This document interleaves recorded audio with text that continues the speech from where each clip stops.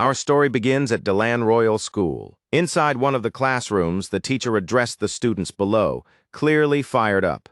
Listen carefully. This truly is the Age of Heroes. By now, it had been 5,000 years since the Hero Chronicles first appeared in the world. And across those countless years, the lower realms had changed time and time again. This year, Delan Royal School had been chosen as the site for the Reborn entrance exam. So in this very room, there's bound to be someone who passes that exam and earns a place in the Hero Chronicles.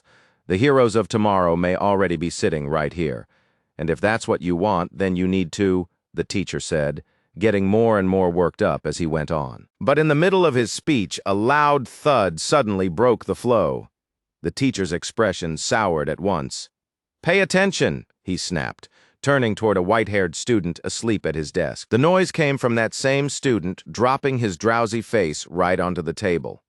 "Leo, since you seem to know everything already, answer this. What kind of rituals were used 5,000 years ago for someone to be acknowledged as a hero?"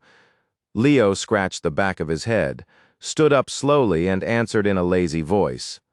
"Well, if you get famous enough, people just naturally start looking up to you." This was Leo Plov, a 15-year-old from the Plov family. The teacher looked like his patience had just hit its limit. Then, as if this was far from the first time, he let out a long, tired sigh and glanced around the room. "Does anyone else want to answer?" At that, the red-haired student sitting next to Leo raised his hand. In ancient times, there was no other way to receive the gods' recognition. Heroes were selected through sacred ceremonies. For instance, the blood ritual, he said, finishing his answer. The teacher nodded right away, pleased. "Excellent. As expected from the greatest young magical prodigy in our kingdom, Gulliver Tradon." After a short pause, the teacher turned back to the class and kept speaking. "We have very high expectations for this year's Reborn entrance exam." Ignoring all the chatter around him, Leo finally woke up a little after a few more questions. He opened the book on his desk and quietly thought, back then, meeting the gods was actually simple. Those sacred rites were meant to honor the great heroes who fought for the world. In return, the gods gave the lower realms a miracle, the Hero Chronicles. So why is it that when it comes to me, it's like I don't even exist? With that thought, he slowly closed the book in his hands, his expression dimming a little. Leo was actually the reincarnation of the great hero Kyle. Yet in this era, no one remembered him at all. A little later, while Leo was still lost in his own thoughts, the whole class suddenly rushed toward the windows. That finally made him look up in confusion. "They're here? Where?" "Over there." "That's the Zerdinger family crest." "Amazing! It's Celia Zerdinger," the students shouted like they'd just seen a star. And out in the corridor, a young woman walked forward calmly, surrounded by an escort of countless soldiers. Then an announcement echoed through the classrooms. "All students are to report to the hall immediately, no exceptions. The Zerdinger family has arrived at our school." Hearing that, Leo rose from his seat.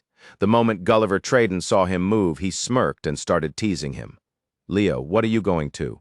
You actually think the Zerdingers would notice someone like you?" Leo shot him a look that said exactly how dumb he thought that was. I'm not interested in any of that the way you are." With that, Leo turned around and walked straight out without another word. Behind him, Gulliver's face flushed with embarrassment and annoyance. "I'm not interested either. I just want to see Celia Zerdinger as a rival," he yelled.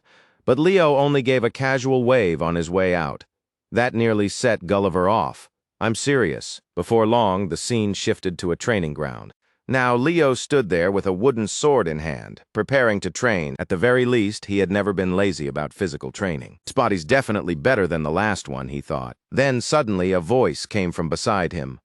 "What are you thinking about so seriously?" The words had barely left her mouth when a woman stepped right in front of him and swung her sword as if she were facing a real enemy. Leo reacted instantly and brought up his own wooden sword to block. He was just about to speak, but the woman cut him off. "Your mother's sparring with you. You're not getting into Reborn with talent that mediocre. This is your final test," she said, lifting her sword again before charging straight at Leo once more. Leo clenched his teeth and took the full weight of his mother's strike head-on. The moment she saw him trembling after just one blow, she stared at him coldly. "Do I need to hit harder?" And then she did exactly that. Her attacks grew heavier. Her speed jumped up another level, and Leo had to push himself just to keep up. In less than a minute, Leo was already breathing hard. Don't you think you're being a little harsh, Mom? He said between breaths. It didn't help at all. If anything, she came down on him even harder. You still have time to talk during a fight? Then she put even more power behind her next attack and rushed in at a speed sharp enough to tear through the air. But the instant her sword came down, her expression changed. Oh no, I used too much force. If Leo can't avoid this, panic flashed across her mind. But at that critical moment, Leo calmly leaned his head aside and slipped out of the way, avoiding the blow cleanly. His mother was still frozen in shock, and before she could recover, Leo swung his sword up and stopped the tip right at her throat. Then Leo lowered his sword slightly and asked in a gentle voice, "Are you okay, Mom?" Still stunned, the woman could barely process what had just happened. Had she really been beaten that easily? Just how far does this boy's talent go? She stood there in disbelief for a few seconds, then pushed herself back up, brushed the dust off her clothes, and looked at Leo. Are you still planning to go to Lumern? Lumern Academy was the human race's hero academy, one of the 4 great hero academies. More than anywhere else, that was the place most likely to still have some record of his abilities. Leo gave a small nod to himself. Of course I am. Seeing that, his mother smiled. The Zerdinger family is visiting Delan, and they'll be staying at our manor. The Zerdingers are coming to our house? Leo thought. That's right. Clearly pleased, she went on to say that she would ask Viscount Rhys Zerdinger to teach him the Zerdinger aerial technique. With that technique, you'll be strong enough to take the Lumern exam next year, she said, reaching over to ruffle Leo's hair. Leo didn't say a word, but in his heart he thought, Mom, I'm taking it this year. As time passed, the scene shifted to the front of the manor. Just as his mother had said, the Zerdinger family arrived in a luxurious black carriage. As Celia stepped out, she couldn't help but wonder why she had been brought here at all. Why stay in a place like this? Why not just get a hotel? I only want to focus on the Lumern entrance exam. So why come all the way to a house this small? The questions kept turning in her head until her uncle finally spoke up. Aren't you at least curious about Leo? I thought you said you didn't care about the Zerdinger side of the family. Celia brushed her hair back and answered with cool confidence. If someone wants to be a knight but can't even use aerial technique, then he's not worth my attention, right? Hearing that, Riz quietly replied, I see things a bit differently. A moment later, the two of them greeted the owners of the manor with polite bows. It's an honor to meet you. Riz Zerdinger, the man introduced himself. Standing before him were Raina Plov, lady of the Plov family, and David Plov, the head of the house. Go on, Celia. Greet them, the Viscount said. Celia placed a hand over her chest and calmly introduced herself. I am Celia Zerdinger. It's a pleasure to be under your care. I'm very glad to meet you. Raina smiled as she looked at her. Haha, this girl really does take after her father and her uncle. But the moment Celia got a closer look at Raina, she suddenly paused. Wait, black hair and red eyes? Could she be from that family too? Almost like he had read her mind. Riz gave a small nod and explained, Raina Plov. She's your aunt. The scene then moved to the parlor, where Riz and Raina were happily chatting over tea. Riz mentioned that they had stopped by the royal school earlier, and the place had been packed with students. But I heard Leo Plov wasn't interested in seeing you, and just came straight home instead. At that, Raina burst into laughter. So that's the famous reputation of the Zerdinger family? That's a little disappointing. If that offended you, then let me apologize for my son. That boy only cares about training. Now curious, Riz asked, what kind of child is Leo? Raina answered without the slightest hesitation. Leo had unbelievable talent. At that, Riz's expression shifted, and his voice turned more serious. Do you truly believe Leo has the right to inherit the Zerdinger firebrand? Raina answered without wavering. Not just because he's my son, I believe in him more than that. He deserves it, Riz gave a faint smile. If that's how you feel, then I'm really looking forward to seeing it. First, I need to judge the boy's potential with my own eyes. The scene shifted again, this time back to Leo. He sat cross-legged without moving, as still as stone, completely focused. A faint light flickered from his right wrist. Then Leo slowly opened his eyes and murmured, Finally, the vessel that can receive everything is complete. The reason I never learned aerial technique until now is simple. The moment someone accepts an aerial field, the body naturally starts adapting to that kind of power. And once that happens, the chance to keep building mana and spiritual strength is gone. In my previous life, if I had understood their power and nature more fully, If I had done everything the right way, maybe I wouldn't have left behind those seeds of disaster. But in this life, I'm going to master everything from the very beginning. Starting with aerial technique. That was what Leo told himself. But right then, a voice suddenly called out from behind him. "You're Leo Plov, right?" Leo turned around immediately, caught by surprise. The one standing there to see him was none other than Celia Zerdinger. With a bright smile, Celia said, "From what I've seen, your fundamentals are pretty solid. I could teach you swordsmanship myself. What do you think?" She sounded friendly enough. But her real aim was to score points with Leo's mother, Reina. Leo didn't respond right away. He just looked at her and asked, "And you are?" Celia lifted her chin and introduced herself with clear pride. "I'm Celia Zerdinger, also known as the World's Sword Maiden." "I see. Thanks for the offer, but I'm not interested in learning from someone weaker than me." Leo gave a small shrug as he said it. Celia's eyes opened wide. "You're saying you're stronger than me?" she asked, staring at him like she could hardly believe it. Leo answered in the same calm tone. "In an actual life-or-death fight, you'd be stronger because I don't use aerial technique. But if we're only talking about swordsmanship, that's another matter," he said, without the slightest hesitation. The moment she heard that, a flicker of irritation crossed Celia's face. Her gaze shifted toward the weapons set off to the side. Then she casually picked up a sword and threw out a challenge. "Fine, if you're that confident, duel me." Inside, she let out a cold little laugh. "So he thinks being able to fight without aerial technique puts him above me? Fine. I'll show him what reality looks like." Celia laid down the terms. "If I win, then while I'm staying here this next week, you'll be my servant." Leo looked at her and asked, "And if I win?" Without a trace of hesitation, Celia answered, "Then I'll serve you." Just like that, the wager was set. Leo bent down and quickly picked up a wooden sword from the ground. "Then let's begin." Leo moved first, bursting forward with a heavy slash that seemed to tear through the air. Celia reacted just as fast and brought up her sword to meet it. But the instant their blades collided, her expression changed. Even she had to admit it. His speed was no joke. Still, speed by itself wasn't enough to decide a fight. So Celia moved to take control of the exchange, and Leo moved at the same time.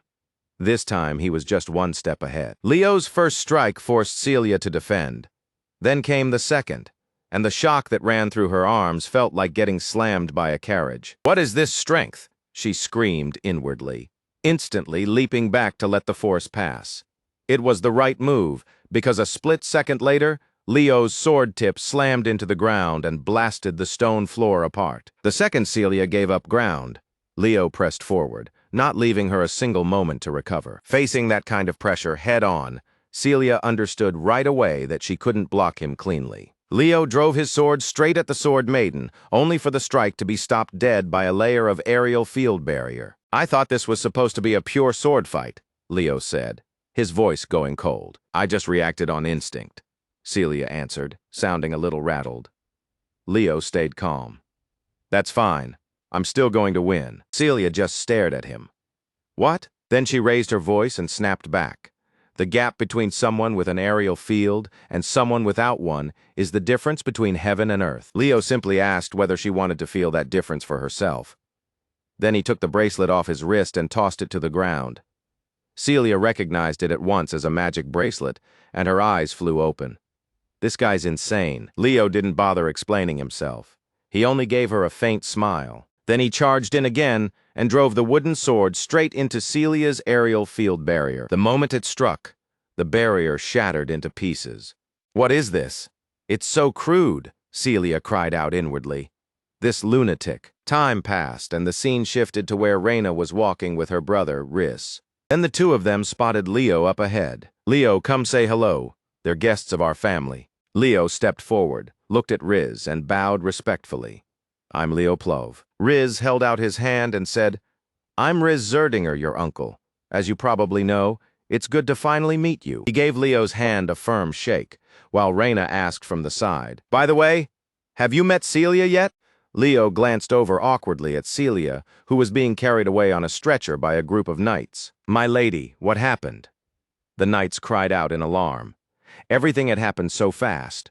The moment Riz saw his niece unconscious, he hurried over to check on her. One of the knights quickly explained what had happened, and the more Riz heard, the harder it was for him to hide his disbelief. So the boy beat Celia without even using an aerial field. Impressive. He openly praised Leo for it, but Leo himself didn't look particularly proud. In his eyes, Celia had only lost because she underestimated him. Then Riz asked what kind of bet they had made, and Leo explained that the loser had agreed to serve the winner. So that means Celia Zerdinger will be your servant for a week. The moment those words left his mouth, Riz's expression darkened. A promise matters, and Celia is still a member of the Zerdinger family. You can't seriously expect that girl to work as a servant. I want you to cancel that promise. I'll give you something else in exchange. For example, before he could finish, Leo cut in and turned him down. That promise was made between me and Celia.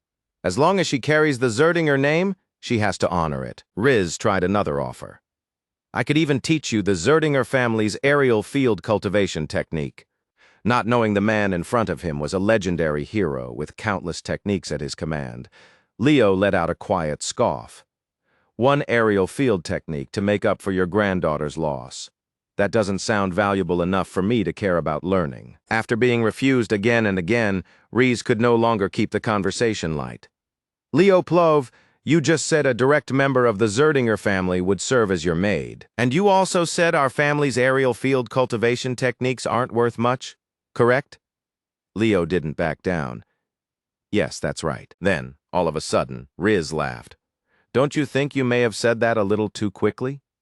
Leo calmly explained that he had never meant to insult the Zerdinger family. If you were offering me your family's aerial field technique as a reward for defeating Celia, I'd gladly accept it. But that's not what this is. You're offering it to clean up Celia's mistake. And that means you believe that if she hadn't been careless, she wouldn't have lost. But even if Celia had gone all out from the beginning, I still would have won. Leo said it so confidently that Riz couldn't help but smile. Truly interesting. If the Zerdinger family had a child like that, he said, then gave a light wave of his hand. At that signal, the knights carried Celia off to the servants' quarters so she could fulfill the promise. Then Riz looked back at Leo and said, Leo, just between us, call me uncle. Yes, uncle, Leo replied with a nod, and that answer clearly pleased Riz. After Leo left, Riz no longer felt any need to test the boy's potential. He turned to Reina and said, Sister, you're planning to have him teach Leo the family's aerial field cultivation technique, right? I think I'll speak with the eldest and see whether Leo can learn phoenix breath instead, she replied. Time passed, and by the next morning the scene shifted to Leo's bedroom. There stood Celia in a maid outfit, her cheeks red with embarrassment. Grinding her teeth, she forced the words out. For 1 week I will serve as the young master's maid. I am Celia Zerdinger. Leo sat there with a book in his hands. Hearing that, he looked up, gave her a once-over, nodded slightly, and said, It actually suits you, that plain-made outfit with your elegant look. Yeah, that combination really works. There was just enough of an odd tone in his voice to make Celia's whole body tense with anger. I know I'm beautiful, but the way you said that was weird. Leo quickly pulled back. No, that's not how I meant it. Sorry. I had a friend who was always praising beauty. Maybe some of that rubbed off on me without me noticing. After saying that, Leo let out a quiet sigh as he remembered a close companion from his previous life. When peace comes to the world, I'll spend the rest of my life spreading beauty to everyone. That was the line that teammate used to repeat to him all the time. Now that she had calmed down a little, Celia said a friend who loved beauty that much must have been a wonderful person. Leo murmured back. The problem was, he was too sincere as an old memory rose to the surface. That beauty-obsessed teammate had once asked the 2 girls in their party to model for his paintings. After all, Lycinus carried herself with more elegance than anyone else, and Luna was willing to do anything for the sake of art. Could you pose nude for me? I even brought a sketchbook, he said, practically glowing with excitement. The answer was simple. The 2 girls beat him up on the spot. Back in the present, Celia noticed the book Leo was holding tightly in his hands. Curious, she guessed it might be some special training manual and asked, What are you reading? Leo glanced down at the book and answered casually, This? I used to read it all the time when I was little. It's The Hero's Origin. Celia stared at him in surprise. She knew that book was basically a fairy tale, and Leo was already 15. She stepped closer and began looking over the books lined up on the shelf. "It looks like you really love the hero's origin," she said. There were so many books that even scholars who studied the great heroes might not have owned this many. Celia was genuinely impressed by how much Leo had collected. Leo, on the other hand, said he had gathered them almost by accident. Celia picked up one of the books and quietly said, "But there are especially a lot of books about Kyle." A small flicker crossed Leo's face as old memories rose up. Among the achievements credited to the great heroes, some had never been clearly attributed to their true owner. "I think those may have actually belonged to him." The moment she heard that, Celia immediately shook her head. He was probably just a fraud trying to steal the other heroes' accomplishments. That was what most people believed. "Honestly, I think so too," Leo murmured, so quietly that Celia couldn't catch it. "What?" she asked, leaning in closer. Leo clearly had no intention of saying it again, so he smoothly changed the subject. "Anyway, we're training after breakfast, all right?" The moment she heard that, Celia's eyes lit up. "Young master, if possible, may I train with you?" But behind that question, one thought was already taking shape. "I want to learn the secret behind his strength." Leo agreed without hesitation, because there was nothing mysterious about where his strength came from. "It's going to be rough. You sure you can keep up?" That almost dismissive tone instantly got under Celia's skin.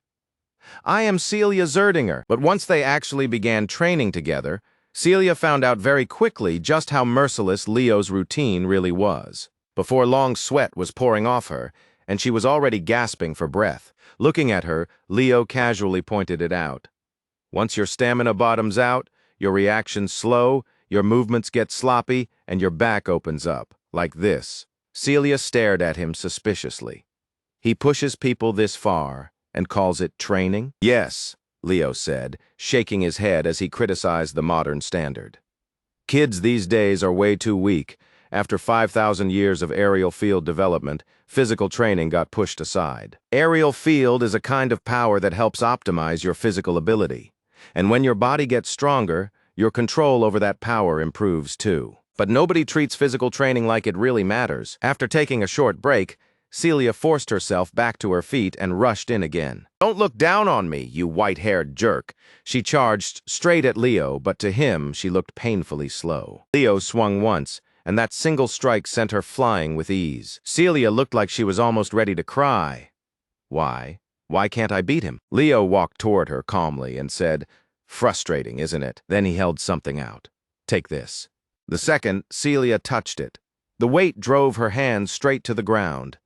It was a bracelet enchanted with gravity. "Wear it during training starting tomorrow," Leo said, giving a faint smile at the sight of someone actually willing to suffer through this with him. Time passed, and the scene shifted to an open training lot. As Leo and Celia trained, Riz stood in the back, quietly watching them. Figured this would be good for Celia before entering Lumern.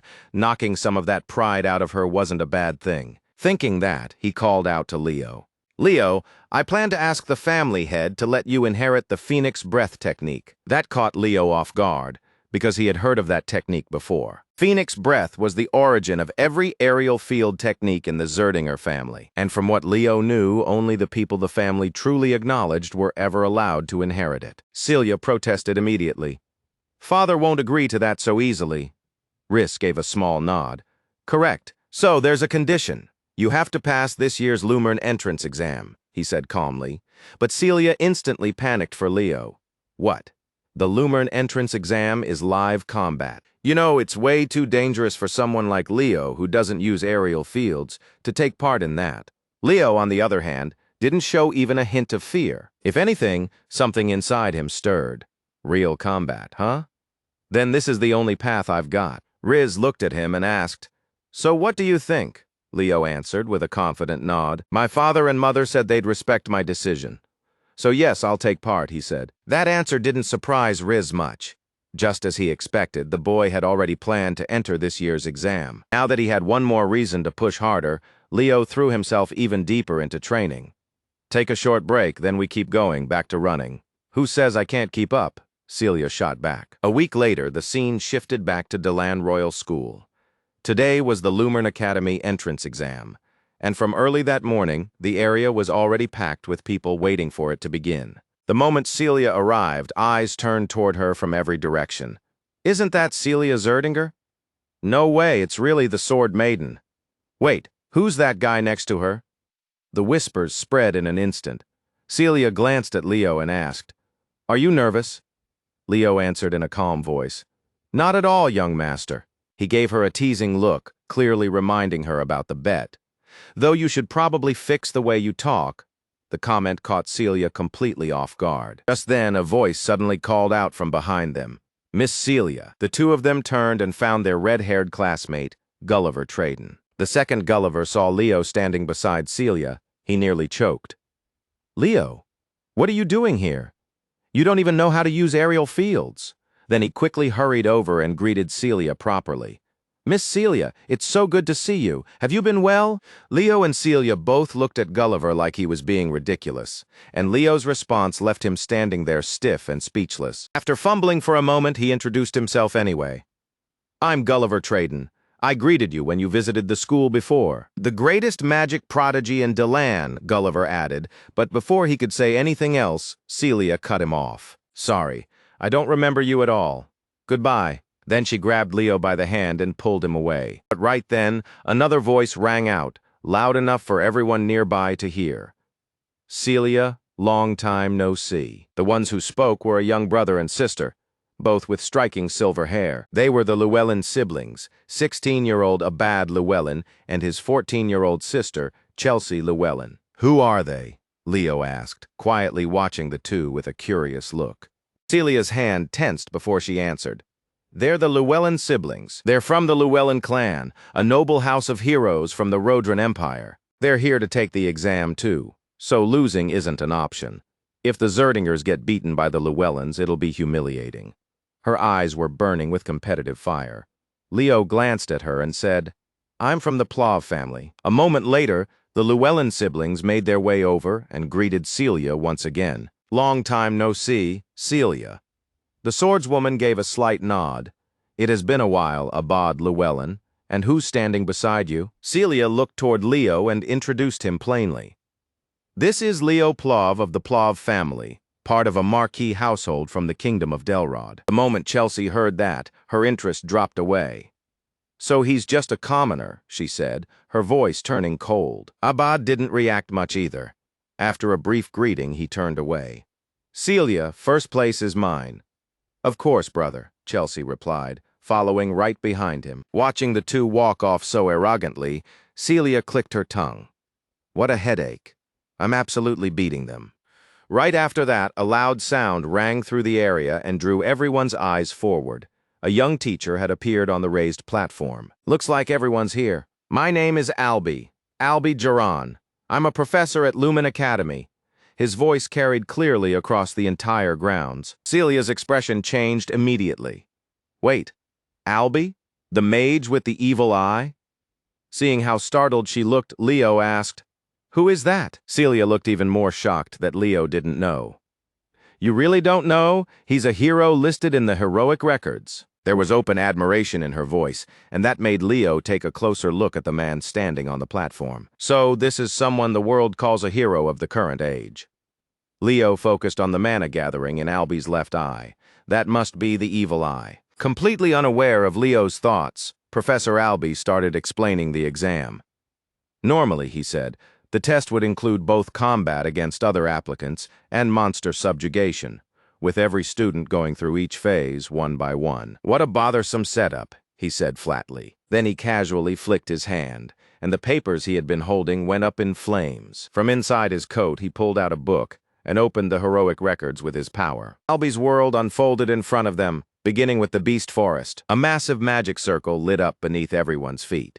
The air trembled with a violent surge of power. Albie's voice turned ice cold. "I don't tolerate delays, so I'll throw all of you in at once and speed this up." As that happened, Leo used the brief moment to sort through everything he knew about the heroic records. The heroic records were far more than a simple ledger. Their true worth was in preserving the trials past heroes had faced and recreating those worlds. Anyone who conquered a hero's world could inherit the power that hero had left behind. It was almost like a system built to raise heroes. When everyone came back to their senses, they were already standing in a dark and miserable forest. Then Albie's voice thundered down from above. This is the Beast Forest. Your test is survival. Work together if you want, or eliminate each other if that helps. Do whatever you need to stay alive. If you want to quit, break the globe in your hand and you'll be sent back. That's all. And with that, his voice vanished. While the others were still struggling to understand what had just happened, Leo felt a strange sense of familiarity. This was the forest as it had been before the Beast Queen Silatuna corrupted it. Long ago, this land had belonged to the fairy clan. Around him, some of the more fragile students were already starting to lose their nerve. I want to go home. One of them blurted out. It's just an illusion, someone else sneered. Pathetic. Leo's eyes narrowed.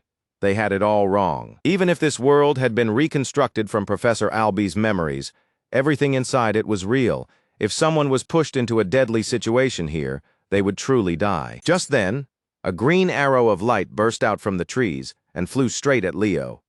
Fortunately, he had kept his guard up the whole time and dodged it at the very last second. The one who fired it was Chelsea Llewellyn. When she saw Leo avoid the attack, she stepped forward and said, "We've met before, haven't we? It's going to be fun crushing someone tied to the Zerdinger family." Leo looked at her and said again, "I'm from the Plov family." "But you were with Celia earlier," Chelsea shot back. Then, without hesitation, she cast Wind Cut, forming a sharp, scythe-like blade of energy in her hand. Even Leo was caught a little off guard. That spell hadn't existed in the past. Still, the foundation of it was the same. Leo tightened his grip on his sword and readied himself. Seeing that he still hadn't lost his cool, Chelsea frowned. "You're seriously staying calm with me standing right in front of you?" She gave the wind scythe a full spin in the air, then hurled it straight at him like a rotating blade. But to Leo, dealing with that attack was easy. He swung once, clean and precise, and knocked the scythe off course without any effort. The moment she saw him brush it aside so casually, Chelsea's expression shifted. He still hasn't used anything. I can't even feel an aura field from him. Is his aura attribute just that hard to read? She thought. Leo looked at her and said, "That attack was too direct. Why don't we just work together instead?" In a test like this, the ones who survive the longest usually score higher, and if you're a mage, wouldn't having a swordsman at your side make things easier? He added with a calm smile. Chelsea didn't take him seriously at all. "Haha, too bad. I'm a battle mage. And on top of that, you called my attack simple," she snapped. Leo didn't flinch. "I did. For a wind spell, it's too one note, at least when it comes to pure power." Chelsea stared at him in disbelief. "You're seriously trying to lecture me on magic? Me, a direct descendant of the Llewellyn family? Fine. Then let's see how well you handle a simple attack." She swung her staff and unleashed a storm of wind blades and arrows toward Leo. But the instant she fired, she realized Leo was no longer where he had been. "He's gone." Chelsea suddenly stiffened. "I can't sense any mana at all." "Why?" Then Leo appeared right in front of her and slammed a punch into her stomach, dropping her to her knees. "In that case," he said, "I'll ask you one more time. Are you going to cooperate?" A little while later, Leo had Chelsea tied to a wooden post, and right in front of her, he built a fire with a look that was just a little too pleased. After that, some time passed before either of them spoke again. By the time night fell, Chelsea Llewellyn finally came to. The second she opened her eyes, she found herself hanging over a roaring fire like some kind of ritual sacrifice. "What is this?" Chelsea screamed. Seeing she was awake, Leo calmly asked again. "So, are you going to cooperate with me?" Chelsea ground her teeth, her face twisting with disgust. "Never. I don't need anyone except my brother and my wind blade." She shouted and tried to cast magic to cut the ropes. But at that exact moment, a small red sealing circle flashed on her wrist, and the spell died before it could activate. "That's a magic sealing formation," Leo said under his breath.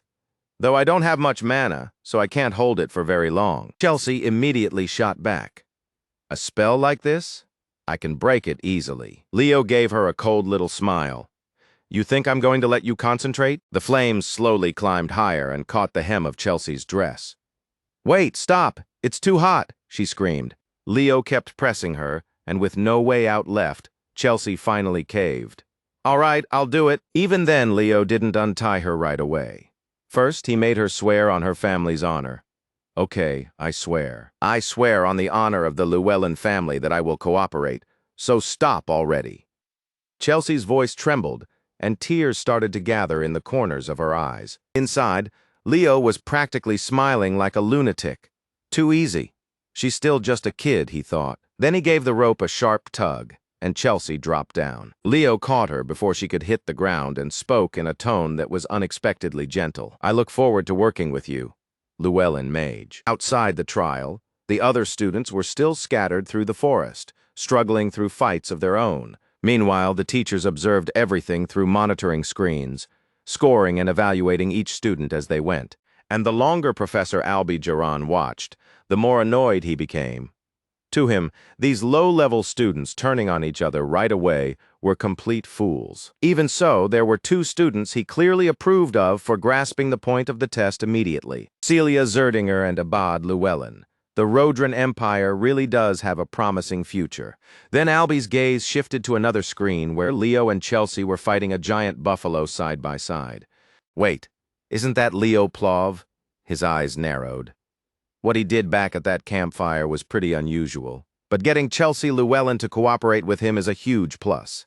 He may not have the same obvious talent or brilliance as Celia or Abad, but he's the kind of variable you can't easily predict. Albi kept his eyes on Leo's screen, clearly interested now. Back on Leo's side, even though Chelsea had been forced into this partnership, she still couldn't help being impressed by what she had seen from him so far. Having a knight with you really is convenient. Tell me, what kind of aura are you using?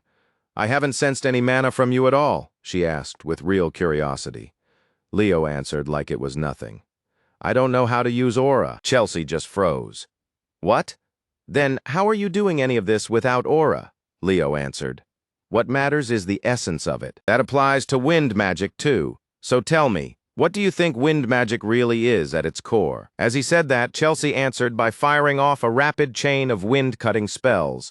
It makes sharp blades. A monster trying to creep up on them was cut in half on the spot. Chelsea smirked at him, trying to talk magic with someone from the Llewellyn family. That's ridiculous. Leo didn't get upset. He just corrected her calmly. The power itself is impressive, but the way you're using it is completely off. Then Leo stepped forward like a teacher about to begin a lecture, making Chelsea mutter under her breath. You really are such a... Before she could finish, Leo suddenly raised his hand. Wait, stop. That was the moment Chelsea understood why. Right ahead of them lay several dried-out corpses, shriveled up like mummies. Chelsea frowned the second she saw them. I've seen something like this before. Leo studied the bodies and said quietly, Now I understand what it takes to clear this test. The moment he said that, he felt danger closing in and didn't even get time to think. Leo lunged forward, grabbed Chelsea and pulled her hard to the side. That one move barely let the two of them evade a strange attack they had never seen before. A few people came out from the distance. Too bad, one of them said. I was hoping to take Chelsea Llewellyn out before she got eliminated, and the guy next to her doesn't look like much either. The one talking was Gulliver Traden, who had joined up with a group of students to target the stronger applicants.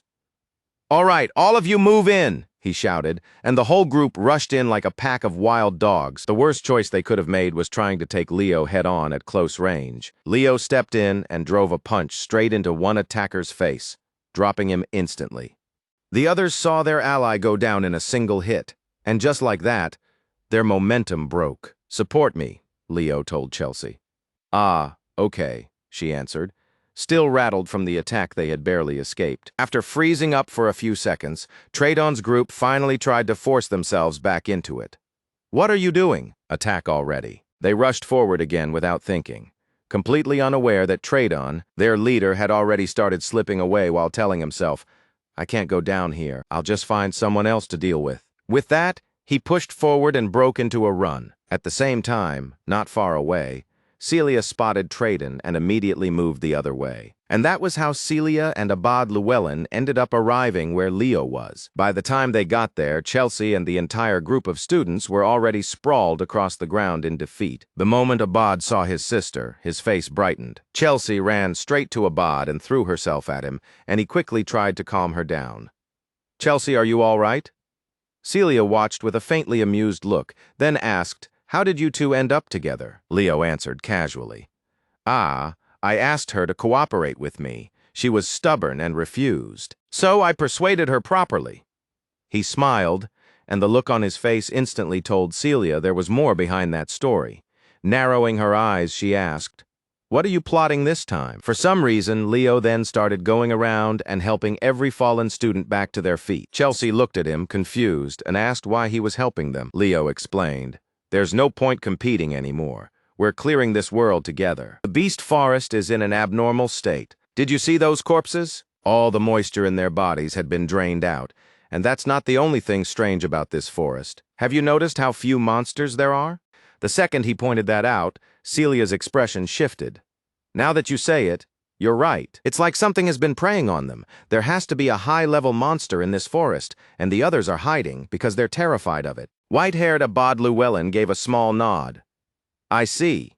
Professor Alby's first major achievement was defeating a high-level monster." The instant those words left his mouth, a terrifying wave of killing intent crashed down over the entire group. Cold sweat broke out across their bodies in an instant. "Looks like it's here already," Leo muttered. Back with Gulliver Tradawn, he was using a light spell to scout the way ahead. "No matter what, Leo, I'm taking you down," he muttered through clenched teeth. Then all at once he noticed a shadow blocking his path. Tradawn slowly raised his staff and leaned in for a better look.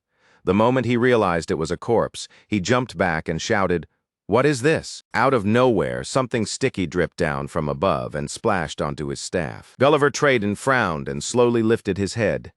The instant he looked up, his whole body went rigid. Right above him was a giant spider, staring down at him like he was already caught in its web. Outside the giant pit, some of the students who had dropped out early because things got too dangerous were still chatting away like nothing had happened. "I got what?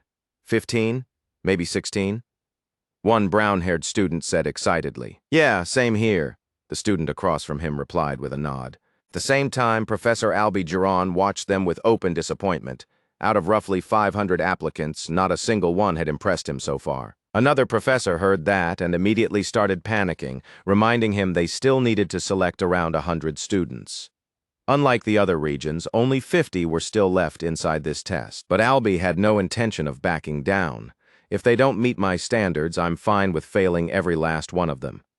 Kellyanne Baden put me in charge of this exam because he understands that." As he said that, his eyes settled on the screen showing Leo, and he thought to himself that a real hero only reveals himself when the situation turns harsh.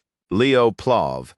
He's probably already realized this forest isn't normal, but the real question is whether he can stay alive in this world. Back with Leo's group, they quickly pulled themselves together and kept moving forward. "Damn, it's pitch black," one long-haired student complained. Then Celia, who was leading the group, suddenly stopped and raised a hand. "Wait, something's ahead? Get ready." She drew mana into the tip of her sword, and a dim red glow gathered along the blade. A moment later, they spotted Gulliver Tradawn's body pinned in something's grasp. "What are you?" Before anyone could finish, Abad warned them, "The one in the back is the real threat." He moved to cast an attack spell, but the magic still hadn't fully formed. Leo stopped him and shouted toward Tradawn, "Gulliver, wake up and break the crystal now!" Tradawn clenched his teeth and did exactly that, crushing the glass stone in his hand. His body turned into light and was pulled out of the world. The giant spider let out a frustrated hiss as its prey slipped away at the last second. Now that Gulliver Tradawn was out of the way, Abad Llewellyn finally unleashed his magic and murmured, "Wind fangs." A storm of razor-edged wind blades ripped forward and tore into the giant spider, spraying blood in every direction. But even after losing that much blood, its wounds started sealing shut at an unbelievable speed. The moment they saw that level of regeneration, the whole group went pale. Even that didn't work. Leo narrowed his eyes, just like I thought. This is the Spider Princess Tarantula. In that instant, he recognized the monster. From the side, a student gripping an axe rushed into close range and yelled, "Take this!" But before he could even reach it, one of the spider's legs slammed into him and sent him flying into the distance. Celia didn't even have time to check on the student who got launched away. Forcing herself steady, she said, "Then I'll end it in one strike." She immediately began gathering a massive amount of power at the tip of her sword. Once it was fully charged, Celia released it like a beam and punched a hole straight through the spider's head. But its life force was monstrous. In just a few seconds, the hole in its forehead closed up like it had never been there. Celia froze. For a moment, She couldn't even make sense of what she was seeing. After watching Celia's attack fail, Abad Llewellyn stepped forward and showed just how wide the gap between a mage and a knight could be. Confident in himself, he unleashed a bombardment spell and formed a massive blade of wind. It wrapped around the spider's body. But even that still wasn't enough to bring the queen down. If anything, it only pushed her into an even greater rage. Even so, Abad had dealt the heaviest damage out of anyone so far. And because of that, the spider's killing intent locked straight onto him. Chelsea reacted instantly and fired off an attack spell just in time to protect her brother. Even then, Abad still came away with a light wound on his arm. "Are you all right?" Chelsea asked. "Thank you, Chelsea," Abad replied. Seeing both Celia and Abad fail to bring it down, the student with the axe sank into despair. "What is this thing?" Leo answered. "That grotesque regeneration makes it obvious. She's the daughter of Tarantula, Queen of Tartarus, one of the monsters from Erebus's army that once devastated the fairy forest." Everyone turned to stare at Leo like he had just said something absurd, while Leo kept sorting through the memories rising in his mind. The mana in Alby's left eye. It's the mana of the fairy king Tarantula. That monster ruled over the cursed wild forest and brought ruin to the fairy woods. And it even devoured the fairy king's arm. In the middle of the fight, Leo suddenly realized something. Back then, he had thought Luna was the one who killed Tarantula, but the fairy king's right arm inside its stomach had actually kept it alive. To be more precise, it was the endless life force of the Ring of Life. The whole group instantly braced themselves to fight. "If this monster is the key to passing the test, then I'll bring it down." "Who said that?" Abad snapped right back, and Celia immediately threw him a glare. The two of them kept bombarding the spider with skill after skill, but Leo already knew none of it would matter. "It'll keep regenerating until you run out of mana," he said coldly. "Then what do you suggest?" Celia asked. Leo answered that this would take two people working together. Abad shut that down immediately. "No, I'm the one taking the highest score, not you." "What?" Celia snapped back. Seeing the two of them starting up again, Leo barked at both of them that if they failed this hero trial, every single one of them would be disqualified. That made both of them stop cold and drop the argument on the spot. Abad said that even if they did cooperate, it would still take time to prepare an attack strong enough to kill the monster. Until then, only he and Celia could keep it locked down. Celia went quiet, while everyone else could only watch in confusion. Then Leo stepped forward. "I'll do it," he said, calm and completely sure of himself. "You can't be serious. That's suicide. You can't even use aura." "That's true," Leo said evenly, "but I can hold it off for 5 minutes." Abad frowned. "And what if the attack fails?" Leo answered without a moment of hesitation. "I don't think it will. Fire and wind work well together. Those two powers sync better than most people realize." That made Celia and Abad glance at each other, like the same idea had clicked in both their minds at once. Before they could think any longer, Leo suddenly rushed straight at the spider. He grabbed the axe and drove it straight into the monster's mouth. The spider let out a sharp, piercing scream. Watching its body regenerate all over again, Leo understood it clearly. Without aura, brute force was taking him as far as it could. So, to buy enough time, Leo called out to Chelsea. Chelsea used wind magic to send every weapon nearby flying toward him. At the same time, Leo twisted his body and barely slipped past a giant spider leg shooting toward him. The moment she realized what he was trying to do, Chelsea panicked. "If you keep moving like that, you're going to get hurt." "There's no time to explain," Leo shot back. "I'll catch them, so don't worry. Just hurry." "Which weapon?" "Any of them?" Chelsea asked. "Any of them," Leo replied. So Chelsea immediately launched another weapon toward him with her wind magic. Just from the sound alone, Leo could tell what was coming. A short curved blade, or maybe a double-edged longsword. He kicked off with all his strength and hurled himself into the air. Then he reached out and caught both flying weapons mid-air. Using the force of the fall, Leo unleashed a storm of slashes and cut through one spider leg after another. But under that crushing impact, the blades only lasted a few strikes before shattering apart. Leo immediately shouted for more weapons, and Chelsea responded without needing him to explain twice. One after another, she kept sending weapons straight to him. Leo showed just how insane his weapon control really was, hammering the spider so relentlessly it couldn't even react properly. Chelsea could only stare. He's our age, but he looked like a god of war. After seeing that, even Abad could no longer look down on Leo, so he's not just some worthless insect after all, he muttered. While keeping the spider pinned down, Leo took a light cut across his cheek. Second, he felt warm blood run down his skin. A strange smile spread across his face. I'm still alive. If I can't even bring down a bug like this, the people in that other world would laugh at me. He grabbed another sword and put everything he had into one more strike at the monster's body. Just like before, the blade shattered, and Leo immediately called for the next one. But Chelsea's face changed. That was the last one. The words caught Leo off guard. Luckily, Celia had already finished preparing her skill. A violent surge of energy burst out around her. "How's that, you filthy bug?" Celia shouted as she swung her sword and unleashed a massive pillar of scorching flame. The spider didn't even get the chance to scream. In the next instant, it was reduced to a roasted carcass. And the moment it died, a notification from Albie's world appeared before everyone. The first chapter, Wildwood, had finally been cleared. Celia dropped to her knees, completely drained. Letting out a long breath, she said, "It's finally over." Then she turned to Leo, her eyes full of surprise. "You actually kept that monster busy for a full 5 minutes." "Leo, that was amazing," Chelsea jumped in. "Seriously, you were incredible. For a second, you really looked like one of those heroes from the legends." Leo could only let out a quiet sigh. The truth was, he didn't just look like a hero, he really was one. Chelsea kept staring at him like he was someone completely out of reach, then quickly blurted out, "I want to become a battle mage, but I'm terrible in close combat. Please teach me." Celia smiled to herself. For a bunch of helpless rookies like them, Leo's training was going to leave a lasting mark. With a playful grin, she said, "I really hope everyone gets to go through Leo's training at least once." Chelsea could only blink at her, not understanding what she meant. While the others kept talking, Leo ignored them, bent down, picked up the ring from the ground, and quietly examined it. Did this thing come from whatever dropped the ring? Right then, a beam of light burst out of the ring, and a tiny winged figure appeared in front of him. Leo recognized it instantly. "Silrud, do you remember me?" "I'm Kyle," it said. Prince Silrud gave a faint little smile like he really did remember. Then his body dissolved into light and slipped back inside the ring.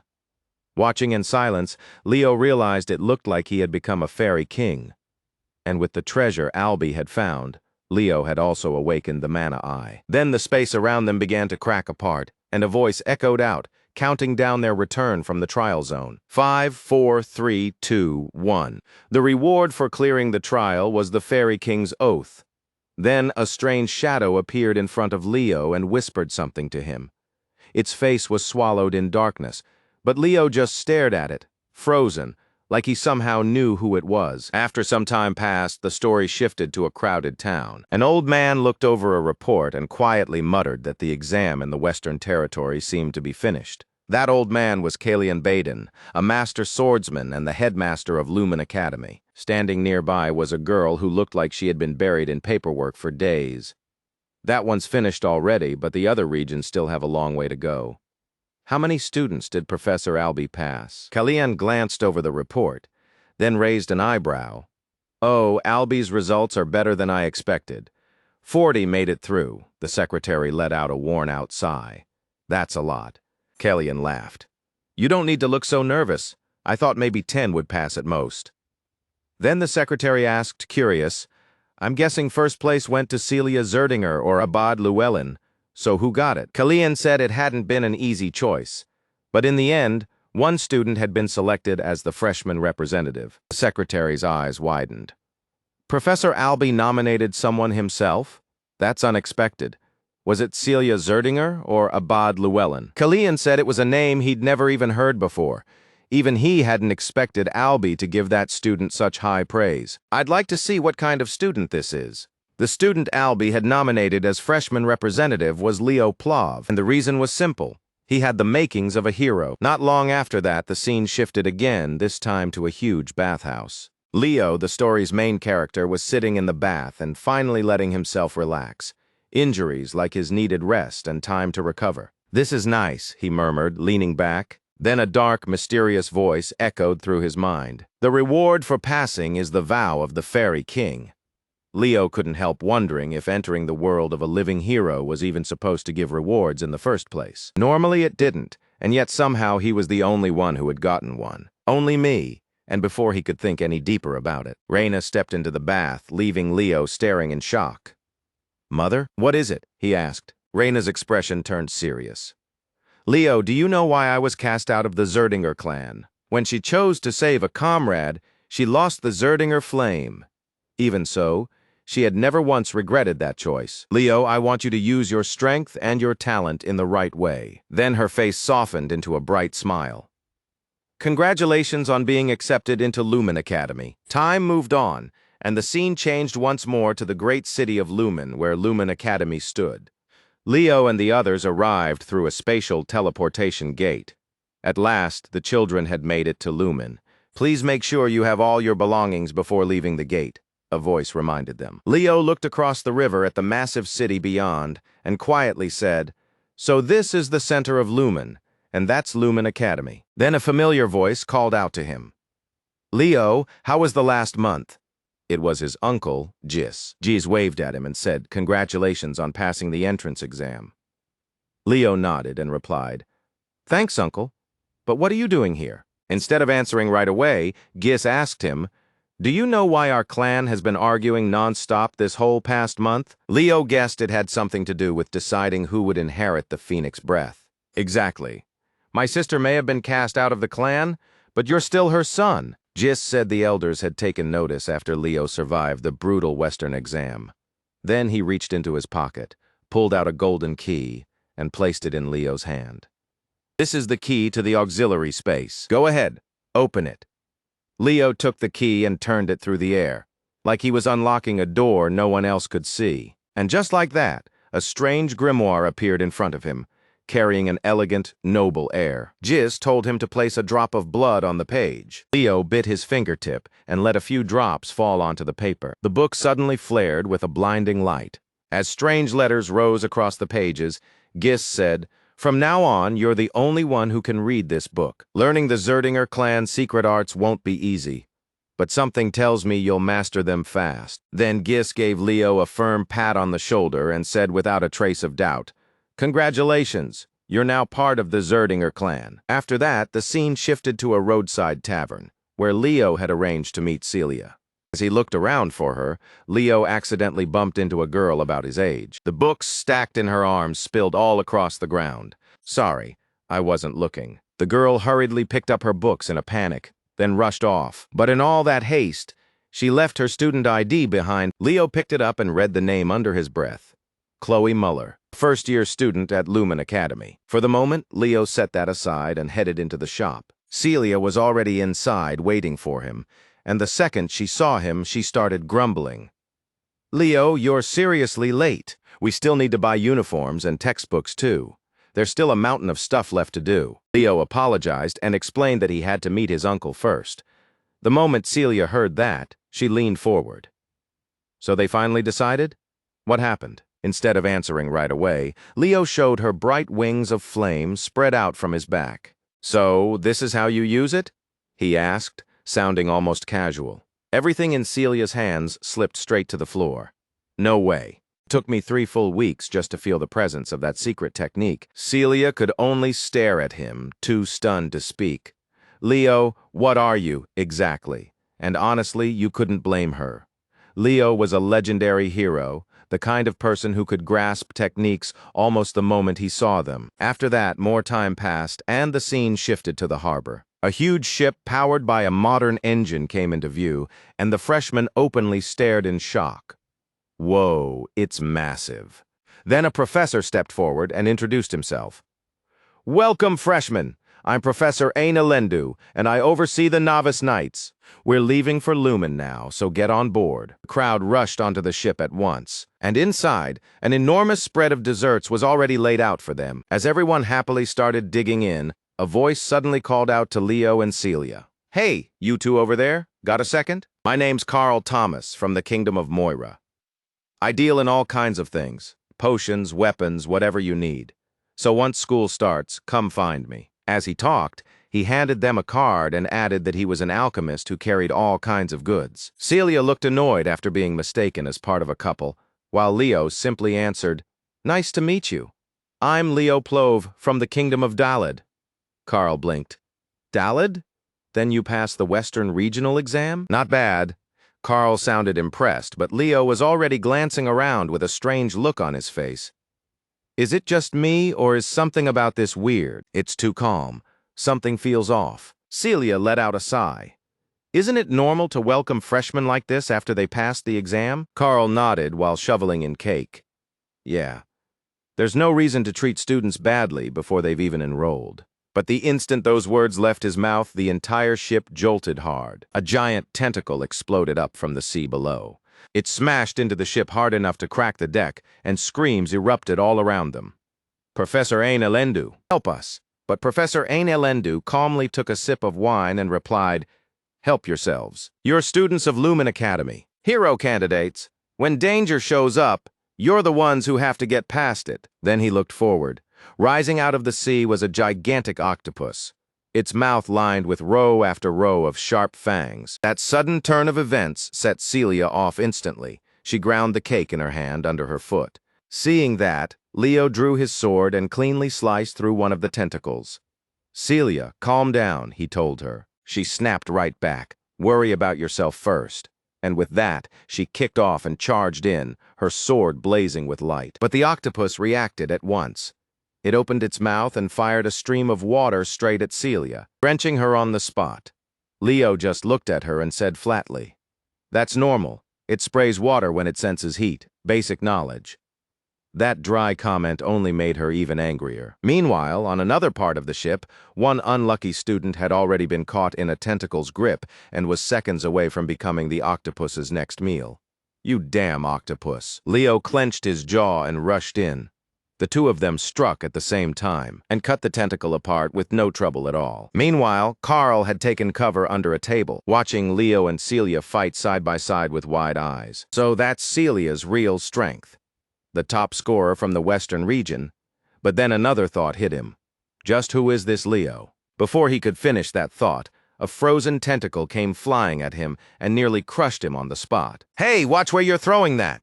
He shouted at the person who had frozen it. Leo turned his head and immediately recognized the girl he had bumped into earlier. The way she handled ice magic was sharp and precise, clearly far beyond anything ordinary. She glanced at Carl and snapped. If you can't defend yourself, then stay out of the way, Carl muttered under his breath. Man, the strong ones really don't care what happens to the rest of us? And like he was cursed, another chopped-off tentacle came flying straight at him, as if he had some kind of talent for attracting them. This time, the ones who stepped in were the siblings Abad and Chelsea. The competition still isn't over, Celia Zerdinger. Abad reminded her. Same to you, Celia shot back. While the students threw themselves into the fight, Professor Ain Elendu calmly sipped his wine and murmured, the lake leading to Lumen Academy is full of monsters, and this one makes a fine welcome party. As he watched the standout students in action, his eyes narrowed just a little, just as expected. The leaders of the strongest groups were all here. Chen Xia from the east, Celia Zerdinger and Abad Llewellyn from the west, Chloe Muller from the north, Warden Tidney from the south, and Duran from the central region. This year's freshmen were clearly on another level. But the one who stood out the most was that unknown freshman. His swordsmanship was flawless. Not a single wasted motion, and he fought like he could already see what the Kraken would do next. I'll be seeing him in night class, Ain Elendu said with an interested smile. With the combined efforts of those standout students, the Kraken was finally brought down. Not long after that, the ship reached Lumen Academy. But the second everyone got off, they all started throwing up, pale-faced and miserable. Carl muttered. At this rate, I feel like I've already burned through all my supplies. Professor Ain Elendu jumped down from the bow and said, You'll be crossing that lake plenty of times, so get used to it. Now then, we're heading to the enrollment hall. The scene then shifted to Lumen Academy's Elektra training grounds. The freshmen gathered there, while several onlookers watched from the sidelines, clearly scouting for promising talent. See, I told you none of them were ordinary. Hopefully there's someone interesting this year. Quiet whispers moved through the crowd. Leaving that aside, Professor Ain Elendu called out, We'll begin the enrollment ceremony now. Line up by region, and the top scorer from each region stands in front. The principal will now address you. The students quickly straightened themselves up and formed neat lines. Once everyone had settled, Kellyanne Baden began to speak. You came here because you want to become heroes, so let me say a few words. If becoming a hero is truly your dream, then put yourself first and push beyond your own limits. Anyone who can't do that does not belong here. Then, fired up by his own speech, he slammed a hand down on the podium and shattered it on the spot. That one violent move made the entire crowd go still. No one even thought to clap. Seeing nothing but silence, Kalian suddenly got awkward. Did I overdo it? Then the students finally snapped out of it and burst into loud cheers, making his face brighten immediately. But when the applause still didn't sound loud enough for him, he muttered, "I can't hear you." The professors behind him could only stare in silence. The longer they worked at Lumen, the more the headmaster's grand image kept falling apart. Putting the principal's ridiculous side aside, the host announced that it was time for the freshman representative's speech. The representative is Leo Plov. Please come to the stage. Leo froze for a moment and turned to look at Albie. The professor only smiled and gave him a small nod. So with no real way to refuse, Leo walked up front and started reading the prepared speech before the professors and the incoming students. We, the freshmen, will enroll at Lumen as proud members of this academy. Blah, blah. Thank you. The host escorted him back down and said, "Thank you, Leo. Now then, as the freshman representative, tell us what your goal is." Leo understood right away what the academy was trying to do. They wanted him to provoke the students who had nearly taken that position for themselves. So the real question was simple. Was he going to challenge them or not? "Hello, I'm Leo Plov, the freshman representative. If any of you want this spot, come take it." It didn't matter who it was. The confidence in his voice made even the teachers stop for a second. For that brief moment, they had almost started thinking he might actually be well-behaved. They had been expecting this year's enrollment to stay calm and uneventful. As the afternoon wore on, the scene shifted to the tall dorm buildings where guides were leading the freshmen inside. You've all had a long day. Starting tomorrow, you'll have 1 full week of exploration classes. You're free to attend whichever classes you want, and after that, you'll choose 3 specialized subjects. So get some rest tonight.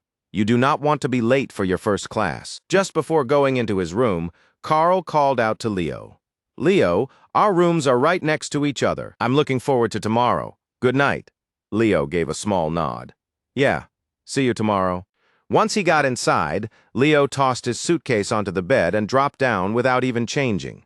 But that didn't mean he was relaxing. He closed his eyes and his mind slipped into a space that looked like an endless library, lined with more books than anyone could count. There was only one thing Leo wanted to find at Lumen. He hoped this place would be where his heroic chronicle finally began. Time flew by, and by the next morning, the scene had shifted to the dining hall. Leo was eating alone when Carl showed up carrying a tray stacked almost 3 times higher than normal. He sat down beside him and said, "Let's eat together." Leo didn't mind, so he simply nodded. Sure, but the moment that happened, trouble followed right behind it. A tray slammed down in front of Leo as someone shouted at him. "Freshman representative, did you mean what you said yesterday?" The one standing there was Duran Moira, captain of the Central Region, one of the standout students Professor Ain Elendu had already taken notice of. His meal looked ordinary enough, aside from a hamburger with a tiny flag stuck in it. Leo kept eating like he hadn't even noticed the irritation in Duran's voice. "Looks like what I said yesterday really hit a nerve. Then again, when a stranger walks up looking for a fight, that's not exactly surprising," he said calmly. That answer only made Duran's face tighten even more. Seeing Leo brush him off, he glared and snapped. "Do you even know who I am? I'm the captain of the Central Region." But Leo and Carl, like 2 starving beasts, kept eating and didn't spare him a glance. At that point, Duran looked less threatening and more like a clown begging to be noticed while the 2 of them completely ignored him. In the end, Duran couldn't hold it in anymore. He kicked his tray up and sent Leo's flying too. But for Leo, that wasn't much of a problem. With ridiculous precision, he swept out an arm and caught every last bit of food back onto the plates like it was nothing. Not a single piece went to waste. He even caught Carl's food for him too. Then Leo calmly added extra ingredients to the hamburger in front of him, turning it into a perfect double cheeseburger. "Throwing away food this good," he said with a faint smile. "That's unforgivable." Watching his attempt at provocation fail completely, Duran finally snapped. "I'll drag you down from that throne right now. I can't stand someone weaker than me acting this arrogant," he growled. But before either of them could make a move, a huge arm dropped over both their shoulders and stopped them cold. It was Professor Ain Elendu. In a cold voice, he said, Causing a disturbance, huh? We'll deal with that. A Central Region captain and the freshman representative trying to fight on their very first day at Lumen. Maybe the two of you are already ready for what comes next. There was enough danger in his voice to make both of them swallow hard. Time passed, and the scene shifted to the exploration class for the night division. The students had already been waiting for a while, but Professor Ain Elendu still hadn't explained anything. That finally made one brown-haired student speak up. "Excuse me, Professor, but class is about to start." At the same time, Celia was also wondering why Leo still hadn't shown up. Then, almost like an answer to that question, Leo and Duran walked in. Both of them were soaked in sweat, looking like they had just run 10 full laps around the courtyard. Celia hurried over to Leo and asked, "What happened? Did you get into a fight?" Leo didn't explain anything. He just glanced over at Duran with an amused look. Once everyone was finally there, Professor Ain Elendu started the class. "All right, looks like everyone's here. Welcome, freshmen. I'm Ain Elendu, the professor in charge of first-year nights." Duran was still glaring at Leo like sparks might start flying out of his eyes at any second. Carl noticed it immediately. "Oh, are we seriously getting a full-on psychological war on day one?" Ain Elendu had no interest in their little personal feud, so he went straight into the lesson. He began explaining the three major powers: mana, magic power, and aura. Then he asked, "Aura is the hardest one to control. Does anyone know why?" Celia answered without hesitation. "Because once mana is converted into aura, it loses its flexibility." Ain Elendu gave an approving nod. "Correct? Magic and spirit power both use mana in its free state. Aura works differently. It takes that mana in and refines it so it matches the body." Then he swept his gaze across the class. "Now then, who can explain how the aura stored in the body is actually used?" Celia thought to herself, "Isn't it just about pushing power through and seeing what happens?" When no one spoke up, Leo finally answered. "You use aura by burning mana." Ain Elendu looked a little surprised, then nodded. "Right. And when you burn mana, what matters most?" "Endurance," Leo replied, seeing Leo answer one question after another. Ain Elendu's interest in him was clearly growing. "Leo Plove, have you studied aura before?" "No," Leo said, giving a small shake of his head. Ain Elendu smiled faintly. "And yet someone who's never been properly taught already understands the heart of aura." Then he waved off the theory. "That's enough talking. Let's move a little." He gathered energy into his legs and stepped onto the air as if it were solid ground. This is the aura step. The basic idea is simple. You focus aura into your feet, and once you understand that, the ways you can use it are nearly endless. After that, the students broke into groups and started trying out the technique for themselves. But it was nowhere near easy, and most of them couldn't get the hang of it at all, except for Celia, the genius everyone already knew about. She picked it up surprisingly fast, then looked over at Leo with a smug smile and said, "If you call me Big Sister, I might teach you." Leo answered in his usual calm voice. The operating principle behind aura isn't that different. In other words, he didn't need her help. Ain Elendu then noticed Duran's eyes fixed on Leo. A smile spread across his face like he had just come up with something fun. He clapped his hands to pull everyone's attention back and said, "This morning was a little chaotic." Chelsea Llewellyn tilted her head and asked, "What do you mean, Professor?" Ain Elendu called Leo and Duran to the front. Then he asked, "Duran Moira, what exactly is bothering you?" Duran answered, "I'm not angry, I just can't stand looking at him." Ain Elendu seemed to understand right away, so he gave them a chance to settle it. Take it to the field. The Central Region captain, Duran Moira, and the freshman representative, Leo Plove, will face off one-on-one in a race to decide the class representative. You may use aura freely. No restrictions. Duran visibly stiffened. The second Carl saw what was happening. He jumped at the chance to start a betting pool. "Come on, place your bets. We've got the genius of the Moira family, born from a heroic bloodline. The master of thunder aura himself, Duran Moira, or the dark horse from the outskirts, the mysterious freshman representative who keeps putting captains in their place, Leo Plove." The students immediately started whispering among themselves. "I mean, he is the freshman rep. He should be able to show us something, right? But from what I saw when he was talking with Celia Zerdinger, he doesn't even look like he can use the aura step. What have you heard about him? At lunch yesterday, I really couldn't stand that guy." Not every Central Region captain is easy to beat. That freshman rep still hasn't proved anything. Ain Elendu ignored all the chatter, waited until both of them were ready, and said, "Whoever reaches the finish line first wins. And no matter who wins, both of you will accept the result properly. That is the spirit of a knight on your marks." Celia tried to look at it rationally, and by pure logic, Leo shouldn't have been able to win. But her instincts kept telling her the same thing they always did. Leo always went beyond what people expected. "Go!" The moment the signal was given, Leo and Duran burst forward at full speed. With his edge and aura, it was only natural that Duran shot ahead right away. "I'm taking the lead, rookie." He threw the words over his shoulder as he blasted ahead like a rocket. His speed drew instant praise. Whoa, that's exactly what you'd expect from Duran. But when everyone looked over at Leo, all they could do was stare and shake their heads. "He's awful. Just like I thought, making that guy the representative is a joke. There's no way this is acceptable." Hearing Leo get mocked like that, Chelsea Llewellyn shouted from the side, "Go, Leo!" Meanwhile, moving like a bolt of lightning, Duran had already cleared half the course. Carl looked genuinely worried for his new friend. Duran's already halfway around the track. Leo saw it too.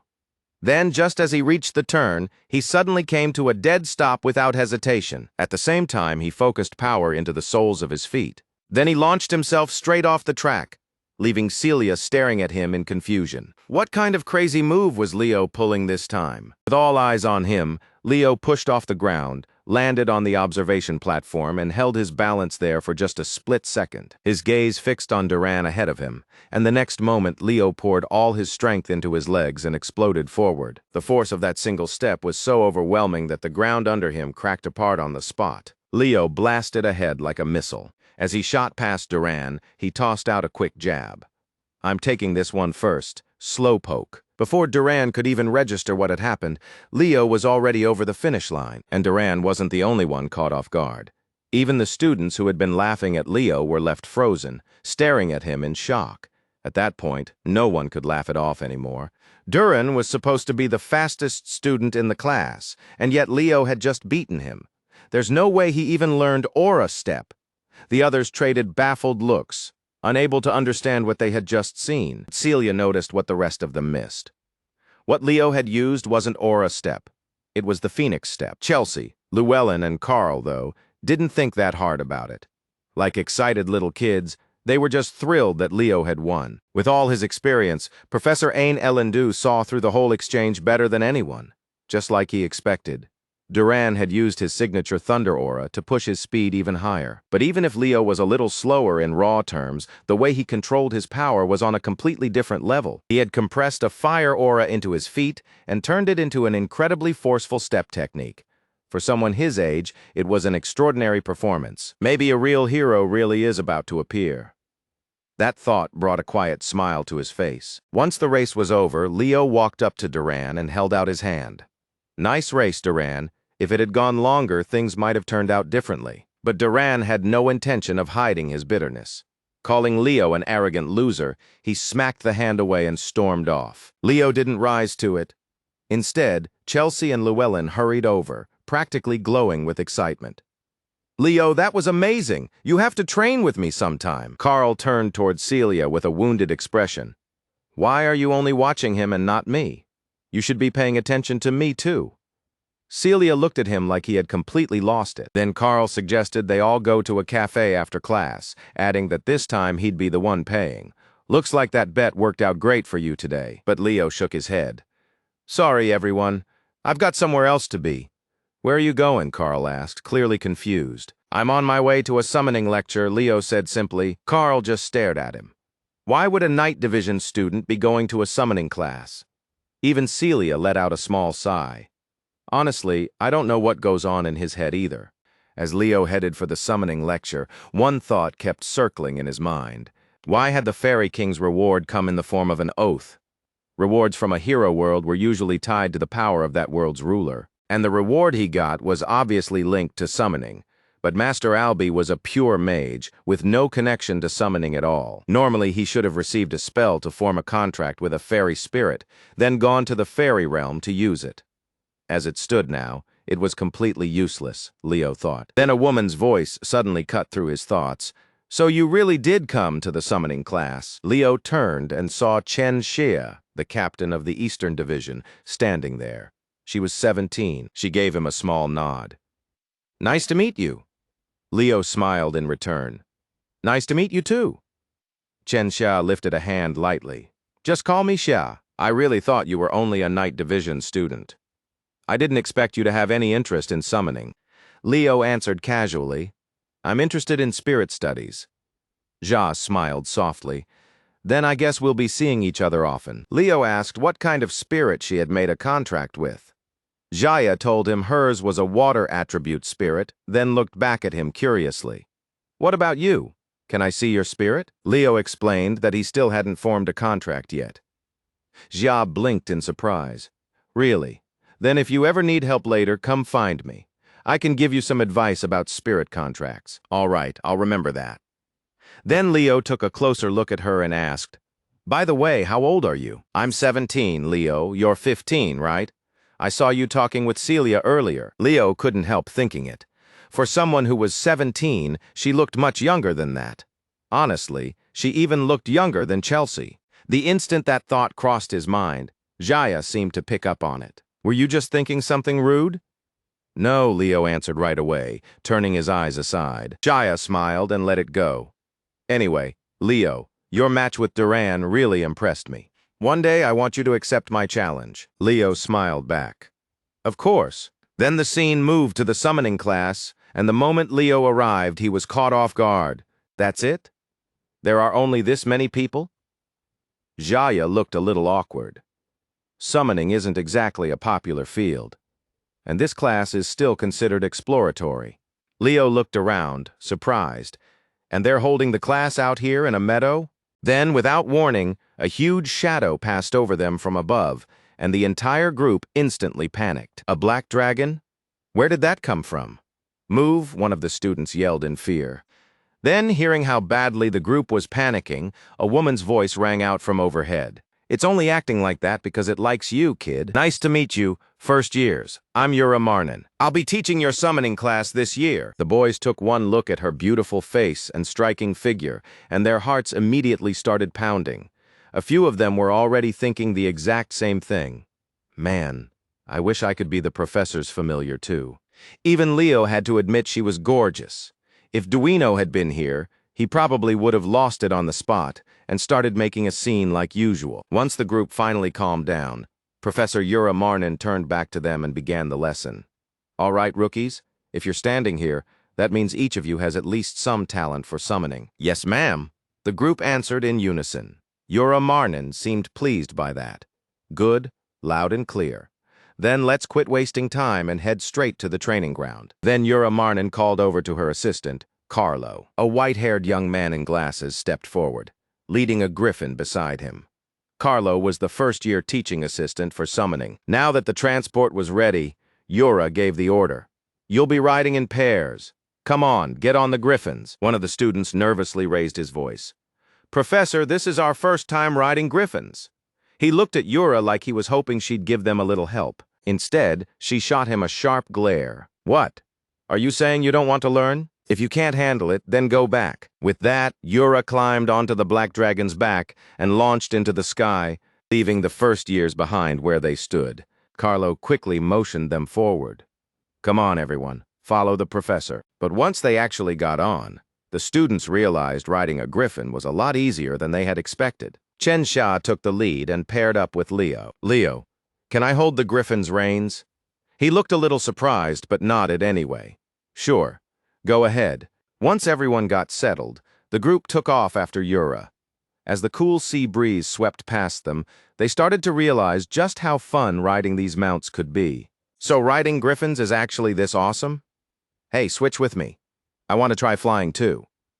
Voices started rising all around them as students called out, asking to trade places. Xia sounded genuinely excited. I was nervous at first, but it's way calmer than I thought. Leo gave her a quiet warning. Be careful. Griffins aren't easy for beginners to control. Xia tilted her head, confused. Huh? But it's being so gentle. Leo was just about to explain when Yura suddenly let out a sharp whistle. Sound made everyone flinch, and in the very next instant, the griffins' temperaments completely flipped. They turned aggressive and nearly impossible to control. This is bad. They won't listen anymore. Why all of a sudden, Professor? Help us. But Yura didn't move at all. She just shouted back.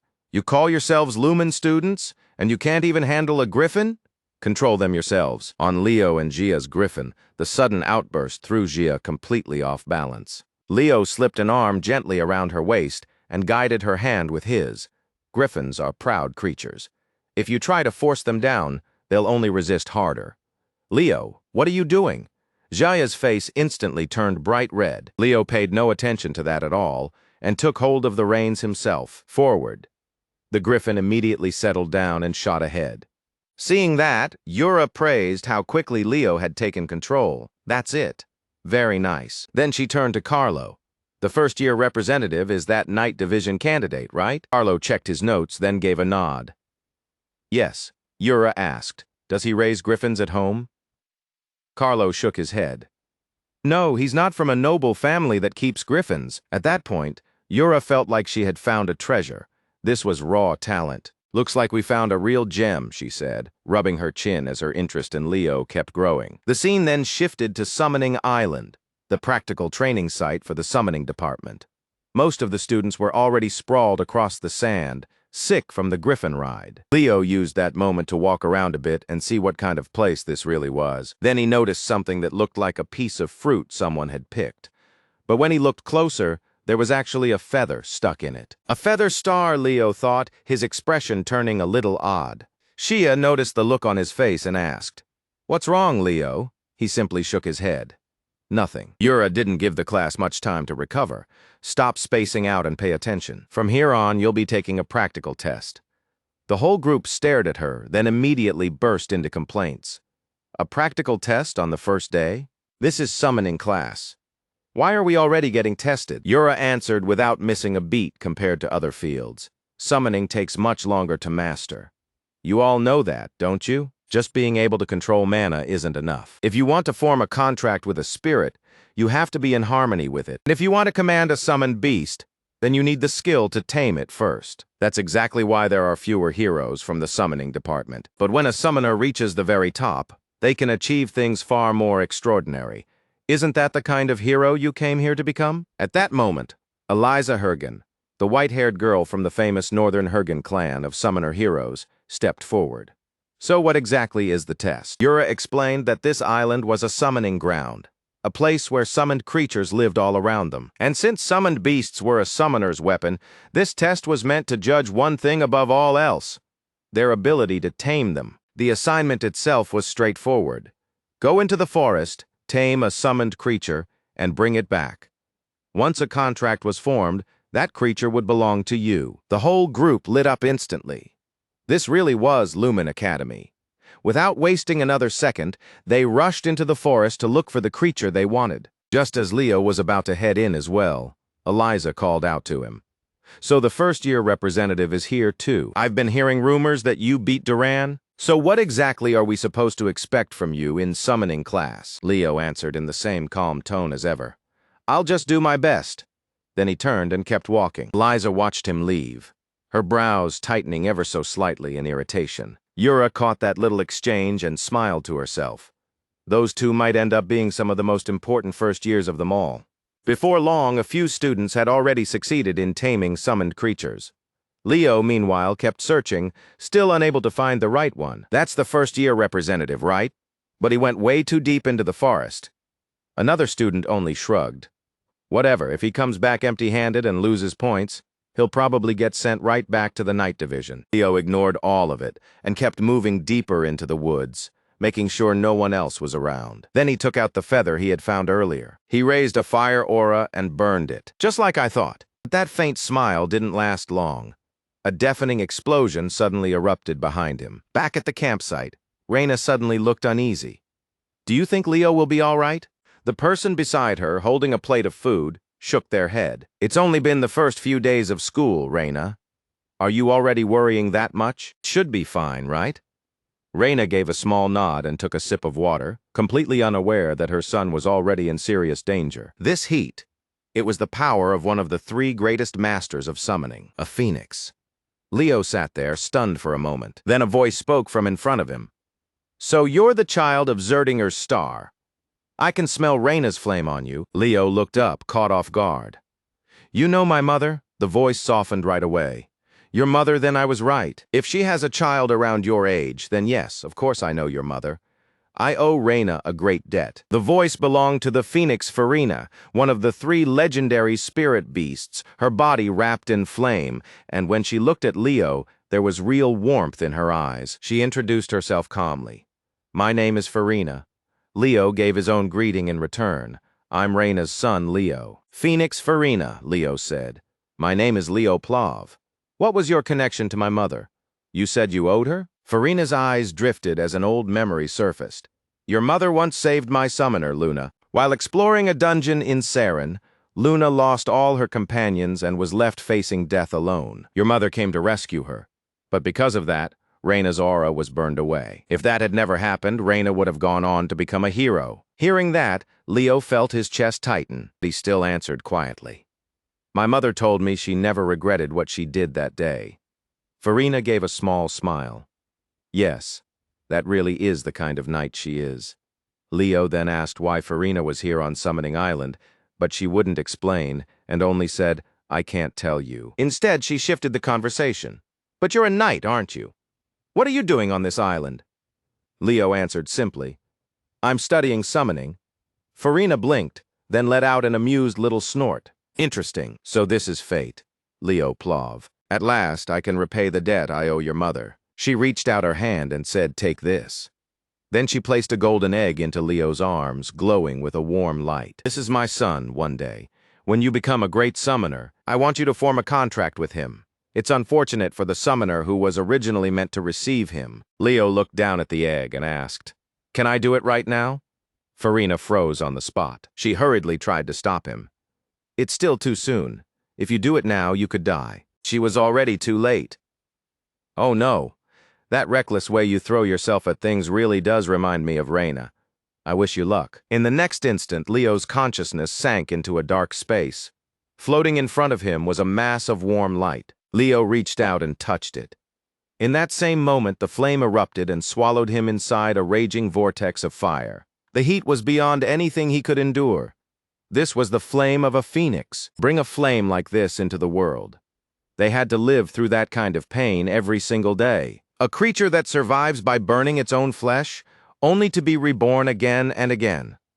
I understand your pain, Leo whispered, and I'll carry it with you. As if it had picked up on Leo's feelings, the flames gradually settled down and turned gentle. Back in the real world, the eggshell cracked open and rose from Leo's hand, hovering in midair as the flames around it were drawn inside. Did it work? Farina asked immediately.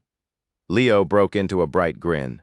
Yeah, I did it. Farina's face lit up with joy. You really are a genius, Leo Plav. You're going to become the greatest summoner.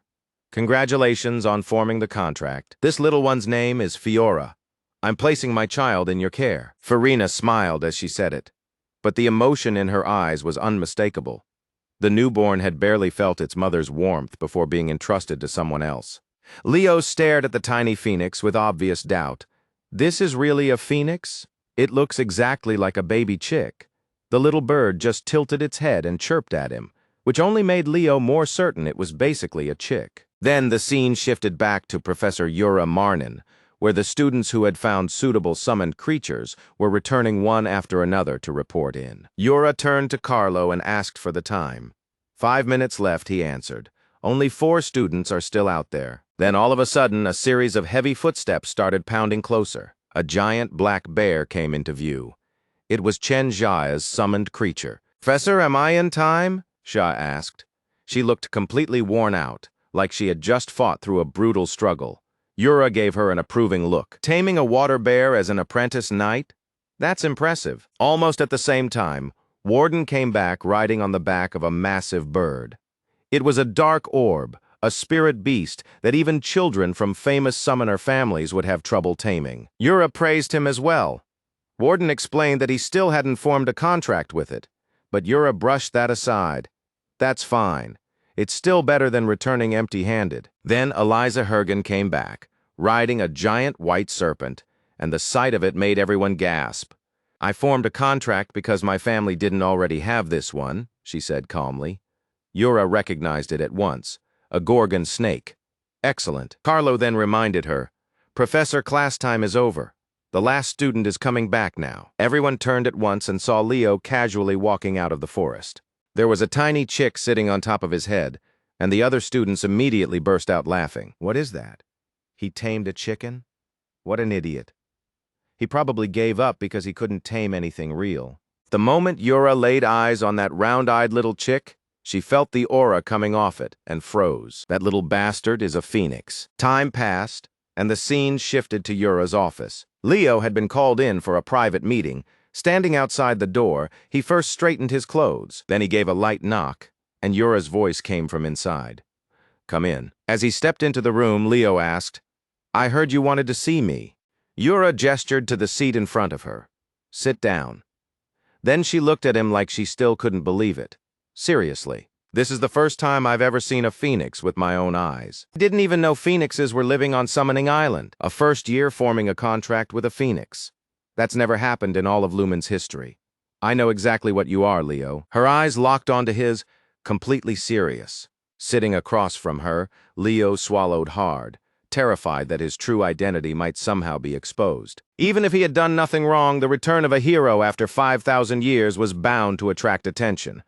But Leo was worrying way too far ahead. The very next second, Yura Marnin pulled him into a hug and praised him as a once-in-history genius of summoning. "I want to acknowledge what you achieved, but your contract with the Phoenix has to stay secret for now. If people find out this early, it'll just create unnecessary chaos. When the trial classes are over, choose the summoning department as your major. You have the talent to become a summoner hero people will remember for generations," she said, patting Leo on the shoulder with complete confidence. Then the next day came. Out in the hallway, Chloe Muller, an ice-attributed mage, let out a long yawn. Leo and Carl spotted her right away. "At this rate, your mouth's gonna tear open, Chloe." "You look exhausted," Carl joked. Chloe gave him another tired look and answered, "I was up late reading magic books." Leo remembered the student card and said, "You're Chloe Muller, right? Here. You can have your card back." Chloe recognized him right away. "Oh, so it was you. Thanks. First-year representative." After that, the three of them headed to class together in a pretty good mood. "Today's trial class is magic, right? Leo, are you taking the magic class too?" Carl asked curiously. "Since this is still the trial period, I want to sit in on as many classes as I can," Leo said calmly. Carl looked at him with envy. "Man, that's nice.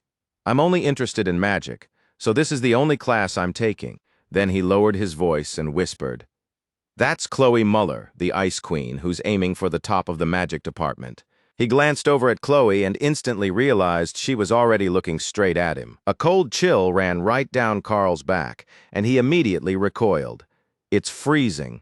I'm heading to the back." Before he could even take one step, a sharp pillar of ice burst up from the floor and blocked his way. Without saying a word, Chloe stepped forward and forced Carl right into the front row. "Worried you won't be able to follow the lesson? I'll help you." She grabbed Carl by the collar like he was some tiny stray animal. Carl looked seconds away from crying, while Leo stood there watching the whole thing and trying not to laugh. A moment later, the mage siblings Abad and Chelsea walked over and greeted Leo. A few minutes after that, the teacher finally entered the room. The moment he walked in, the girls in class lit up. "Wow, the teacher's actually handsome." In a firm voice, Len Horace introduced himself. "I'll be teaching your magic class next year. My name is Len Horace." Then he dropped a thick stack of test papers onto the desk. "Before we start the trial class, all of you will be taking a written exam on magic theory." Len snapped his fingers, and the papers scattered across the room, each one flying neatly into a student's hands. "We haven't even learned anything yet, and there's already a test?" The students were thrown off immediately. "Wait, a test on the very first day of a trial class?" Len answered without the slightest pause. "Yes, if you can't meet the standard, then you won't be joining my class. For Lumen students, this much should be basic." Then he pointed toward his assistant. "Anna, hand your completed exams to Anna." Anna gave them a small wave. "Just bring them over when you're done." Leo looked down at the questions and nearly froze. So this is the direction modern magic took? Why are these formulas so complicated? All he could do was complain to himself that he really should have studied modern magic first. Meanwhile, the other students lowered their heads and got to work, quickly realizing the exam wasn't nearly as hard as they expected. This is easier than I thought. Still, the final question stopped almost everyone in their tracks. I finished everything except that one. Quiet murmurs started spreading through the room. Leo, on the other hand, felt like his head was splitting apart. Out of the entire exam, he had only managed to solve one question. I really should have studied modern magic first. Looking completely defeated, Leo handed his paper to Anna. Thinking he could just study magic on his own later, Leo quietly left the classroom. With only his knowledge of ancient magic, staying any longer would have just made him look ridiculous. Len started grading the exams right there on the spot. Over the last 100 years, magic has advanced. In the past, casting a spell required full understanding. Now, most people just memorize the activation conditions. But that progress has also lowered the standard of what it means to be a mage. As Len spoke, a veil of light rose from his hand and spread upward.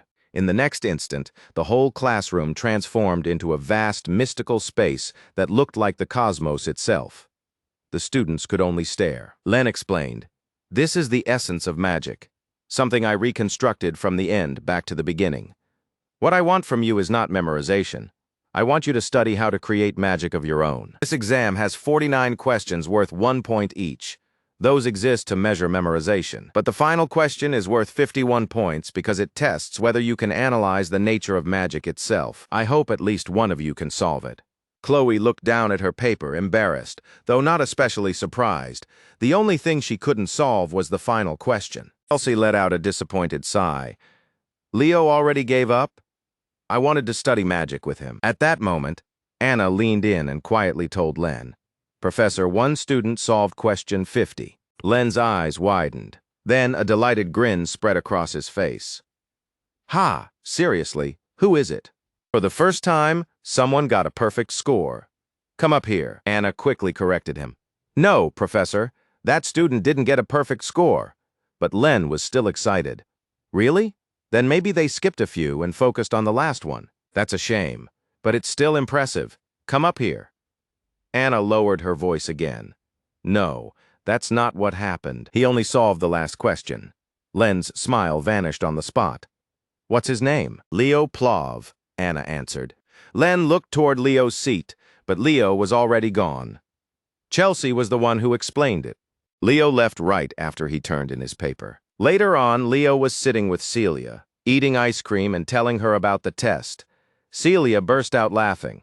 "So you walked out after solving only one question? First you come back from summoning with a chick on your head, and now this. Leo, don't you think something's a little weird here? You're a knight major. Maybe you should just focus on swordsmanship." Leo fired back right away. "Fine. Then do you want to do endurance training with me?" Celia instantly stiffened.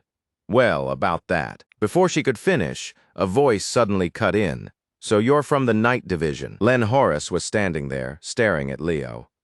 "Leo Plov, are you looking down on my class because you walked out after solving only one question?" Leo answered flatly. The rest were too easy to bother with. "Professor, I think there's been some kind of mix-up," Leo said. "I was sure I didn't pass. Besides the last question, all the others were way too difficult. I couldn't figure them out. I taught myself magic from old books, so when it comes to modern theory, I'm really not that confident." The second Len Horace heard that, his face shifted. But instead of getting upset, his eyes lit up. He grabbed Leo like a stray kitten and lifted him clean off the floor.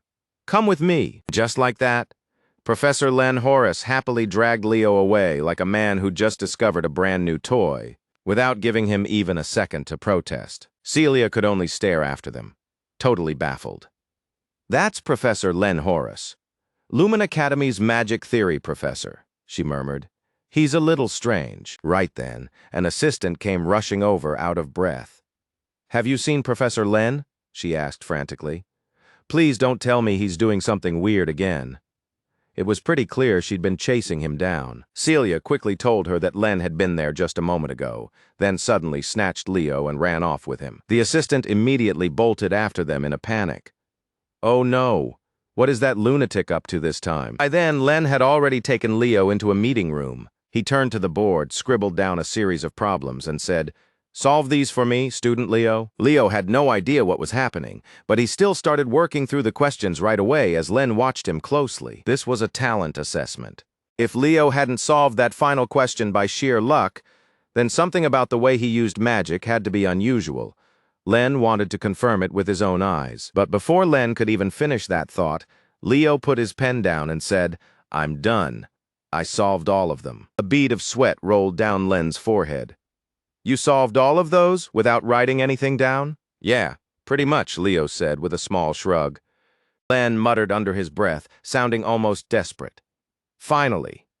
Finally. At that same moment, Professor Albie Geron was walking through the hallway. Then he looked up and saw Len charging straight at him. The guy looked like he'd just hit the jackpot. Albie immediately got a bad feeling and turned around to head the other way. But Len launched himself forward, clung to Albie's ankle, and shouted, "Professor Albie, thank you so much." As a warning, Albie lifted Len into the air with magic. This wasn't the first time Len had gone overboard, but today he was clearly worse than usual. Len was still overflowing with excitement. He's a magic prodigy. Leo Plov, the freshman representative I chose, is a genius. Albie just blinked at him. He's a knight. No, Len yelled back. Leo has to become a mage no matter what. Talent like that can't be wasted on swordsmanship. Sending him to the knight division would be an insult to magic itself. And right then the assistant finally caught up. Albie released the spell, and Len dropped. The assistant barely managed to catch him in time. "Thanks," Len said, flashing her a bright smile. The assistant snapped, veins almost bulging from her forehead. "We need to get back to class." In that moment, she silently vowed that one day she was going to kill this madman. Leo walked over a little uncertainly, and Albie turned to him with a small nod. Leo looked completely puzzled. Some things really never changed. Mages were still out of their minds. A week later, the trial classes came to an end. Leo was stretched out on the rooftop, quietly reading a book. Kyle, the hero, was he really a fake? Leo slowly closed the book. He let out a long sigh. Even after reading all that, he still hadn't found anything useful. In Callie and Baden's office, while he was busy working, the 3 homeroom teachers from Magic Night and Summoning suddenly burst in carrying a petition. Please read this. Leo had enrolled in all 3 majors, something Lumen had never seen before. Each teacher wanted Leo transferred fully into their own class so he could focus on a single path, and even standing there in the office, the 3 of them kept arguing non-stop. Kalyan laughed. "Ha-ha, this takes me back to a certain hero from an old story." Just thinking about the 5th great hero made Kalyan chuckle again. "It reminds me of that fictional hero," he said. "The only one in history ever said to master every class." Somewhere else on the running track, Celia and Chelsea were out jogging. Off to the side, Carl was just sitting around, messing around, when he laughed and said, "Why are they training on the weekend?" Leo answered, "They're training under me." Carl frowned in confusion. "Then why are they just running? Where are their weapons?" Breathing heavily, Celia and Chelsea answered, "It's endurance training. That's a key part of becoming a combat mage." "Move." Chelsea waved Carl away like he was an annoying fly, then dropped down beside Leo. And the moment she sat down next to him, Chelsea's whole attitude changed. "Running on the weekend actually feels pretty nice. I kinda miss this." Chelsea leaned closer with a grin. "Leo, I want to run with you too." Leo looked at her, a little caught off guard. "Really?" The second he said that, Celia sprayed out her water, and Chelsea recoiled in disgust. "What is wrong with you?" Leo already knew exactly why Celia reacted that way, so he stepped in first. "Anyway, if I'm running with you, we're doing it right." Celia immediately shot back. "I told you, I'm not running with you." Watching how comfortable they were around each other, Carl tilted his head and asked, "Wait, I thought you two were dating." Celia turned toward Leo and explained, "He's family, my cousin. He's the son of my dad's sister." Leo and Chelsea both widened their eyes. "He's part of the Zerdinger family?" Celia brushed it off. "Not really. It's complicated, so just forget it." She didn't say anything more. Maybe she didn't even know how to explain it herself. Leo got up to his feet. "All right, enough fooling around. Time to get serious." Chelsea lit up right away. "Okay." Carl decided it was best not to get involved. "I'll just go take a look around Lumeria City." Celia quickly begged to go with him. But Leo grabbed her and dragged her off like he was carrying away a chicken. Watching her get hauled off like that, Carl couldn't help thinking Leo really had no sense of noble etiquette at all. Then class placement day arrived for every student, from the first years all the way up to the 5th years. The moment Carl spotted him, he waved his arm. "Leo, over here." Leo looked at him and said, "You do know you're already a 5th year, right?" Carl proudly thumped his chest. "There's nothing I don't know." Then Leo's gaze shifted to Chelsea, who was slumped over her desk, half asleep. "Huh? Chelsea's here too?" Carl gave him a narrow look. "What exactly did you two do over the weekend?" Leo just answered. "Basic training." And at that very moment, Chelsea silently swore she was never going through that kind of training again. Then a mocking voice echoed from the podium. "Ah, 5th class. The class of misery. I wonder how many of you will still be here after the first semester. My condolences, underclassmen." Not a trace of real sympathy could be heard in the laughter that followed. But then again, maybe that's not quite right. The homeroom teacher stepped forward. "Pathetic. The two of you are even worse." The man behind that voice looked practically homeless. This was Harlan Edmund, the homeroom teacher of Lumen Academy's first year 5th class, better known as the Weeping Wall. He muttered that he wanted a chair, and 2 upperclassmen instantly bent themselves into shape to make one. Harlan sat down on top of them and slowly looked over the students with a sneer. Then he greeted the class like they were all nothing but garbage. "This is the class for failures, the ones with the worst scores. You've all heard of me, haven't you? The Weeping Wall.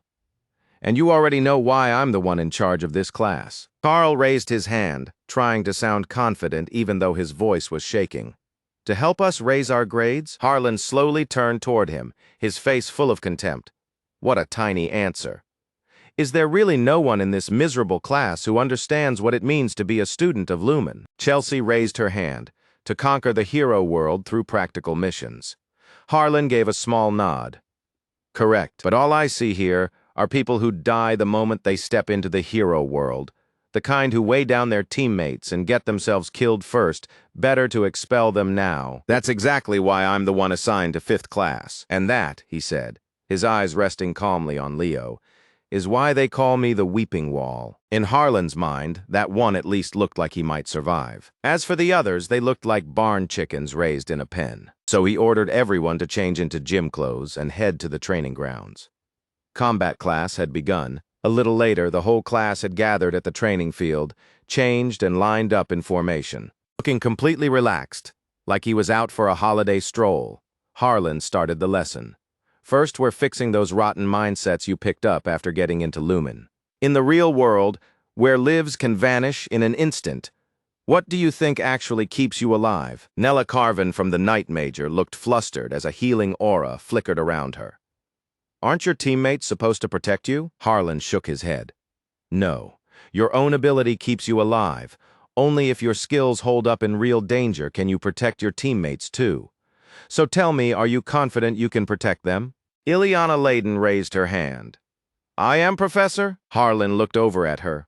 "Oh, then show me your Night Mage skill. Make a fireball." Without hesitation, Ileana formed a fireball in the palm of her hand. Harlan scoffed. "With a fireball that small, I doubt you could even kill an ant." Ileana immediately poured more mana into it. The single fireball split into 2 huge spheres of flame, both radiating so much heat that the students around her instinctively stepped back. The whole class stared. She hadn't just divided it in half. Both fireballs had grown even bigger. Even Harlan looked impressed for a moment. Then he said, "All right, now try hitting that little thing over there." With that, he summoned a tiny humanoid wind sprite. The sprite shot straight toward Ileana. It flew right up to her, tapped her on the nose, then bent over laughing. Ileana's face tightened in anger, and she hurled both fireballs at it. But even then, she couldn't touch so much as the edge of its cloak. The sprite darted back to Harlan and covered its mouth, still shaking with laughter. Harlan gave a cold sneer. "What's the point of making your fireballs bigger if you still can't land a hit? You still don't know how to use your skills properly. Train. Push harder. This class doesn't end until someone catches that wind sprite, so show me what you can do, heirs of Lumen." Leo quietly agreed with him. Harlan's words were brutal, but he wasn't wrong. Then Leo stepped forward. "Let me try." Harlan watched him with interest. "All right then, Leo Plav. Let's see whether you're a fraud like that made-up hero Kyle, or the first one who can really carry every attribute. The rest of the class also rushed at the sprite, but it played with them like they were no threat at all. Leo wrapped his body in aura, then compressed that power into the soles of his feet. In the next instant, he kicked off the ground and shot forward like a flash of light. Chelsea and Carl could only gasp for breath. Damn, that thing's way too fast. How are we supposed to catch it? Leo used an air step and launched himself up into the sky. From above, he locked onto the sprite while it was still busy fooling around. Then Leo came down like an arrow. The sprite was startled for a split second, but it still slipped away at the last moment. Leo smiled. Then he condensed his aura into a whip-like strand and snapped it straight toward the sprite. For one brief moment, it looked like he had it. But then Duran Moira suddenly burst in at blinding speed and stole the catch right in front of him. A homeroom teacher appeared behind Duran, clapped his hands once and smiled. Looks like our first years might have to teach you a thing or two. The man was Seijin, Lumen Academy's sly white-haired homeroom teacher. He ranked second in the graduation popularity polls, while Harlan always took first, so the two of them had never gotten along. Harlan calmly took a sip of milk and replied, "Oh, so now you're going to teach my class for me." Seijin looked at Harlan like he was complete trash. Carl lit up right away. This was a clash between two of Lumen's pillars. Both had been teaching for more than 20 years, and even Professors Ain Elendu, Yura Marnin, and Len Horace had once been their students. Nella let out a gasp. Seriously? How do you even know that? Carl puffed himself up, cheeks going a little red. I'm good with information. Meanwhile, Chelsea looked like she was about to be sick. Seijin smiled and said, Harlan, I don't know what kind of plan you have for this failure class, but I'll figure it out soon enough, so let's do this. A match between first year and fifth class. In Bastora, Lumen's historic school sport, Harlan stood up and accepted on the spot. As expected, you really are a genius. Seijin answered with forced confidence. There's no teacher better than real experience. But when he added that the first years might actually win, even his voice wavered a little. Harlan didn't look the least bit concerned. Doesn't matter. Just teach your class. Seijin ground his teeth, and the students could only look at him with pity. There was a reason he kept losing those graduation poll bets. Then Harlan declared that fifth class would use this match as training for their Bastura skills against the first years. And if you lose, he added with a perfectly straight face, you're all expelled. The whole class froze. Teacher, are you serious? This would be their very first match, and the other side already had 3 captains. Harlan didn't care about the difference in strength at all. If anything, that only meant they needed to push harder. What are you panicking for? He said. The first-year representatives in your class will choose 6 people for the match. Then his eyes shifted toward Leo. That was when Leo finally understood what this was really about. This was a test. Harlan didn't hate them. After only 1 week at Lumen, a lot of students were already starting to lose confidence. Harlan was trying to drag up the spirits of the ones who were closest to giving up. Leo told himself he had to lift 5th class's morale in this Bastura match. Before long, both classes had chosen their representatives, and the first years naturally picked their strongest captains. Looking at the lineup across from them, Chelsea started to panic over what would happen if they got expelled. She had no idea how she'd ever explain that to her family. Leo looked at her and asked, "Why are you this scared?" Chelsea answered, "You've never heard of Bastura, have you? You probably missed it because you grew up out in the countryside. Bastura is a combat sport. It's one of Lumen's oldest traditions." Leo tilted his head. "Isn't it basically just a ball game?" Carl immediately cut in. "It's not that simple. That thing is seriously dangerous." When Celia saw how rattled Leo's group looked, she covered her mouth and laughed. "Chelsea, why are you so scared?" "So what, you already giving up?" Celia fired back. Chelsea rolled her eyes, clearly irritated. "Who said I'm scared of anybody?" Chelsea snapped. "You really think I'm losing to someone from the Zerdinger family?" Leo threw an arm around the group and said, "Relax. Our class isn't losing this." Celia clicked her tongue and shot him a warning look. "Leo, that includes you too. I'll show you what that special training of ours did for us. This time, I'm not losing to you, Leo Plav." A moment later, Seijin called the players from both classes into the arena. Leo looked back at his classmates. "Who's coming with me?" The rest immediately shrank away, relieved if they could avoid getting picked. Chelsea and Ileana stepped up first. Chelsea cracked her knuckles. "I need to teach them a lesson. Ileana had her own reason, too. She wanted to prove herself to Harlan. If we lose and get expelled, then I'm turning all that frustration into a win. Nella Carvin came forward too, along with one nervous-looking male classmate. In the end, Leo reached into the back row and dragged Carl out himself. "Carl, you're the last one." Carl's face immediately fell. "Why me?" he cried out. Leo ignored him, locked in the lineup, and reported, "Fifth class is ready, Professor." Sejin gave a small nod, and the match began. He tossed the ball high into the air. The instant it left his hand, every student dropped low and got into position. Leo and Duran Moira both exploded forward, fighting for the opening ball. Wrapped in crackling aura and moving even faster than Leo, Duran reached it first and snatched it cleanly. "My turn," he said coldly. After landing, Leo turned to the blonde student beside him, Warden Tyden, and quickly asked him to explain the rules. Warden gave him the short version.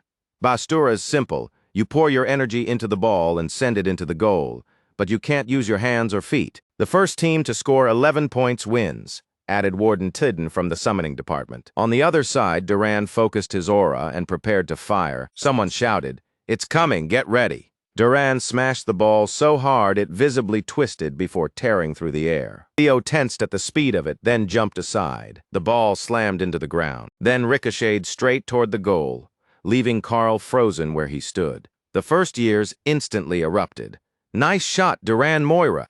On the fifth class side, though, everyone's face turned pale. Warden was already low on confidence, and now he started wondering if Harlan really meant it when he said all of them would be expelled. Leo, on the other hand, stayed calm and asked how they were supposed to take control of the ball.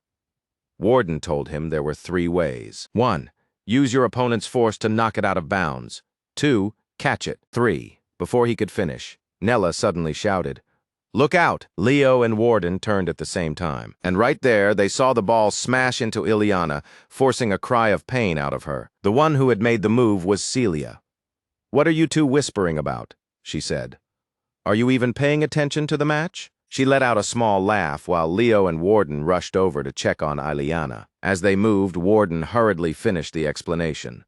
"Don't charge them head-on, and don't block their line directly. If one of your teammates gets taken out by the ball, then the only way left to attack is with the ball itself." Leo understood immediately. He picked up the ball, gave Warden a quick nod, and said, "Got it. Thanks. Our turn." Even with the match leaning toward his class, Sejin still didn't look relaxed. In Bastura, the fire attribute naturally had the upper hand because of its raw, destructive power. "The Zerdinger family's flame is the strongest," Sejin said to Harlan. "You accepted this match even knowing Celia Zerdinger is in my class.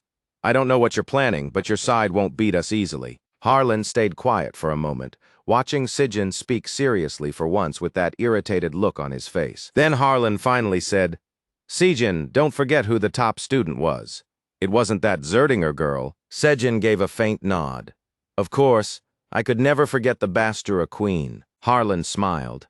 "And her daughter is in 5th class. 5th class had already started off at a disadvantage, and now Ileana was down with an injury. Their hope was fading fast. Was this really how it ended? Had they come all the way to Lumen just for it to end like this? Celia looked toward Leo, concern showing in her eyes. "So is that it?" A fierce blaze suddenly erupted around Leo, and someone immediately yelled, "Watch out!" He poured everything he had into the shot and drove the ball straight at the other team's goal. But the first years weren't about to break that easily. Before it could reach the frame, Chloe Muller raised her magic and threw up a wall of ice to stop it. "As long as I'm standing here, you're not scoring," she said. Then Leo suddenly appeared right beside her and said quietly, "Is that what you were about to say?" Before anyone could process it, Leo drove power into the soles of his feet, lunged at the ball trapped in the ice, and smashed it with a punch.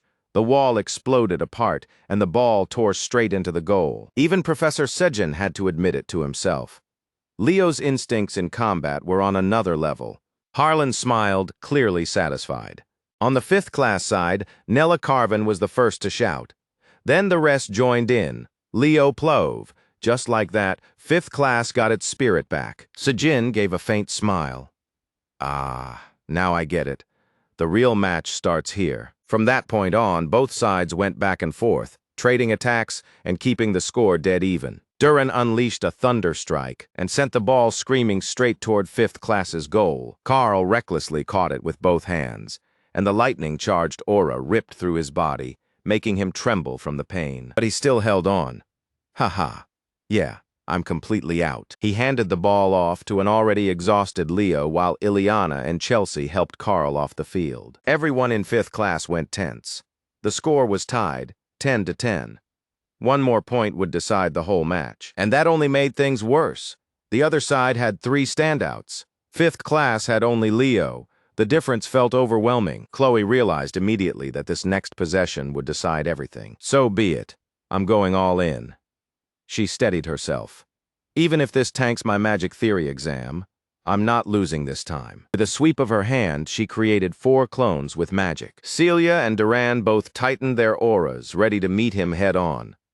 "Come on, Leo," Celia shouted. Leo gathered every bit of strength he had into his legs. Then his after-images flashed past all 3 of them and disappeared, leaving them stunned. He's too fast. Leo slipped right past Celia, and the moment she realized what he was doing, she sucked in a breath. He was never coming for her. He was going straight for the point. Chloe immediately realized her illusion hadn't been enough. Where was the real Leo? She poured magic into her eyes, trying to pick out his true body. But every afterimage looked completely real. All Chloe could do was stand there in shock as Leo slipped past and scored. Under her breath, Chloe whispered, "Stellar magic. How can a human use ancestral magic?" The referee raised his voice.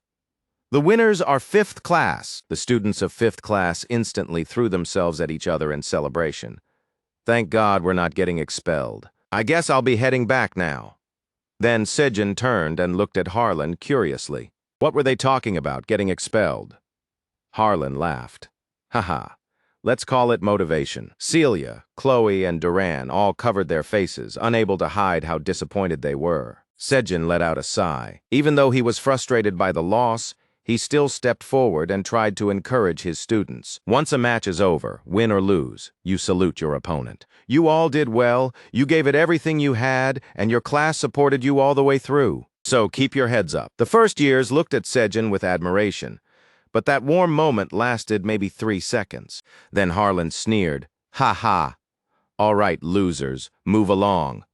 Sejin instantly looked ready to explode. Still, when it was Harlan's turn to speak, he ended up praising both classes. The first years had shown real talent, and 5th class hadn't broken under pressure.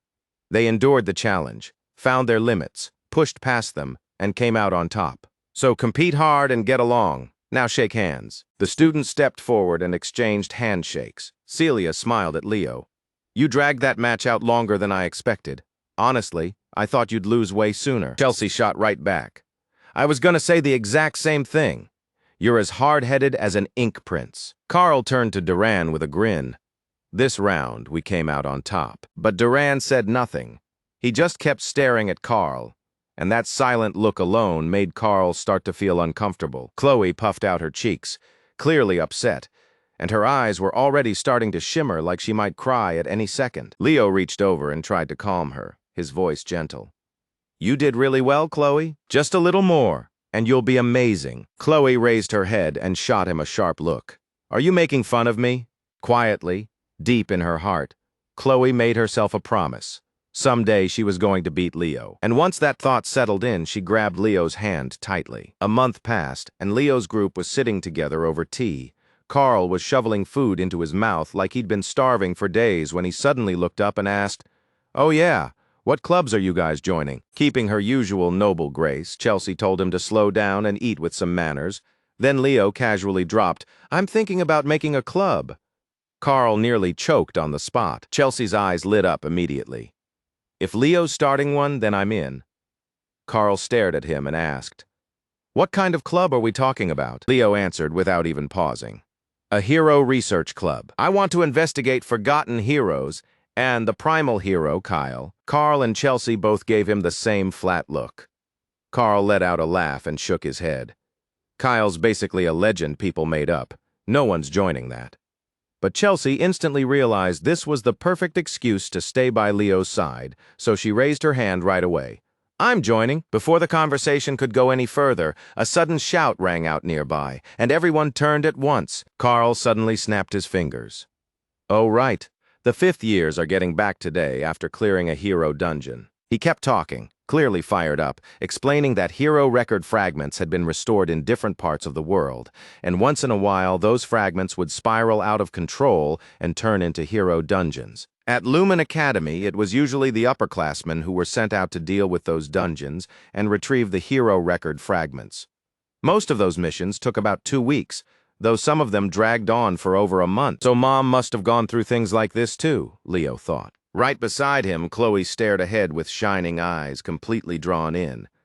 So this is the top of Lumen. Carl proudly started naming people. See that giant guy over in the east? That's Riz Zamua. And that woman from the south is Toro Ayan, the one in the hood. The one you can barely see, that's Ulta Redition. Then Carl scanned the area again and frowned. Huh?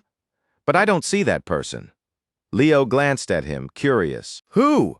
Carl answered. Lumen's student council president. But the moment he said it, a hand suddenly grabbed Leo by the shoulder and pulled him away. By the time Carl looked back, Leo had already disappeared. The one who dragged Leo off was Celia. Seeing how hurried she looked, Leo quickly asked her what was going on. Celia answered without delay. You need to come with me to Lumen City. The student council president wants to meet you. Leo blinked, caught off guard. Why would the student council president want to see me? Celia let out a small sigh, looking unsure herself. You really don't pay attention to anything happening at school. You'll get it once we arrive. The scene shifted to a room decorated in an Eastern style. Celia looked around, visibly uneasy.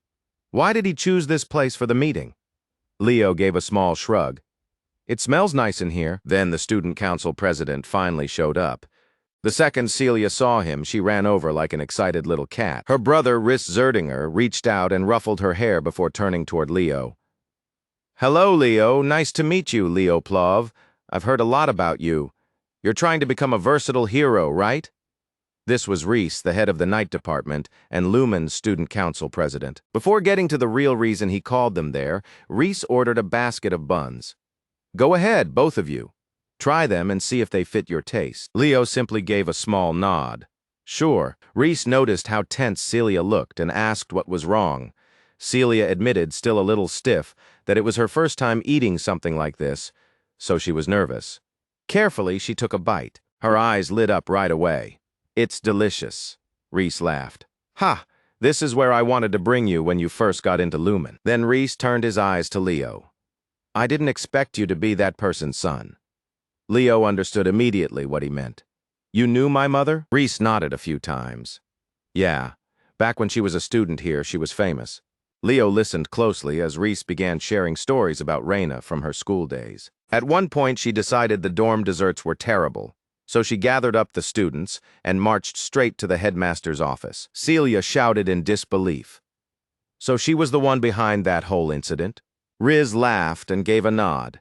Exactly. Leo quietly looked Rhys over. Just as expected, this guy really did live up to his name as the strongest student in Lumen. At this point, it felt like becoming a hero was only a matter of time for him. After saying what he needed to say, Rhys rose from his seat. Once the bill was paid, the others headed out first, leaving only Leo and Celia behind. Then, without warning, a warm sensation spread through Riz's chest, and he quickly pulled out a sheet of paper that had started to glow. He stared at it, baffled. From my pocket. How did this happen? Back in Leo's classroom, Ileana raised her hand and asked, Professor, why haven't we chosen a class representative yet? The other classes already picked theirs. Harlan Edmund kicked one foot up onto the desk and sneered.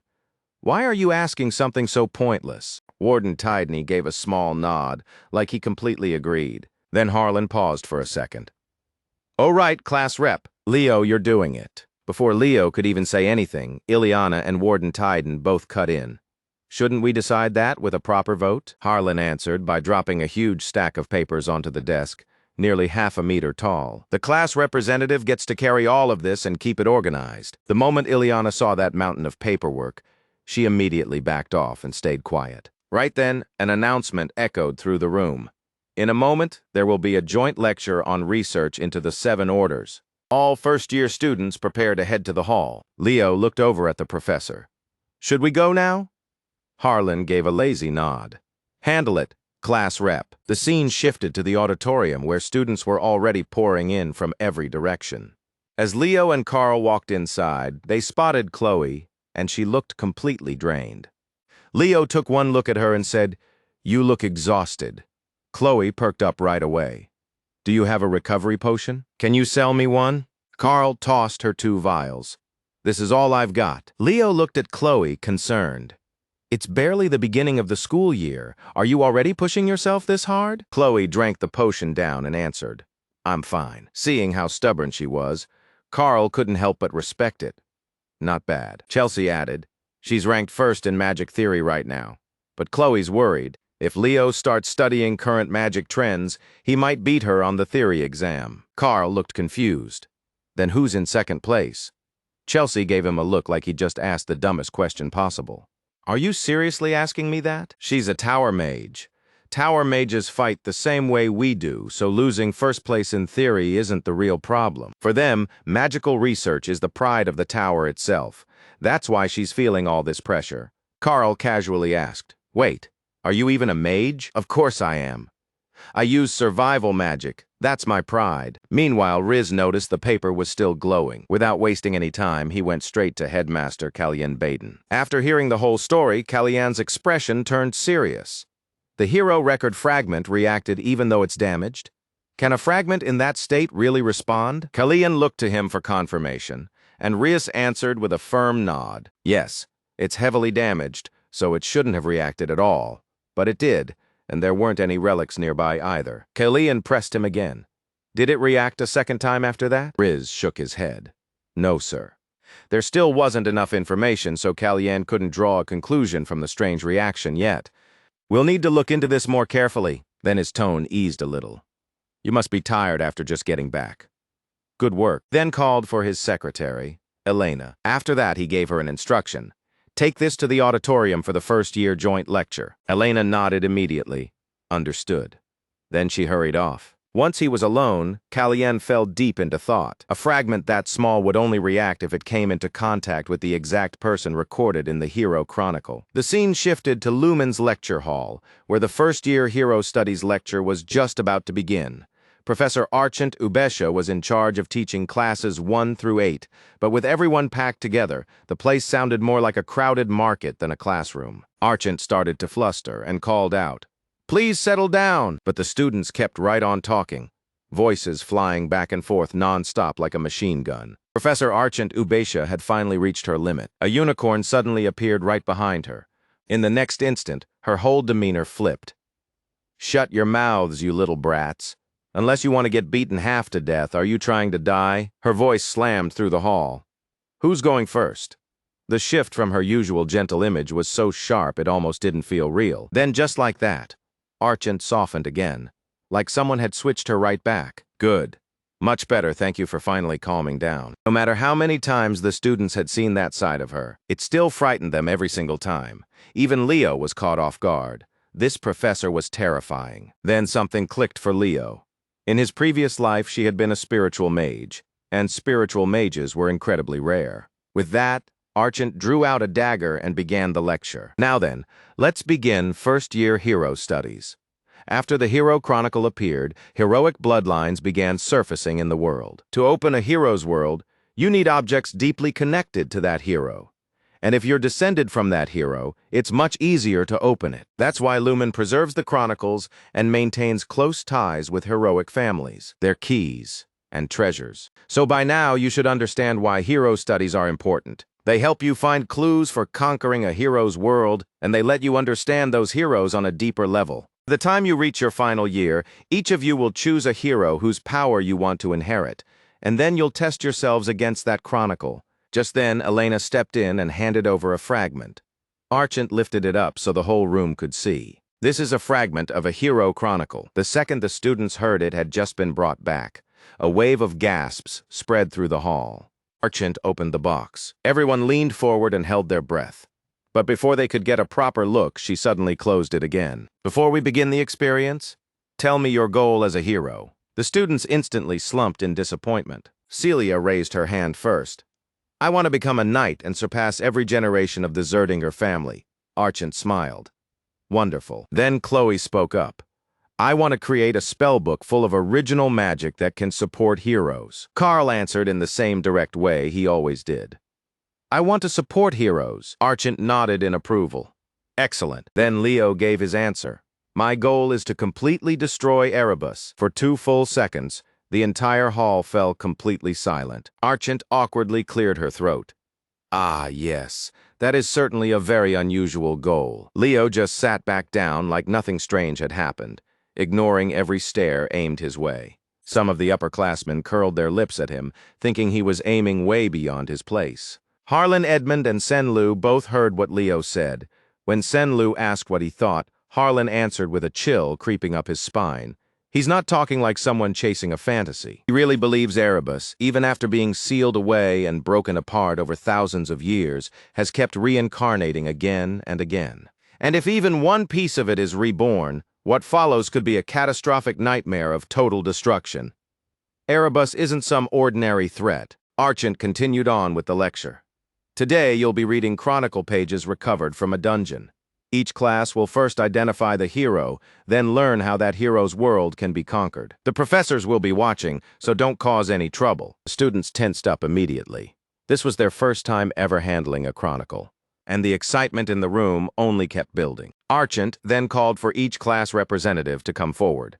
Leo and the other representatives hurried straight to the front. Archant explained that 2 chronicles had been brought back. One would be used for today's lesson, while the other was only a small fragment. As she spoke, she set out 2 boxes for everyone to see. Leo ended up with a small piece of paper in his hand. And then out of nowhere, something went wrong, and an announcement rang out. The Hero Chronicle has opened Kyle's world. A massive magic circle burst across the stage. Senlu immediately lost control. Their bodies disappeared in an instant, and a heartbeat later, they found themselves standing in a world none of them recognized. It was a place none of them had ever seen before. The sky overhead burned red, and the ground was littered with monster corpses of every size and shape. This world was wrong. The moment one of the girls saw the bodies piled across the ground, she screamed. Harlan dropped the sarcasm immediately and tried to steady everyone. Pull yourselves together. This is a hero dungeon. Senlu suddenly spotted something in the distance and pointed. Harlan over there. I can see a fortress wall. Everyone followed his line of sight and saw an ancient citadel ahead, cracked apart and worn down by time. The second Leo saw it, he knew exactly what he was looking at. The age of catastrophe. The final defensive line. The last city. Togmar and Gardaslan. If this is that moment in time, Leo muttered, then a voice suddenly came from behind him. My unfinished wish? It really was foolish, but we're still going to save the world. Leo turned and saw the figure standing behind him. Then, under his breath, he whispered a name. Lysinas. The black-haired girl gave him a faint smile, and then her body broke apart into light. The space around them cracked apart, and in the very next instant, the whole group was back in the lecture hall. It happened so fast, it left everyone reeling. Chenzia looked around in confusion. Professors, what just happened? Harlan gave the order immediately. Class dismissed. Stay calm and evacuate the lecture hall at once. That was enough. The students panicked and rushed straight for the exits. Leo kept staring at the scrap of paper in his hand, and then it hit him. This was Kyle's page, his own hero chronicle. Harlan looked over at Leo, his expression unreadable, like he was quietly working through something in his head. By 5th period, Leo's friends had already gathered around him, asking what exactly he saw inside that hero world. After hearing what happened, they could only stare. You saw the King of Wisdom? That's a major event in Lysinas's chronicle. Chelsea looked genuinely impressed, while Ileana groaned in regret over giving up the class rep spot and missing everything. Carl just scoffed. Seriously? Ileana instantly turned on Carl and started beating on him. For Carl, it was basically a funeral. All he could do was curl up and endure it. Then Harlan appeared in the doorway, cold as ever. I came to whip this class back into shape. So what's it gonna be? Self-study or expulsion? After throwing that out there, he turned around and left just as abruptly. Leo fell into thought. Why is my hero chronicle in such terrible shape? It's so badly damaged, I can't even tell whose world it's supposed to show. Did someone deliberately sabotage the chronicle that was supposed to pass down a hero's power? And if someone really wanted to stop a new hero from being born, then the only one it could be was Erebus. Leo quietly made up his mind. He had to find out why this chronicle had been shattered into fragments. A month later, in Magic Department class, Professor Len Horace stood at the front with a magic sigil glowing behind him. It was the mark of an original spell, something unique, one of a kind, and belonging to a single person alone. Len explained that this would be their practical midterm. An original spell, he said, reveals a mage's true nature better than anything else. These days, formation activation techniques were the trend, so most mages barely put any effort into creating original spells anymore. Even so, an original spell could still become a hidden trump card when it mattered most. He gave them an example. The Elf Star spell is only a miniature copy of an original spell. The real star spell can be used by only one person, its founder, Luna. At that, Chloe Muller glanced toward Leo. She clearly hadn't forgotten their match, the one where Leo used the star spell to trick her. Leo noticed Chloe looking his way. Then his eyes dropped to the magic book at her side, and he felt a dark, unsettling presence leaking from it. The moment Chloe noticed him looking, she hurriedly hid the book away. Leo narrowed his eyes. An accursed grimoire? Len dismissed the class, and the room immediately filled with chatter as everyone headed out, excited to figure out their own unique spells. That's all for today. Still bothered by that book, Leo quickly stopped Chloe. Wait, Chloe? You still haven't had a meal with me, right? And when Chloe tried even harder to hide the book, Leo only grew more suspicious. Chloe refused on the spot. I don't have time. I'll beat you in the practical exam. Carl rushed over like he couldn't wait to stir things up. What's this, Leo? You're really going after the Frost Queen's top spot in magic? Chloe didn't back down. I might lose to Leo in technique, but when it comes to magical theory, I'm not letting anyone pass me. This time, I'm going to win. Leo smiled at that. Chloe gave a faint nod. Leo held his hand out to her. Two of them got everything ready, leaving nothing out. Seeing them clasp hands so naturally, Carl found himself quietly admiring the scene. Later that afternoon, Leo was back at Hero Tower, searching through the records for any clue he could find. Not too far away was the restricted library. As he made his way up the stairs, Leo thought there might be something in there connected to the missing chronicle. A female student noticed him, turned red, and whispered to the others, "He's a first year?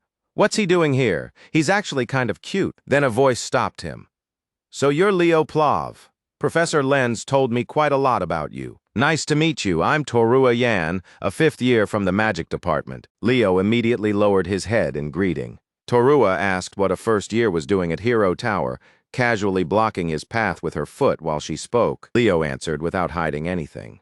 "I came to see the Student Council President, and I joined the Magic Department too." At that, Torua Yan stepped aside and thanked him. Just as Leo was about to head off, Torua Yan reminded him that he had to officially register the Magic Department as his major before the semester ended. "Understood," Leo nodded, then stepped into the elevator. He pressed the button.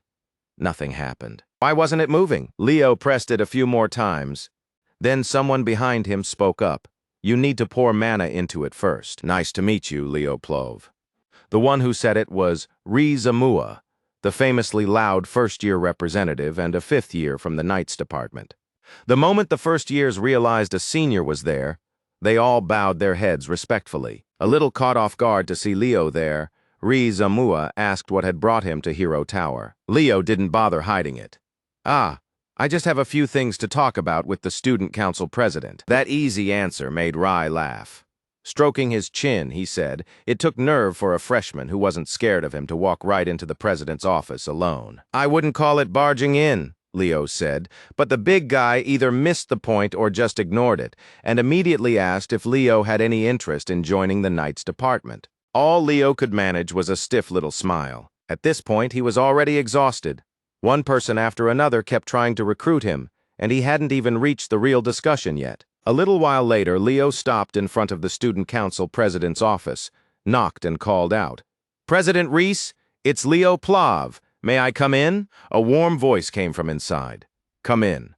The moment he got permission, Leo opened the door and stepped inside. As soon as Reese saw him, the handsome young man got straight to the point. "What is it?" Leo paused for a second, gathered his thoughts, and finally said why he had come. "I want access to the restricted library." The Student Council President's expression changed on the spot. Then, with a serious look, he said, "Leo, I know you're not the kind of person who would joke about something like this, but for a regular student, There are only two ways to enter the restricted library. The first is clearing a hero dungeon.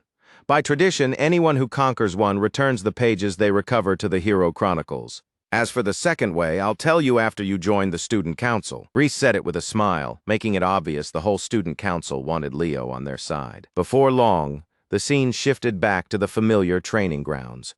Today was the Knights Department practical exam, and even students from other departments had come out to watch. And of course, the one person most excited by all the commotion was the guy who lived for gossip.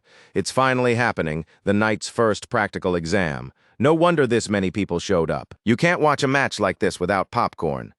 Saying that, he immediately started pushing snacks on the crowd. Watching him in action, Chelsea could only sigh.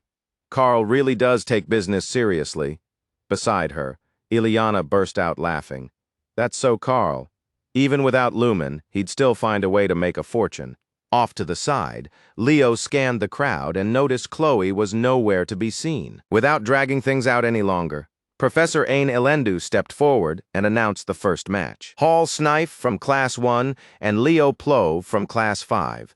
Soon as their names were called, both of them started walking toward the center together. At the same time, Carl spotted a promising customer in the crowd and quickly made his way over to Professor Sen Lu. Want some popcorn and soda? Carl flashed a bright grin as he held the snacks out in front of him, but the professor looked at him like he couldn't believe the audacity. Huh? You seriously think I'd buy that? Sen Lu shot back. Even then, Carl still wasn't ready to back off. Instead, he turned his head toward Celia, standing right beside him. Celia caught on instantly, like they'd pulled this move plenty of times before. She put on a sweet, pleading look and gazed up at the professor. Professor, could you buy us some popcorn? It looks really good. And it wasn't just her. Right away, Carl started shouting, Sen Liu! That got everyone else going, too. And before long, the students were all yelling along at the top of their lungs. Now that the entire crowd had joined in, his pride was on the line. So, like it or not, Sen Liu had no room left to refuse. Fine, give them one each, he said flatly. Meanwhile, Carl was all smiles. He just made another sale. Back in the arena, Leo fixed his eyes on the opponent standing across from him. Then he smiled and said, Congratulations, good luck. But the face staring back at him was far less friendly. This was Hall Snafe of the Knights Department, the heir to the Snafe hero lineage, licking his lips. He said, You really don't care about me at all, do you? You're going to regret that? According to Carl, the Knights' midterm practical exam was passed by winning 5 duels. Up in the stands, a lot of students had their eyes on Leo, curious to see what he was really capable of. I wonder what a first year studying 3 different fields can actually do, one student said. The person next to her, who had heard the rumors, replied that splitting his focus across 3 specialties probably meant he'd fall behind students who devoted themselves to just one. And on top of that, Hall's ranked 3rd in Class 1, right behind Celia and Duran. Hall already had it out for Leo. In his eyes, Leo was just some arrogant guy always hanging around Celia, completely unaware of what either of them was thinking. Professor Ain Elendu began laying out the rules. The winner is the one who incapacitates the other.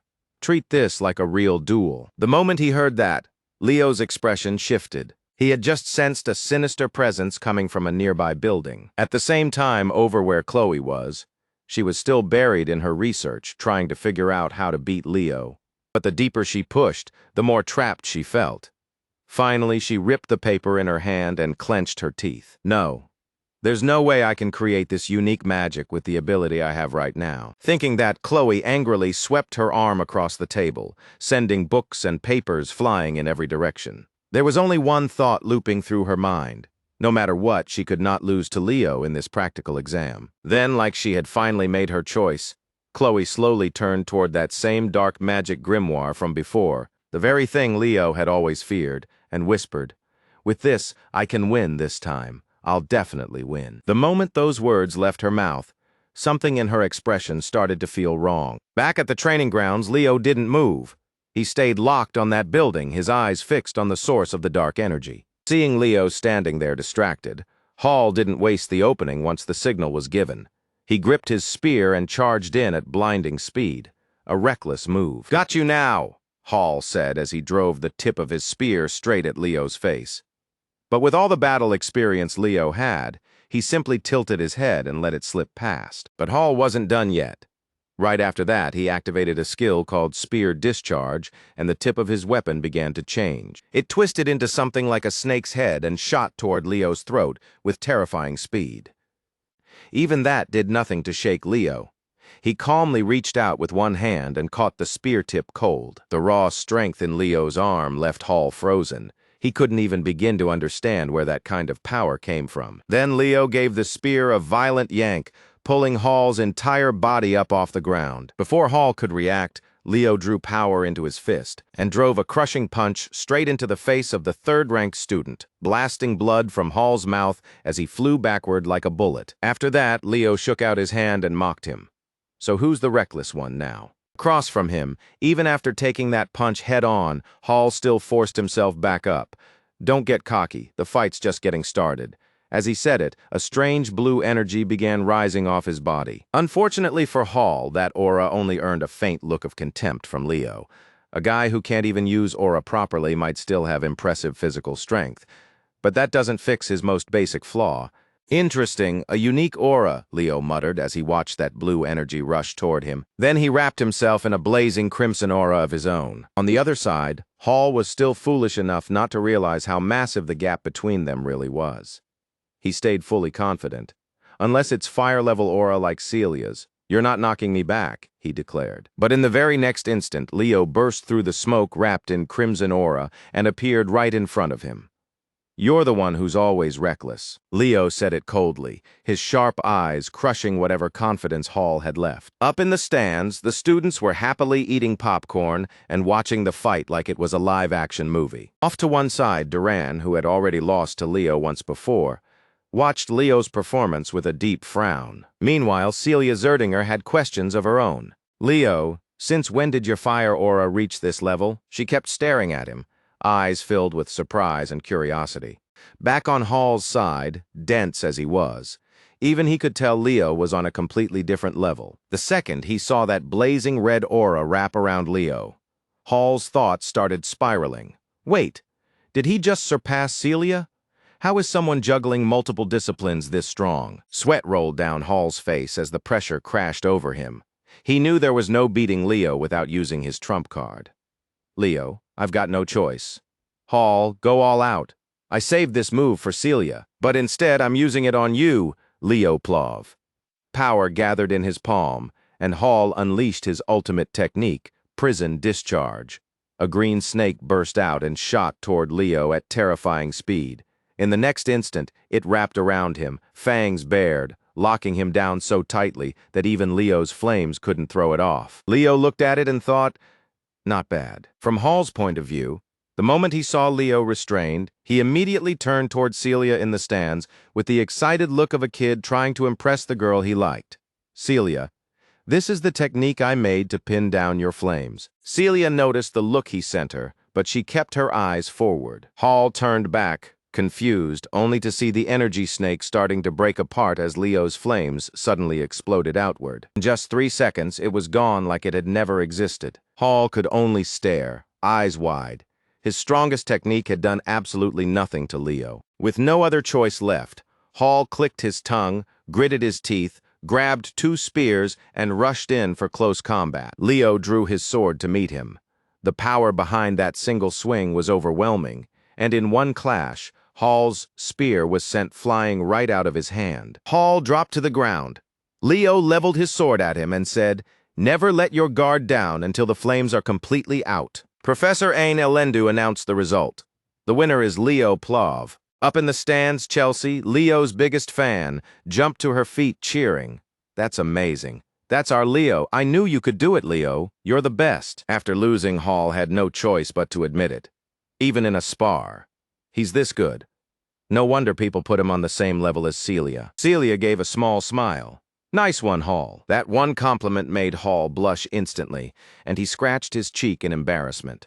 Really? You thought I looked cool? Then Professor Ain Elendu called the next match.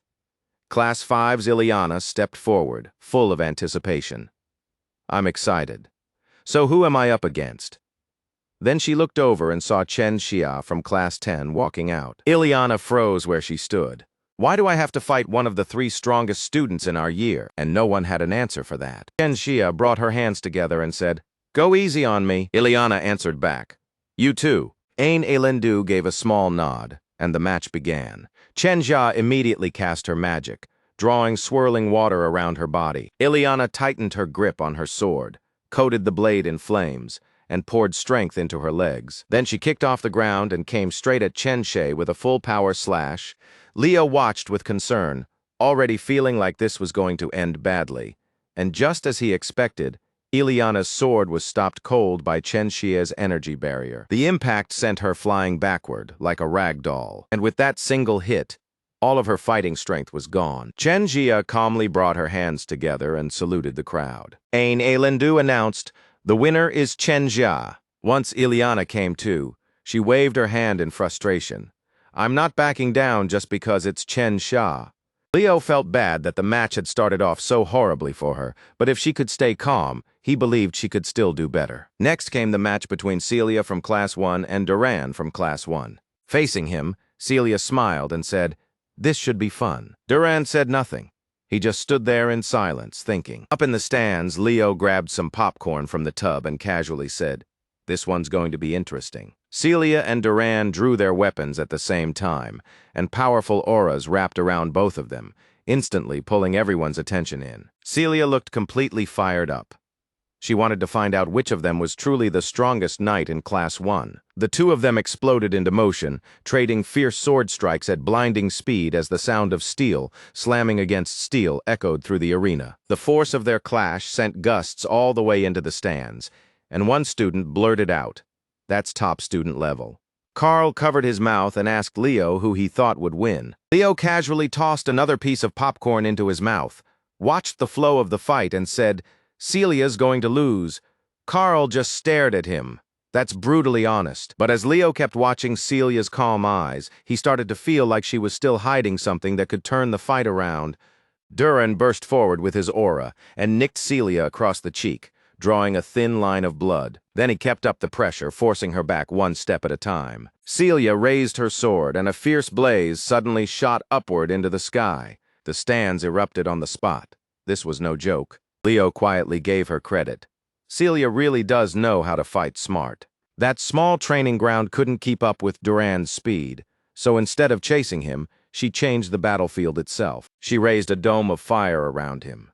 The heat distorted his vision, cut down his mobility, and tipped the fight in her favor. Inside that blazing space, even Duran's sight was thrown off, and for once he hesitated to charge in. Then, in the very next instant, Celia slipped behind him and went for a surprise strike. But Duran's instincts kicked in just in time, and he ducked under it. His sword snapped upward in response, crackling with lightning as it drove up at her. Celia caught the blade with her hand and held it there, smiling the whole time. "Got you."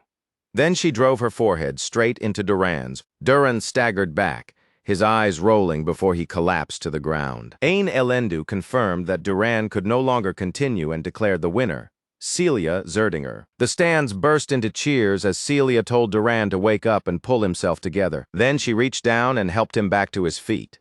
Duran took Celia's hand and stood. That little moment of sportsmanship hit some of the students right in the heart.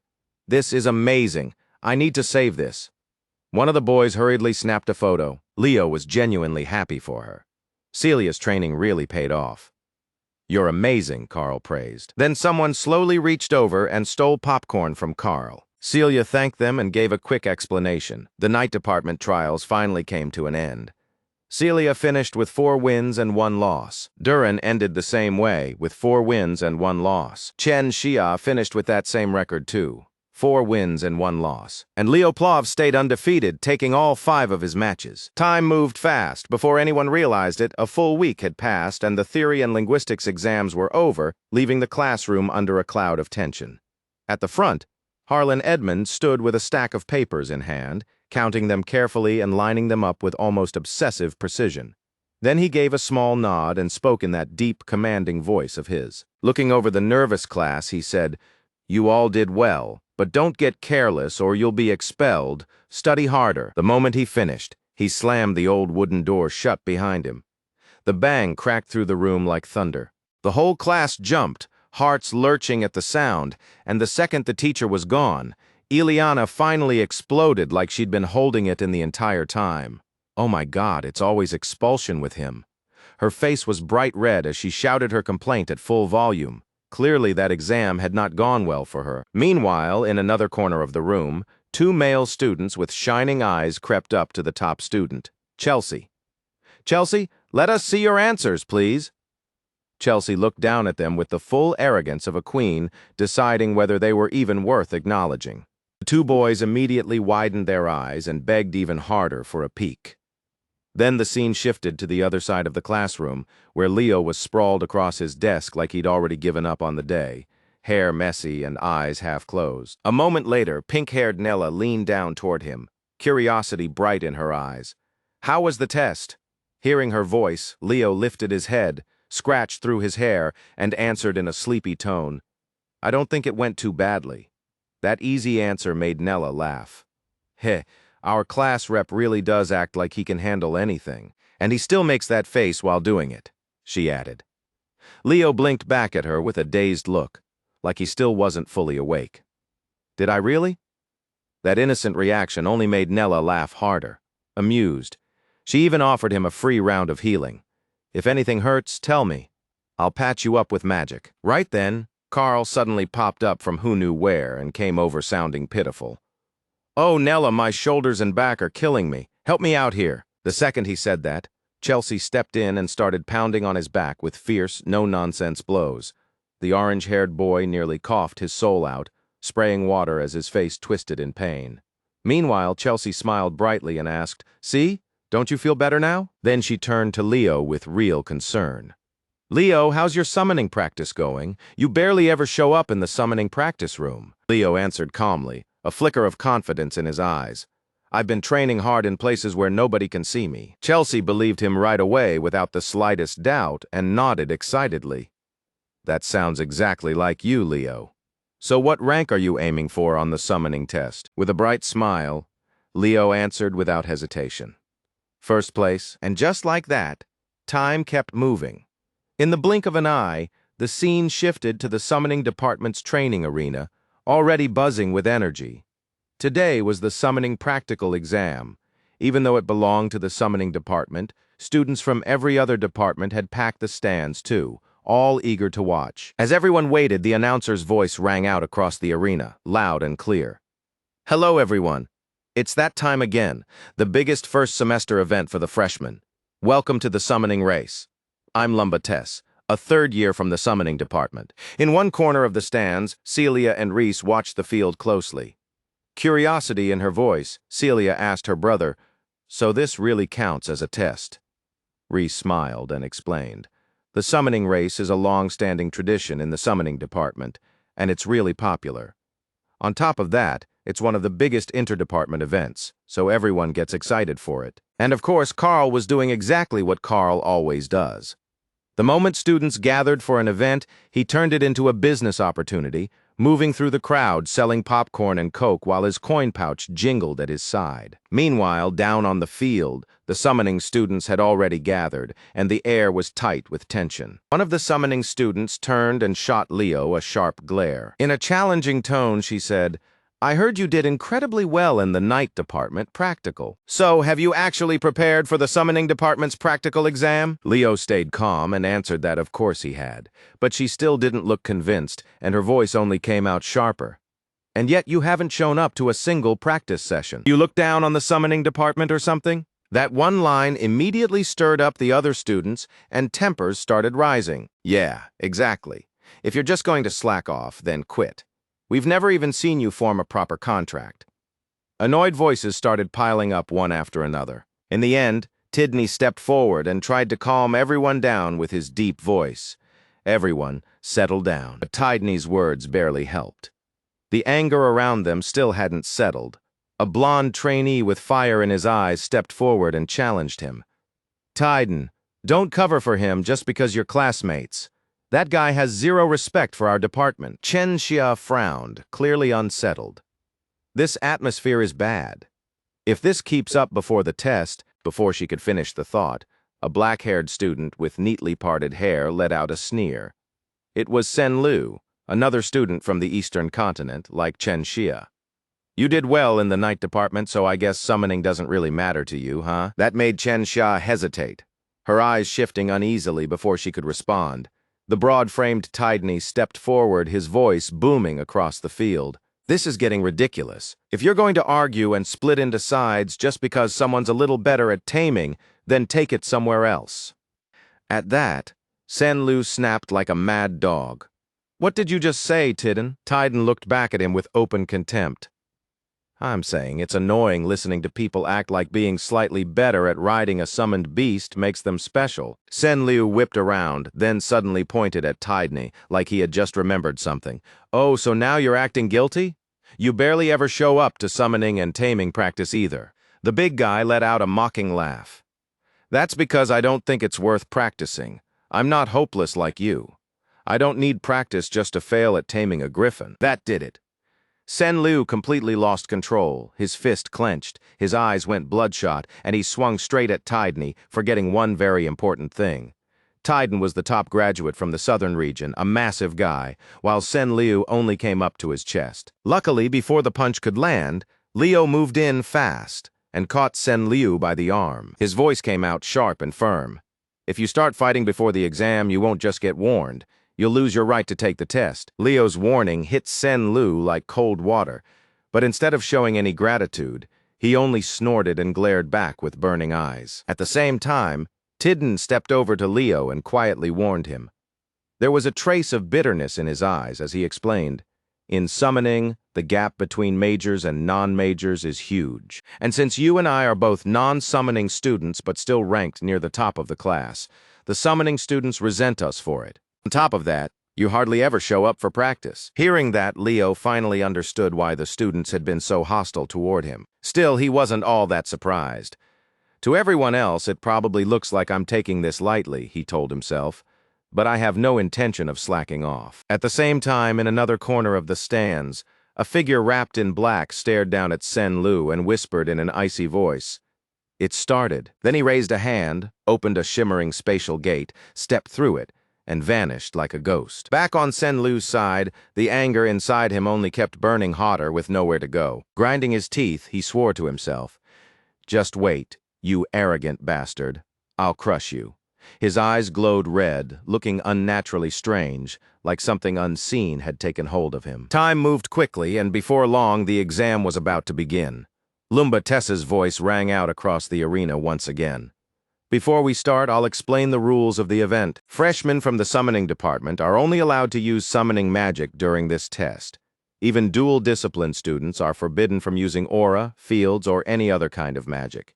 Once the event begins, tame the griffin right in front of you. Cross Summoning Island, circle Silent Lake, and come back. So who's going to become the star of the summoning department's midterm practical exam? We're about to find out. At that announcement, all the freshmen summoning students lined up at the starting line, stiff with tension, eyes fixed forward like they were about to march into a real battle. Trying not to make them any more nervous, Yura Marnin shouted out in a voice that shook the field. Rookies, don't tense up. Just do it the way you practiced. And if you can't handle pressure, stay behind after class. Unfortunately, that only made them more nervous. Their hearts started pounding even harder. They kept telling themselves to calm down, but their hands were already shaking, and sweat was forming on their foreheads. Ignoring all of that, Yura declared it cleanly. The contest begins. Right away, some of the students who clearly seemed to have planned something in advance turned toward each other, exchanged looks, and nodded. Then, while a few others rushed toward the griffins, Sen Liu's group cast magic with sly expressions, aiming it straight at Leo and Tidney. That made Lumba Tess cry out in surprise. Oh, what's this? Looks like they planned it out ahead of time. They're all targeting class rep Leo Plov and the southern top student, Tidden. Elsewhere, Tidden had already mounted his griffin. The moment he saw Leo being targeted, worry flashed across his face, and he prepared to turn back and help, but Leo stopped him with one cold look. Don't worry about me. Keep going. This is still an exam. Hearing that, Tidden could only apologize through clenched nerves before steering his griffin away, its massive wings beating hard against the air. Up in the stands, the crowd exploded. The second they saw Sen Liu's group openly cheating, angry voices started raining down from every side. That's dirty. Those summoning students are shameless. Fight fair. If anyone has rotten eggs, throw them down there. As for Leo, being sabotaged like this left him deeply uncomfortable. He knew they disliked him, but even he hadn't expected them to openly team up just to block him. Meanwhile, since Lumba Tess was a summoning student himself, he awkwardly tried to defend the younger students. Ha! Well, even if the boos from the upperclassmen are loud, this is still part of their strategy. Right then, Tidden instantly shattered the attack magic aimed at him. Then, while steadying the griffin beneath him, Tidden shot Leo a sharp look and asked, "You okay? Need help?" Leo waved him off, his voice steady and firm. "No, I can handle it." Seeing that, Tidney didn't waste another second. His griffin shot into the sky like an arrow, leaving a violent swirl of wind behind it. Meanwhile, Leo was still trapped in that chaotic storm of magic, his eyes cold and steady. Up in the stands, Chelsea couldn't stop worrying. She bit her lip, her heart pounding in her chest. In another part of the arena, Yura Marnin watched the whole thing with sharp, hawk-like eyes, but she couldn't hide the concern underneath. The first years were more united than she expected. Were they really working together this openly just to bring Leo down? The thought only made her worry sink deeper. Leo's main specialty was summoning, not spirit studies, and for him this exam was going to be a real test. That was the uneasy conclusion Yura Marnin came to. But a second later, every thought in her head was blown away by what happened right in front of her. There, in the middle of all the uproar, stood Leo Plov. Even with the crowd mocking him from every side, he didn't waver at all. He stayed calm, steady, and completely unfazed. In his eyes was a quiet kind of certainty. Then, in a low, even voice, he started to chant, "O spirits, release these shackles and open the road before me. Grant me nature's great mercy." The instant the words left his lips, the space before Leo began to shine. Two brilliant flashes burst into view at the same time. From that light, two tiny spirits emerged. One burned red like living flame, while the other glowed green like a breeze slipping through the woods.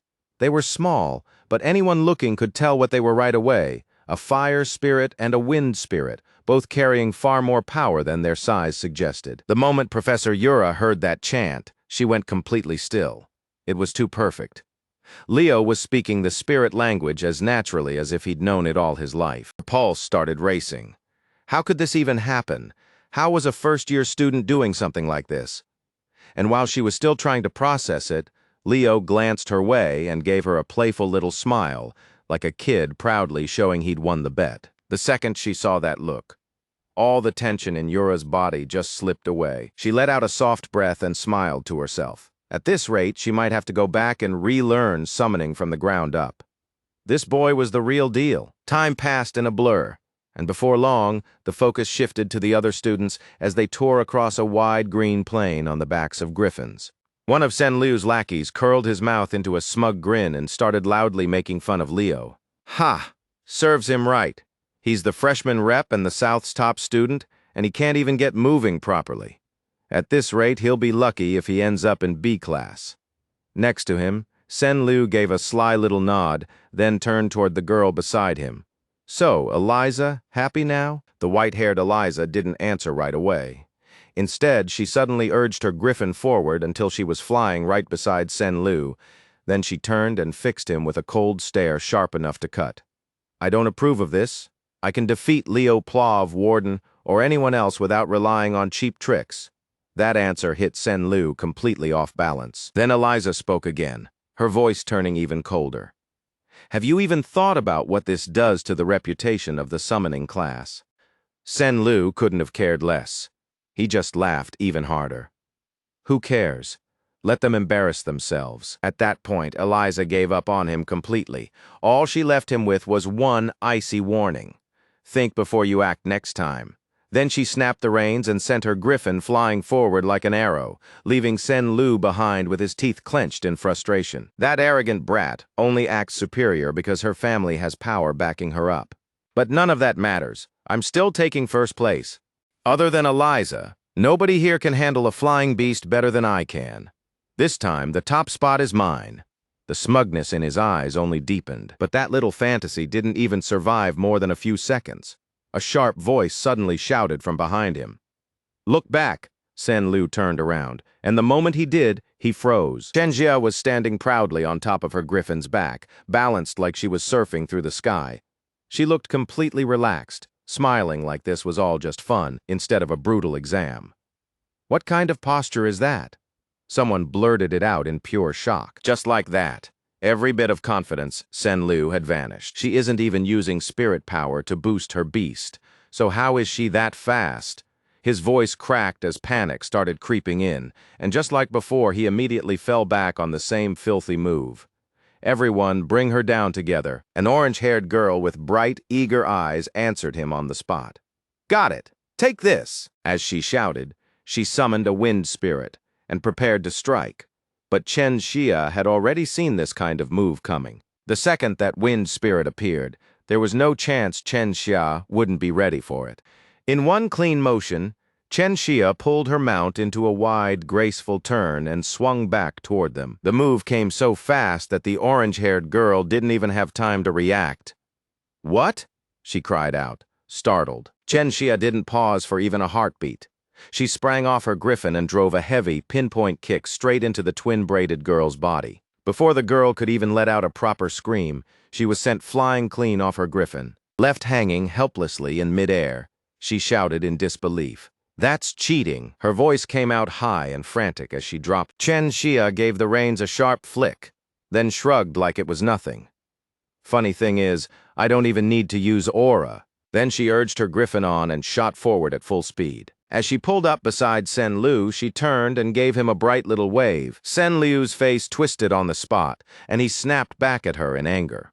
You made a huge mistake making enemies out of us. Chen Jia gave a small nod like she'd accept that part, then answered in a sharp voice.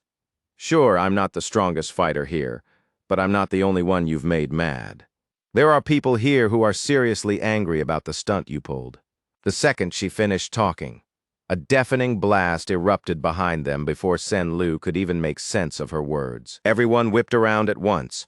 More explosions went off beside the mounts, throwing everything into chaos as students cried out and their beasts panicked. But Chen Xia didn't look surprised in the slightest. She only smiled. Yeah, that definitely sounded like something Warden would do when he wanted payback. She looked over and saw the burly young man charging ahead at full speed. Warden had already caught up to the front group, and the moment he spotted Sen Lu in front of him, his face flared with rage. You piece of trash. This is what you get. He roared like thunder and hurled a barrage of blazing fireballs straight ahead. The explosions came so hard and fast that Sen Liu's group could barely keep control of their mounts. Sweat was already running down their faces. Back in the arena, Leo had already broken through the magic used to hold him back. Then Loon Betis's excited voice rang out. Freshman Representative Leo, the student all across Lumen, known for aiming straight at the Academy's top class. And today it looks like he plans to take the spotlight for himself. So is summoning really Leo's fatal weakness? At those words, the crowd's attention swung right back to him. Everyone wanted to see what he'd do next. After all, he was starting from way behind the others. Then Leo turned his eyes back to the griffin. It didn't take him long to spot the problem. A thorn had been driven deep into the griffin's wing, and dark blood was slowly seeping out. So it wasn't just the blocked path. That realization made Leo's anger rise. For someone who claimed they wanted to become a hero, using tricks like this was just shameless. He reached out and grabbed the reins near the griffin's neck. The griffin reacted instantly, shrieking and thrashing around like a terrified animal trapped in flames. Leo is trying to tame the griffin, Lumbatus said with excitement. But honestly, I wouldn't recommend getting on a griffin when it's this worked up. At the same time, up in the stands, Celia spoke under her breath, worry plain in her eyes. Oh no, why is Leo pushing himself this much? Beside her, her brother Riz answered in a lower, calmer voice. He must have a reason. Let's see what he does. Back with Leo, the griffin kept resisting and made everything harder. But he never loosened his grip. Instead, he put even more strength into his arms. The muscles all through his body tightened as he yanked the reins with terrifying force. Leo shouted, and his eyes turned cold, sharp like drawn steel. The griffin felt that crushing force and started trembling, like it knew things would go badly if it kept fighting him. A second later, it fully calmed down and lowered its head in submission. The moment the beast settled, Leo sprang onto its back in one smooth motion, light and fast like a wildcat, and finally took to the sky. Loon Betis shouted in excitement. Leo's griffin is finally in the race. After the worst start out of everyone here, he's officially moving. With that much of a delay, it looked like last place was practically guaranteed. Leo paid none of that commentary any mind. He checked the wound in the griffin's wing, then spoke to it gently, trying to calm it. This must hurt a lot, but you've endured it well. You're brave. Then he drew in a deep breath, and when he spoke again, his voice dropped low and commanding. In the name of the one who forged the covenant, I command you. Appear before me. The moment those words fell, a burst of blazing light flared up beside Leo, bright enough to rival the sun itself, and from that light emerged the tiny phoenix, Fiora, her wings rippling with fire. In an instant, radiant phoenix flames wrapped themselves around the griffin. The beast threw back its head and let out a roar like a fresh wave of power had just surged through its entire body. Watching from elsewhere, Celia stared blankly for a moment and whispered, "What is that fire?" Riz didn't answer right away. He kept his eyes fixed ahead, trying to understand what he was looking at. Is that Zerdinger fire? No. That's not aura fire. Then what is it? Back with Sen Liu's group, one of the girls spoke up nervously. Their injuries are getting bad at this rate. We won't be able to reach full speed. Another voice answered calmly, "At least we won't come in last." Relax, but the instant those words were spoken, something blurred past them. It was Leo. Fast as a storm wind, he shot by them in a flash. With the phoenix flames boosting him, his griffin was flying like a rocket. As the wind ripped around him, Leo narrowed his eyes. All right, let's make this even faster. The moment he spotted the group ahead, a smile touched his face. But right then, a roar exploded from farther ahead and rolled across the entire field. The sound shook the sky itself. Then a massive dragon appeared, so huge its wings seemed to swallow the light. The second Leo saw that overwhelming figure, he recognized it immediately. It was Fafnir. To understand why Fafnir appeared here, we need to go back a few minutes, to when the arena was already thick with tension. After watching the burly warden charge forward like a storm, Eliza's eyes sharpened. She immediately steered her mount straight toward him and declared with complete confidence, "This is where you stop, Warden. I'm not giving up first place." Warden didn't respond. He simply raised one hand and snapped his fingers, a tiny motion that carried something dangerous behind it. A small spark flickered into existence, right beside Eliza. Then it blew up without warning. The blast came so suddenly it felt like being struck out of nowhere. Luckily, Eliza's control over her mount was flawless. She steadied the griffin and slipped past the explosion with precise, expert handling. Even so, that sudden attack put her on guard instantly, her eyes narrowed. This wasn't simple spirit control. The way he mixed fire and wind made the attack brutal and exact, and more than anything, one thought bothered her. She had never heard that Warden could use magic. Still, no matter how strong an attack was, it meant nothing if it couldn't hit her. With that in mind, Eliza guided her mount into a jagged, unpredictable path, weaving through the air like a bolt of lightning and slipping past every explosion. Warden sent thundering after her. Warden's expression cooled at once. The moment he realized those blasts weren't enough, the corner of his mouth lifted, and something dangerous flashed in his eyes. "Let's see you dodge this," with a sweep of his hand. Ice magic burst out and formed countless sharp shards in the air. The shards gleamed like silver blades. Then Warden layered wind magic on top of them and sent them rushing at Eliza like a deadly storm. They came fast, wide, and overwhelming, like a blizzard crashing out of the sky. Even someone as skilled as Eliza couldn't dodge all of that in time. But she didn't panic. Instead, she formed a strange hand sign and gave a command. At once, her griffin opened its mouth and unleashed a blazing stream of fire, bright and molten like lava, straight into the incoming ice. The ice shards melted and burst apart in midair, dissolving into a cloud of steam. The clash was so intense that even the host, Loon Betis, couldn't hide his excitement. What a fight! Warden just used 3 spirits in that attack, and Eliza answered by strengthening her summoned mount. And in that exact opening, Chen Shaya made her move and shot ahead. Thanks, Chenshaya. The black-haired girl called out brightly, her voice ringing through the air. But Eliza had no intention of letting her get away that easily. Her eyes flashed with determination. "I won't let that happen, Chenxia!" As she shouted, she snapped out 2 strands of shining energy like whips. They coiled around Chenxia's neck and jerked her backward hard. At that same moment, a tiny spark flashed in front of Chenxia, warning her of what was about to happen. Her instincts fired at once. She understood immediately and jumped off her mount. She moved like a gust of wind, and just as expected, a violent explosion erupted where that spark had appeared, shaking the air around it. Chenxia didn't lose her cool for even a second. She grabbed the energy whip with both hands and ripped it apart in one clean pull. Then she landed lightly back on top of the griffin. Confidence shone in her eyes as she quietly admitted to herself that Warden and Eliza were no ordinary opponents.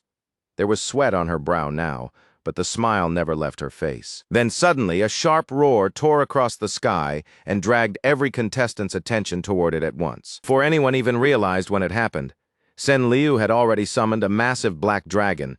His face was twisted with madness. Its huge wings blocked out the light, and the breath pouring from its mouth carried a destructive aura. He glared at the others with bloodshot eyes and screamed, "I'll kill all of you, you bastards!" Chen Xia rushed forward and shouted at him. "Sen Liu, riding anything other than a griffin is against the rules." But the warning meant nothing. Sen Liu had already completely lost his mind. "I don't care," he spat back. "I'll kill every last one of you talent-born freaks." That massive body slammed down in front of them like a mountain, sealing off the path ahead in an instant. Warden frowned and looked up at it. Did he really make a covenant with a black dragon? Eliza studied the creature for a moment, then gave a cold shake of her head. "No, that's not a black dragon. It looks more like some kind of mutation." At that same moment, Leo's griffin came tearing in behind them, flying like a rocket. The sight made Sen Liu's face stiffen in shock. "Leo? How did you catch up to me all the way out here?" Leo didn't even give him time to finish. He fixed Sen Liu with a stare so cold it felt like a blade pressing in. "Hey, where did you get that cursed lizard?" Sen Liu didn't catch the weight in Leo's voice at all. If anything, he only puffed himself up more. "What? Jealous? This is my power. I registered the covenant through summoning magic. You're staring because you're jealous of my summoned beast, aren't you?" The second Leo heard that, he knew this idiot was beyond saving. He let out a mocking laugh. "You really think that's a summoned beast? Don't be absurd. That's a mutated monster, one of the monsters from the Tartarus army, the same kind we brought down during the era of the Great Catastrophe. Where the hell did he even get something like that?" The thought flashed through Leo's mind, and his eyes turned even sharper. Before he could think any further, Sen Liu suddenly screamed like he'd lost his mind. "Attack! Attack!" At that command, the black dragon threw open its jaws and fired a blinding beam of destructive light straight at the group. Leo and the others instantly yanked their mounts to the side, barely slipping clear in time. But Chen Xia, flying at the rear, couldn't react fast enough. Realizing there was no way to dodge, she threw up a glowing energy shield. But against the black dragon's power, that defense wasn't nearly enough. The shield split apart almost at once, and Chen Xia, along with her griffin, was blasted down to the ground in a cloud of dust. Luckily, Leo moved first. He shot forward and caught Chen Xia before she could hit the ground. After giving her a quick check, he frowned. "She's out cold from the impact. First, we secure Chen Xia." With that, Leo called out to Warden and Eliza. "Everyone, land now." The two of them nodded right away, their faces hardening at once. The group immediately started searching for somewhere to land. Meanwhile, Sen Liu still had no idea how bad things had gotten. He just stood there on the dragon's back, grinning to himself. So this is what it feels like to stand above everyone else. Not bad at all. Then he started guiding the black dragon downward, clearly planning to chase after Leo's group. Back in the arena, the whole thing was being shown on screen, sending the crowd into an uproar. Loon Betas cried out excitedly, "Oh, the contestants have gone off course and out of the broadcast zone. So much is happening at once." Sen Liu summoned a black dragon and attacked the lead students. But before Loon Betas could keep going, Professor Yura rushed in and planted a heavy kick on him. "Hey, idiot, how are you still doing commentary right now?" She snatched away the microphone and spoke in a stern, cutting voice.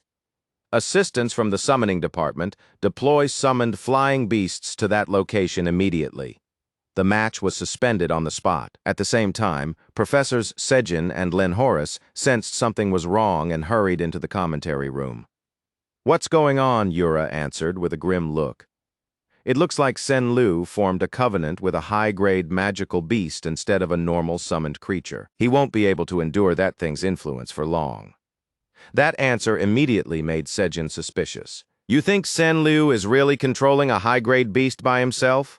Just then, the usually lazy Harlan Edmund appeared at the door and spoke in a low voice. "Or is someone else controlling it?" Yura gave a slow nod. "I'm not sure, but that's definitely possible." As head professor, Harlan Edmund gave the order right away. "All right, Yura, take the summoning department assistants and stop Sen Lu. If necessary, subdue him and destroy the beast. The rest of you spread out and protect the students. Sejin, you're with me." Sejin gave a quiet nod, his gaze turning cold, like he already understood where this was going. Back where Leo and the others were, the group had just managed to land safely, but Sen Lu was already coming down right behind them. Warden tensed and gave a short warning. "It's coming." A second later, the black dragon's huge shadow crashed down in front of them like a living mountain, its breath thick with pure killing intent. From its back, Sen Lu looked down at them and spoke in a cold voice. "If you were going to run, you should have hidden better. Instead, all of you gathered out here in the open." Leo only gave a small shake of his head, his voice calm but sharp. "I'm not running. And besides, the thing you're riding isn't a summoned beast, and it isn't a black dragon either." Sen Lu burst into a loud, arrogant laugh. "Ha! I'm from the summoning department. If I say it's a black dragon, then it's a black dragon. Why are you acting like you know more than I do?" But before he could finish showing off, Leo said something that stunned everyone there. In a voice deep and heavy like thunder, he said, "That's a demonic beast, and I'm here to destroy that filthy demonic beast." As he said it, Leo slowly stepped forward. There was something in his eyes that didn't waver. For just a moment, Leo looked like a man pulled straight out of an ancient battlefield, from a time when the sky itself burned red with blood and fire. As for Sen Liu, whether fear was finally getting to him or he was losing control completely, the second he heard Leo call his mount a demonic beast, he broke into a shrill, twisted laugh like a madman. Even Eliza, standing behind Leo, could only stare and shake her head in disbelief. Just like Eliza said, red veins spread through Sen Lu's eyes like burning cracks, and the madness on his face made it obvious his mind was already being swallowed up. He let out a rough, ragged roar. "What did you just say? You think I take orders from you? Die." At that command, the black dragon's blazing eyes flared wide, and a pillar of crimson fire erupted from its mouth. It came rushing forward like molten lava, ripping through the air at terrifying speed. But Warden reacted immediately. The big guy slammed both hands into the ground. Magic burst loose, and a giant stone golem rose up like a mountain to take the flames head on. "He's completely lost it," Warden roared.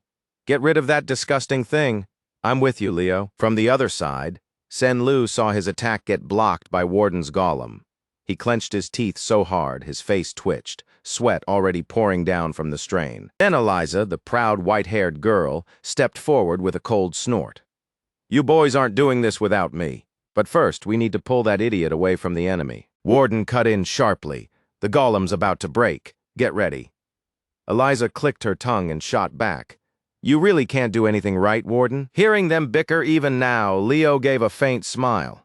For a moment, it reminded him of the old days when his teammates used to argue like this all the time. And just like Warden said, the situation shifted fast. Cracks started crawling across the golem's huge stone arms as the dragon's fire kept hammering into it. The moment Sen Lu saw that, his confidence came flooding back. He threw his head back and laughed. "Ha! Just like I thought. My summoned beast is unbeatable. Where'd all you little rats run off to now?" The second he said it, the golem finally exploded into a storm of shattered stone and dust. Sen Lu's eyes turned sly as he searched for his next target. But Eliza moved before he had the chance. She struck first, snapping her shining energy whip straight toward Sen Lu. The whip tore through the air with a shriek, sharp enough to sound like it was slicing the wind itself. Sen Lu barely twisted away in time, but that one attack instantly set him off. "You dare attack me, bastard!" Right away, he ordered the black dragon to gather more firepower and prepare another blast. But Warden was quicker. With a snap of his fingers, he summoned a burst of flame right above the dragon's head, and it exploded on the spot, making the whole sky shudder. Now Warden muttered, signaling Leo to move while the opening was there. Leo drove power into his legs, launched himself like an arrow, and charged straight at Sen Lu. The timing between the three of them was so tight that Sen Lu couldn't react in time. In the blink of an eye, Leo was right in front of him. His eyes were cold and merciless as he drove a brutal kick straight into Sen Lu's face. But right after that, Sen Lu's body started shaking violently, twisting in a way that looked completely wrong. He slowly lifted his head and looked at Leo with crazed eyes, and when he spoke, the voice that came out didn't even sound like his anymore. "Nice try dragging this kid away from the enemy. But this is where it ends, you brats." At that point, it was obvious Sen Lu was being controlled by something else. Down on the ground, Eliza watched as the black dragon carried Leo and Sen Lu high into the sky. Her face stiffened and she shouted in alarm, "Wait, why is Leo going up there alone?" Back on the dragon's back, Sen Lu, or whatever was controlling him now, curled his lip and sneered. "Scared, little hero?" But Leo didn't flinch. His eyes stayed sharp as blades as he used the moment to test him. "You're a Tartarus beast mage. Where's your real body? It can't be far from here." That line made surprise flicker across Sen Lu's face, though he covered it almost right away. "So you saw through me? Interesting. Very interesting. Staying this calm in a situation like this. You really do have the makings of a perfect hero." Then his voice turned cold. "Which means you need to die here." As he spoke, he swept out a hand and formed a massive strip of energy, then lashed it straight at Leo. The attack came too fast. Leo had no time to defend himself, and the blow sent him flying right off the dragon's back. He started falling from hundreds of meters up. For an ordinary person, a drop like that would have meant certain death. But Leo was the kind of man who always found a way through.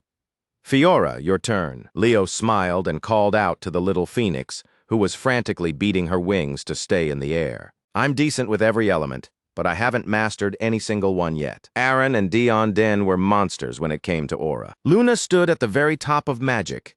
Lycina's reigned over summoning. The path I chose is the fusion of aura and magic. Countless streaks of blazing golden energy burst from Leo's palms and poured into Fiora, amplifying her power. Wrapped in roaring flames, Fiora's body began to grow. In moments, she transformed into a massive phoenix, her wings shining like the sun. She caught Leo in talons steady as stone. "Now that's more like a real phoenix." Leo smiled, his eyes gleaming. Not far away, the black dragon felt the phoenix's presence and let out an angry roar, reacting violently to that opposing aura. The Tartarus mage riding the dragon immediately grew cautious and demanded, "Phoenix contractor, who are you really?" Leo answered calmly. "Tell me where you captured Fiora, and I'll give you an answer." That only made the mage's killing intent deepen. "You even know about the beasts from the catastrophe era.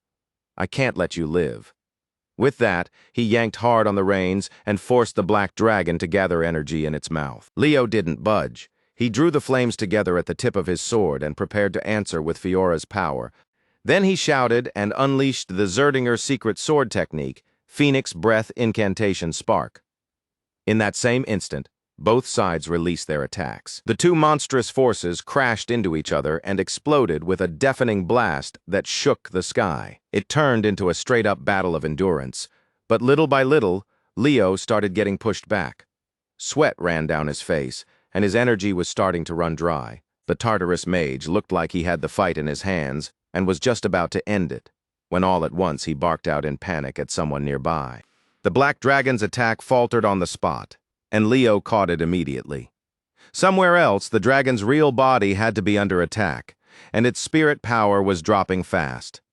This was his opening. Leo roared and poured everything he had left into one last strike, creating a massive pillar of flame that drove straight into the black dragon's body. Golden light burst out in every direction, and then the whole thing blew apart like a bomb exploding in the sky. The flash lit up the heavens, and as for Sen Lu, who had been riding on its back, no one could tell whether he survived or not. "Nice work, Fiora.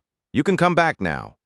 Leo let out a relieved smile as he said it, but the next moment did not go the way he expected. In an instant, Fiora suddenly shrank back down into her tiny newborn form, leaving Leo stunned as both of them started dropping straight out of the sky. The wind screamed past their ears as they fell. Elsewhere, the Tartarus mage was still focused on controlling Sen Lu from a distance. Then, without warning, a pillar of light came crashing down from the sky and slammed into him, the pressure so overwhelming it forced a groan out of him. "Who are you?" The one who struck him was Professor Sajin. Right then, Harlan Edmund arrived too, and in his usual low voice he said, "This one's yours, Sajin." Mage recognized them and let out a mocking laugh. "Ha, so it's the two pillars of Lumen." But before he could finish, Harlan Edmund clenched his fist, driving the pillar of light down even harder until the mage's bones groaned under the pressure. Then, all of a sudden, a dark spatial gate opened on the ground. From behind the mage, smoke began to rise, thick smoke packed with glowing red eyes and snapping fanged mouths. "What a shame! Looks like we'll have to meet again another time." The fanged creature crushed the mage's body, then slipped into the spatial gate and vanished. Sajin let his magic fade and shook his head, clear frustration on his face. "He's gone. Looks like they're starting to move again." Harlan Edmund gave a slow nod. Yeah, Lumen isn't safe anymore. Back with Leo, he was still plummeting through the air at a terrifying speed. From that height, even Leo couldn't be sure he'd make it out alive. Still, he gently urged Fiora to return to the summoned beast realm. But with her tiny wings, Fiora kept struggling to hold on to him, her eyes full of reluctance. Before that feeling could fully sink in, Leo's fall suddenly stopped. Something huge had caught his cloak in its jaws. Then Professor Ura's voice rang out. "Are you all right, Leo? Good thing we made it in time." Sometime later, the scene shifted to a nameless cavern, dark and heavy like a place buried beneath the underworld itself. There, the Tartarus mage sat with his face swallowed by shadow, absorbing streams of crimson energy flowing out from the wounds of the snarling monsters in front of him. His breath turned cold and a cruel light flickered in his eyes. Then a mysterious figure in a black cloak let out a mocking sneer. "This won't be easy. Who would have thought a mere hero candidate would get in the way?" That remark made the Tartarus mage frown. In a rough voice, he answered right away. "He's no ordinary hero candidate. He's contracted with a phoenix, and he even saw through Fafnir's true nature." Under the hood, the cloaked figure's eyes widened slightly in surprise. Then he licked his lips and spoke with clear interest. "Oh? That makes this a lot more interesting than I expected." Time passed, and back at the academy, Leo was walking slowly through a quiet corridor, dim torchlight brushing over his thoughtful face. As he walked, he kept replaying the recent events in his mind. The summoning department's midterm practical had been canceled, and Sen Lu was dead. That entire incident left the freshmen far more aware of how dangerous the dungeons really were. Leo let out a quiet sigh, and a trace of sadness passed through his eyes. Everyone had been wondering what Fafnir really was. As for the thing Sen Lu made a contract with, the four of us figured out under Professor Ura's direction that it was a subspecies related to the Black Dragon.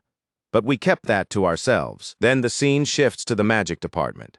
Today was the practical exam. The room felt lively but tense too, and the moment the classroom door swung open, every eye turned that way. Chloe Muller walked in looking exhausted, with dark circles clearly visible under her eyes. She looked like someone who hadn't slept properly in days, and her classmates immediately started to worry. "Chloe, your hair? Did you stay up all night? You don't look so good," someone said with concern. But Chloe Muller didn't answer. She just walked quietly to her seat, her face cold and unreadable. Off to the side, Leo watched her in silence, clearly carrying something on his mind. Once everyone had gathered, Professor Len Horace spoke in a stern voice. "Good. Everyone's here. Listen carefully today. I trust all of you prepared original spells that reflect your own individuality. It would be a waste if I were the only one seeing these fine spells. So I invited 3 special guests to join us." The classroom immediately buzzed with curiosity. Len Horace continued. "They're graduates of Lumen's magic department from 3 years ago. Your seniors. Today they'll be serving as judges." Then as he introduced them, 3 figures entered the room. First was a sharp-looking black-haired girl with glasses, Rilda Fedney. Next came a stern, green-haired young man with a cold air around him, Fidman Slack. And last was a pale blonde girl as bright and cute as sunlight itself, Shin Hughes. All 3 greeted the class together. Nice to meet you, juniors. From the corner, Carl Thomas leaned toward Leo and whispered. Leo murmured under his breath. Let's see. Is this really supposed to be easy? Hard to tell. The moment passed, and Professor Len Horace lowered his eyes to the list in his hand. Then he called out, Ileana, step forward. The second she heard her name, Ileana hurried up to the podium, eyes bright, standing tall with obvious confidence. In a steady, ringing voice, she introduced herself. Seniors, I'm Ileana, a first-year student. It's an honor to meet all of you. Her confidence made the whole class stare. But Ileana didn't look nervous at all. Then she got started. Light burst from her palms, shot into the air, and exploded like fireworks, flooding the room with brilliance. Clearly thrilled, she began explaining how her magic worked. My main element is light. If I weave the spell formula together with fire attributes, I can create a high-powered heat spell. A small flame rose from Ileana's hands, merged into the light, and swelled into a fierce blaze that circled around her with an overwhelming presence. But from across the room, Shin Hughes suddenly spoke up in surprise. Wait, isn't that basically the same as existing laser-type spells? That one comment made Ileana freeze. The smile on her face immediately turned stiff and awkward. The three seniors quickly jotted down their thoughts and handed their evaluations to Professor Len. The result was not good. 2 B- and 1 B. Len didn't look surprised in the slightest. In a cold voice, he said, Next. From the back, a few students shivered and whispered to each other, They're grading this hard? At this rate, all of us are done for. As the presentations continued, most of the class landed somewhere around B- to B. For long, a heavy mood settled over the entire room. It wasn't until Carl Thomas gave his presentation and earned a B+ that the atmosphere eased up a little. Then Chelsea stepped forward, delivered an impressive performance, and secured an A. The two of them immediately celebrated, grinning as they smacked hands together. Even then, the seniors still didn't seem fully satisfied. In low voices, they muttered that the performances were solid, but still missing something. Professor Len said this year's scholarship students are clearly above average, but so far, none of them have shown anything truly exceptional. Let's see what the rest of you have. Fidman glanced at the list and let out a breath. Ah, this group looks pretty average too. Then Len's voice rang through the room. Abad, step forward. Abad walked up calmly, his handsome face composed from start to finish. The girls in class immediately started whispering excitedly, Wow, he's so handsome. You can already tell he's getting an A. Abad ignored all of it. He simply turned around and wrote his spell formula across the board. In a deep, confident voice, he said, The advanced spell I'll be demonstrating is called Tempest. When fully completed, its danger level reaches the maximum. For safety reasons, the demonstration had to be moved outside, inside an area sealed off by barriers from the mages.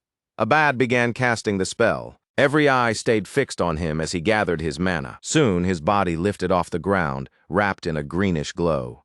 Then from above, he shouted the incantation. A violent whirlwind came crashing down and slammed into the barrier with a deafening roar, making the ground shake beneath everyone's feet. Nearby, a curious deer was suddenly pulled into the vortex and swept up into the air. Abad's eyes widened. He canceled the spell at once and rushed forward to catch the deer. With a gentle smile, he asked, You okay? After that, he calmly went on. This is a spell built to maximize the power of wind. It may look simple on the surface, but the formula-based magic behind it is actually incredibly difficult. The three seniors were clearly impressed, and all of them gave Abad an A+.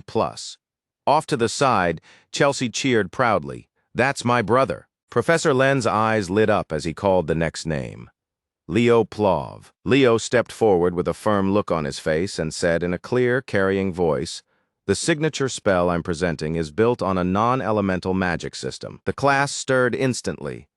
Curious eyes turned toward him as everyone waited to see what this hero candidate was about to reveal. The moment the seniors heard that, they were visibly shaken. What? They blurted out together. Shin Hughes narrowed his eyes and pressed him right away. I've never heard of anything like that. Explain. Leo didn't respond immediately. Instead, wearing the faintest smile, he calmly asked, Everyone knows basic spells are built around an underlying element, right? Shin Hughes answered without hesitation. Of course. That's a basic requirement for any spell. Leo gave a slight nod, that unreadable smile still there. My advanced magic system will simplify that entire incantation process. That line hit the room like a thunderclap. Even the slowest students understood what Leo was suggesting, and that only made it harder to believe. Whispers spread through the classroom, and doubtful eyes turned toward him. Fidman's jaw dropped for a moment, before the green-haired student scoffed and shook his head. Has this kid lost his mind? Wanting to make sure he heard right, Shin Hughes asked again, his eyes sharp. You're saying you're going to create a completely new incantation system? Leo nodded without the slightest hesitation. Exactly. Off to the side, unnoticed by everyone else, Professor Len Horace stood in the corner staring at him with flushed excitement, his eyes sparkling like he had just discovered treasure. Under his breath, he muttered, "This boy is going to become a great mage." Meanwhile, Fidman still looked completely unconvinced. Shaking his head with open contempt, he said, "Leo, we're not here to listen to fantasy." Before Fidman could even finish, Professor Len Horace suddenly cut him off, excitement slipping into his voice. "I want to see it. Write the spell down." Beside him, the sharp-featured Rilda Fedney leaned forward and pushed for the same thing. "Yes, show us." Leo didn't hesitate for a second. He picked up the chalk and began writing across the board, each line steady and deliberate, and as the formula slowly came together, Rilda spoke again. Keeping her voice low, she said, "Kid, in all of history, only one mage ever used a completely different incantation system for advanced magic." Leo paused for the briefest moment, then answered, "Yes, that was the star poet Luna." The moment Rilda saw that Leo knew exactly who she meant, and still looked this confident, her expression tightened. "You're trying to place yourself on the same level as her? Do you really think you can compare yourself to the star poet?" Leo smiled, calm but firm. "Of course not. I can't compare myself to Luna." Then Shin Hughes coldly added, "Archmage Luna was a legend. Kids these days really have no sense of respect." Hearing that, Leo's thoughts drifted for a moment to his old friend, the one the world now remembered only as a legend. In a quieter voice he replied, "Yes, Archmage Luna was a legendary sorceress, but you don't have to be a genius like her to build an incantation system." With that, Leo finished the formula on the board and turned back toward the room. The seniors stared at what he had written, eyes wide like they were looking at something that shouldn't even be possible. Under his breath, Fidman muttered, his voice shaking just a little, "This kid? He's not bluffing. Based on this structure, it can cast any spell without being limited by attributes." Rilda's eyes lit up as she went on, still sounding like she could barely believe what she was seeing. Off to the side, Chelsea whispered in confusion, "I can't even tell how this thing is built." Carl Thomas gave a dry little laugh. "I stopped trying to figure it out a while ago." Not far away, Chloe Muller was looking at the formula too, and for just a second, something complicated flickered across her eyes. The seniors dropped their earlier scorn and turned fully serious. Then, in a deep voice, Fidman asked, "Leo Plav, why did you create this system?" Leo answered plainly, "So I can freely use every kind of magic that exists." That answer immediately caught Fidman's attention. Inwardly, he thought, this kid really is insane. No wonder this year's students are different. Then he asked one more question. "What are you going to call it?" Leo gathered his mana, and a white sphere of light flared to life above his palm. Then he quietly said, "Bible." Shin Hughes suddenly sucked in a breath, like something had just fallen into place. Her voice shook as she repeated the name. "Bible. There's only one person in history who ever used that name. It was the magic system of the fictional figure Kyle." For one brief moment, a thought flashed through her mind. Could Leo really be proof that Kyle had once existed? Shin quickly wrote down her score and handed the sheet over to Professor Len. Just as expected, Leo received an A+ for his presentation. As he stepped back down, Leo thought to himself that when he was Kyle, this system had never been completed. But this time, it would be different. Then his eyes landed on Chloe Muller. She had gone pale, and the look on his face shifted with concern. "You okay?" Leo asked softly. Chloe acted like she hadn't even heard him. Then Professor Len called the final name, and she quietly stepped forward. Chloe Muller. The seniors were clearly expecting a lot from Chloe, the top magic student. Rilda looked at her with interest and asked, "I heard you're the top student. What are you going to show us today?" Chloe met their gaze and answered without a trace of hesitation, "My advanced art is the undying flame." The instant she summoned it, A blazing red fire appeared in her hand and burned fiercely. The spell gave off an intense aura, and Chelsea whispered under her breath, confused by what she was seeing. An undying flame? But Chloe normally uses ice attributes. Why would she go with the complete opposite? The seniors kept watching, but their brows gradually began to knit together. At first glance, there was nothing especially unusual about it. To Fidman, it looked ordinary. He had been expecting something on the level of Leo or a bad Llewellyn, and he was already getting ready to mark it down. Under his breath, he muttered, "If this is all it does, then there's nothing worth seeing." Chloe cut right across him in a cold voice. "From here on, I'll show you what it's really worth." Then she used magic to create a massive sphere of water above herself and brought it crashing down over her body. And somehow the flame in her hand never even flickered. Chelsea and Leo reacted at the same time. Chelsea blurted out, "It didn't go out. Did she add an eternal effect to the spell?" Chloe gave a small nod. "Yes, unless I destroy it myself, this flame will never be extinguished." Then she closed her hand and put the flame out herself, her eyes still steady. Fidman stood there stunned, thinking that every spell should need mana to keep going. And yet Chloe had just broken that rule. How was that even possible? The more he tried to understand it, the less sense it made. Meanwhile, Chloe continued her presentation in a bright, composed voice. "My advanced magic is the eternal flame." All three seniors gave her an A+ without a second thought. Leo kept watching Chloe, and the unease in his eyes only grew. Creating an undying flame was something even Luna had failed to do. There had only ever been one being who pulled it off: Erebus. That thought pulled Leo back to the time he had gone to find Chloe and ask her about it. "Call Chloe out here," he said. Celia Zerdinger shook her head. "She's asleep." Chloe said she'd been studying non-stop, so she turned in early tonight. Leo let out a quiet breath and turned away. "That's a shame. I'll get going then." Celia caught something in his tone and asked, "Has Chloe been acting strange lately? She's been pretty sensitive these days. She's even argued with a few classmates. I've also been hearing rumors that she's been hanging around some unusual magic students, but Chloe usually isn't like that." Right then, a small flame suddenly flickered to life beside Leo. The little phoenix Fiora flew out, and Leo teased her lightly. "So, how's everything going?" Then a familiar voice answered him. "You called for me?" It was Farina, Fiora's mother. Leo Plov smiled, a sharp glint crossing his eyes. "You're the one who entrusted that little one to me." Farina looked at Leo with a cold expression and asked, "All right.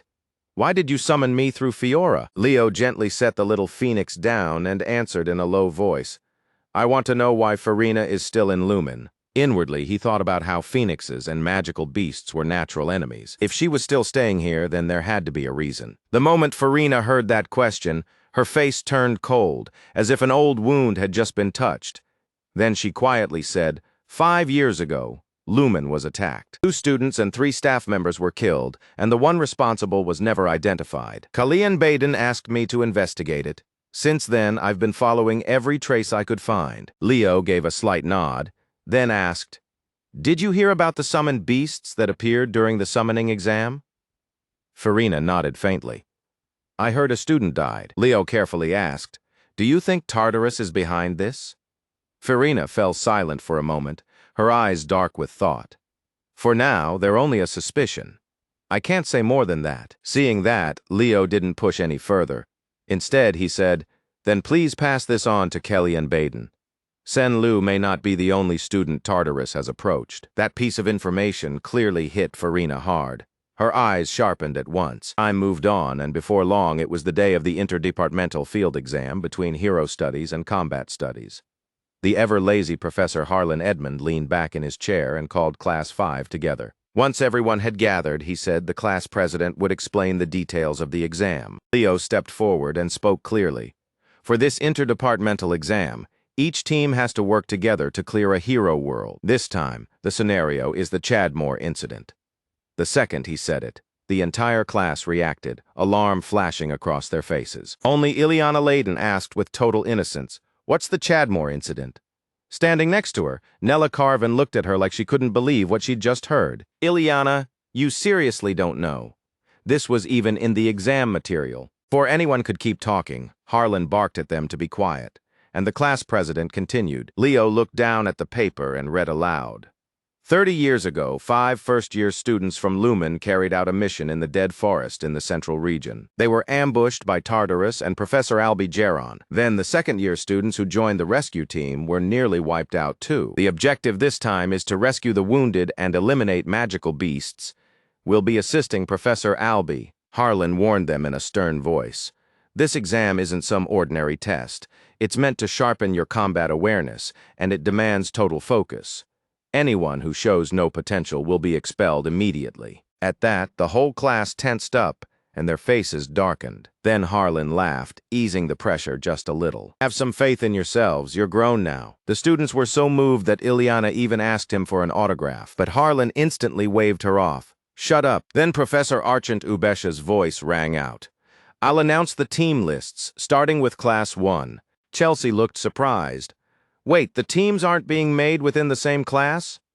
Carl Thomas clicked his tongue and muttered, Damn, so we've got to take the exam with strangers. One by one, the students stepped forward and drew lots from a large urn. Leo drew ball number 11. That placed him in the last group. Once the teams were finalized, Albie announced that the assignments were complete. Group 1 stepped onto the summoning formation, and Chelsea Llewellyn walked forward together with Celia Zerdinger. The moment Chelsea saw Celia beside her, she relaxed a lot.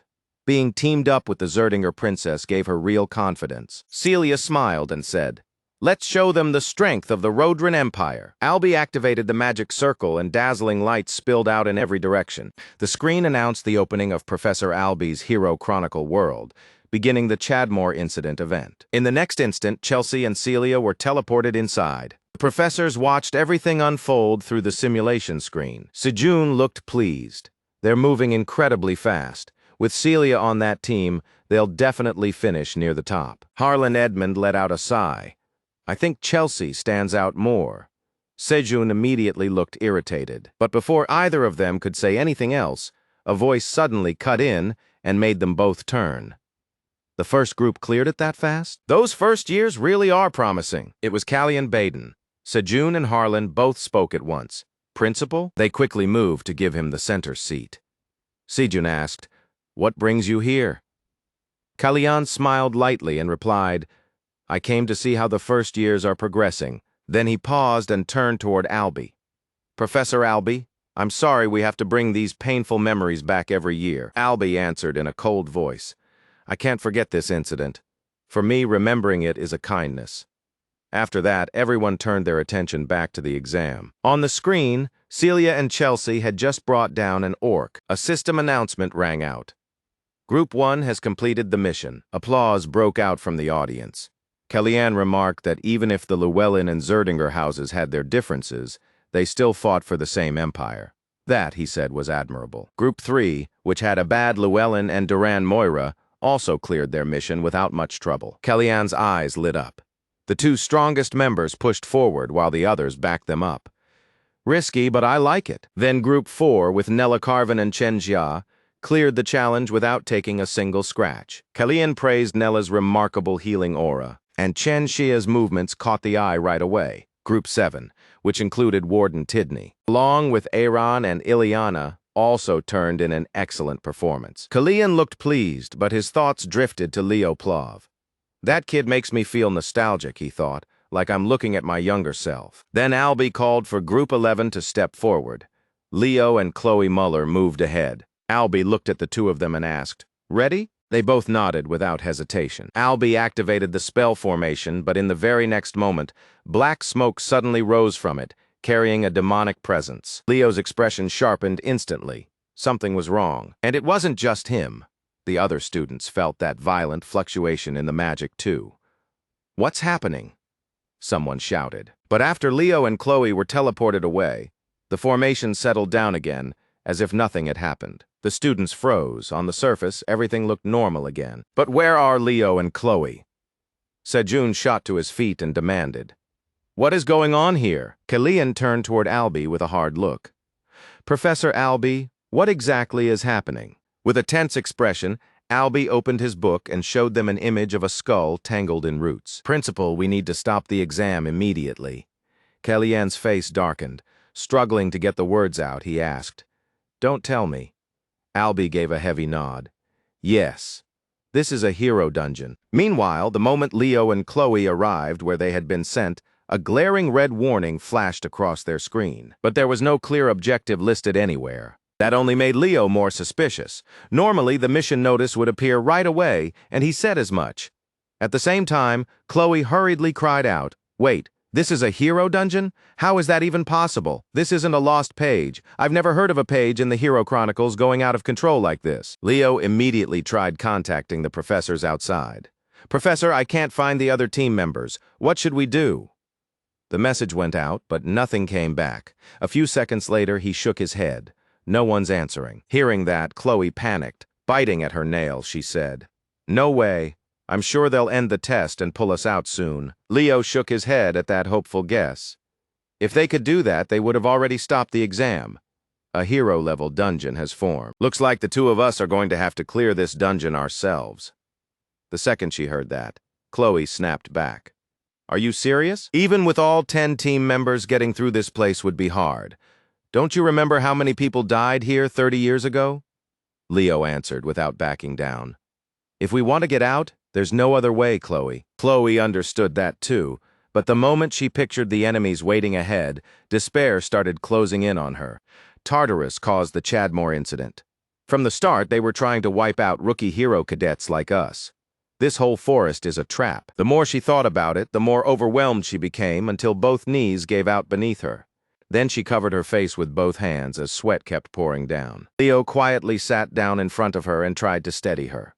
"Chloe, you're the strongest freshman, right? If we work together, we can get through this." As he said that, he held out a hand and gave her an easy, confident grin. That made Chloe stop for a second. She bit her lip, wondering how he could still be this calm. And for a moment she remembered thinking she had finally caught up to him. That thought lit a small spark inside her again. She didn't want to look weak in front of Leo, so she pushed herself back up and asked, "Do you have a plan?" Leo answered honestly. "To clear the Chadmore incident, we need 2 things. First, rescue the first-year students. Second, make sure they survive. As for how we do that, we need reinforcements first." As he spoke, Leo traced a diagram in the dirt with his finger. Chloe looked down at it and gave him a doubtful shrug. "But how outsiders can't enter this dungeon?" Leo smiled, pointed at the circle, and calmly said, "Don't forget, we're not the only Lumen students in this forest." The moment she heard that, Chloe understood. The students who were supposed to die earlier, right? That means they should still be alive. After a short pause, she asked, "So what exactly are you planning?" Leo answered right away, "Hurry up and get on my back." Chloe's face turned bright red on the spot. Awkwardly, she asked, "Why?" Leo replied, "We can't let that female student reach Tartarus before we do. You're a mage, so you're slower. Get on." At that explanation, Chloe made a face, but in the end, she still climbed onto Leo's back. At the same time, somewhere else, a 2-horned demon was watching the Lumen students through a screen. It was Chubaran of Tartarus. Staring ahead, he muttered, "It started." The moment he saw Leo sprinting through the forest with Chloe on his back, he assumed they were part of the rescue team. But since there were only 2 of them, he barely gave it any thought. A rescue team? Forget them. The real targets are the future hero cadets who might become dangerous. The rest don't matter. That was what he thought at first, but a second later his eyes shifted back to Leo. Then an order rang out to wipe out the monster pack with his skill. "Use your skills. Eliminate the monsters." As something clicked in his mind, a terrifying killing intent burst from Chubaren's entire body. Then he roared, "Move out!" Meanwhile, Leo had no idea Chubaran was tracking his every move. He kept scanning left and right while thinking ahead. And the closer they got to the center, the darker the forest became. Should I borrow Aaron's skill? If I tune my aura and push my senses to the limit, I can sharpen them way beyond normal. With that thought, Leo focused his aura and poured it into his eyes, making the world around him suddenly snap into sharper focus. Then he spotted something and immediately warned Chloe. "Get ready. There's a group of orcs up ahead." Chloe was caught off guard since she hadn't sensed a thing, but she still nodded fast. "Huh? Got it." Sure enough, only a few dozen seconds later, they ran straight into a band of orcs. The instant he saw them, Leo shouted the signal. Chloe reacted right away. She poured mana into her staff and swung it forward hard, sending razor-sharp ice shards flying through the air and piercing the monsters all over their bodies. Just like that, the orcs barely had time to react before they were cut down where they stood. One of them was still barely alive. Right before dying, it raised a horn to its mouth to warn the others. Chloe's face changed immediately. No, if it blows that horn, the whole orc horde will come. Chloe wasn't the only one who realized it. Leo saw it too. So before the monster could sound the alarm, he flashed forward and split the green fiend clean in half with one strike. The horn in its hand shattered along with its body. Leo's absurdly fast reaction left Chloe staring in silence. In her mind, one thought kept repeating itself. Am I really never going to surpass Leo? Pushing that thought aside, the two of them soon reached the location of the Lumen students, only to find them surrounded by several demons. A strange demonic aura rolled off those creatures, leaving Chloe confused. Are those demons? She barely got the words out before Leo moved. He didn't even stop to answer. Quick, cover me. Hearing that, Chloe snapped back to her senses and cast a magic circle beneath Leo's feet. Leo used it like a foothold. He drove power into his legs, stomped off the circle, and launched himself forward. At the same time, one of the girls among the trapped students shouted a warning. Get ready, they're coming. The moment she finished, one of the demons lunged toward the four students and roared, Die. But before its hand could reach any of them, Leo suddenly appeared in front of it and swung his sword, slicing the demon straight in two. Everyone there froze on the spot, and after the demon went down, its body dissolved into a cloud of black smoke. Caught off guard by Leo's sudden arrival, he turned and gave a quick nod. That's right. Up ahead, another demon saw his allies get wiped out and ground his teeth in rage. Then he formed an extremely complex pitch-black magic circle and roared, Die. Grave leech, as his voice rang out. Giant razor-toothed leeches shot from the circle like bullets. But even that wasn't enough to slow Leo down. He wrapped his sword in blazing aura and slashed forward, releasing a wave of fire that swept everything away. Incredible, one of the male students said in shock, and the brown-haired girl immediately jumped on the opening. Now, as she shouted that, she began chanting an unfamiliar spell and cast Arc of Radiance, firing streams of light straight at the demons. The instant the spell hit them, the demons went out like burning coals dumped in water. They only managed one weak cry before crumbling into ash. Watching that magic, Chloe froze. Stellar magic? Could this girl really be... Chloe wondered. Once everything settled down, the brown-haired girl didn't forget to turn to Leo and thank him. Thank you so much for saving us. We were in total chaos when those demons attacked, so seeing help show up now is a huge relief. Before she could say anything else, Chloe stepped in from the side. Sorry, but I need to speak with my teammate alone for a second. The moment she said it, she pulled Leo aside and dropped her voice. Leo, that girl is Alia Juran. She's Professor Alby's younger sister. Chubarin killed her right here in this forest 30 years ago. You realized that too, didn't you? She asked. We can't save Alia Juran's team from the Chad murderers incident. Out of everyone we could have come across, it had to be Alia's group. Chubarin is a necromancer knight from Tartarus, and his squad was infamous for making Alia's team their very first target. From the start, Tartarus arranged the Chad murderers incident for one reason, to eliminate the prodigy mage, Alia Juran. She was such an extraordinary hero candidate that her name was written into the Hero Chronicles. With what we're capable of right now, there's no way we can save them. The only option is to find another team fast and clear the condition that way, Chloe said, rubbing her chin as she thought. Leo frowned. So that's it? We just abandon them? Chloe answered immediately. It's not that I don't want to help them, but Leo, this is the world of heroes. The truth is, they already died 30 years ago. Her voice shook at the end, and the grief on her face said the rest. Hearing that, Leo finally spoke. I know they died, but that still doesn't mean we can leave them behind. The second those words left his mouth, Chloe finally snapped. Clenching her teeth, she shouted, Get a grip. You're amazing, Leo. I know how strong you are. I really do. But even so, this isn't the time to do something reckless. Don't start acting like some hero again, she said, then suddenly cut herself off. Like she realized she'd crossed a line, Chloe's voice trailed away, and a faint shine gathered in the corners of her eyes. Seeing that, Leo quietly walked over, gave her small head a gentle pat, and whispered, "Don't throw around words like acting like a hero so casually, Chloe. You're a hero candidate too. We're not pretending to be heroes. This is part of the road that leads us there." Those words seemed to bring Chloe back to herself. She lifted her teary eyes and looked at Leo, waiting to hear what came next. Leo swept his eyes across the area and said, "History's already changed." Chloe blinked. "What do you mean?" Leo answered in a calm voice. "Look around, Chloe. By the time we found Alia's team, the whole forest was already buried in darkness. If events had unfolded the way they originally did, Chubaran would have killed them long before we ever arrived." That made Chloe go still. In that moment, she understood that something inside this hero dungeon was seriously off. "This is crazy," she muttered, then turned to Leo. "Fine, I'll leave the choice to you." Leo gave a small nod and made his call. "All right, we're retreating with Alia's team." From behind him, Chloe stared at Leo's steady back and thought, "You're really planning to move forward without me again, aren't you? Am I really still myself?" As that thought quietly passed through her mind, the dark grimoire hidden in Chloe's bag began leaking a strange demonic aura, and she didn't notice a thing. The scene shifted to Alia's group, where a first-year mage named Tayad spoke up in a low voice. "Doesn't this feel a little strange? The rescue team only sent 2 people. Dina, a first-year knight, immediately nodded. "Yeah, and they look about our age too." Then Balak said what all of them were thinking. Could Tartarus have set this up as a trap? But Alia quickly shook her head.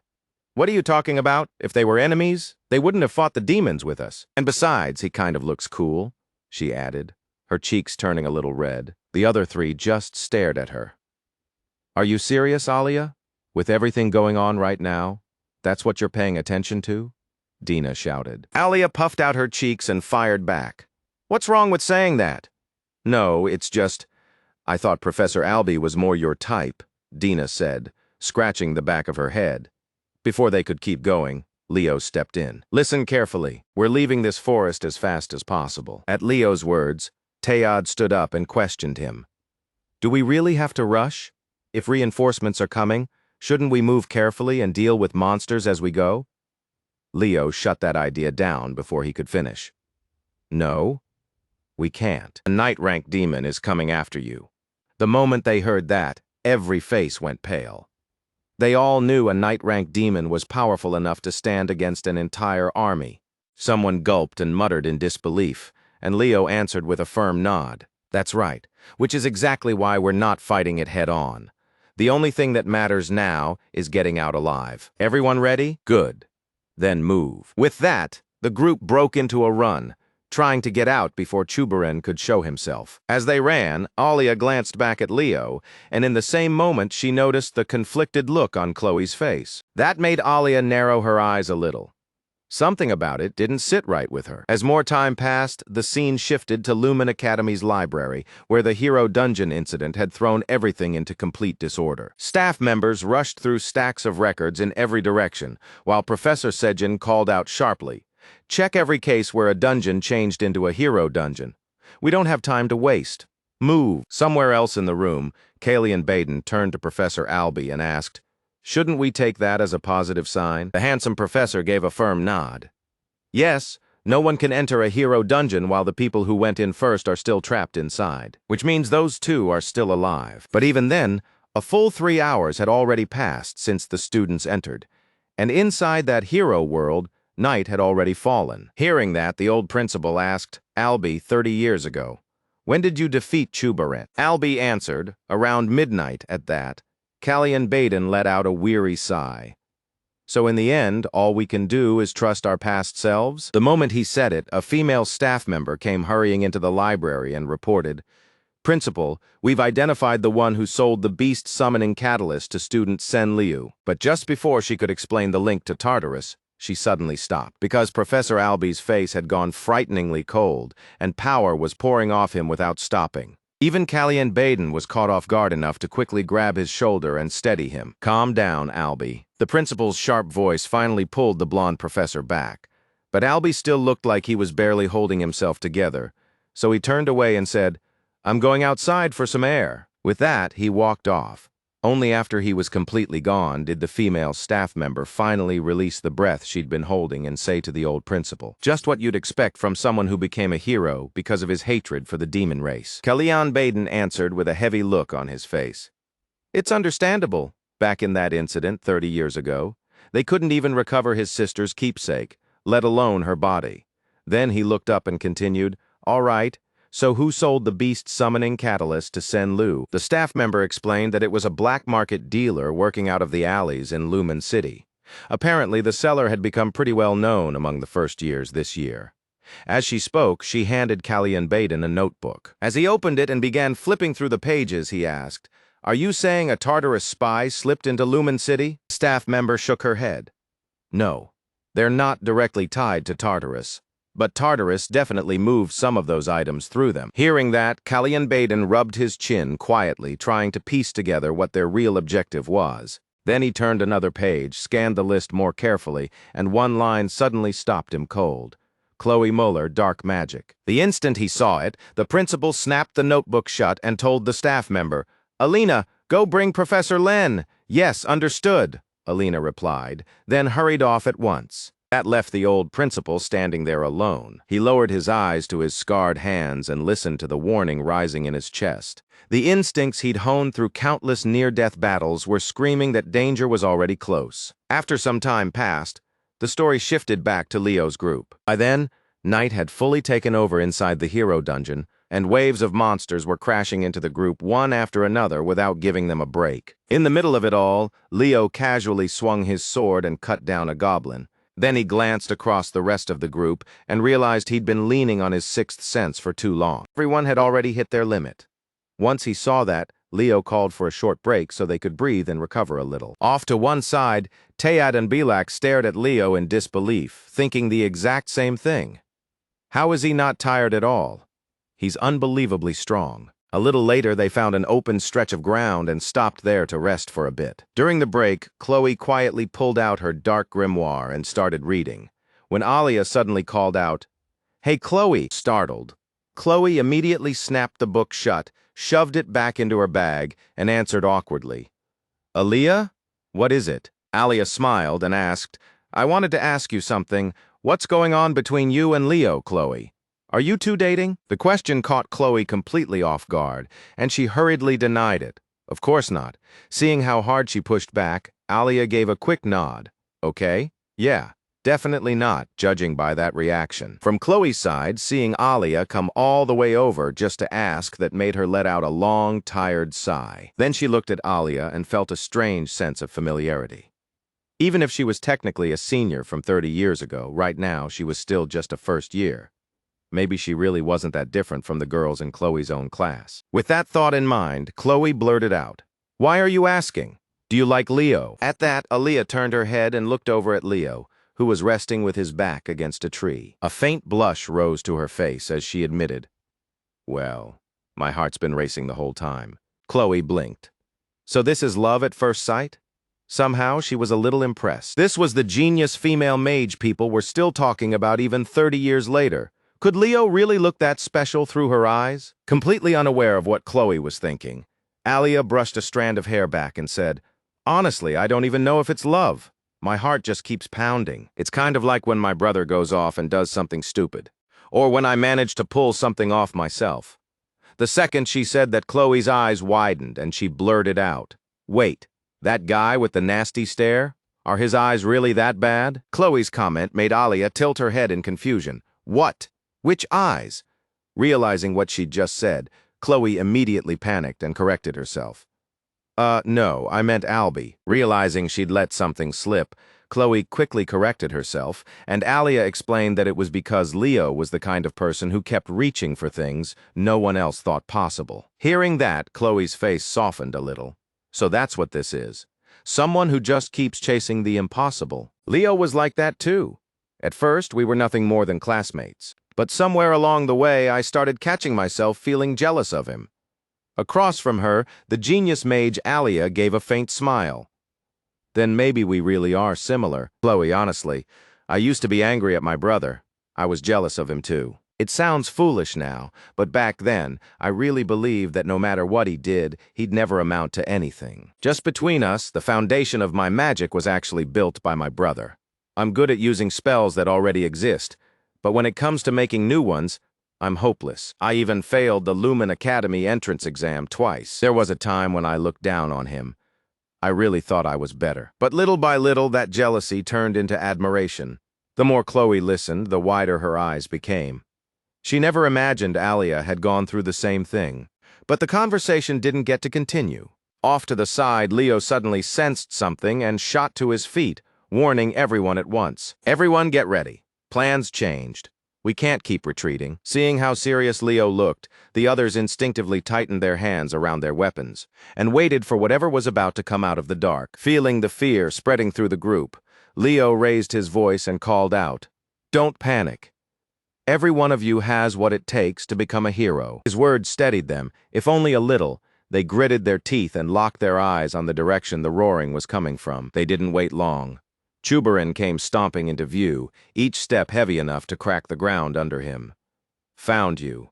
The one I hate, the seed of a great hero." As he said that, he lifted his weapon high and slammed it straight down at Leo. The impact hit the ground with a deafening blast. Leo leaped away with ease, but Chubarin's words stuck in his head. During the Chad murderers' massacre, wasn't Chubarin supposed to be killing every promising hero he found? So why was he focusing on me? Calling me the seed of a great hero? The more Leo thought about it, the stranger it felt. But before he could make sense of it, a crushing wave of bloodlust burst from Chubarin. Sweat ran down Leo's face as he shouted, "Everyone, it's coming fast!" Leo didn't have to repeat himself. Chloe moved instantly, casting a spell as a huge blue magic circle spread across the ground. At that exact moment, Chubarin violently hurled the axe in his hand straight ahead. But a massive pillar of ice shot up from Chloe's spell and stopped it cold. At the same time, Leo wrapped his sword in a medicinal flame aura. Then he drove power into his legs and launched himself high into the air. From above, it looked like he was about to bring everything down on the demon in one crushing strike. But in the very next instant, Leo twisted, slipped in low, and slashed clean across the creature's throat, and a burst of hot blood sprayed into the air. Seeing that, everyone shouted at once, "He got him!" A second later, the excitement disappeared from every face. Right in front of them, Chubarin's neck, which Leo had nearly cut through, started healing in plain sight until it was completely restored without a single mark. Someone could only stammer his neck. It just healed itself. From the front line, Leo shouted back to them, "Stay sharp. Keep your distance from Chubarin. That's a dispel ability. It makes attacks act like they never connected in the first place." Leo's words left Tayad and Alia frozen in shock, the color draining from their faces as they tried to process it. "Then what are we supposed to do? Is there seriously no way to kill that thing?" Leo tried to steady them, explaining that the dispel wasn't absolute. Chubarin couldn't keep using it forever. It had limits. Across from them, Chubarin pulled his axe back into his hand and sneered. "You really think you can win, remnant of a great hero?" Leo shot right back. "You're the one who's afraid of a new hero being born, aren't you?" Then, without another word, Leo, Dina, and Belak charged in together, striking from 3 different directions at once. Meanwhile, from the rear, Alia backed them up with magic. She cast a spell called Circle of Light, sending burst after burst of energy crashing forward with dangerous force. Each blast slammed into the demon's massive body, and wherever it landed, the flesh burned fiercely. "So this is the light magic I hate. Just like Lord Silatuna said, they all need to die here." He muttered that under his breath while continuing to swing his axe at everyone around him. Then Chubarin suddenly let out a furious roar and threw one arm high into the air. And even Leo felt a chill run through his body as he shouted, "Dodge!" The instant that warning left his mouth, Chubarin's axe came crashing down into the ground. The impact was so violent that shattered stone and chunks of earth burst outward like a storm of bullets. Leo, of course, was fast enough to cut through the flying debris without much trouble, but Dina and Belak couldn't keep up. A sharp fragment ripped across Dina's shoulder, while Belak took it far worse, with a jagged piece of rock driving straight into his abdomen. The moment Leo saw that, he rushed over. He grabbed Belak's large body and carried him back behind the ice pillar Chloe Muller had raised. At the same time, Alia ran over too. worry all over her face as she asked if they were all right. Dina forced out an answer. I can still fight a little longer, but Belak. Before she could finish, Leo cut in to steady them. Don't worry, it missed his organs. First, stop the bleeding. And Leo turned to Chloe and said, Chloe, we need one clean hit to end this. Chloe gave a quick nod. Got it. Just buy me a little time. After that, Leo left the wounded behind, created 2 clones of himself, and sent them straight at Chubaran to keep him occupied. Meanwhile, Chloe Muller raced through her thoughts, searching for the right spell while Leo held the line for her. I need something faster, something strong enough to break through that dispel. Muttering to herself, she pulled out the dark grimoire at her side and started flipping through its pages. Then her eyes stopped on one page, and she quietly murmured, if I use this. Back on the battlefield, the clash between Leo and Chubaran only kept growing more intense. The force of every exchange was so heavy that even the ground seemed to tremble, leaving the others staring in stunned silence. Leo controlled his clones from every angle, pressing Chubaran with non-stop attacks. But thanks to that dispel ability, none of Leo's strikes left any lasting damage, and Chubaran, barely slowed by the clones, charged straight at Leo like a mad beast. Still, there was no way he was catching Leo that easily. In the next instant, Leo vanished from sight, reappeared at his side, and brought his sword down hard, carving a deep wound into Chubaran's flank and forcing a howl out of the demon. Not far away, Tayad watched in awe and asked Dina, Do you think we could ever fight like that someday? Dina could only shake her head with a bitter smile. Honestly, I don't know. Unlike the others, Aliyah recognized Leo's clone spell almost right away. Inwardly, she froze. That's definitely star magic. Who is he? But the second that thought crossed her mind, a cold, sinister pressure spread through the area and made her jolt. She quickly turned toward it and saw that Chloe Muller had finished her spell. High above them, a dark purple magic circle had opened in the sky, and a strange, ominous aura was pouring down from it. Just looking at it made everyone else tense with fear. Wearing a strange smile, Chloe said, I'm going to kill you, filthy demons. Then she shouted toward Leo at the front. Leo, it's dangerous. Move now. If you get caught in it and die, that's not my problem. Die. The second she said that, Chloe fired the spell. A pillar of destructive fire tore forward toward Chubaran and exploded across the ground the moment it hit. Leo frowned the instant he saw it. He couldn't understand why someone like Chloe Muller, an ice mage, was using a fire spell. Meanwhile, the moment the pillar swallowed Chubaran, the demon let out a scream like his entire body had been set on fire. Watching that, Chloe Muller smiled like she was intoxicated by the sight. This is the eternal flame. It can't be stopped. Burn to death, and suffer forever. Right in front of everyone, the flames wrapped around the giant demon began turning black. The moment Leo saw that, a wave of dread hit him. Chloe stopped the spell now, but Chloe didn't respond at all. She was gripping her staff so hard that cracks were starting to run through it. You'll suffer, she said in a feverish voice, keeping the spell going. One look at her face was enough for Leo to know something was seriously wrong. So he moved without hesitation and rushed straight toward Chloe.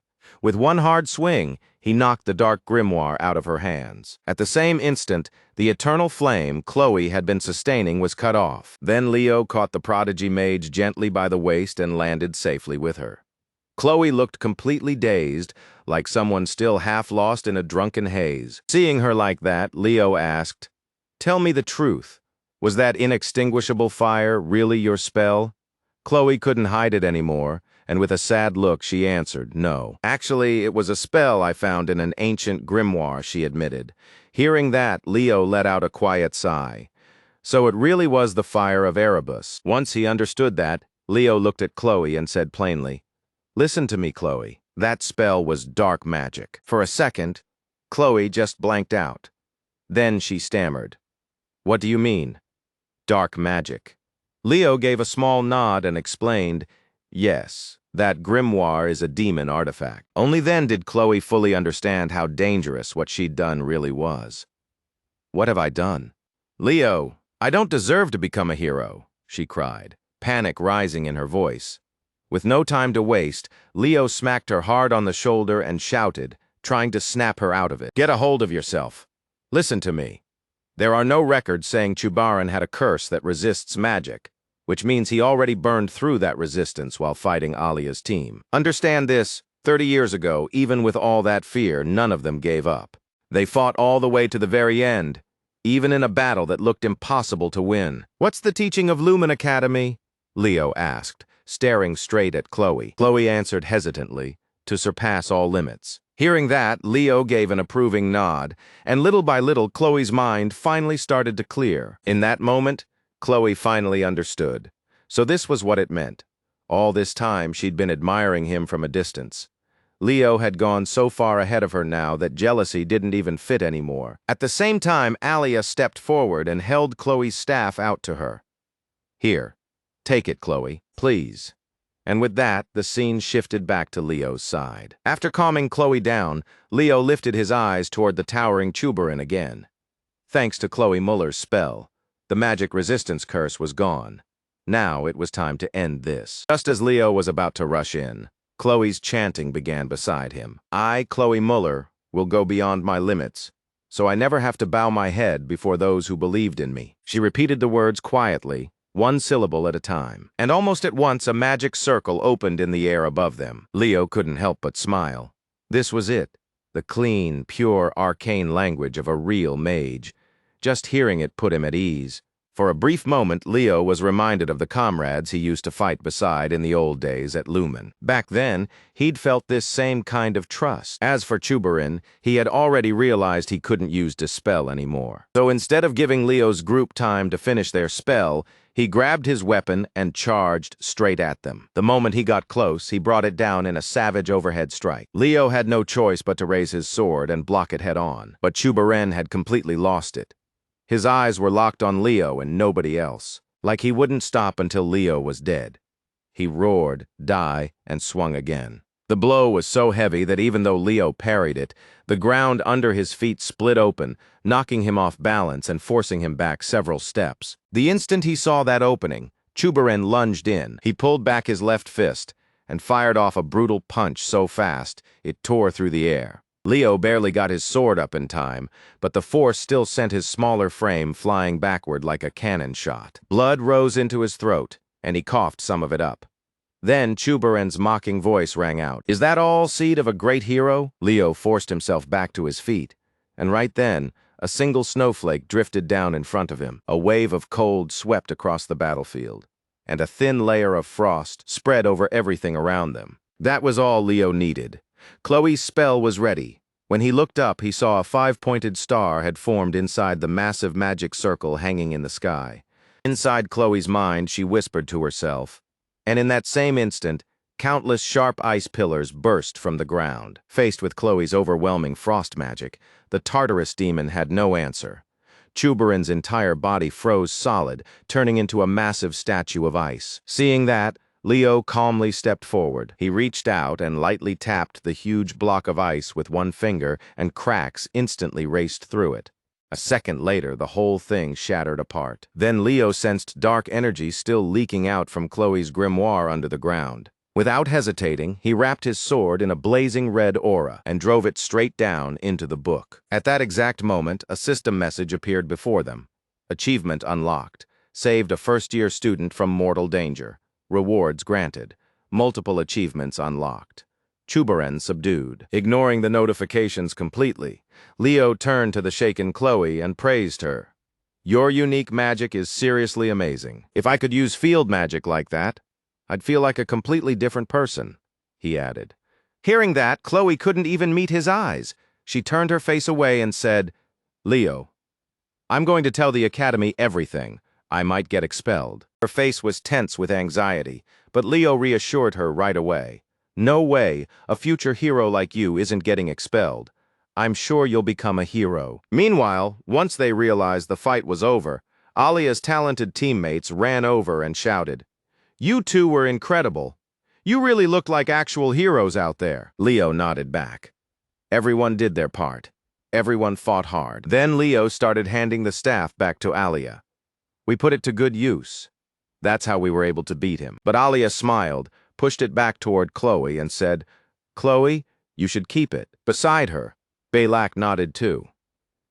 "Yeah, thanks to you, we all made it out alive." "Leo, take this too," he said, handing Leo his sword.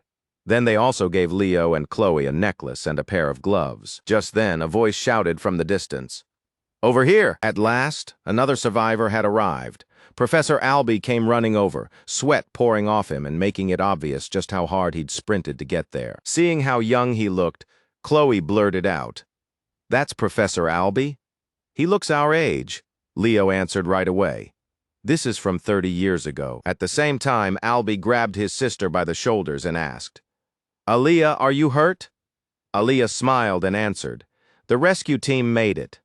I'm fine. Oh, and I met someone who looks exactly like you." At the same moment, Leo's group received a strategic completion notice.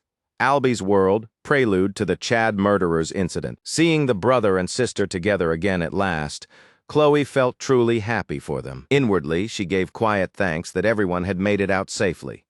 Then, in the next instant, a flash of light swallowed the two of them and teleported them away. Aaliyah didn't even have time to say goodbye before they disappeared. Then Chloe glanced around and saw cracks beginning to spread through the space itself. That was when it hit her.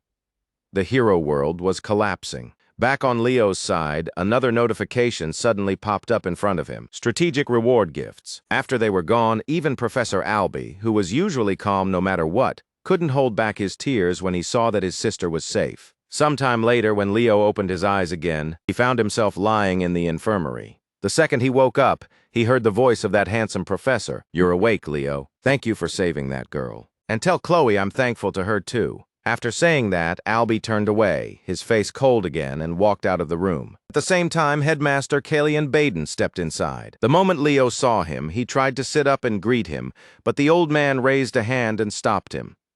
"Don't push yourself. Just lie back and rest." "How are you feeling?" Leo brushed the question aside and answered, "I'm fine, really, I'm okay." Callian Baden took a seat and got straight to the point. "So what exactly happened in there? Does it have anything to do with the dark grimoire Chloe brought in?" Leo blinked in surprise. "How did you know that?" Callian Baden explained that before coming here, they had traced where Sen Lu bought the summoning catalyst, and it led back to the exact same place where Chloe had bought that dark grimoire. So our suspicion was right. That dark grimoire really is a magical artifact. Hearing that, Leo fell quiet for a moment. A magical artifact, a fragment of Erebus. In other words, an actual piece of Erebus's body. In demonic hands, it could turn into a terrifying weapon. But for ordinary people, it would slowly eat away at their sanity. After that, Leo started explaining everything he had gone through inside that hero dungeon. When he finished hearing the whole story, Headmaster Callian Baden let out a low sigh. "I see. If what you're saying is true, Leo, then that artifact interfered with the hero world, didn't it?" Leo nodded without hesitation. "Once we got rid of it, the hero dungeon returned to normal right away. So that has to be it." Right then, Chloe woke up too. The moment she noticed the old man beside her, she yelped in surprise, and Callian Baden quickly lifted a hand to calm her down. "Easy now. Since both of you are finally awake, there's something I need to ask." As soon as he said that, the secretary Alina walked in carrying a large cloth-wrapped bundle. She carefully opened it up, revealing the items they had brought back, the gifts Alia's group had left behind before they departed. The second Chloe saw the staff in front of her, her eyes widened. This is Alia's staff." Callian Baden's face turned grave. "Explain this. A reward like this shouldn't exist, so how did it end up in your hands?" Watching Chloe react, Leo frowned slightly and realized something from the look on her face. Chloe hadn't received any reward at all. Just like during the entrance exam and the Chad murderers incident, there had been no proper reward from the living hero world, and the reward system tied to the hero world's owner was clearly broken. But why? And even if the reward was the Fairy King's oath, why was it given to me? That question twisted in Leo's mind, but there was no way he could say any of it aloud, so he quickly came up with an excuse. It was a strategic reward. Both Callian Baden and Chloe turned to him in shock. "So there really was a reward in Professor Albie's hero world?" Leo answered carefully. "Yeah, maybe that's what it was. I think something unusual happened when the hero world was restored," he added, deciding on the spot to stick with that story and keep the truth hidden. Even after hearing Leo's explanation, Callian Baden still didn't look fully convinced as he stroked his chin. "Chloe doesn't seem to know anything about this. Then why did only you receive it, Leo? Before he could say more, the young sorceress quickly jumped in to defend him. Maybe Leo contributed the most to the strategy. I've heard rewards can depend heavily on how much someone actually did. After hearing that, Kellyan Baden chose not to push any further. He slowly stood up and gave a small nod. All right, I understand. We'll investigate this quietly. Once the inspection is complete, the relic will be returned to the family, and neither of you is to say a word about the magical artifact. At that, Chloe couldn't hide her surprise and immediately turned to ask about it. But Kellyan Baden only smiled and said, "The enemy isn't only outside. The two of you did well. Get some proper rest." With that, he quickly left the room with his assistant, Alina. Once the room fell quiet, and only the two of them remained, Chloe glanced over at Leo and spoke hesitantly. Leo, there's something I want to tell you." She started, her face growing a little red, but before she could finish, their friends, Chelsea, Celia, and Carl suddenly burst into the room. Chelsea, the young sorceress, even had tears welling up in her eyes. Then, for some reason, Headmaster Kellyan Baden suddenly turned back and called out to them, "Oh, right. Hero candidates, there's a party tomorrow night. If you don't have anything formal to wear, head into Lumen City early and get yourselves ready." Youth really is wasted on the young. That sudden reminder made both Leo and Chloe blink in confusion. Judging by their faces, this was the first time either of them had even heard about the party. Time passed and the scene shifted to the welcome party for the new students. Then the host's voice rang out through the grand hall. "Welcome, everyone, to the celebration for the new students who passed their first midterm at Lumen Academy. And first of all, let's welcome the heroes who fought their way through it. So tell me, ladies and gentlemen, who will be the brightest star in the room tonight?" Off to one side of the hall, Warden Tyden and Carl Thomas sat there with their hair slicked back, fully enjoying the moment. Carl grinned and said, "Man, this is what we get for surviving that crazy midterm." Honestly, for us, it felt pretty easy. The two of them laughed and dropped into their seats, where the table in front of them was already covered with food. Even while they were eating, the conversation kept going. "Is it just me, or are people from our class the only ones still missing?" Warden Tydney muttered that as he looked around the room, and Carl quickly nodded. "You know, Lumen Academy doesn't let people stroll in late." Then the host raised his voice again, pulling everyone's eyes back to the entrance. Now entering from Year 5, Nella Carvin and Ileana Layden. The moment the two girls stepped into the hall, heads turned everywhere, and a wave of gasps swept through the crowd. "Wow. They look incredible," someone blurted out. Warden Tyden and Carl were so stunned they froze with food still in their mouths. Carl even spat out his drink from pure shock. "They look amazing," Warden Tidney said, still staring like he hadn't fully processed it. Nella saw the looks on their faces and started laughing. "Seriously, did you two borrow your dad's suits or something?" Warden Tydney let out a dramatic sigh. "I was feeling pretty good a second ago, and now..." Carl could only give an awkward nod, way too embarrassed to argue. Then the host moved on to the next introduction. The pride of the Rodran Empire. The Llewellyn siblings entered side by side, elegant, poised, and completely composed. The girls in the crowd instantly lost their minds. "Oh my God, I want to be his servant," one of them shouted. Another yelled, "Fan club member 94,348, and proud of it." Even Carl couldn't stop staring. She really did look like a princess, a real one, standing there with Rodran's elite behind her.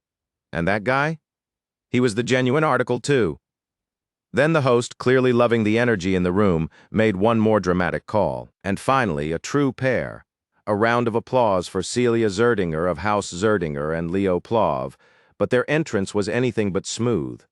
Celia clicked her tongue, clearly annoyed, and muttered, "Seriously? My debut has to get overshadowed because of you?" Leo only gave a small shrug. "It's not that serious." The second Leo stepped into the hall. Cheers broke out all around him. There he is, our class president, the pride of Leo's year. Our class rep is the best.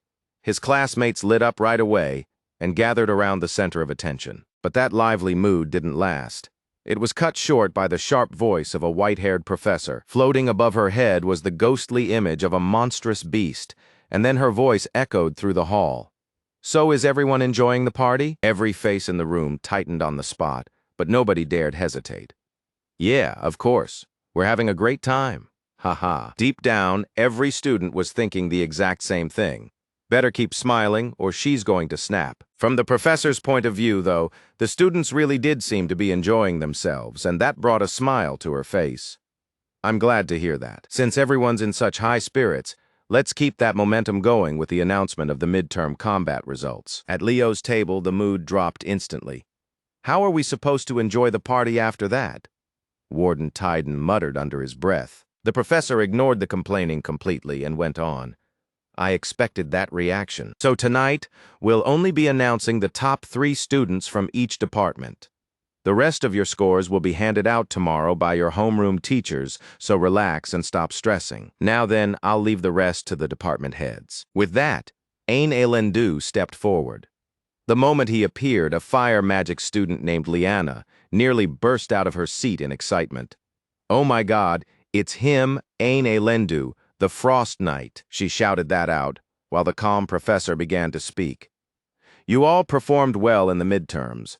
I will now announce the top students from each department in order. The lights in the hall dimmed, and a giant screen lit up with the rankings. Celia was in first place. Right behind her were Duran Moira and Chen Shaya. Professor Ain read out each name one by one. Celia looked up at the screen, clearly a little puzzled. Runia isn't in the top 3, she thought. Next, Professor Len Horace stepped onto the stage to announce the Magic Department rankings. First place, Abad Llewellyn. Second, Chelsea Llewellyn. Third, Emio Luchan. At that, Chelsea couldn't hide the concern on her face. She turned toward Leo and asked, "Why isn't your name up there, Leo?" Leo stayed perfectly calm. Sometimes it just works out that way. Meanwhile, Carl scratched his head, looking completely lost. Okay, I get why Leo's not on there, but Chloe's name isn't listed either. Hearing that, Celia turned and looked over at Chloe. Chloe only answered with an awkward little smile. From Professor Len Horace's perspective, the reason was simple.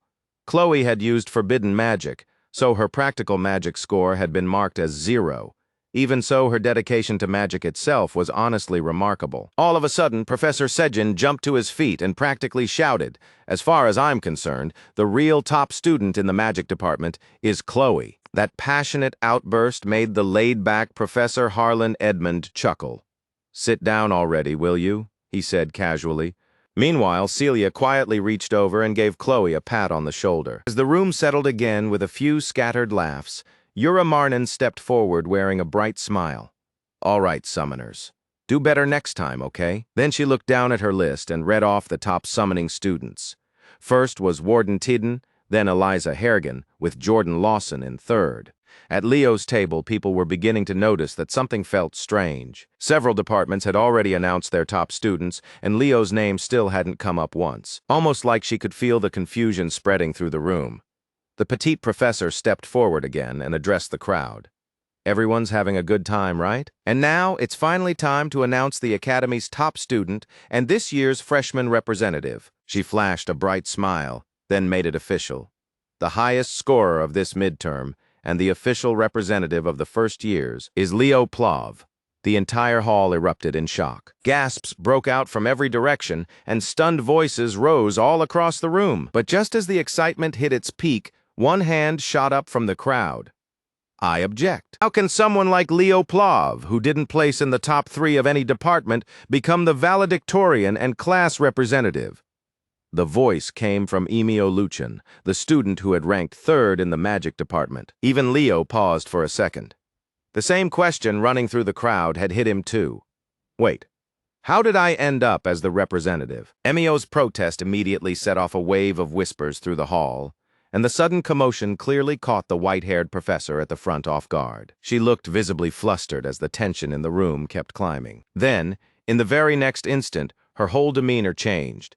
She slammed a hand onto the podium and shouted, "All right, all of you, listen carefully. I'm only explaining this once, so don't miss it." Her voice thundered through the hall, and the entire room went silent. First, students with dual specialties are not ranked inside a single department. Why? Because normal standards can't measure them fairly. For example, a magic swordsman might not beat a pure mage in raw magical output, but once those abilities are combined, the result can be far stronger. "Got it?" she said, raising one finger before going on. Second, Leo Plav earned the highest total score among all freshmen in the combined evaluation of spirit theory and actual combat. Down in the crowd, Emio's confidence started slipping. His face tightened, but he still forced out one more argument. But didn't someone else get a perfect combat score? Before anyone else could answer, another voice blasted across the hall like a cannon. Leo exceeded the expected limits inside the Hero World simulation. He defeated Chubaran. The moment those words landed, the whole hall sucked in a breath. Every eye snapped toward Leo in stunned disbelief. Even Leo started to feel the weight of it as all that attention crashed down on him at once. "You actually defeated Chubaran? Just the two of you? You and Chloe?" The group staring at Leo looked like they could barely process what they'd just heard. Leo gave a small nod.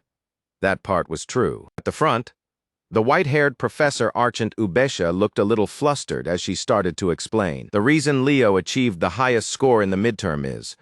But before she could finish, Professor Sijin stepped in with a bright smile and cut her off. "That's enough. I think the students understand now. Professor Archant Ubesha, let's stop the announcements here and enjoy the rest of the party." Just like that, the tension in the room broke. The crowd cheered. The celebration picked back up, and the scene shifted over to the professor's table. While eating, Yura Marnin turned to Len Horace and asked, "If dual specialty students are ranked across departments like this, then what happens to the standings?" Ain Elendu glanced over and answered, "It'll shake up the magic department. A lot of students are going to drop in rank." Yura Marnin blinked. "Wait, don't tell me the real top student in the magic department is..." Before she could finish, Archant Ubesha gave a small nod. "Yes, it's Leo." Yura Marnin blurted out, "and the summoning department too. He beat all of them." Beside her, the usually calm Ain Elendu added, "The night department as well." Leo Plav is ahead of everyone. Yura Marnin could only stare in shock. My goodness, that boy is dominating every department. Ain Elendu just gave a small shrug at this point. That's not some impossible dream anymore. Across the table, two professors suddenly slammed their hands down and started objecting. No, Leo should be raised as a top mage. His magical talent is too great. Before Len Horace could finish, Yura Marnin cut in coldly. "Please, do you really think talent in summoning like that comes around every day?" Ain Elendu let out a long sigh, already tired of the whole argument. "Listen, Leo is most suited for the sword. That's final." And just like that, the three of them started arguing loudly enough for the whole table to notice. Time moved quickly, and the next scene shifted to the fifth-year classroom the following day. The teacher still hadn't arrived yet, but Carl was already slumped across his desk, groaning from the after effects of last night's party. "Man, I think I drank too much yesterday." Beside him, Chelsea Llewellyn shot him a look and snapped, "You're literally the only person I've ever seen get carried away after drinking 2 liters of orange juice." Just then, the lazy homeroom teacher, Harlan Edmund, finally walked in and waved for everyone to settle down. "All right, quiet down. I've got an announcement about the school trip.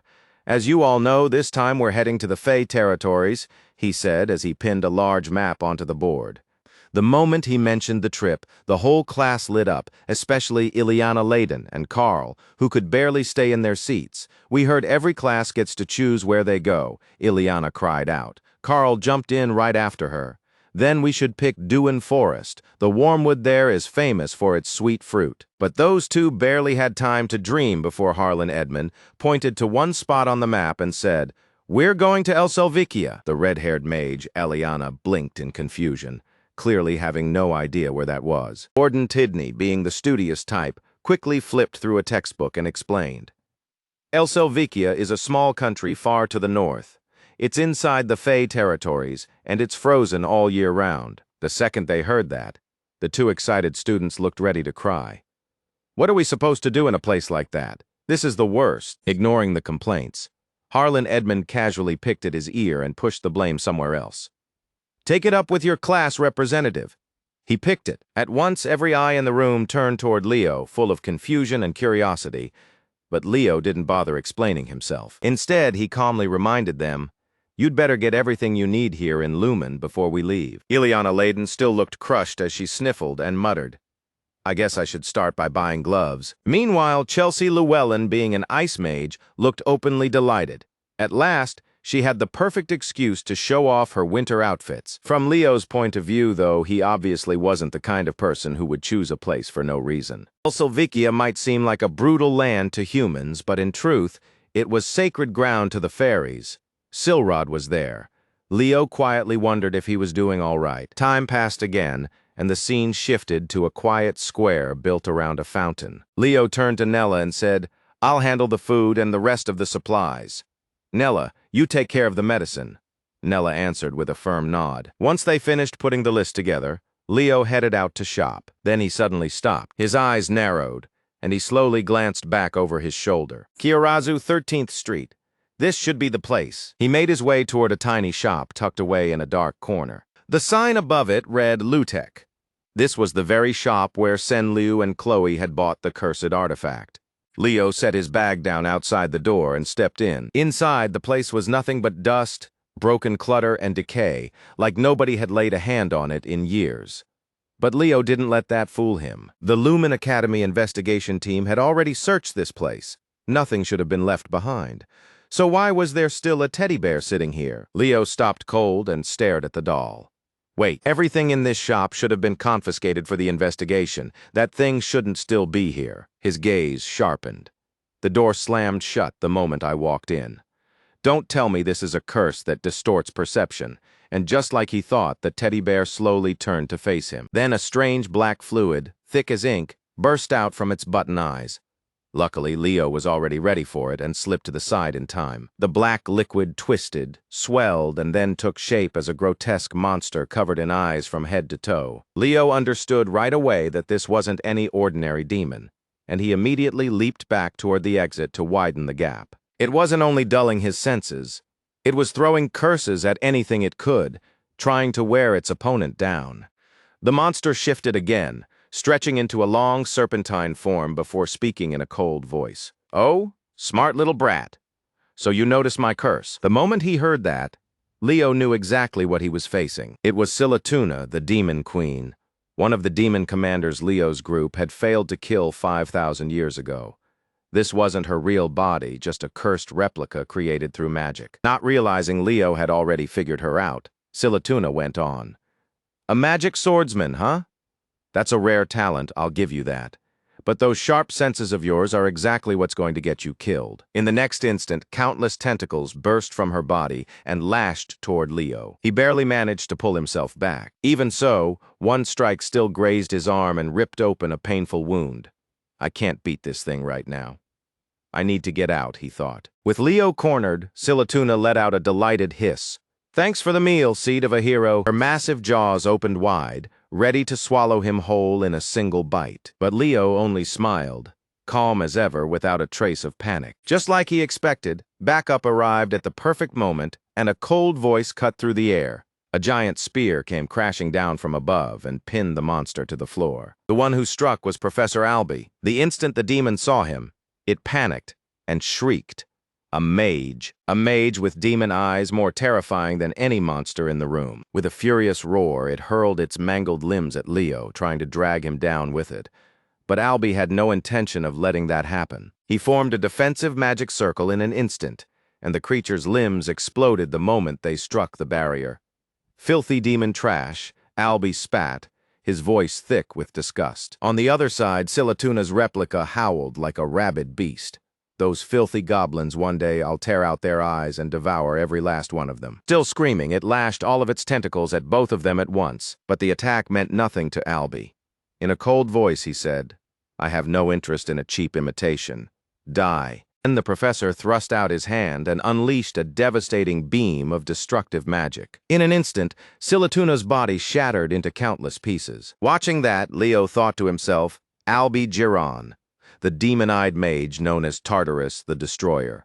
Rumor said he became a professor at Lumen Academy for one reason alone, so he could cross borders freely while hunting his prey. "I owe a debt to the heroes of this age," he murmured with a quiet sigh, though he pushed the thought aside just as fast. Then Albie turned to Leo and asked, "You, Leo Plov, what happened here?"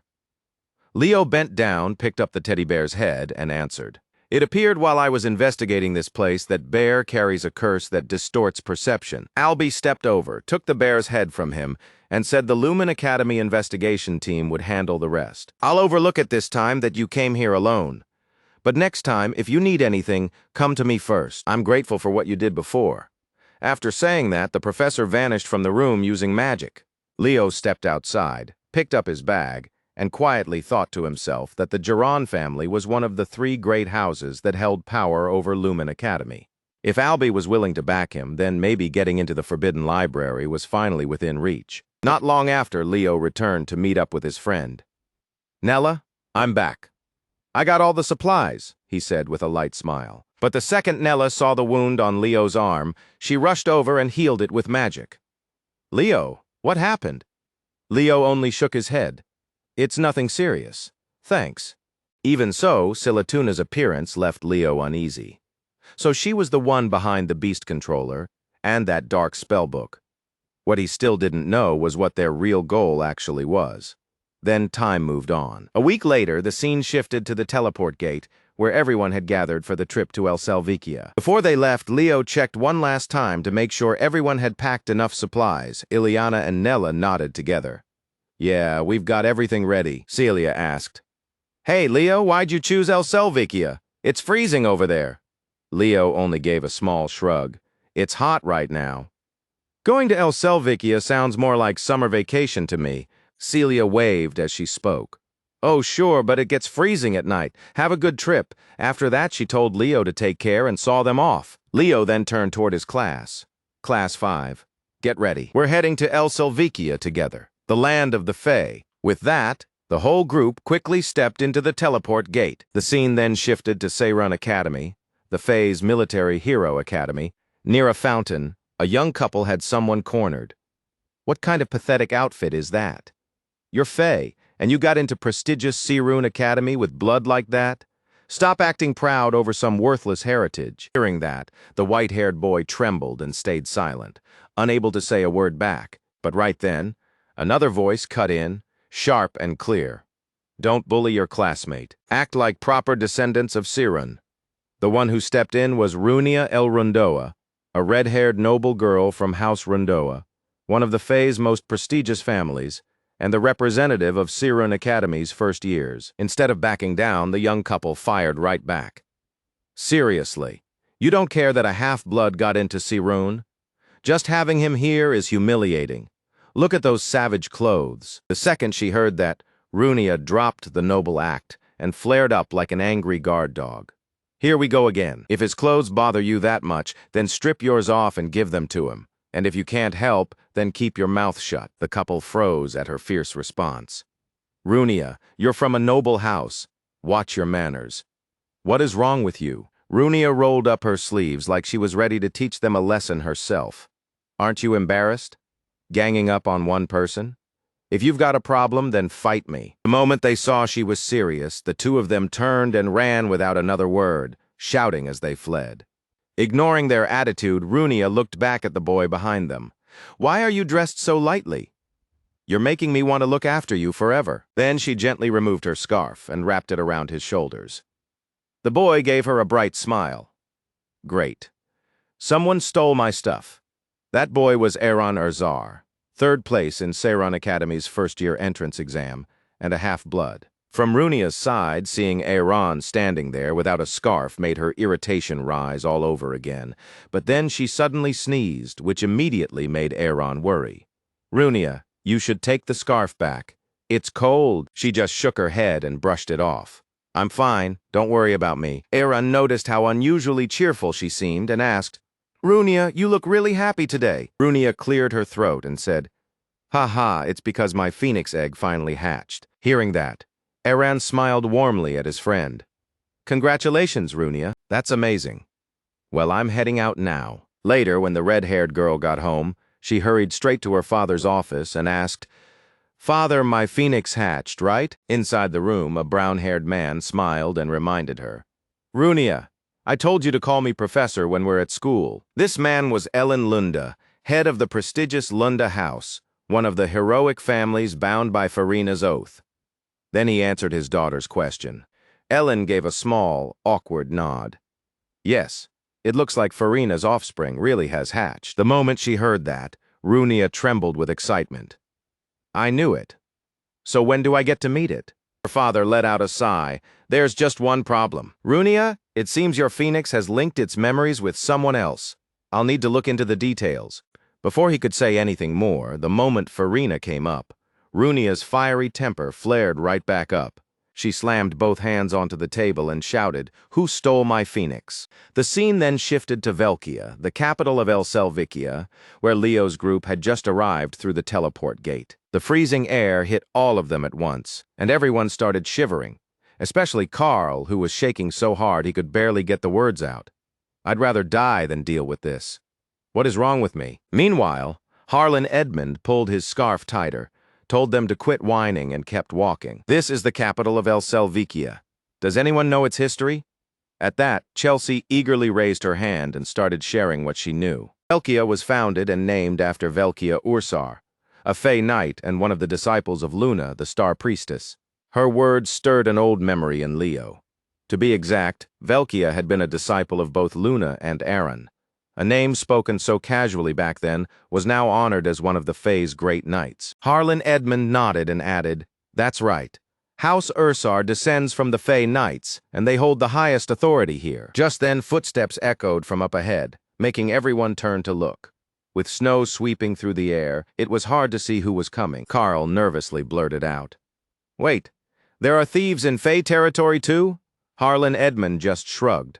"Bad people exist everywhere." Then a voice called out from the front, "How have you been lately, Professor Harlan?" The newcomer was a striking Fey man, and a line of guards followed right behind him. Just seeing him was enough to make the girls nearby swoon, like their eyes had turned into little hearts on the spot. Then the Fey leader spoke up again. "Greetings, Professor Harlan." His name was Lune Ersar, the spokesperson of El Selvikia and the head of House Ursar. The ever-lazy professor gave him a small nod. "You really haven't changed." Off to the side, Ileana Leyden stood there in a daze, wiped the drool from her mouth, and blurted out, "I think I just found my destiny." Even Nella beside her let out an awkward cough, clearly embarrassed for her. But then Leo stepped in and shattered that fantasy in a single line. "Does his age not bother you?" Ileana leaned closer and nudged Leo with her elbow, teasing him. "What, class rep? Don't tell me you're jealous," Leo answered, without missing a beat. "Don't be ridiculous. You do know Faye live a very long time and barely look older, right? So how old do you think he really is?" That one question instantly made Ileana tense up. Lune caught the shift in mood and gave a faint smile. "There are quite a few passionate students here. Unfortunately," he went on, "the students Professor Harlan brings are always very well behaved." Harlan shook his head. "They're just first years, still immature. Kids trying to satisfy their own curiosity." Ileana stepped forward and asked, "Sir, may I know your name and your age?" Lune turned to her, gave a slight bow, and said, "My apologies, I should have introduced myself sooner. I'm Lune Ursar, and I'm 97 years old." The second he said it, the fire mage went completely speechless. At the same time, Carl Thomas rushed over, shoved Ileana aside, and asked, "So you're the one guiding us?" Lune answered him with a warm smile. "I am the head of House Ursar and the spokesperson of El Selvikia." The moment he heard that, Carl nearly broke down inside. He awkwardly reached out his hand and gave Lune a weak shake. "It's an honor to meet you." Nearby, Professor Harlan glanced his way and said, "Carl Thomas, you and I are having a private talk later." Not long after that, the group arrived at the place prepared for their stay during the field trip. And honestly, after being abandoned for so many years, the place was a complete mess inside. Cobwebs clung to the corners and rats were running everywhere. The students immediately went pale. "We seriously have to stay here? No way. I can't do this." Hearing all the complaints, Leo folded his arms and answered with complete confidence. "Oh, really? Then I guess you'll all be sleeping outside." Ileana's eyes lit up right away. "I knew it, class rep. You prepared something better, didn't you? I knew I could trust you." But instead of giving her what she hoped for, Leo pointed at a tent outside and said, "I figured you'd say that, so I set up a sleeping spot out there. Want to sleep under the stars?" The second everyone looked out at the blizzard raging outside, Carl quickly turned back to the group and said, "Why are you all just standing there? Hurry up and unpack. This is our resting place. Honestly, it's kind of artistic. Have you seen what it looks like out there?" The second you step outside, you'll turn into a snowman. As for Carl, a little while later, he was already sneaking his way upstairs to the second floor. The two of them had the exact same sly look on their faces, like a pair of foxes stalking prey. Hey, know the best part of this trip? Sneaking into the girls' dorm.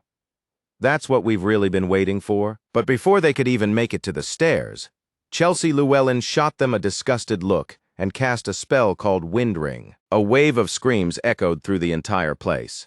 When Leo heard the noise, he gave a small nod and casually said, "Sounds like everyone's having fun. Maybe I should go take a look too." Then he opened the door. A golden-haired Fae girl was standing outside, waiting for him.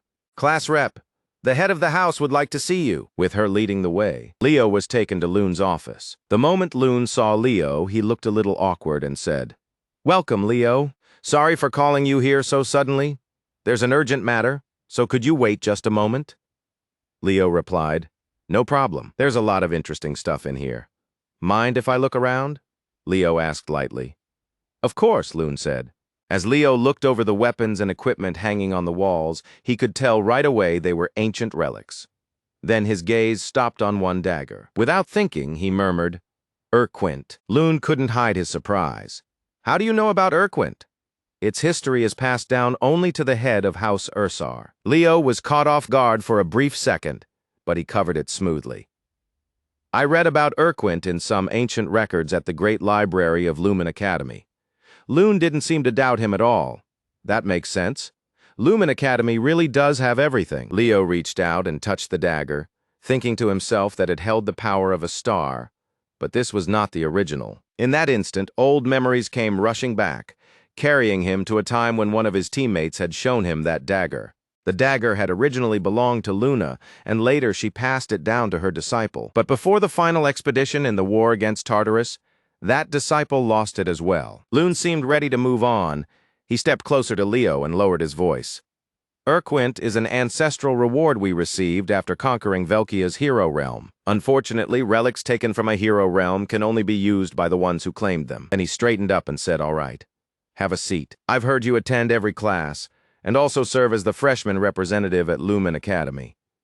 I know this is sudden, especially right after our first meeting, but would you be willing to meet my granddaughter just once?" She was a first-year student at Saren Academy. She's talented, got in with top scores, but the world beyond school turned out to be a lot bigger than she ever expected. And not long after enrolling, she hit her limits and started losing her motivation. So I thought maybe someone around her age, someone from outside her world, could give her a bit of inspiration. Following Loon's lead, Leo walked down the hall, but when he looked at the key in his hand, he muttered to himself, "Is it really okay to hand your granddaughter's room key to a complete stranger like this?" He knocked once, and the door slowly opened on its own.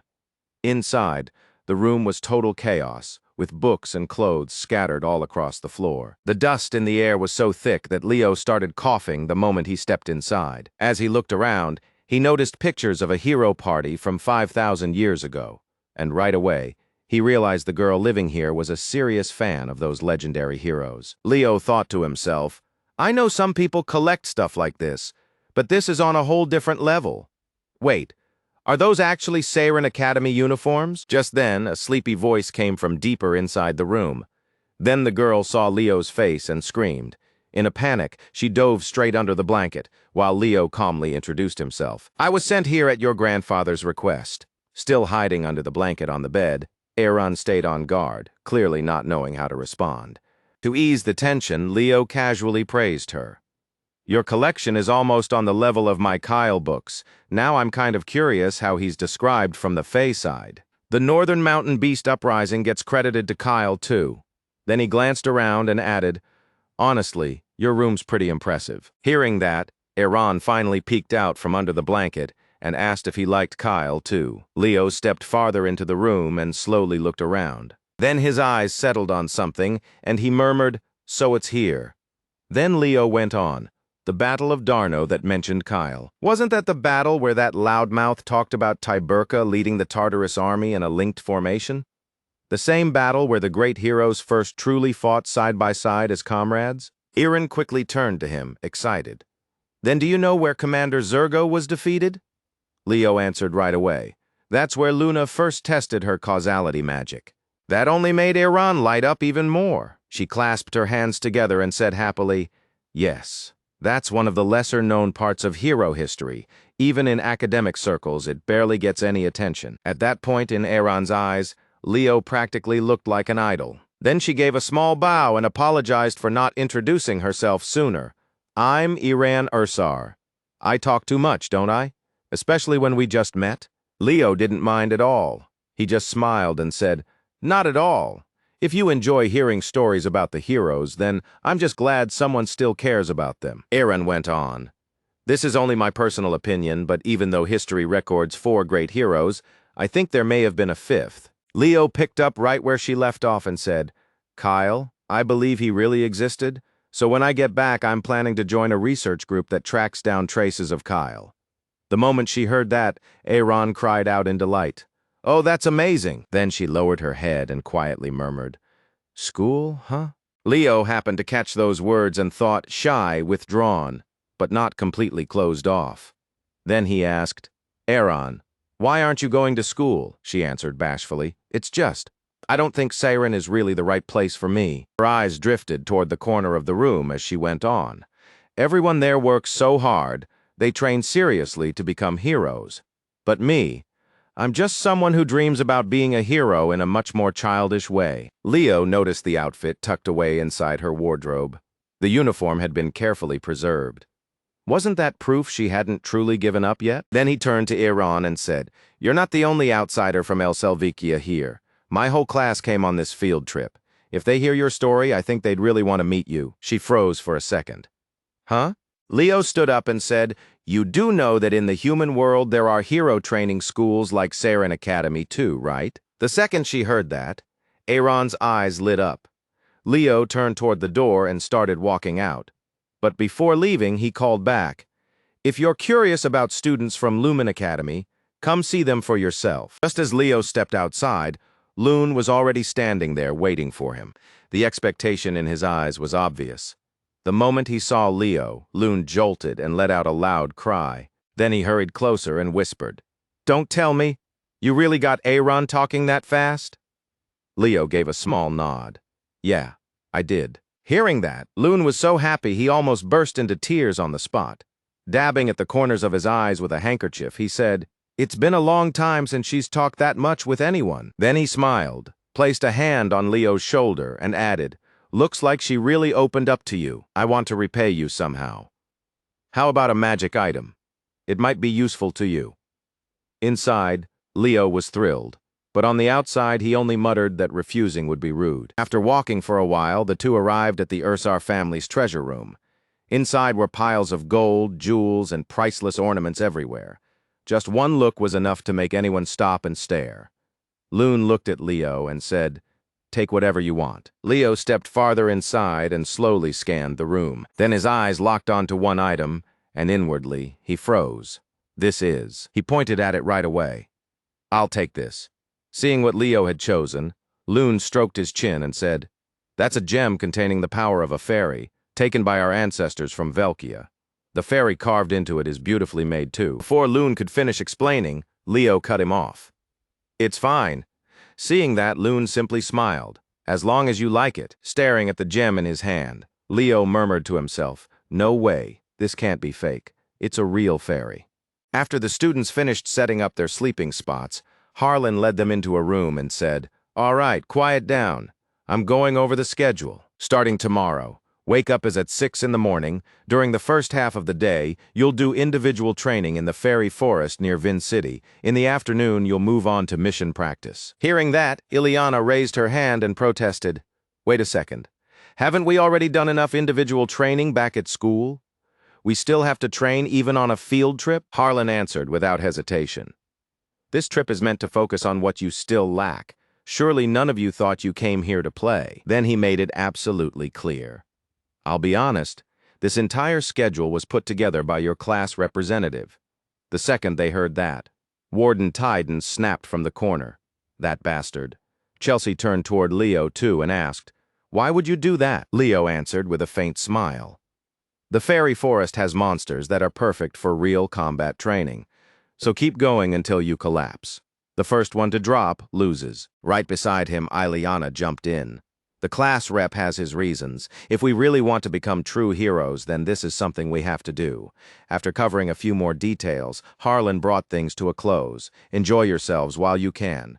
This will be your last free time for a while. A little later, Leo returned to his room. With the gem resting in his palm, he stared at it and quietly murmured, "The sealing magic of the Fairy King," he thought.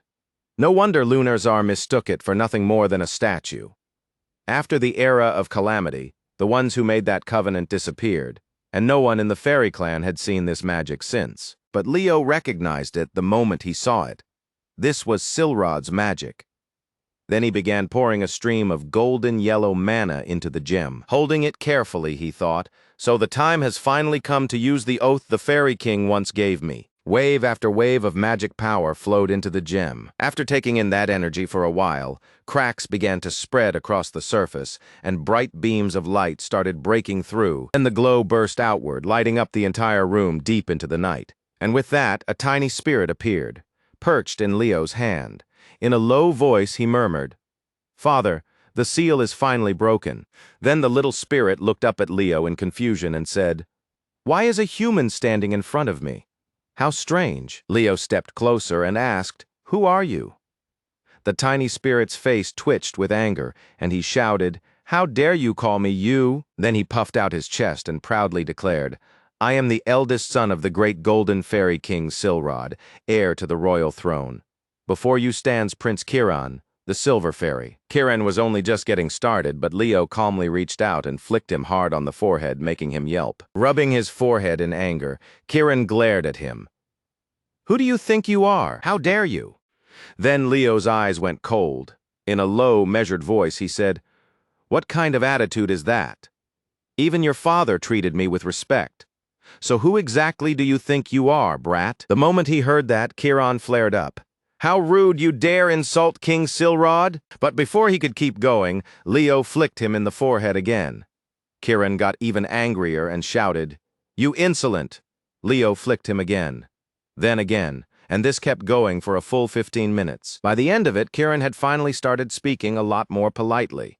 While Leo calmly blew on his finger, Kiran awkwardly muttered, "On second thought, forming a covenant with a lowly human like you may not be so bad." Leo pressed a finger against Kiran's head and said, "With how kind Silrod is, the fact that he still tore back all 6 of your wings and sealed you away tells me one thing. You must have been a serious problem, Prince Kiran." That hit Kiran right where it hurt. Stroking his chin, he said, "You even know that? Then you really are the chosen one." Leo let out a quiet sigh. "Fine. Then go to the fairy realm and summon Silrod for me." Kiran crossed his arms and let out a sigh of his own. "I can't. I won't be able to return to the fairy realm until I recover all 6 of my wings," Leo asked. "Then where's the first wing?" Kiran replied, "I believe the first one is in the fairy forest, the place that used to be our homeland." A faint smile touched Leo's face as he realized fate had just dropped Silrod's son right into his hands. But the second Kiran started sounding a little too full of himself again. Leo flicked his forehead one more time and snapped, "Watch how you talk to me." A few days passed, and just like that, the group began their training inside the fairy forest. In the middle of that snow-covered forest, something happened that left the entire group staring wide-eyed. Only instructor Harlan stayed calm, like none of it surprised him in the slightest. The reason was simple. Right in front of them, Chelsea was sitting on the ground with an annoyed look on her face, complaining, "No way, he beat that with just wind magic?" Then suddenly an arm reached out in front of her and her face flushed. It was Leo. He stepped over with a warm smile and said, "Looks like you need some training too." A few minutes earlier, Ileana had walked up to Leo and asked, "Class rep, you said my swordsmanship and magic don't work well together. So what does that make me?" She lightly clenched both hands, let out a frustrated sigh, and said, half annoyed and half embarrassed, "So that's why you made me train separately today." Leo didn't answer her right away. Instead, his eyes shifted toward someone else nearby. That Carl and Warden Tidden both tensed up. Warden spoke first, "What I lack is control over creature summoning." Carl immediately protested, "Hey, alchemy is the only thing I'm actually confident in. I even made that clear during the entrance exam, didn't I, Leo?" Then footsteps came from farther off, and a voice said, "I'm not very familiar with wind magic." Hearing that, Leo turned to look. It was Chelsea, tightening her grip on the weapon in her hand. She said, "Then show me." Leo gave a slight smile. One hand slipped into his pocket as he coolly said, "All right then." Chelsea muttered to herself that everything Leo had shown so far had already gone beyond expectations, and who knew how much more he was still hiding. Her eyes sharpened. No time to think. I'm going straight in. She swung her staff hard without hesitation, whipping up a massive whirlwind. Leo didn't even flinch. He immediately murmured, "Tempest." Then he thrust out his hand and called up a cyclone strong enough to meet Chelsea's head-on, and the two storms slammed straight into each other. The impact let out a shrieking sound that made everyone around them tense up. Watching the clash from outside, Ileana had to shield her face from the raging wind as she shouted, "Wind speed isn't even Chelsea's strong point, and he's already countering faster than she can." Without hesitating, Chelsea shouted, "Chain Gale." In the very next instant, chains burst out behind her and shot straight toward Leo. Leo stayed perfectly calm as he said, "Chelsea, I told you from the first day we met. That's not the right way to use wind magic." Red gusts started swirling around him, rushing in to intercept Chelsea's attack. Then, in a single moment, Leo's cyclone ripped her chains apart. Before Chelsea could even react, Leo lifted a hand toward the air and formed another spell. A wind arrow appeared, aimed right at Chelsea, and she froze where she stood.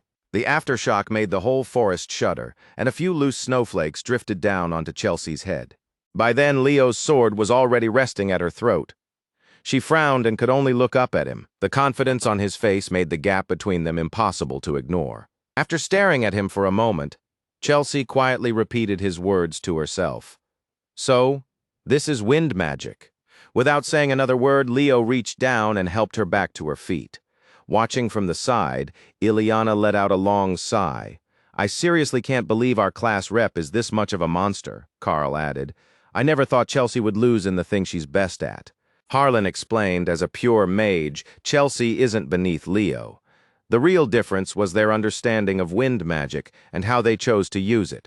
That's what decided the match. As you grow stronger, you'll keep learning new techniques, but before any of that, you need to master the power you already have. Now, standing beside Leo, Chelsea looked embarrassed, while Leo casually reached over and lightly ruffled her hair. Harlan continued, "So for now, work on your basics under the class rep's guidance, and be ready for the mission training this afternoon."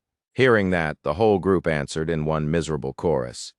Yes, sir. By then, they were already shivering from the cold and starving from exhaustion. Meanwhile, Leo was heading deeper into the forest alone. This time, his assignment was to gather herbs. As he walked, he remembered everyone collapsed on the ground from exhaustion, while Carl stood there covering his mouth, looking like he might throw up, begging, "Please, I'll train later." Thinking back on that, Leo gave a faint smile and said, "Now they're finally getting serious." Then a clear voice rang out. "Leo, look! I already gathered this much." It was Kieran. The little guy had been out collecting herbs for Leo. Taking the herbs from him, Leo smiled and said, "Impressive. Very fairy-like." Kieran puffed up proudly and said, "Well, I'm not just some ordinary fairy." Once they confirmed they had enough herbs, Leo stored the pouch away in his pocket dimension. Then he turned to Kieran and said they should keep moving. After that, the two of them headed deeper into the forest together. But after walking for a while, Leo suddenly stopped. Seeing that, Kieran looked over in confusion. Leo calmly stared at the invisible wall taking shape in front of them and said, "That's an illusion." Kieran added, "This is Fairy King magic, but it doesn't feel like my father's spell." Leo murmured to himself that this was Silrod's magic, cast by a fairy from the Cataclysm era. But the spell itself had only been activated around 100 years ago. Judging by the timing, it had likely reacted to Kieran's wings. An ancient barrier woven from old magic and the Fairy King's son's wings could only mean one thing. Something incredibly important was sealed inside. Then, from within that hidden space, a pair of icy feet slowly stepped forward. The moment Kieran saw it, he pinched his nose and shouted, "Ah!" The figure looked at Leo and asked, "How is there a human in fairyland?" Leo wasn't surprised in the least. He calmly replied, "What stranger is seeing an immortal like you here?" It was a skeleton, and in a dry voice it said, "This place has long since fallen under their influence. Tartarus." Kiran immediately shouted back at the skeleton. "This is our fairy sanctuary. What nonsense are you talking about?" The skeleton answered coldly. "Fairies? A lowly creature like you dares call itself a fairy?" The moment he heard that, Kiran exploded. "What did you just say?" Blue energy began swirling around him. Then he lunged forward with both fists clenched and shouted, "You bastard!" The skeleton didn't react at all. It just stood there, like the attack meant nothing to it. Then Kiran drove a punch straight into its chest and shattered its ribcage. Its body started to break apart and collapse onto the ground. Landing lightly, Kiran snorted and said, "Ha! Big talk for someone that weak." Seeing that, Leo mocked him right away. "And you still call yourself a fairy? You rushed in like some street thug?" Kiran stretched like he was finally loosening up after days of not moving and said, "Who cares as long as it worked? Fairy power and immortal power are natural opposites." Then all of a sudden his eyes widened. "What is this?" The immortal's body was slowly restoring itself. As it regenerated, it said, "I see. Lowly as you are still a fairy." Catching the rotten stench coming off it, Kiran covered his nose and shouted, "Gross! Stubborn and disgusting too! This guy probably hasn't bathed in thousands of years." Then the immortal gripped its sword and a massive surge of energy poured from it. Kiran charged again without hesitation, yelling, "I'll smash you down to the bone." But just as he got close, Leo's eyes widened from the side and he shouted, "Kiran, move!" At that exact moment, the immortal slammed its sword hard into the ground. A wave of red mana burst out around it like a defensive curtain. The second Kiran caught sight of that horrifying barrier. His eyes snapped wide open. He instantly swerved away and shot off in a different direction. But he was moving too fast, and the next second he crashed right into Leo. He let out a yelp. "Ow, what was that?" Leo didn't panic at all. Staying perfectly calm, he casually hoisted Kiran onto his shoulder and spoke. "That's a Tartarus monster. It's existed for a very long time." Then the skeleton opened its mouth. "I'm a death knight. My name is Kargor, a knight who serves the Lich King." The moment he said that, he swung his sword and charged straight at Leo. Leo drew his blade without hesitation and met him head-on with a slash of his own. Kargor kept attacking from every direction, then said in a low, icy voice, "I am the one who will lead you to death." The words alone carried a suffocating killing intent, and Leo looked up at him, his heart pounding under that crushing pressure. Before Leo could even steady himself, Kargor brought down another brutal strike, like judgment falling from the sky. Even the air screamed under the force of it. Leo's gaze tightened. In an instant, he raised a glowing blue magic shield to block it. He managed to stop the blow, but the impact still forced him backward. His legs trembled, sweat ran down his face, and he had to pour everything into keeping his balance. Kargor stepped in with a crooked smile, his eyes sharp enough to cut. He let out a mocking laugh, bringing out light energy that quickly. Not bad. Then he tightened his grip and rushed Leo again like a storm, battle hunger blazing in his eyes. The instant he closed in, he raised his sword high and brought it down in a savage slash that tore through the air. Leo was already running on fumes, but he still reacted in time. Even then, his body was clearly slowing down, and just parrying that monstrous attack took everything he had. The two of them pushed against each other through clenched teeth, glaring without either side giving ground. Then Kargor broke into a smug laugh. "All your resistance is meaningless. Ha ha ha ha ha." Seeing Leo getting overwhelmed, Kiran jumped in from behind and shouted, "Leo, I'm helping!" He swung with all his strength at Kargor, but the skeleton's body was nothing but hardened bone. Kiran bounced right off, hit the ground, and a red bump instantly rose on his forehead. Clutching his head, he groaned. "Ah, I really did try. If only I had wings." Even exhausted, Leo gritted his teeth, his eyes still burning with resolve, and said in a low, steady voice, "By the name of the one bound by covenant, answer my summons." The moment the words left his mouth, bright sparks burst around him. Even Kargor flinched and took a few steps back. As the incantation finished, Leo's whole body erupted with blazing light, sparks rising around him like hellfire. Then a magnificent pair of phoenix wings burst from his back, radiating such intense heat that even the air began to shake. Leo tightened his grip on his sword and stared straight at Kargor, cold and fearless. Kargor froze, then stammered, "This is..." From the ground, Kiran looked up in shock and muttered, "What?" There's another covenant bearer besides me. Leo didn't hesitate for even a second. He swung his sword, and the slash twisted into the shape of a blazing phoenix head that shot toward Kargor at terrifying speed. The moment the flames hit, a massive explosion burst outward and sliced Kargor's body clean in half. Then, from inside the flames, a tiny phoenix fluttered out and landed on Leo's shoulder, chirping like an innocent little chick. Kieran hopped closer and stared at the tiny bird in disbelief. "Is that a phoenix?" The little phoenix shot him a look full of pure contempt, and Kieran could only scratch his head with an awkward grin. Kargor was still not done. Snarling in fury, he roared, "A phoenix and a fairy.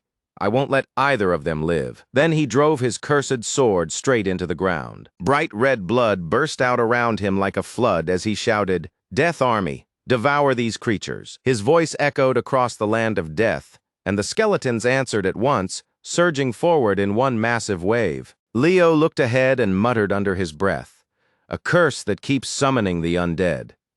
Behind him, Kieran nervously blurted out, "Huh? Don't tell me you've given up. You're out of light energy." Hearing that, Leo only gave a faint smile, and a quiet confidence flickered in his eyes. He lowered his stance and answered firmly, "Of course not." As he moved forward, he murmured to himself, "Could this be Kyle's mana? It's been a long time since I used it." Then he activated an earthquake skill. A huge wave of mana poured from his hands into the ground, splitting the earth apart and bringing the undead charge to a dead stop. Even from a distance, Kargor couldn't hide how shaken he was by Leo's attack. Leo didn't give him a moment to recover and shot straight toward him. As he closed the gap, he swung his sword and unleashed a whirlwind technique that blasted every undead in his path aside. Watching Leo carve through his minions, Kargor shouted in rage, "Stop right there! If you call yourself a knight, then face me honorably, Leo." Leo kept moving, his voice cold. "You're the one hiding behind a swarm of minions, and you want to talk about honor?" With that, he gathered power into his legs. He kicked off the ground, cleared the undead in one leap, and soared high into the air. Kargor thought he was retreating and roared that Leo was running away. While moving, Leo turned to Kieran and said in a low, gentle voice, "Little guy, stop fighting, both of you, get inside." After putting some distance between them, Leo finally came to a stop. He let out a breath and murmured, "This should be safe enough." But right then the sound of heavy footsteps echoed from far away. Leo glanced over and saw an undead creature snarling as it made its way toward him. Without pausing for even a second, Leo drew his sword, noticing right away that one undead had broken off from the rest. His blade flashed up, and the undead was torn apart on the spot. But immediately after that, another sword came flying straight at him. A voice rang out, "Did you summon it, human?" Leo answered without hesitation, "No, I'm Lumen's student. I have nothing to do with those undead." As his eyes ran over the other person's clothes, Leo muttered under his breath, "The uniform of a Saren trainee." But the attacker ignored him completely and came in with another slash, shouting, "What a pathetic excuse. Die, necromancer!" Leo turned his body neatly and slipped past the strike. Then he drove the pommel of his sword hard into the man's stomach, and the guy folded over with a cry of pain. Then, out of the darkness, a calm voice cut in softly, "That's enough." A red-haired girl stepped forward, looking at Leo with clear, earnest eyes. "I'm sorry for how rude he was earlier. I'm Runia Elrundoa, a first-year Saren trainee. Please don't think every Saren student is like him." Hearing how sincere she sounded, Leo gave a small nod. "All right, apology accepted. What brings you here from Saren?" Runia stepped closer and held out her hand. "I'm doing field training in Berkia," Leo answered. "I'm here on an expedition. Then I should report back to my professor." With that, he turned to leave. Runia stayed where she was and quietly said, "May the Berkia forest protect you, Leo." As he walked away, Leo murmured to himself, "Runia Elrundoa, why does that name sound so familiar?" Meanwhile, somewhere else, Runia was scolding that young man, snapping that he was the worst student in the senior class, always causing trouble and showing off like an idiot. Honestly, it was embarrassing. That kind of thing seemed pretty normal in Berkia County. Then the scene shifts to Leo walking with Professor Harrod to meet Loon. After hearing what had happened, Loon began wondering why a Death Knight had appeared inside the sanctuary. Was it connected to some old disaster, or to monsters that had appeared there long ago? The contamination level didn't seem that serious. Harrod went on to say that Leo wasn't the kind of student who would lie. Loon replied that misunderstandings born from ignorance could still turn into lies. Right then, something drew Leo's attention. A man stepped in and announced, a first-year aspiring hero claims she encountered a death knight. It was Herdium Wintel, the homeroom teacher of Saren's senior class 1. Then he added, most likely she just mistook it for a skeleton knight. I don't believe a first-year student could survive a death knight. Then he glanced over at Leo. You're only a first year yourself, after all. He turned toward Harrod and asked, Professor Harrod, do you really believe this student's story? Harrod answered right away. Of course. She represents the entire faculty. Herdium paused, clearly thrown off. If that was true, it might actually broaden the perspective of Saren's students. But even then, he still seemed to find the whole Death Knight story hard to accept. He continued, if she represents the faculty, then she must be confident in her magic. I propose a joint class between Saren's senior class 1 and Lumen. The scene shifts to evening, inside a grand hall that looked almost like a marble palace, where a lavish social gala was underway. Carl and Chelsea walked in with bright smiles. Carl blurted out that if they were really throwing an exchange event this extravagant, then this really was a rich school. Chelsea tugged on his sleeve and added that it looked fit for an emperor's banquet. Ileana cheerfully said, I heard tomorrow we get to experience Saren's teaching style. Nella gave an excited little laugh and said, I can't wait. At the dining table, Harrod and Herdium spoke quietly to each other. Leo glanced over at them and thought that Herdium had probably proposed the joint class because he wanted to see the truth for himself. Then, all of a sudden, a voice called out, Haven't we met before? Startled, Leo turned around. He saw Runia walking up with a smile. Dance with me, will you? Under stage lights that shimmered like a dream, Leo and Runia moved together across the dance floor. She looked at him and asked, Do you know the LF dance? Leo nodded. Yeah, I learned it a long time ago. Runia grew a little shy and thought to herself that she still didn't know his name. What was she supposed to call him? Leo answered, I'm Leo Plov. Just call me Leo. The moment she heard that name, Runia froze for a few seconds. Then, without warning, she grabbed Leo by the collar and shouted, So you're the Covenant thief who stole someone else's bond. The sudden move left Leo completely stunned. Runia leaned in close and growled, I'll kill you. As Leo remembered the trembling, regret-filled words of Fiora's mother, his chest tightened. Reyna was the original Covenant bearer, and she was also the one who had saved Runia Elrundoa's life. I'm sorry for the child who was supposed to be the original Covenant bearer. Just thinking about those words left Leo numb, like a cold wind had gone straight through him.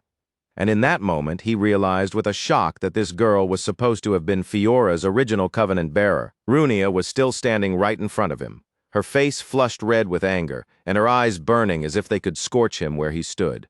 Through clenched teeth, she spat. You filthy Covenant thief. Leo looked straight at her, let out a quiet sigh, and gave her a gentle smile. Fiora is doing fine.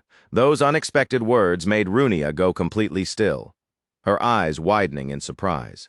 But then she bit down hard, and all that anger came flooding right back. Go die, she screamed, lunging at Leo at terrifying speed and leaving everyone around them frozen in shock. A few minutes later, the massive hall was still thick with tension. Leo walked beside Professor Harrod, while Runia kept her head lowered, her voice trembling as she said, I'm sorry, Leo. Please forgive how rude I was just now.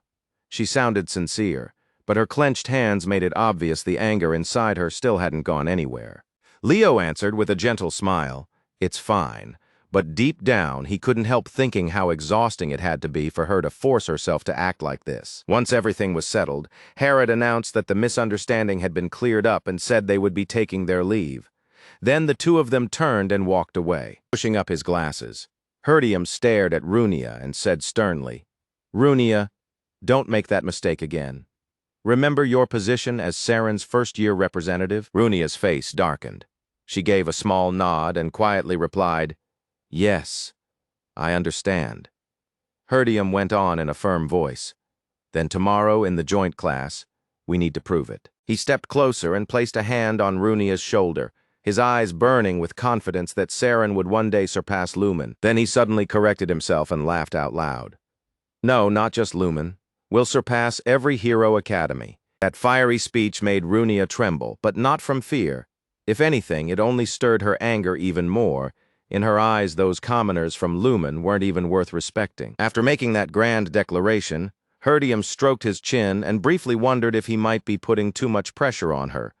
Then he cleared his throat and started to speak again. Ahem, from now on. But before he could finish, Runia suddenly clenched both fists and shouted, "I will never lose to that bastard again. I'll crush him. Don't worry for Saren's honor." Even Herdium was caught off guard by how intense she sounded, and for a second, the fire in her eyes genuinely startled him. The next day, the scene shifted to a large lecture hall. Students from both classes sat facing each other, and the whole room buzzed with excitement. Standing at the podium, Harrod greeted them warmly. "It's a pleasure to meet the first-year students of Saren. I'm Professor Harrod, a lecturer from Lumen. Today, you'll be watching a model lesson from Lumen." The moment he said that, the Saren students stirred, their eyes lighting up with curiosity. Harrod continued, "Ileana, Carl, Warden, please come forward. You'll be leading this lesson." All three of them froze for a second, clearly surprised to hear their names called. Then Harrod added, "You're the outstanding students representing Lumen.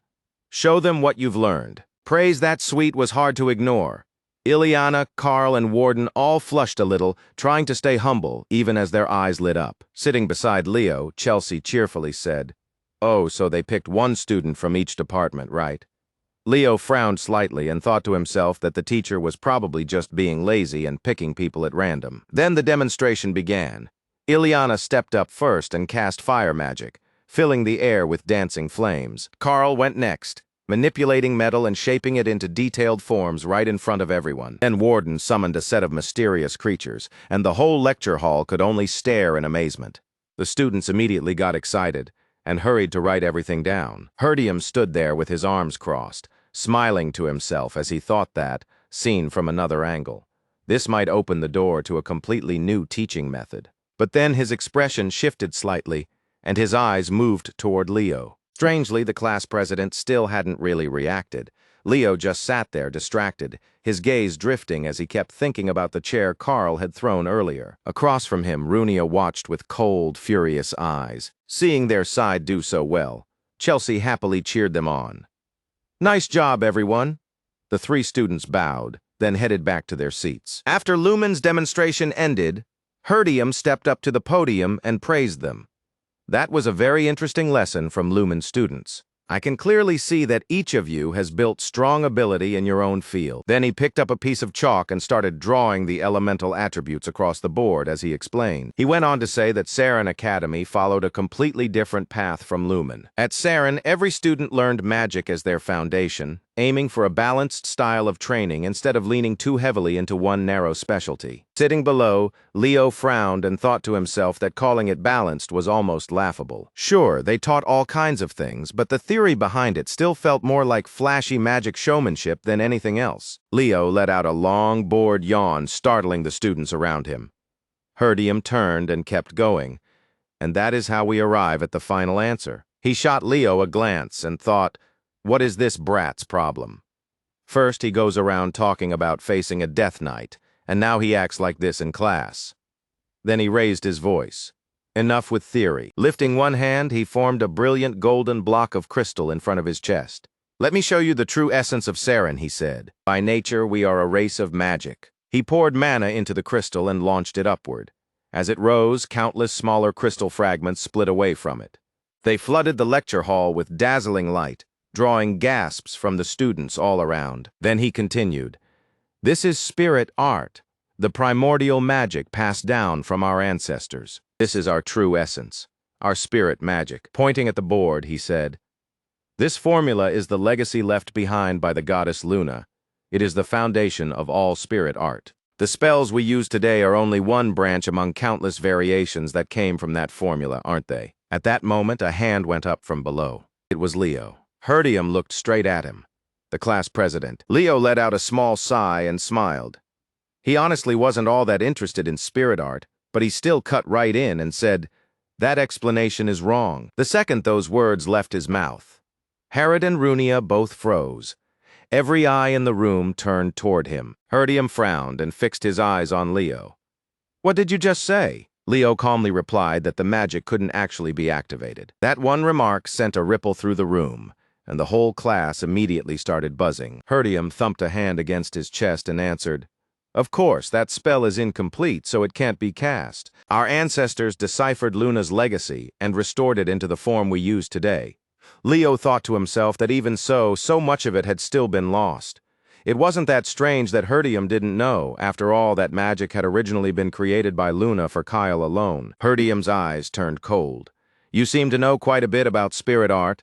If our explanation is wrong, then show us your version." Seeing where this was headed, Harrod let out a quiet sigh and prepared to step in. But then he stopped short when he saw Leo rise from his seat without the slightest hesitation. Leo walked up to the podium, thinking to himself that their so-called ancient magic was only an imitation. He was the one who had received the complete form from Luna, but he died before he ever had the chance to pass it on. Maybe, in the end, this meeting had been inevitable. Watching Leo step forward, Harrod felt a headache coming on. Spirit art was a source of pride for the ancient race, part of the founder's legacy. If this kept going, it could stir up trouble across the entire academy. Leo walked over to the table. Then, with just his fingertips, he began adjusting the flow of mana. One of the students couldn't hold back and blurted out, "What kind of technique is that? It looks like spirit art, but I've never seen a formula like that before." When he finished, Leo turned back to Herdium. "I'm done, sir." As Herdium watched that flawless flow of mana, his eyes slowly began to fill with tears. His whole body trembled, and when he tried to speak, the words barely came out. "What? Is this magic? Have you used it before?" And in that instant, it was like the scene rewound into the past. Back when Luna first cast the spell, Kyle stood across from her and asked the very same question. "What is this magic?" Luna cut him off proudly. "Look, I finally completed it. I'm only teaching this to you, Kyle. This is the blooming transference spell." At that same moment in the present, a golden flower appeared in Leo's hand, shining brilliantly, like Luna's miracle had bloomed all over again. The entire class could only stare, eyes wide and mouths hanging open. Down below, Ileana couldn't even hide her amazement and excitedly blurted out, "Class president, that was incredible, right?" Beside her, Nella gave a small nod and smiled, her eyes full of pride. Meanwhile, Runia, who already hated everything Leo was doing, blinked in shock and thought, "What is this? Why is the professor reacting like that?" She secretly glanced toward Professor Herdium and saw him down on both knees, tears streaming from his eyes as he stared at that beautiful spell. His eyes shimmered, and his voice shook with awe. "Incredible, so many elemental branches can come from this. Don't tell me this spell was really made just to make flowers bloom." Standing nearby, Leo smiled with calm confidence and answered in a steady, almost gentle voice, "It's not that simple." During the calamity, flowers nearly vanished. His voice seemed to quiet the whole room. And to the founder, Luna, weren't flowers something truly special? Back in the memory, Kyle looked doubtful as he lightly touched the glowing golden flower and muttered, "What kind of magic is this? It's useless in a fight, isn't it?" Luna, standing beside him, turned and looked at him with eyes like stars. Her voice was soft but full of feeling. "Do you know how beautiful flowers are one day? I'm going to see a world filled with them." Back in the present, Professor Herdium kept staring at the magnificent flower in front of him and murmured in amazement, "So this is it. The founder really did leave the truth inside it." But once he came back to himself, he turned at once and asked in confusion, "Who is this student? How does he know all of this?" Leo casually stepped closer and said near his ear in a warm voice, "I'm Leo Plov. I studied the essence of magic on my own through ancient texts. I work across multiple disciplines, and I happen to be a naturally gifted mage." That modest but confident introduction left Herdium staring in shock. Eyes wide, he stammered, "Could your family be related to the elves?" Leo shook his head with a faint smile. Then Professor Harrod came up from below, looking more than a little embarrassed. With a sigh, he said, "My student has gone too far. I'm sorry. Let's end the lesson here." Then he turned to Professor Herdium and said seriously, "For now it's best not to make any official judgment on this matter." Still dazed, Herdium stammered, "Ah, Professor Harrod, perhaps I was being a little presumptuous." Then all of a sudden he stepped forward, grabbed Harrod's hand with both of his, and asked with open excitement, But could we discuss transferring the student Leo to our school? That proposal came so suddenly that Professor Harrod blurted out. What? After class, the group returned to their lodgings, and the atmosphere there was livelier than ever. Ileana and Chelsea, both full of energy, started showing off their cooking. Grinning proudly, Chelsea brought out a pot of deep purple fish that smelled so harsh nobody even wanted to go near it. Then she announced, "Ta-da, the Llewellyn family specialty." Not wanting to lose, Ileana set down a strangely shaped salad she had been keeping hidden from everyone. With a bright smile, she chirped, "And here's my deadly risotto, so good only one person will survive." The second they saw those two dishes, Leo, Warden, and Nella all went stiff with panic. Leo leaned toward Warden and whispered in a shaky voice, "This is the true nightmare of joining Lumen." Warden turned pale and answered, "Do we even have another option?" Standing behind them, Nella frowned and quietly said, "I think I still have some elf bread left from before." Before anyone could stop her, Ileana moved in a flash and stuffed a spoonful into Carl's mouth, smiling brightly as she said, "Try it, try it." The moment it went down his throat, Carl's whole body started trembling. Sweat poured off him like rain and panic filled his eyes. Seeing him hesitate like that, Ileana frowned and snapped, "What are you doing, idiot?" Off to the side, Loon watched the students fooling around and laughed from the heart. "It's wonderful seeing all of you this happy." Beside him, Professor Harrod scratched his head and quietly muttered, "Class president." As if he already understood what was coming, Leo immediately turned toward the others. But just as he was about to leave, Loon called out, "Wait." Then in a serious voice he continued, "You need to know this. The El Salvigia Assembly has already made a decision regarding the Death Knight forces." That made Leo flinch ever so slightly, and his heartbeat quickened. Loon went on, "To put it simply, we've confirmed that multiple Wraiths and Death Knight units have appeared in the Fairy Forest region. So, Lumen and Saren will be working together to investigate whatever abnormality is spreading through the forest. But first-year students still don't have enough experience, which makes this mission extremely dangerous." The moment they heard that, Ileana, Chelsea, and Nella, who were standing outside the door, instantly lit up. Their cheeks flushed, and they looked so excited they were ready to bounce on the spot. Inside the room, Loon continued, "That's why we proposed to Saren that when the mission begins, our students investigate alongside Saren's first years." Leo responded right away, "Did the council leadership really come all the way out here just to ask for that?" Loon shook his head and gave him a mysterious smile. "No, actually, I came because of you, Leo." At that moment, Iran shyly peeked in from the doorway, her cheeks faintly red. The second Leo saw her, he stepped outside with a friendly smile. "Hey, Iran, how have you been?" Iran stumbled over her words and replied, I said I'd come, so I used that privilege." The moment Chelsea spotted the newcomer from inside, she blurted out, "She's so cute." Then the girls immediately crowded around Iran, chattering nonstop. Chelsea excitedly asked her name and why she hadn't come to the exchange event, while Ileana turned to Leo with a curious look and asked, "Class president, how do you know her?" Nella only smiled and whispered, "So adorable." The sudden flood of attention made Iran blush all the way to her ears, like she wanted to freeze in place. And as the questions kept piling on, her eyes practically started spinning. In the end, she mumbled a quick apology and hurried upstairs. Her sudden escape left Chelsea and Eliana staring after her in confusion. Chelsea frowned. "Did we do something wrong?" Ileana scratched her head and said, "She's really just super shy, huh?" Watching all of that, Loon turned to Leo and quietly said, "Leo, I'm counting on you." Leo only gave a small nod, then let his gaze drift toward the balcony, where Iran was sitting alone in silence. A moment later, a coat was gently draped over her shoulders and Iran jolted in surprise. Leo had stepped out onto the balcony, smiling as warmly as sunlight. Iran looked up shyly and asked, "Aren't you cold, Leo?" He answered with easy confidence, "I'm fine. Don't worry about me." Then more quietly he asked, "So why did you run away from Saren Academy?" The question caught Iran off guard, and her gaze slowly drifted into the distance. After a pause, she muttered, "Because I'm not fit to be a hero." Leo looked surprised and asked, "Why would you think that?" Iran started speaking in a soft voice, but there was emotion buried underneath it. She explained that life at Saren had become too much for her. "I met someone like sunshine, Runia. She's confident, kind, and everything a real hero should be. I admired her. I wanted to walk the same path she did.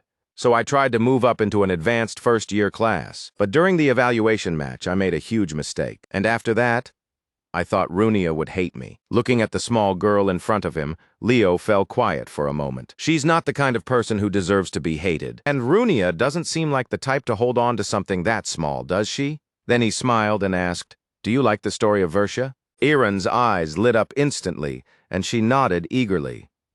"Yes, that's the tale of our ancestors." Leo kept speaking in that same warm tone. "Then you know Versia admired great heroes and chose to follow them. And that's how she became a hero too, right? Don't let other people's eyes decide your path.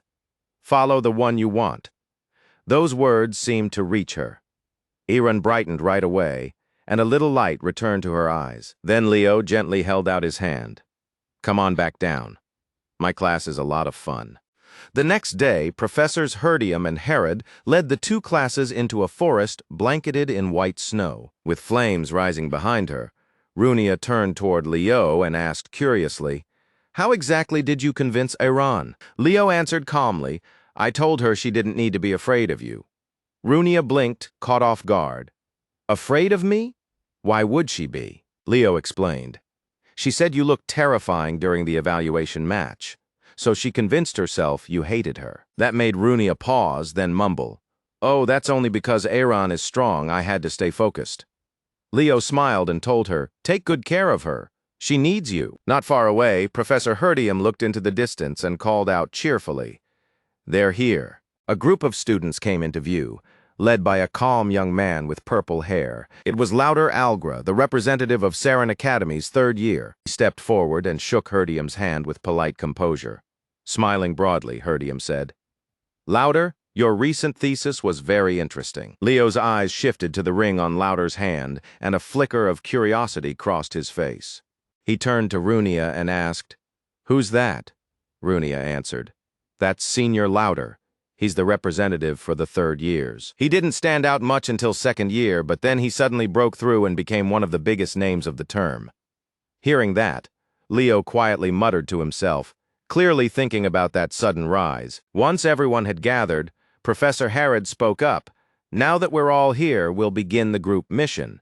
Each team will consist of 2 or 3 first years and 1 third year." Holding a list in his hand, Professor Herdium read the first group aloud.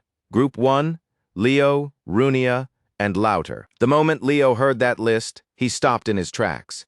Under his breath, he muttered, "No way.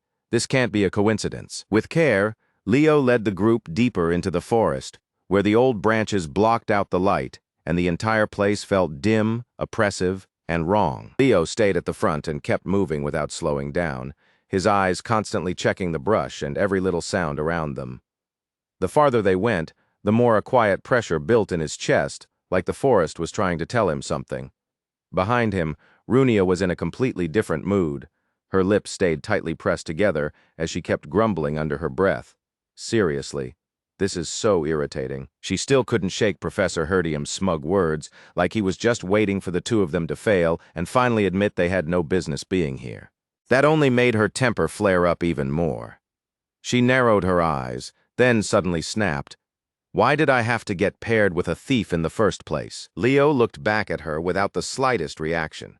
A faint crooked smile pulled at his lips. "You're still hung up on that?" he said, calm as ever, with just enough teasing in his voice to get under her skin. Runia clenched her fists, her face turning red. Obviously, she fired back. "I still don't accept you as Fiora's contractor." Leo just gave a small shrug and kept walking like it didn't bother him at all. Then he answered in a low voice, but something about the way he said it made Runia go still. To make it easier to follow, here's where each survey team was stationed throughout the forest. Leo and Runia's team had gone deep into the woods.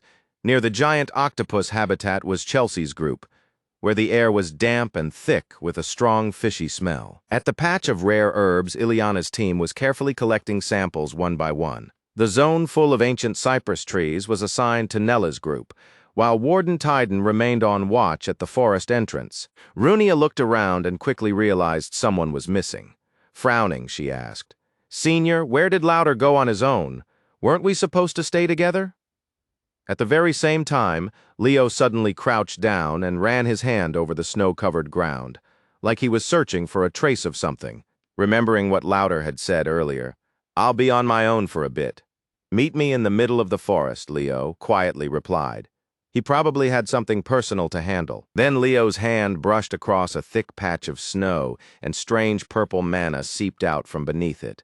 The instant he felt it, he knew something ancient and dangerous was hiding below. Behind him, Runia was still scanning the area in confusion. "But we're this far into the forest, and there aren't any immortals anywhere," she said.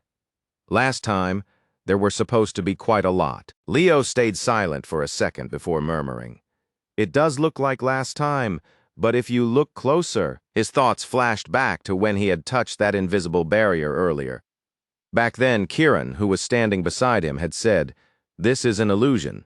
Fairy King magic, but it's different from my father's." That was the moment Leo understood something here had changed. This land was cursed now, and that curse hadn't been here before. A death curse. The kind only someone who had survived that calamity would recognize. Without even realizing it, Leo's mind drifted to Tartarus, Erebus's loyal commander, a survivor of the disaster connected to the Hell Kaiser kingdom. Tartarus wouldn't be working alone, Leo thought. Kargor, the Death Knight, was the one who usually stood beside him. Then, all at once, Leo shot back to his feet, his eyes sharpening the instant he sensed something nearby. "There's something over there?" he muttered, turning his gaze toward the fairy-protected land guarded by Silrod. Runia caught the shift in his expression and tilted her head. "What is it? Did you sense something?" Before Leo could answer, the sound of quick footsteps suddenly tore through the forest from deeper inside, making him whip his head up at once. "Something's coming," he shouted. He immediately drew his glowing sword and braced himself. But then a warm, low voice broke through the tension. "Phew, how's the investigation going?" It was Louder, stepping out from the shadows with an easy smile. Leo and Runia both blurted out at the same time. "Senior Louder." Still smiling, he walked over and asked, "So, did you find any immortals?" Runia let out a breath of relief and shook her head. "You scared me." "No, we didn't find anything." Leo, meanwhile, slid his sword away, but his eyes stayed fixed on Louder. Then Leo held out his hand for a handshake. But the second their hands touched, he felt a strange energy coming from the black ring on Louder's finger. That ring, Leo thought. But before he could say a word, Louder spoke first. "Sorry, you're mistaken." Louder said it with a smile, though there was something odd hiding underneath it. "There isn't a single immortal here, let alone a Death Knight. But that's fine. Freshmen do have a habit of getting carried away." Then, in that same calm tone, he continued, "Do you know what happens to high-level immortals like Death Knights when the summoning mage doesn't have enough mana to keep them active? They disappear. So if there's a Death Knight somewhere, that also means a summoning demon has to be nearby." Runia frowned, clearly not following. "Are you saying there are demons in this forest? But this is Berkia, the capital of Elsilvikia, right?" Louder stepped a little closer and raised one finger with a smile. "Students from Sirun should know about the stellar magic surrounding Berkia, right?" Runia quickly nodded. "It's the barrier spell created by Grandmaster Luna. Demons can't enter." But Leo cut in immediately, his voice steady and firm. "There's no rule that says the summoner has to be a demon. Other races can use dark power too, even fairies." The instant those words left his mouth, both of the others froze. A slight smirk touched Louder's face. Like Leo's answer genuinely amused him.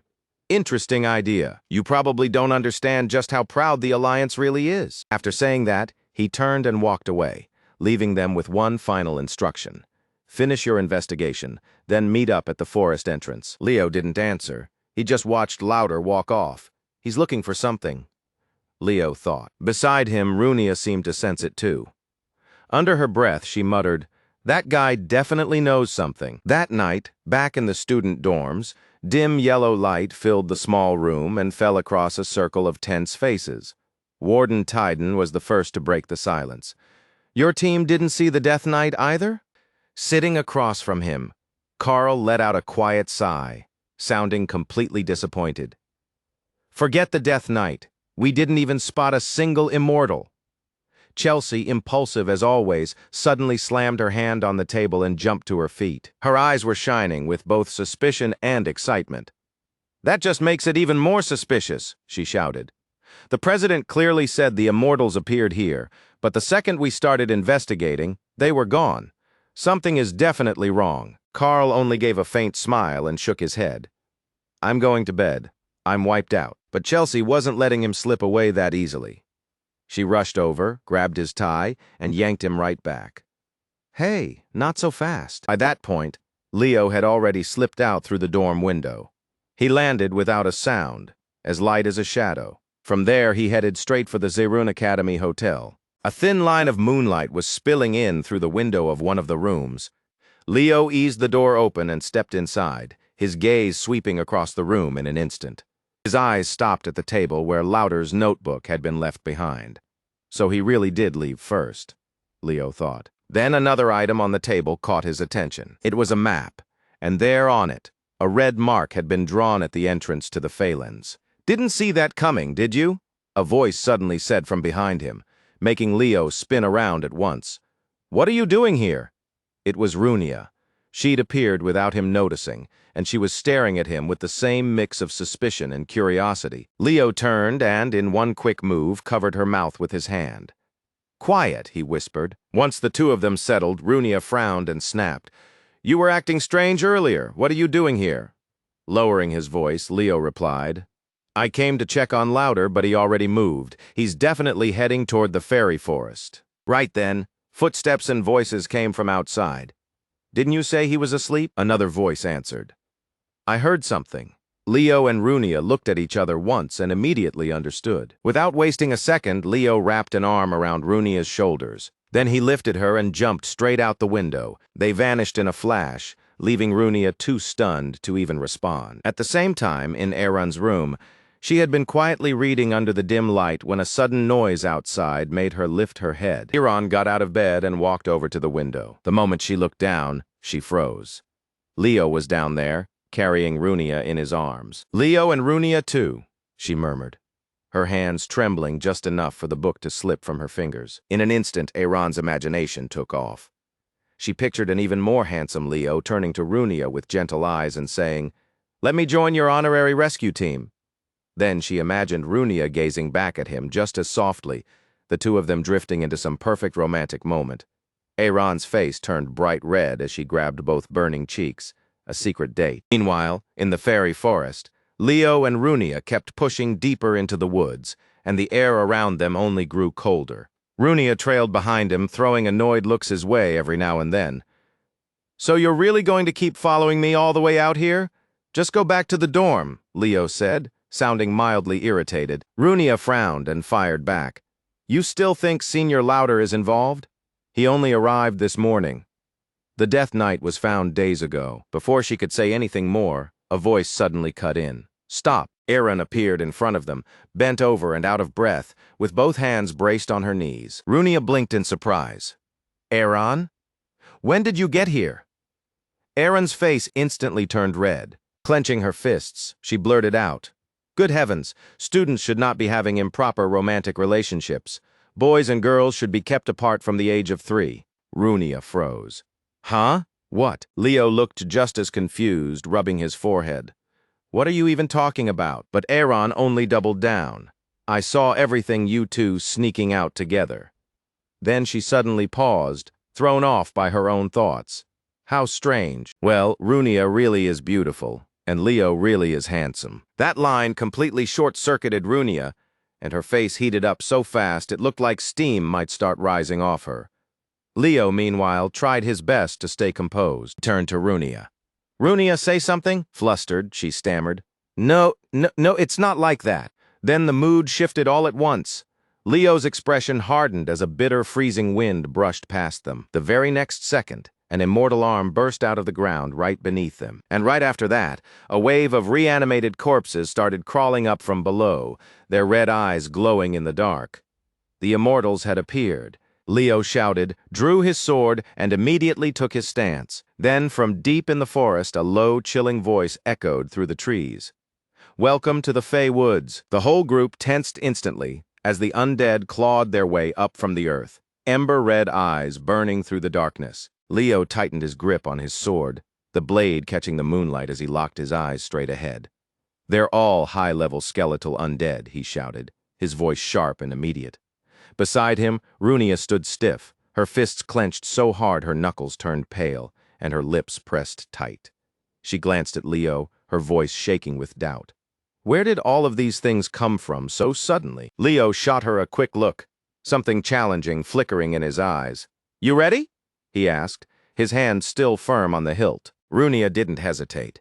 She planted her feet and dropped into a fighting stance on the frozen ground. Then she lowered one hand to the earth, her fingers moving like she was tracing ancient runes across it. A brilliant crimson magic circle burst open around her, and flames erupted from it like they were trying to swallow the darkness whole. Runia lifted her head with a confident smile, pride flickering in her eyes. "Of course," she answered, her voice edged with steel. The moment she finished speaking, she raised her hand and summoned the fire octet. A massive blaze roared into existence. It tore straight through the skeletal undead like a raging fire dragon, and in a single sweep, the flames swallowed them whole and reduced them to ash. Runia kept the flames alive with one hand, then turned to Leo with a smug little grin. "Well, what do you think?" Leo started to smile back, ready to answer, but before he could, Aaron suddenly shouted, "Runia, watch out!" That warning made Leo snap around instantly. A skeletal soldier was already charging straight at Runia with its rusted sword raised overhead, but Aaron made it in time and threw up her shield to catch the blow. The crown on her head flashed, spilling out a strange, otherworldly light. Leo's eyes widened. That's Berkia's animus armor. Aaron didn't hesitate for even a moment. She stepped in and brought her sword down with clean, decisive force. One sharp swing was enough. The skeleton's head flew off. Its body broke apart and dissolved into the air, and for a brief second the forest fell still again. Still a little stunned, Runia turned to Aaron with a bright smile. "You're actually really good," she said, clearly impressed. Aaron scratched her head, her cheeks turning pink. "Ha ha. It's nothing," she said, even though she clearly looked pleased. Then her eyes moved between the two of them, and her curiosity came right back. "But why are you both out here this late?" Leo let out a sigh and shook his head. "Runia and I are not in that kind of relationship, Aaron." Runia let out a sharp breath beside him, still annoyed. "Exactly. We only stopped by Senior Lauder's room to investigate." Aaron frowned, still not totally convinced. "Really?" Runia pointed straight at Leo and answered without hesitation. "Yes. Do you really think I'd let romance get in the way of studying? If anything, that would just make things easier for you. Fewer rivals. So why are you trying to stop it?" Aaron blinked, caught off guard, then quickly shook her head. "No, that's not what I meant. Runia, you're the top student. I want you to stay that way. You're going to become a hero." Those honest words made Runia pause. Her eyes widened, and for a second her heart skipped. So that's how she sees me. The thought hit her with a strange mix of warmth and surprise. C-Run first-year advanced combat evaluation. The whole arena was packed with tension. Aaron gripped her shield tightly, sweat beading across her forehead as she faced Runia. Her sword stayed raised, and even though she was worn down, her eyes never wavered. Across from her, Runia stood tall with her fists clenched and a cold look in her eyes, just as I thought, she told herself. Out of all the first years, Aaron's the only one who can really stand against me. A knowing smile pulled at the corner of Runia's mouth. Then she summoned a blazing fireball, bright enough to light up the entire arena. "All right, I'll go all out," she decided, and sent the fireball straight at Aaron. The explosion that followed shook the arena and filled the air with smoke and dust. Even in front of that overwhelming blast, Aaron still managed to raise her shield and block it, determination burning in her eyes. Seeing that look on Aaron's face, Runia suddenly understood. So that's what it was, she thought, as something heavy settled in her chest. But then, why did she stop coming to class after that? Back in the present, Runia stepped forward. She took Aaron's hand and spoke with complete sincerity. "I want you to keep coming to school. You're my friend." Aaron froze, then stammered. "Wait, Lady Runia? You mean we're friends? I thought you hated me." Runia let out a rare, radiant laugh. "We're friends? You didn't know that? As a friend and as a rival, I want you to keep standing against me." The second Iran heard that, Her eyes lit up. A friend and a rival. She repeated the words under her breath, her heart pounding. Then, all of a sudden, she looked at the two of them suspiciously again. So you two really aren't dating? Runia got so mad she started trembling. We told you we're not. Leo, standing right beside them, just sighed and rubbed his forehead. Kids really do grow through arguments, he thought, with a small smile tugging at his mouth. Deep in the fairy forest, the air turned heavy and bleak, while the cries of black crows echoed through the dark. In the middle of a clearing stood a lone undead figure, its red eyes glowing as it spoke to someone hidden from view. Looks like you were surrounded by mages, it growled. Then a figure stepped forward and pulled back the cloak. It was louder. He smiled, but there wasn't a trace of warmth in it. Is that so, Warrior Kargor? Kargor cursed under his breath. You bastard! King ordered me to control the immortal warriors. You really think you can treat me like some underling? Louder didn't react in the slightest. He simply raised the hand wearing the black ring, and a dangerous light flashed from it. Seems you've forgotten something, he said in a calm, commanding voice. The king chose me. Then he turned to leave, tossing one last warning over his shoulder. Once the summoning circle is complete, I won't need Tartarus's help anymore. Until then, I'll be relying on you.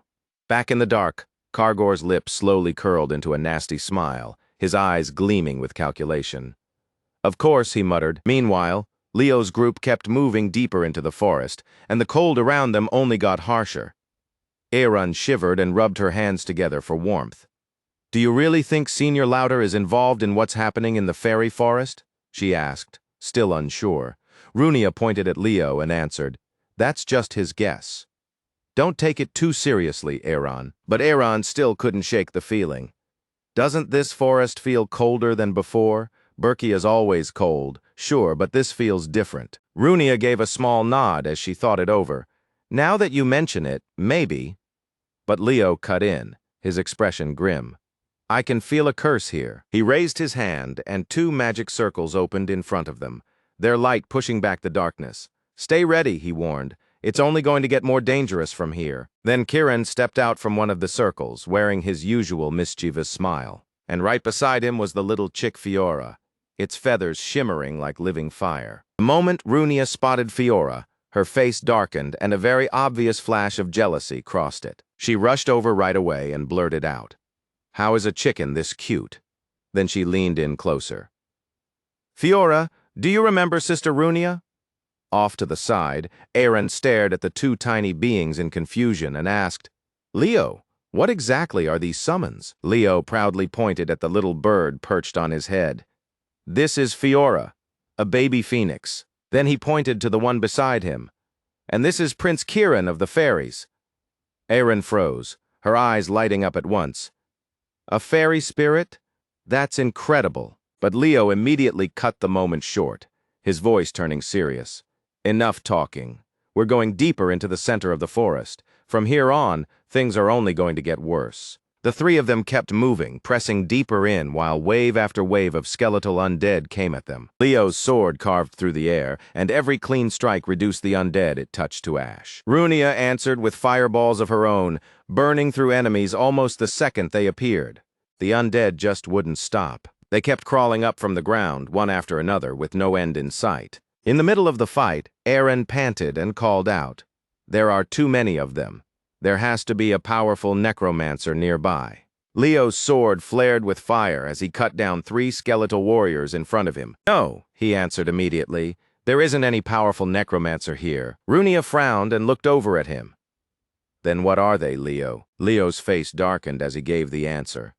This is a death curse. Both girls froze. Runia clenched her fist and shouted, A death curse? I've never even heard of something like that. Aaron tried to piece it together out loud. So it keeps summoning undead from the area around it, and turns the whole place into a land of death. And the one who cast it is... Leo finished the thought with a cold stare. Commander Kargor of the Hell Kaiser Kingdom. Runia's eyes widened, and her voice shook. Kaiser? So Kargor is planning to attack El Selvakia's capital. We need to tell the professors now. Before any of them could move, a violent gust ripped through the forest, blasting snow into their faces and wiping out their vision. Then, from inside that blizzard, a shadow slowly emerged, and a cold voice rang out. Greetings, aspiring heroes. Welcome to the land of death. It was Kargor, and the sword in his hand gleamed with deadly steel. He charged in with a roar. None of you are leaving here alive today. Leo stayed calm and met him head-on, bringing his sword up to block the strike without the slightest shake in his eyes. Standing right on the line between life and death, Leo faced Kargor without giving an inch. His grip tightened around his sword, the blade catching the pale moonlight. Kargor's blood-red eyes blazed as he roared. Despair. Tremble. I'll make you regret ever stepping into this forest. At the same time, more skeletal warriors clawed their way out of the ground, their awful moans filling the air as they closed in on the two girls. Runia and Aaron held their ground, hearts pounding, but neither one stepped back. Leo stayed unbelievably calm and shouted, I'll handle the Death Knight. Aaron, take care of the undead.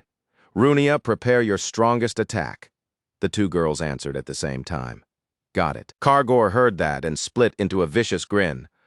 Oh, so this time you're going to face me head-on, he mocked. Leo answered with eyes sharp as blades. This time I'm taking the front. Kargor snarled, veins bulging across his face. You stupid brats. Do you really think I'll let you do whatever you want? He brought his jet-black sword down with terrifying force, making even the air shudder. Feeling the pressure of the strike, Leo shouted back, Be swallowed by darkness. In that instant, he activated Gis Zerdinger's secret technique. A massive fireball burst into existence above Leo, sparks spiraling around it like a storm. Leo raised his hand and fired a pillar of flame straight at Kargor. Kargor dodged fast, but not fast enough.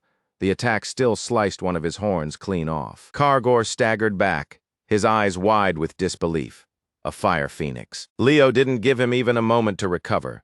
He slammed his foot down and rushed forward, his sword blazing in his hand. With a confident smile, Leo said, It's not just a fire phoenix. It's fused with Zerdinger's fire spirit. Kargor froze. Panic flashed through his eyes as he watched his own sword start melting under the overwhelming heat.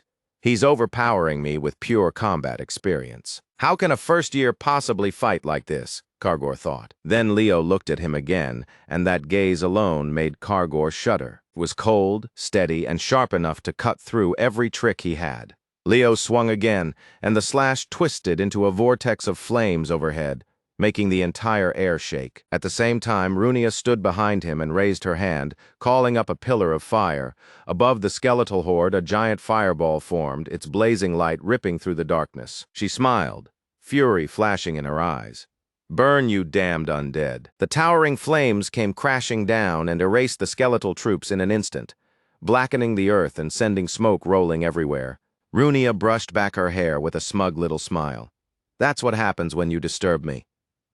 Aaron could only stare as Runia's fire ripped through the forest. Completely stunned, she murmured, Is she really an elf? Why is she this terrifying? Even Prince Kiran, standing right beside them, looked completely speechless. She's way too strong. Leo's eyes swept deeper into the forest, and his voice dropped low. This isn't over yet. We're going after them, but all around them, countless eerie purple eyes suddenly opened in the darkness. Runia flinched and shouted, What is that? Aaron clenched her fists and answered right away. It's the death curse. Runia stared into the darkness, her voice unsteady. This thing is way stronger than I thought. Then a stern voice suddenly rang out from deeper in the forest. First years, who gave you permission to investigate the forest at night? And with a Lumen first-year representative here, too. What a disgrace to discipline. Lauder stepped out of the shadows, his eyes cold. Runia frowned and looked straight at him. Senior Lauder, what are you doing here? In an even tone, he replied, Corpses have been appearing in this forest. I'm here to investigate the cause. Runia clenched her fist and shot back. The cause is a curse, an ancient one, and a seriously powerful one. Lauder turned toward her and raised a brow. A curse? You're saying there's an active curse here? That casual reaction threw Runia off for a second. To her, it sounded like he had no idea how serious this really was. Standing beside them, Leo spoke in a cold, steady voice. Some Lumen first years accidentally found artifacts dropped by Tartarus. That made Lauder pause for just a moment, even if he hid it quickly. Leo raised his hand and a blinding light burst out, flooding the entire forest. They touched dark power without even realizing it. He kept speaking, his eyes never leaving Louder.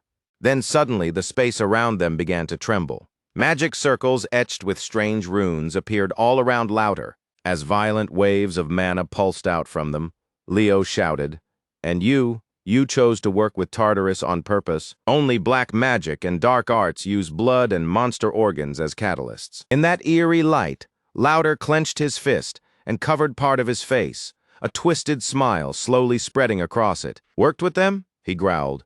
"You two really are idiots? This place is the resting ground of the hero Luna.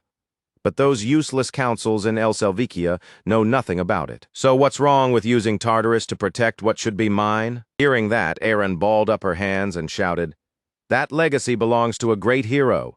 How dare you try to claim it for yourself?" Runia narrowed her eyes, her knuckles cracking as she got ready to fight. Then she snapped toward Leo. Leo hit him, wiped that smug look off his face and dragged him to the teachers. Leo gave a small nod and said in a low voice, "Aaron, Runia, from here on out, fight like you're ready to kill him." Both girls shouted at the same time. "What?" Wrapped in crackling arcs of magic, Louder raised his hand and launched a purple sphere of mana straight at Leo. The force shoved Leo back several steps, but he answered right away with a defensive spell. The two attacks slammed into each other, shaking the ground and throwing dust into the air. Leo stared at Louder without blinking and warned him, "Wake up. This is what it means to stand with Tartarus." Louder stroked his chin and gave a sly smile. "A human using primal constellation magic. What exactly are you?" Inside, though, he was already on edge. He casts and cancels spells too fast. His battle instincts are on a whole different level. If those two girls join in too, this could get troublesome. Louder lifted his hand high, and dark mana poured out of the ring, twisting into a storm of energy. Leo shouted and dropped low. A violent explosion erupted. It blasted Runia and Aaron right off their feet. Runia pushed herself back up, frowning hard. No way, that much power from a basic spell? Then she looked up and flinched when she saw Louder closing in on Leo. 3 pale purple magic orbs hovered over his hand. Runia immediately shouted to Aaron, "Help him!" Aaron nodded as she drew her sword and shield and stepped forward. "Leave it to me." But before they could move, a skeletal warrior suddenly appeared and blocked their path. Gripping its sword tight, it roared, "This is as far as you go, aspiring heroes." Runia clenched her fist and fired back. "Keep dreaming." Then she turned to Aaron. "Buy me sometime." Aaron answered with a determined look, ready to take the skeleton head on. On the other side, Louder looked down at Leo with a cold smile. "Any last words before you die?" Leo only smiled back, calm as ever. "Senior, you're way too confident." Then suddenly a small figure flashed past. Kiran, the fairy prince, shot in like a bolt of lightning and detonated all 3 magic orbs in Louder's hand. Louder was thrown off balance and shouted in shock. Leo's eyes burned red as he tightened his grip on the sword and rushed in. Covered in wounds, Louder cursed under his breath. Damn it. He looked up in panic, his face going pale. It can't be him. Could it really be him? With one slash, Leo cut off Louder's head. Beside him, Kiran clenched his fist and cheered. "Nice. That crazy elf is finished. Now take down that damn skeleton too." But then, without any warning, a blinding purple light erupted behind them. The blast hit Kiran dead on and tore a scream of pain out of him. Louder slowly lifted his head back into place and set it straight again, wearing a warped grin. One of his eyes had already turned completely black, and then he locked his gaze onto Leo Plav, the gifted half-fey summoner. A burst of laughter escaped him, thick with pure killing intent. He said he was glad, because Leo would be the one he killed by his own hand. Then he went on, saying, "The Death King's power was already impressive, but if he added Luna's ancestral power on top of that, it would become something even greater." He paused there, his eyes shining with arrogance, and with absolute confidence he declared that anyone foolish enough to rely on talent alone would be crushed and driven to their knees before him. As Leo watched him carefully, he noticed that eye looked like it was being consumed by demonic energy. In the next moment, a strange black aura started pouring off Louder's body. He thrust one hand toward Leo and shouted for him to die. At once, A magic sphere formed in front of him and fired straight ahead. Leo instantly tightened his grip on his sword, ready to take the attack head-on. His eyes narrowed.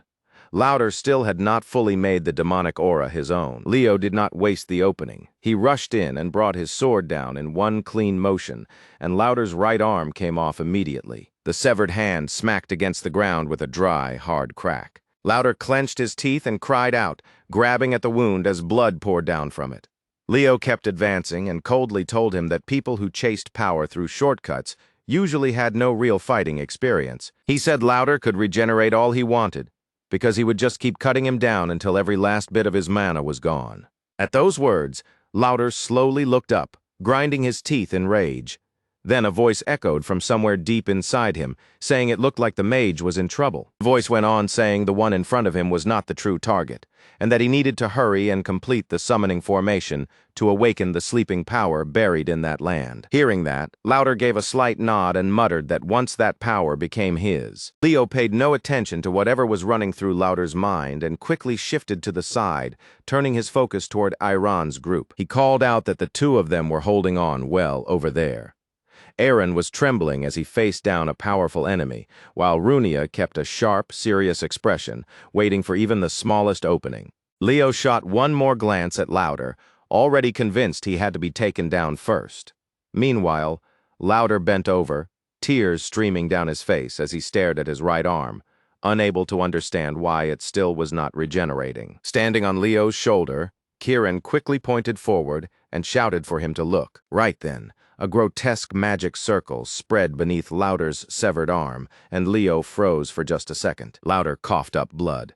And then a huge surge of mana came spilling from his mouth as he shouted that it was already too late. As that terrifying power burst out of him, both Aaron and Runia frowned in shock. The magic circle kept spreading wider, drawing Kargor's eyes toward it, even from the far side of the battlefield where he was still fighting. The moment Lauder released that overwhelming power, Leo jumped back to put some distance between them. Then the ground began to shake violently. A gigantic hand suddenly burst out of the earth, and everyone froze where they stood. Kieran stared in disbelief and blurted out, asking what the hell that thing even was. Leo looked up at the giant skeleton in front of him and recognized it immediately.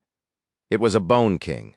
A massive skeletal figure stood there, gripping a sword several times bigger than its own body. One glance was all Leo needed to tell it was one of the strongest undead types there was. Now my arm is finally starting to regenerate. Lauder burst into laughter and said he could feel power flooding through his body.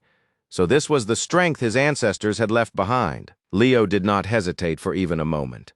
As the skeleton moved to attack, he rushed straight at it, realizing that the moment the summoning formation was completed, Lauder had completely handed himself over to dark magic. He drove his foot into the ground and launched himself high into the air.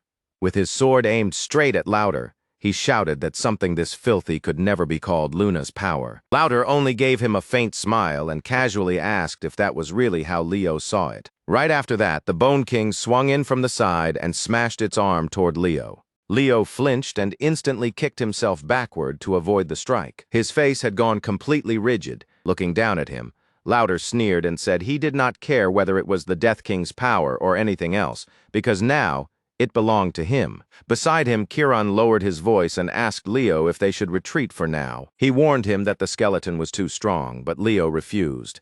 He told Kieran to look closer because this Bone King had not been summoned in the normal way. Kieran looked at him and asked what he meant.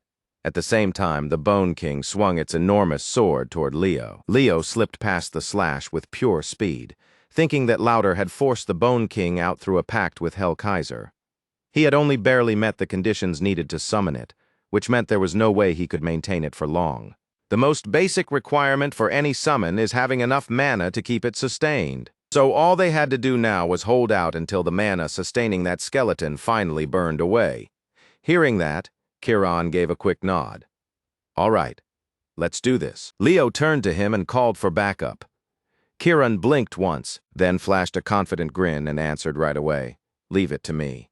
With Kirin covering him, Leo thrust out his hand and launched a blazing sigil spell straight at the skeleton's head, setting off a violent explosion. But even a direct hit like that did absolutely nothing to the Bone King. Its eyes glowed with an eerie red light. Then it tightened its grip on the sword and brought it crashing down at Leo. The thing was slow, so Leo easily leaped out of the way, just like he thought the difference in power was overwhelming. But they were not trying to overpower it. They just had to survive long enough. Above them, Louder looked down at Leo with a smug smile on his face. Then he shouted, "Resurnia."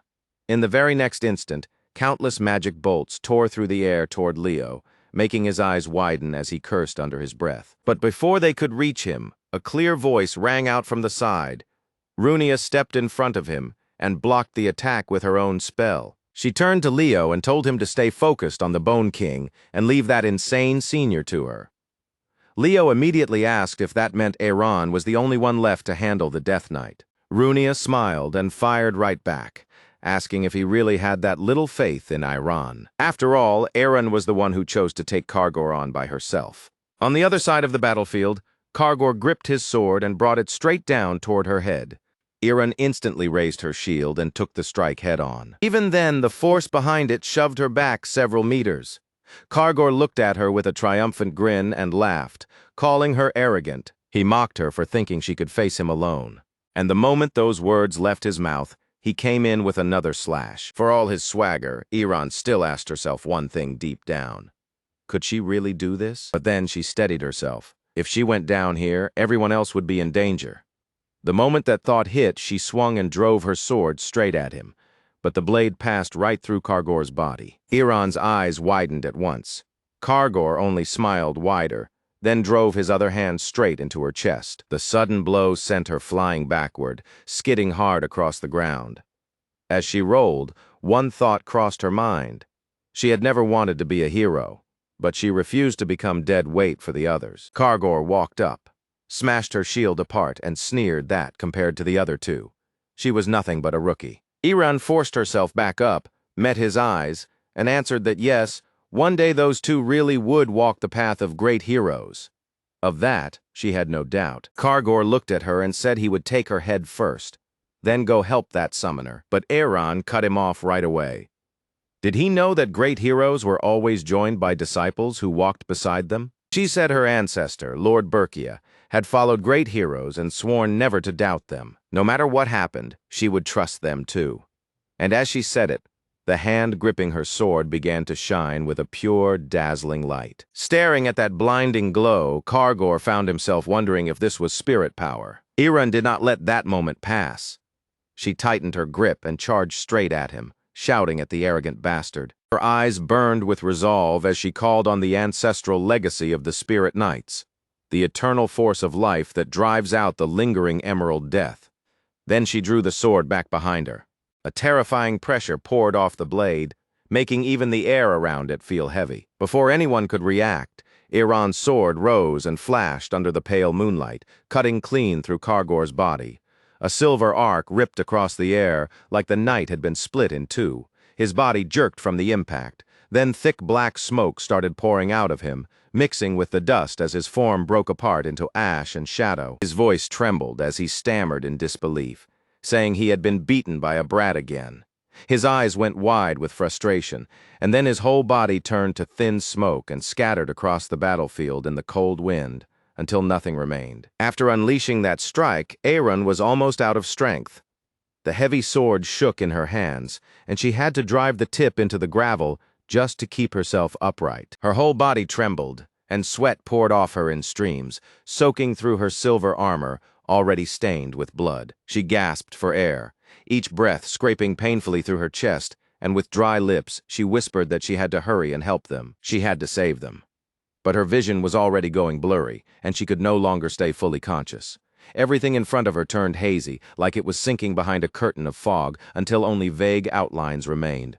On the other side of the battlefield, Runia was still standing firm against Lauder's relentless attacks. Through shattered flames and broken magic, she held her ground like a wall, her crimson hair whipping in the wind. Lauder curled his lips into a nasty smile and mocked her, asking if the freshman representative was still breathing. He thrust his hand forward, and dark mana surged out, forming an invisible blade as he calmly declared that this was where it ended. But right then, Runia shouted, "Fire shell." A thick red shield suddenly appeared in front of her, glowing with intense heat like metal fresh from the forge. Lauder's mana slammed into the shield with a deafening blast, but it stopped dead. His eyes flew open as he blurted out in shock that it had reflected it. Before he could react, the shield hurled his own attack right back at him, turning it into a razor-sharp magic blade that pierced straight through his chest. A sharp scream of pain ripped through the air, and fresh blood sprayed across the ground. Runia smiled and gently patted the giant fire turtle beside her, its whole body blazing like a small volcano. Then she confidently asked if he really thought she would just stand there and take that. This was Fire Shell, a fire-type summoning beast built for defense. Then her voice hardened as she told him to try surviving this next.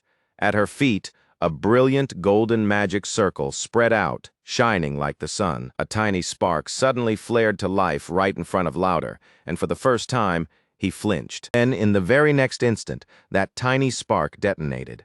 A massive wave of red fire swallowed the entire area, and Lauder, standing right at the center, disappeared into the blaze. When the flames finally cleared, his body was burned pitch black. He dropped to the ground, smoke curling up from his charred frame. Runia stepped forward without a hint of hesitation, looked down at him and coldly dismissed him as nothing special. But right after that, her eyes widened. Lauder, who should have already been finished, slowly raised one hand. His eyes flashed a vicious red, and with a twisted grin, he unleashed a storm of razor-like magic blades straight at her. One after another, the blades tore through the air and ripped across Runia's body, spraying fresh blood and staining her armor red. Leo saw it happen, clenched his fist, and shouted out. But in that same instant, his whole body suddenly locked up. A terrifying pressure crashed into him from behind. The Bone King's giant hands, cold and heavy with the stench of death, had already reached him. Caught by that force, Leo took the hit head-on. His body shot across the ground like an arrow, carving a deep trench behind him. He slammed into the trunk of an ancient tree hard enough to shatter it, then kept going through the wreckage before finally stopping. Leo grabbed at his battered body, blood soaking through his armor, and sat there for a moment in heavy silence, struggling just to breathe. Kieran rushed over at once and anxiously asked if he was all right. Leo clutched his left arm, bleeding and throbbing from the impact, and weakly gasped that it was his arm. Kieran took the chance to jab at him, telling him not to die and not to push himself too hard. But then the Bone King let out a miserable roar, like 1,000 trapped souls crying out at once. The sound shook the air itself, and a crushing pressure spread across the battlefield. Leo grabbed his head in pain and muttered that at a moment like this was the worst kind of curse. Without wasting another second, he immediately called out to his little chick, shouting for Fiora to charge. The little chick answered with a determined chirp, and her body lit up, releasing stream after stream of crimson energy. Like flames rising through the dark, that energy spread outward and wrapped around everyone nearby. On the other side, Aaron and Runia felt their bodies slowly recovering. Their wounds began to close, and strength started returning to them. Both reacted in surprise as they realized they were being healed. With determination burning in his eyes, Leo gave another command. Now, Fiora. Manifestation. In that instant, he and Fiora became one, and his entire body blazed with a brilliant aura like an endless flame. The sword in his hand ignited, and red fire spilled out across the battlefield. Bone King did not hesitate. It raised its gigantic sword and brought it straight down at Leo's head. But Leo moved with sharp, nimble speed, leaping high and dodging the blow perfectly. Wrapped in that brilliant firelight, Leo looked almost like the sun itself, bright and impossible to break. Runia saw that and froze for a second. In her eyes, Leo was staring death down without fear. He looked every bit like a true hero. She turned to Fire Shell and gently told it that it had done enough and should fall back and rest. The turtle disappeared in a flash of golden light.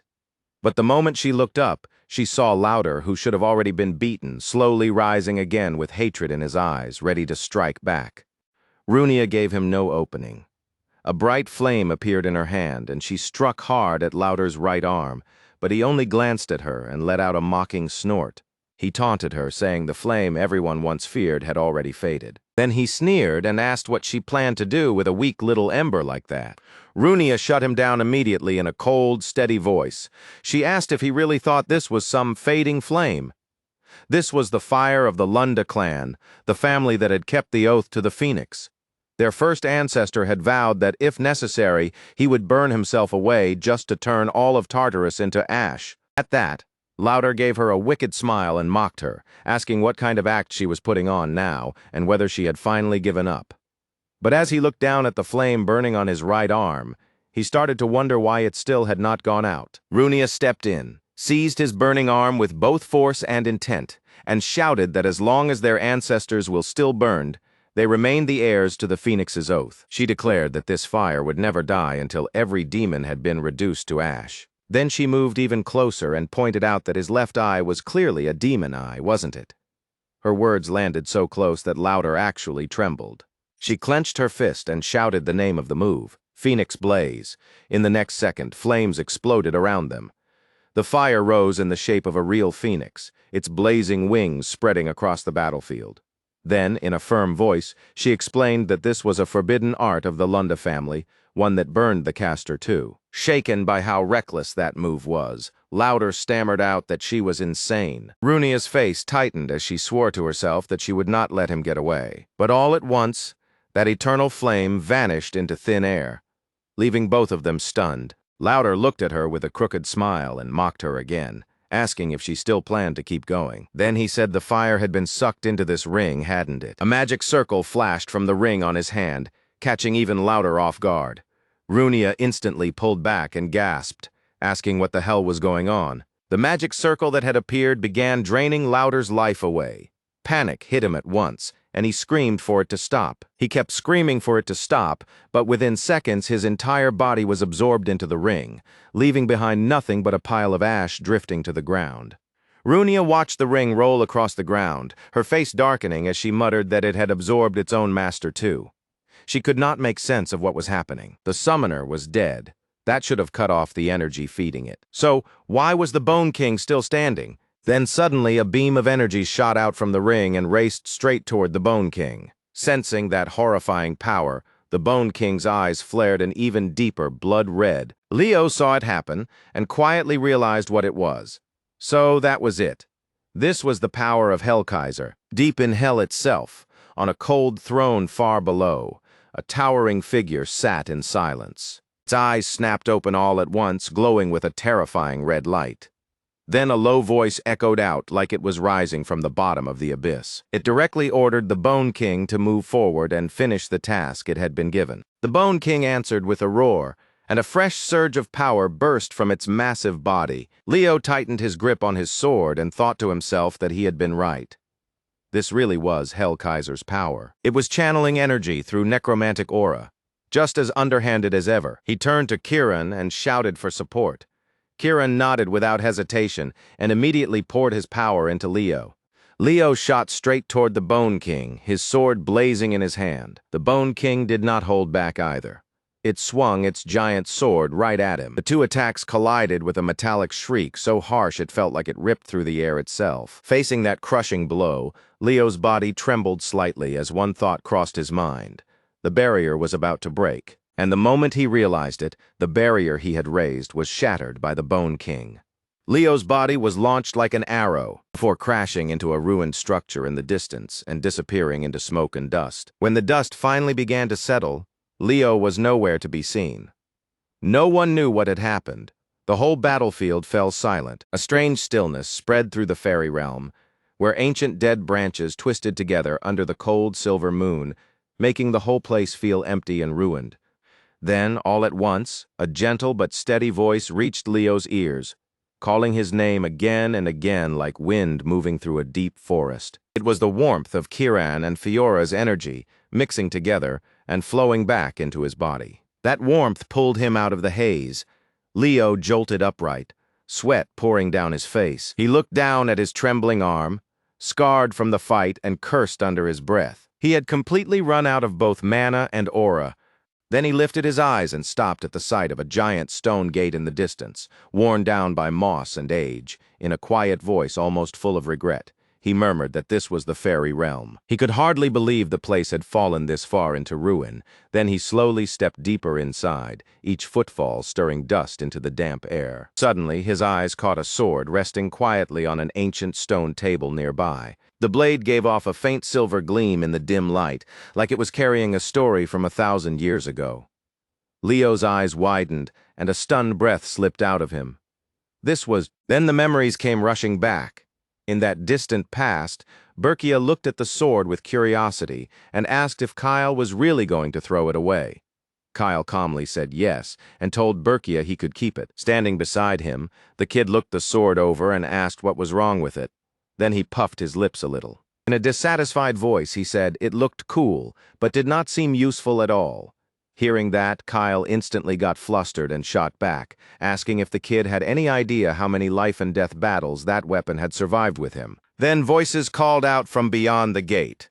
Kyle flinched slightly and turned toward his companions, before glancing back at Berkia. He ruffled the boy's hair and said his goodbye, telling the kid he was heading out. Then he left with the others, while Berkia stayed behind alone, standing in silence as his small figure was swallowed by the strange space of the fairy realm. Leo stepped closer, his hand trembling as he reached out toward the sword, and in a quiet, nostalgic voice, he murmured about that arrogant kid. He lifted the sword and let out a breath, saying that back then, the kid had insisted he did not need it. But then the sword suddenly trembled. A surge of mana welled up from within it and wrapped around the blade like ribbons of light. Then a blinding flash burst from the sword, and Leo's eyes widened in shock. A powerful stream of mana poured straight into his body, and his whole frame shook violently. He threw his head back and shouted, his voice ringing through the empty ruins. As that power surged inside him, Leo realized the truth. The magic sealed in this sword for thousands of years had finally answered its true owner. That owner was him. A smile spread across his face, and his eyes hardened with resolve. With this much magic now in his hands, the only question left was which spell he should use first. Across from him, the Bone King raised its giant sword with those blood-red eyes, ready to bring down a killing blow. But then a violent explosion erupted behind it. Runia, her crimson hair whipping through the air, slammed an attack straight into the Bone King's head and sent a thick column of smoke rising up. Leo gave a faint smile when he saw that and thought to himself, those brats in that case. On the other side, even though they were already exhausted, Runia and Aaron forced themselves back up and kept launching attack after attack. Runia angrily shouted for that pile of dry bones to stop right there. Auron quickly corrected her, telling Miss Runia it was over there. Then she suddenly felt a horrifying surge of demonic power and quietly murmured that it was an absurd amount of mana. The silence hanging over the ruined citadel shattered in an instant as a massive pillar of mana exploded into the sky, blazing with light and giving off a terrifying pressure that shook the ground itself. Runia frowned slightly and said that if he was the one who had made a pact with the Phoenix, then it should be at least that strong. Maybe not equal to the original, but for kids like them, even this was a ridiculous gift. And then Leo appeared, wrapped in overwhelming mana, shining like an undying flame, almost like a god descending onto the battlefield. All around him, the world took on a dreamlike glow, like everything had been draped in a veil of light. Countless stars spread across the sky and lit up the ruined land below. Runia and Aaron both looked up in shock and murmured at the same time that they had read about this in an ancient book. A stellar spell that paints the world in the light of the stars. Aaron's eyes widened as she blurted out that this was the strongest spell. Then, in the very next instant, countless stars came crashing down like arrows of light, raining straight onto the Bone King. Each impact landed like a small explosion, shaking the space around it. After that relentless barrage, the Bone King's massive body finally broke apart into smoke and mist, leaving the two girls staring in disbelief. Leo calmly stepped out of the fairy realm, lifted one hand and called for Chiron. Chiron appeared at once, clenched his fists, and shouted that he was going to kill the Bone King. Leo cut him off right away and told him it was already over. Chiron blinked and asked, "Wait, since when?" Leo did not explain. He just told Chiron to go find his wings first. The moment he heard that, Chiron's eyes lit up and he zipped off, yelling that he had almost forgotten about his wings. Leo turned back to the two girls and asked if they were both all right. Runia looked at him in surprise and said he was worrying about them when he was obviously the one in the worst shape. Iran gave a small, encouraging smile and said she had believed the two of them would make it through. Runia's expression turned serious as she asked what that spell had been just now. To her, it had felt like watching a legend come to life. Holding the sword in his hand, Leo said he could feel that the power was coming from the sealing magic inside the blade. It had to be connected to some great hero. Iran asked curiously if it was a relic left behind by a great hero. Runia frowned and wondered if Tartarus had been targeting this place just to get their hands on that. After searching around for a while, Kieran finally came back with something in his hands and excitedly bragged to Leo that he had found the wings his old man had hidden for him. The little guy climbed onto Leo's lap and wrestled with the cloth wrapped around it, yelling in frustration for help getting it off. Leo smiled and said all right, while Runia watched with curiosity. Then she suddenly paused and asked if that was a fragment of a hero's memory. Her words left both Leo and Kieran stunned. The moment the cloth was fully removed, a dazzling golden light burst out. Then a system announcement rang out, saying the World Chapter Hero record was opening. In the next second, the three of them were pulled into a completely different space, where brilliant flowers bloomed everywhere, filling the air with fragrance and making the place look like something out of a fairy tale. Runia looked around in surprise and asked what this place was. Then a clear voice rang out from deep in the forest, asking if they were planning to defeat Erebus. That familiar voice made Leo freeze where he stood. For a few seconds, it felt like his heart had stopped. The voice went on, asking if they were crazy, then brushing it off and saying that was exactly why she liked it. A pair of small feet stepped out from the woods, and her hair shone like moonlight. She kept talking, saying that hunting Erebus sounded like a beautiful kind of madness, and that she liked that target. Then she said she had told them so, and that now she finally understood what Tartarus had truly been searching for all this time. She introduced herself as Luna, saying she would shine like the stars in the night sky, so they should feel honored to have her in the group. Seeing that old friend standing there again, Leo went still, his emotions completely tangled. The Leo of the present overlapped with Kyle's memories from long ago, as if this fragment of Hero Kyle's past had only just happened. After a while, Hark and Herdium hurried deeper into the forest, breathing hard as they ran. Herdium called out for Student Runia and Student Aaron. Behind them, Loon's people also came rushing forward. Over here, the three around Leo were safe. As the crowd rushed in, Runia called out to Professor Herdium. Then she stepped forward, held out a sheet of paper, and asked him to look at it, saying it was the Founding Heroes Chronicle. Herdium stared at the paper in her hand, and stammered in shock that this was. Just then, Hark walked over, patted him on the shoulder, and praised them for doing well.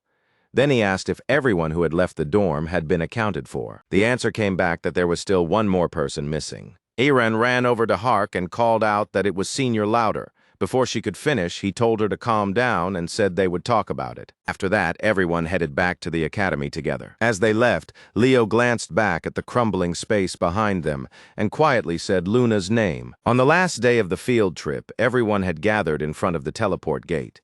The two professors greeted each other warmly. Herdium said that thanks to this trip, the students had learned a great deal. Hark smiled and replied that he was truly grateful. Runia turned to Leo with excitement and told him that the next time they met, she would be stronger than him. Leo smiled and answered that they would see, and that he would be waiting. While they were talking, Erin came running over from the distance, calling Leo's name. Then she firmly declared that she would return to see Rune Academy. Hearing her say that made Leo genuinely happy. A deep sense of satisfaction quietly settled over him. He stepped forward, patted her on the head, and told her, "All right, see you later." After saying their goodbyes, the group turned and stepped into the teleport gate. Back at the academy, a loud laugh suddenly rang through the dorm. Kieran shouted that he had finally gotten his wings back. He was so happy he could fly again that he immediately started yelling for the red monster to come take his best punch. He was only playing around with Fiora. The little chick was absolutely fuming, but all she could do was chirp and keep weaving out of the way. The moment Kieran saw Fiora slip past that final hit, his eyes narrowed. "Oh? So you can dodge that?"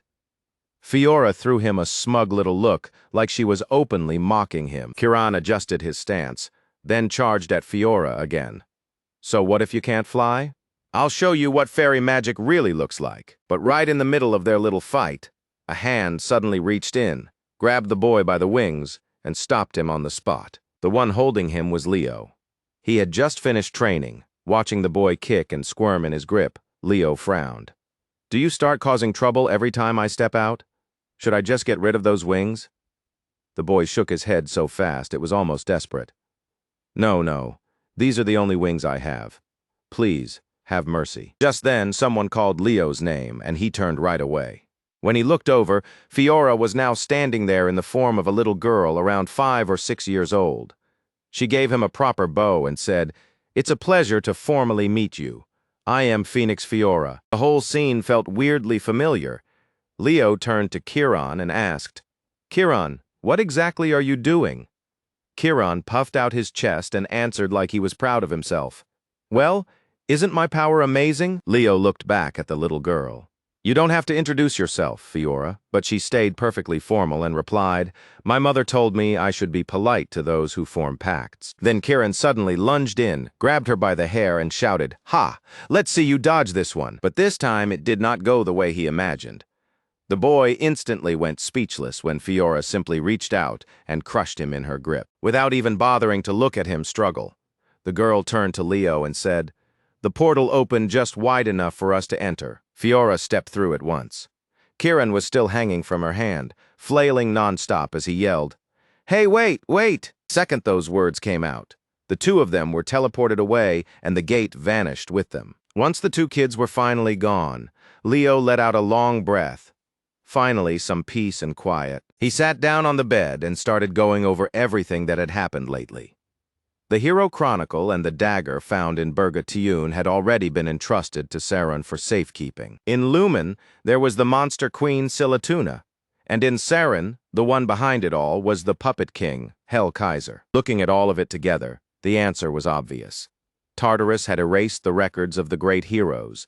To hide the enemies mixed in among them, they had resorted to dirty tricks. And that was nothing new. Even now, there were still Tartarus agents in Lumen who had not been exposed. Saron had traitors out in the open, people like Lauder. If that was true over there, then Lumen had to have someone like that too. I need to find that person quickly. There's a traitor somewhere in this academy. Next day, inside Lumen Academy's main auditorium, the first years stood below in neat lines, divided by faculty. From above, Professor Aini Lendu called out, "First-year students, line up according to your faculty. The headmaster will be here shortly." Quiet ripple of confusion moved through the students. Why were they being lined up by faculty instead of class? Then the headmaster stepped forward and asked, "Did everyone enjoy the field trip?" "The reason I gathered all of the first years here today," he continued, "is to prepare you for an upcoming event between the faculties, the inter-faculty tournament." Hearing that, Chloe spoke up. "A tournament between faculties?" Chen Xia quickly followed. "So that's why they had us line up by faculty." From what Chelsea knew about Lumen, the academy picked the top faculty in each grade every year, and this tournament put each faculty's pride on the line. It was a huge event. The headmaster continued, "To get you ready for the tournament, your professors will guide you, and the academy has also invited special instructors to train you more intensely." Chelsea's eyes lit up the moment she heard that. Special instructors? Meanwhile, Carl, standing beside her, let out a tired yawn and muttered, "Am I the only one who's completely exhausted?" Right then, someone stepped forward from the distance and said, "I've read your report on alchemy using qualitative magic, Carl Thomas." The unexpected voice made Carl jolt and turn at once. A dark-skinned girl walked up, her tone dry and full of sarcasm. "That report was awful, by the way." Carl immediately went stiff and stammered, "Senior Torua Yan." Torua Yan introduced herself without the slightest warmth. "Hello, first years, I'll be direct. As mages, all of you are pathetic. This young woman, Torua Yan of the Mage faculty, was a fifth-year student at Lumen Academy. I've read every one of your midterm magic essays," she said. "Most of them are formulaic and completely lacking in creativity. The first years could only stand there and take it in silence." One student raised his hand and asked, "You really read every paper we turned in?" "It was Emio Luchin from the Mage faculty." Then he challenged her. "What about the paper on efficiently converting fire-attributed mana into light-attributed mana?" "That one was mine." Torua Yan answered without a moment of hesitation. "Ah, the 17-page one, right? It was mediocre. All it really did was talk about increasing output through thermal energy. Magic, by its very nature, calls for creativity and individuality, and those are hard to find in the way people are taught now. After hearing that brutally honest judgment, the first years all stiffened. As that heavy atmosphere settled over the room, a handsome young man stepped forward with a smile. "Nice to meet you. I'm Reborn, a fifth-year night student at Lumen Academy." He raised his knight emblem and spoke with confidence. "A knight overcomes hardship and crisis with physical strength. Building your body is the very foundation of becoming a knight. I'll be training with you until the inter-faculty tournament, and honestly, I'm excited for it." As soon as he finished, the students below threw up their hands and shouted in unison, "Yes, senior?" Then another blond young man stepped forward and asked the juniors, "What do you think is the most important quality for a summoner?" He was Ulta Rigdician, a fifth-year summoning student at Lumen Academy. Eliza answered first, "The ability to control spirit beasts." Ulta shut it down immediately. "Wrong." Warden Tidney, standing beside him, added, "Then is it overwhelming strength?" Ulta answered just as fast, "No." Then he told them what mattered most for a summoner. It's love. That painfully ordinary answer made both of them freeze for a beat. Then the headmaster spoke again. "All right. The top fifth-year students of Lumen Academy will now serve as instructors for the first years." Then his eyes shifted to Leo, who was still standing off to the side, lost in thought. And he called out, "Leo, why are you standing over there?" That spot did not belong to any faculty group. Leo was standing alone, completely outside the sections where the other students had gathered, and that instantly drew everyone's attention his way. Without even blinking, Leo said, "This is the inter-faculty section." Before anyone could even make sense of what he was saying, Torua Yan immediately blurted out, "What do you mean, the inter-faculty section?" Then she snapped at him. "Have you lost your mind? Can't you see how many students are standing here? This is a tournament between faculties." At that point, every eye in the room was locked on him. Celia was the first to call out, "Hurry up and get back to the night faculty." Then Chelsea chimed in right after her. "Leo, you're part of the mage faculty, remember?" The headmaster stroked his chin for a moment, then suddenly burst into laughter. "Ha ha, the inter-faculty section. You're not wrong, Leo. Being trained by a fifth-year student is a rare opportunity. You're not seriously thinking of throwing that away, are you?" Leo answered without wavering. "I'm not saying I don't need guidance from the seniors. I just intend to keep attending every class the way I always have." That answer only seemed to amuse the headmaster even more. "Ha ha, good. Then let me ask you one more thing." His voice suddenly turned sharp and cold. "If you really refuse to change your mind, then you understand you'll be facing all of them on your own, right?" Leo answered in the same calm tone. "Of course." Down below, the students started whispering to each other, each one trying to figure out which faculty they should pick for training. Looking across the first years, Torua Yan turned to Len beside her and said he should be focused on magic. Didn't he analyze a spell left by the founder during the field trip? Len smiled and gave a small nod. Clearly the mage faculty. Rizamua looked over at Leo, and his interest only grew. Standing there with his back straight, he muttered under his breath, "You really do have what it takes to become a true knight." At the same time, Yoramarnen grabbed Ulta by the collar and scolded him. "You're a fifth-year student. Take training the juniors seriously." That alone was enough to make the students behind them flinch. Then, all at once, the headmaster spoke again, and the whole crowd went still. "I've decided that this year's inter-faculty event for the first years will be a survival tournament." Then the scene cuts to the headmaster's office. One of the professors frowned and asked, "I don't really understand this decision. I thought the whole purpose of this tournament was to build unity between the faculties and help the students grow through competition. But a survival tournament is an individual event. There's never been anything like that before," the headmaster replied. "As you all know, we have one very unusual student this year. Aini Lendu cut in right away." "You mean Leo Plov?" The headmaster nodded. "Exactly. Leo Plov. At first, we all assumed he would eventually hit a wall, didn't we? Instead, he's remained near the top in almost every field. And because of that, the Academy Council has started watching him more and more closely." That answer caught all three of them by surprise. Ain Elendu spoke first. "They want Leo Plov entered into the Hero Chronicle as an all-faculty student." The headmaster confirmed it, Exactly. The founding families backing him are Jiran, Rigard, and Tertia of Lumen Academy. Hearing that, Len clenched his fists, unable to hide his excitement. If that really happens, then future generations might inherit abilities like Leo's and create a completely new kind of student. The headmaster raised a hand and cut him off there. Of course, in the end, he still has to choose a single faculty. The next day, at the Academy Stadium, 8 students stood in front of a massive wall of ice. They were already shivering from the cold and complaining. Why is it this freezing? It feels like we're standing in a giant freezer. What even is that thing in front of us? While the students murmured among themselves, Ain Elendu spoke up and pulled their focus back. I created this wall of ice to teach you Kai techniques, both for the interfaculty tournament and for conquering the hero world. Then he turned towards Celia. Celia, draw your sword. Do you think your fire can break this wall? Celia tightened her hand around the hilt. Aura spread across her body and along her blade. Then she answered with complete confidence. Easy. A second later, she fired off a cross-shaped slash straight into the giant wall of ice. The impact burst out with a loud crash and sent a thick cloud of dust flying everywhere. From the back, Leo watched her attack without looking away for even a second. But when the dust finally cleared, everyone froze. The wall of ice was still standing there untouched, not even a single crack. Celia's face tightened immediately. Inwardly, she clicked her tongue. This thing's hard as stone. The professor fell silent for a moment, then finally said, the technique we're teaching today is called the Breath of Heroes. It's based on the unique breathing method used by the beast folk, but it was adapted so it can work with human life force. Then he stepped forward, passing right by Celia. He drew his sword and tightened his grip. Bright flames began to rise from the blade as he settled into position. Then, without a moment's pause, he unleashed a powerful slash straight at the towering wall of ice. The strike exploded with overwhelming force.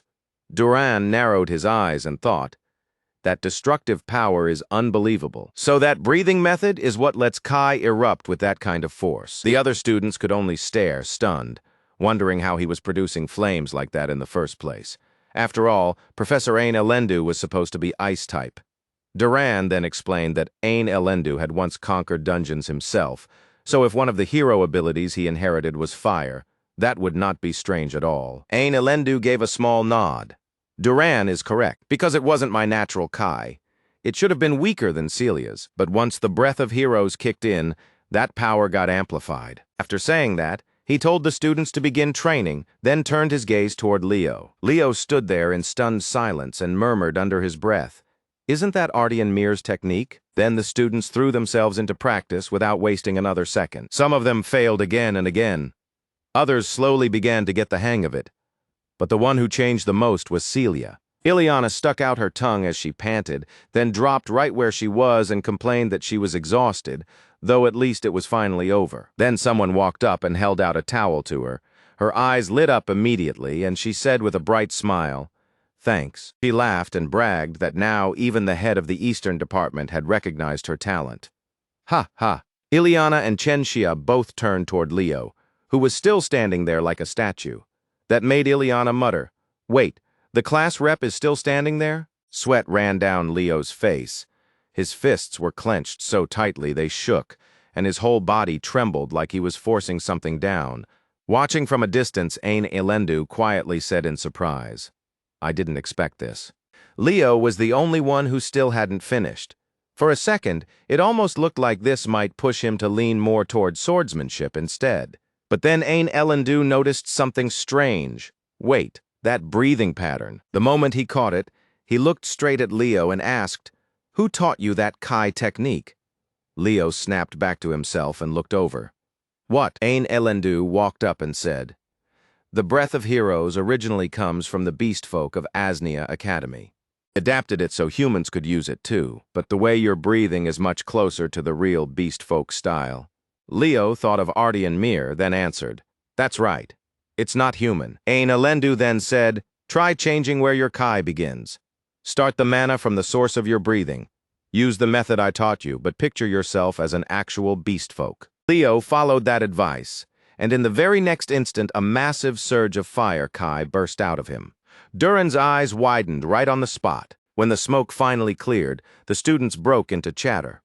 What was that just now?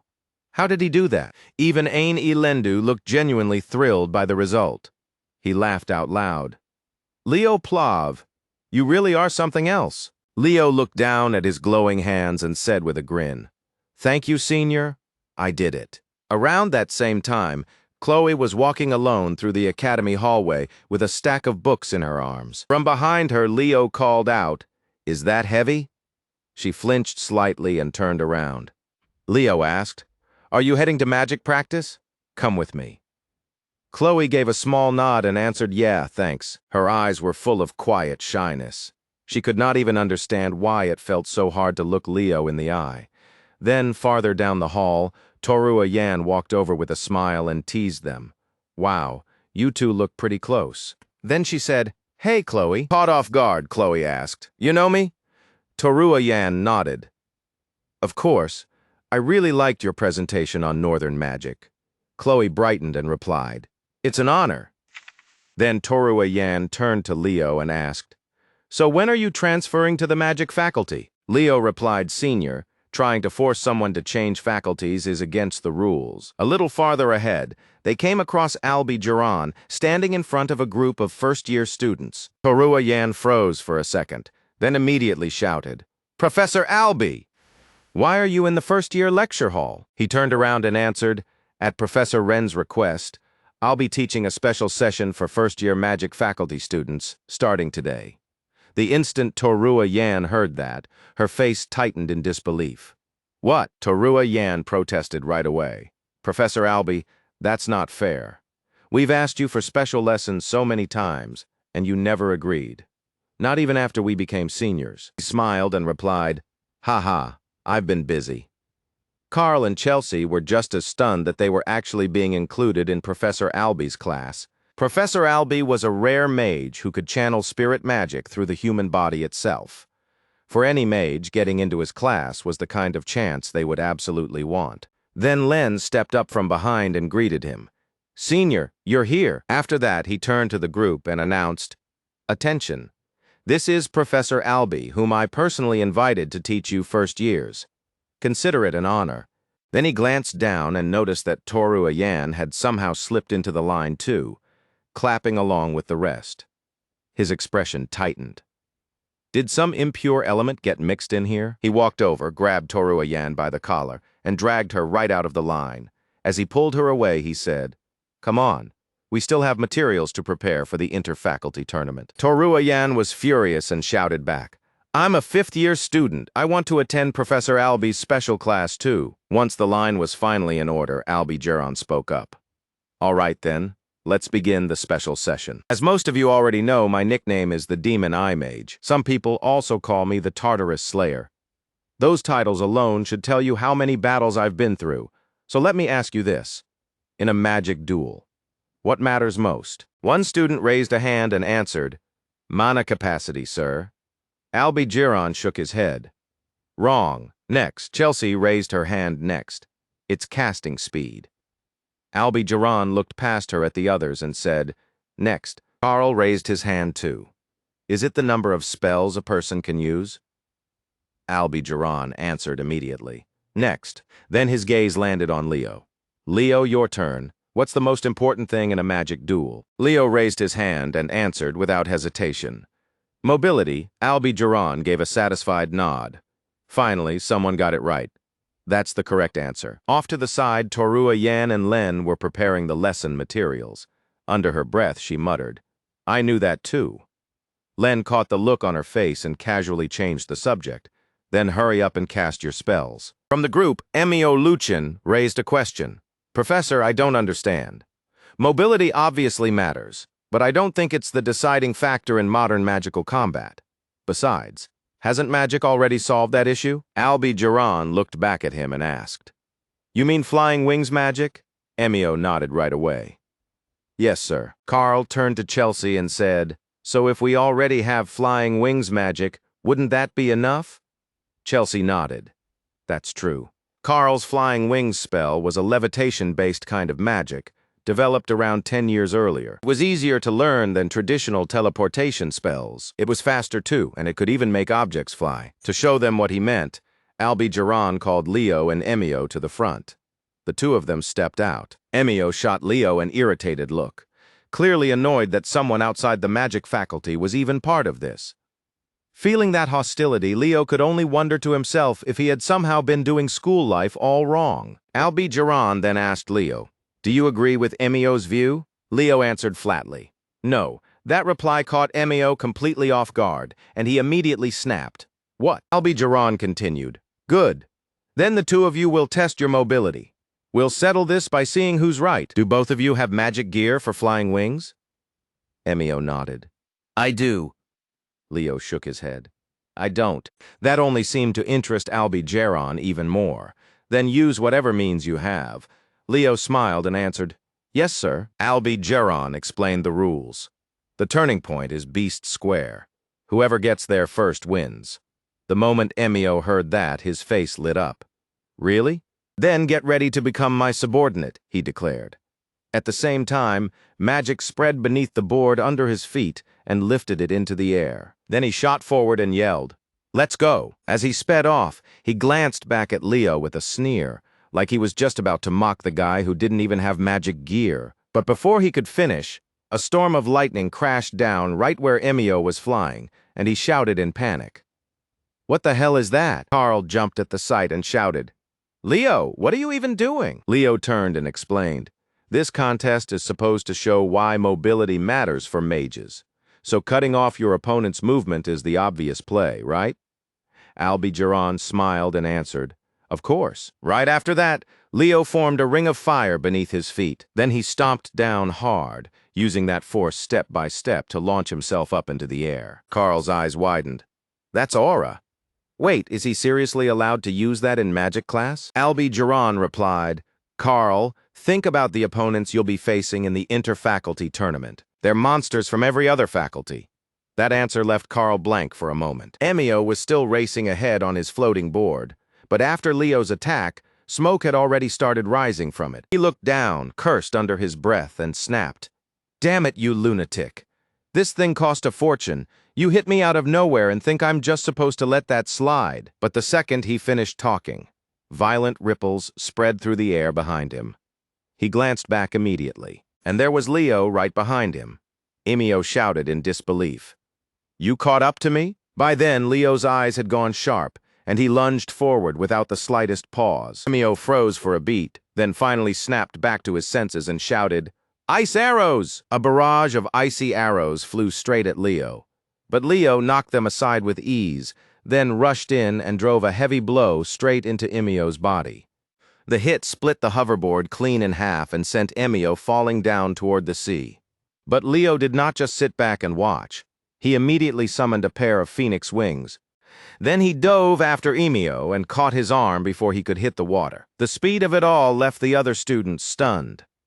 Albi-Jaran explained, "As you've all just seen, Emio lost even though he relied on Flying Wings magic. The moment his device broke, he lost his mobility.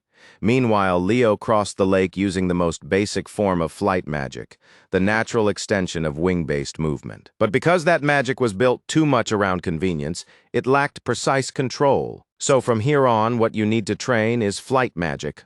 Understood?" The students answered together, "Yes, sir." After that, everyone threw themselves into practice. Most of them improved at least a little, but Carl still could not even get the basic movement down and somehow ended up hanging upside down in midair. All he could do was laugh awkwardly and say, "Ha ha, now I'm the one hanging upside down." Albi-Jaran looked over the class and said, "A first year who can already use flight magic this well. I honestly don't know what else I can teach. Any questions?" Leo stepped forward and asked, "Professor, may I enter the Academy's restricted library?" That request clearly caught Albi-Jaran off guard. "What?" "Access to Lumen's restricted library is beyond a teacher's authority." Leo quickly added, "I'm not asking as a student. I'm asking as a member of the Jaran family." Albi-Jaran then asked why Leo wanted to enter the library.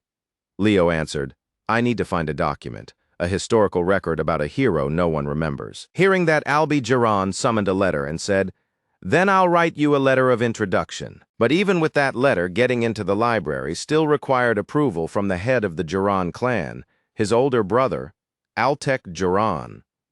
Leo quietly repeated the name to himself. Altek Jiran. He was known as the Infinite Mage, a man said to cast magic without end. Still, it was not that simple. Albi Jiran went on to explain that the clan head was currently stationed on Tartarus's southern front, so Leo would have to meet with his representative instead. Leo asked, his representative. Albi Jiran answered, "You'll be meeting that person here at the academy. She's one of my seniors." Now curious, Leo asked, "Who is it, Professor?" Albi Jiran let out a small sigh, nudged up his glasses, and answered, "It's the third-year student, Elena Jiran, my niece." The scene shifted to Phantom Beast Island. The students had already reached the shore and excited chatter was spreading all around them. One of them said, "I heard the night and magic faculties already started their special training." Another added, "I heard Professor Albi is even teaching the magic faculty." Off to the side, Leo stood quietly, lost in thought. His gaze drifted off into the distance. Then he remembered what Carl and Chelsea had told him earlier. Carl had asked, "Wait, you seriously don't know Senior Elena?" And Chelsea said, "Honestly, it'd be weirder if you didn't." Leo had just stared at them and asked, "Is she really that famous?" Sitting across from him, the two kept eating while Chelsea answered excitedly, "Famous doesn't even begin to cover it. She's the third-year class president." Elena Jiran, 18 years old, ranked second in overall skill in the magic faculty. Even as a third year, the only one above her was Senior Torua Yan. Carl added that she was unbelievably beautiful, too. And so many people chased after her that people had started calling her the queen. Even as a third-year student, she was already one of the leading candidates to become the next student council president. Back in the present, Leo thought to himself, admirers, huh? So how am I supposed to get close to her? While he was still turning that over in his head, Yura Marnin called out from behind him, clearly annoyed. "Where is that person?" One of the lecturers answered, "They should be here any moment." A student asked, "Professor, who are we waiting for?" Yura replied, "Ulta."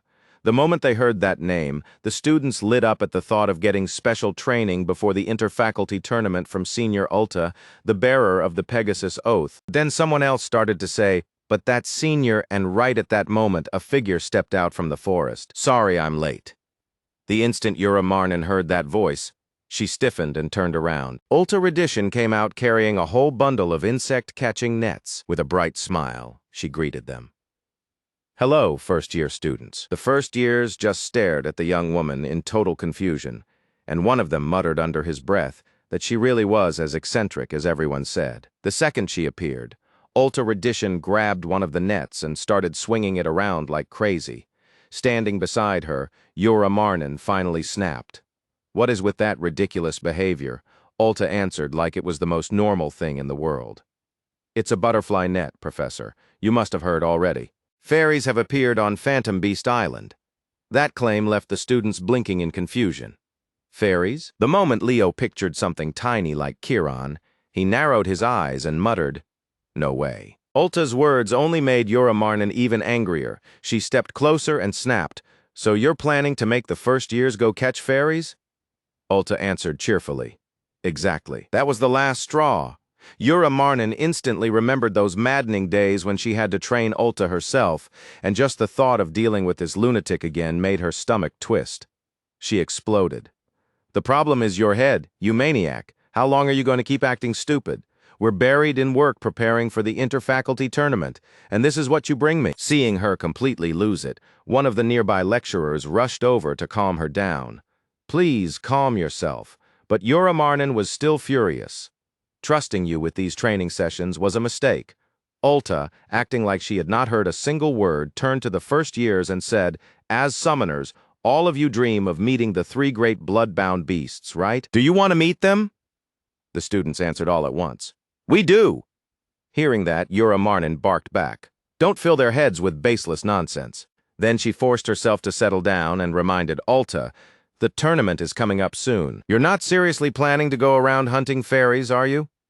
Ulta put on a confident look and replied, "Of course not." Cut to a few days earlier, Ulta stood in front of the students and asked, "Who remembers what I said was the core philosophy of a summoner?" Eliza answered, "Tolerance." Ulta shook her head. "No, it's love. And not just love for the spirit beasts you've already made contracts with. You have to love all summoned beings, become one with the spirit beast, human and spirit, living in harmony with nature. That is the true love of a summoner.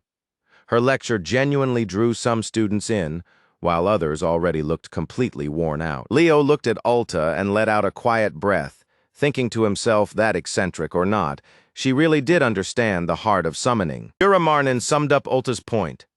We need to train your compatibility until you can communicate even with spirits you haven't contracted.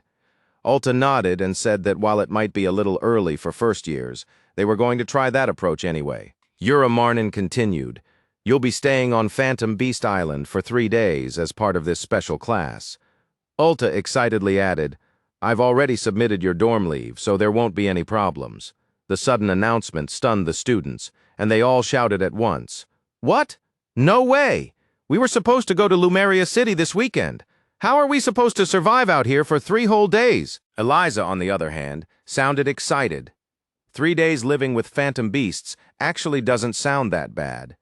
Then Ulta stepped forward and handed each of them a net. Students stared at the nets in confusion, and Ulta explained that during those 3 days, they were forbidden from using summons. Aura was off limits, and magic was banned too.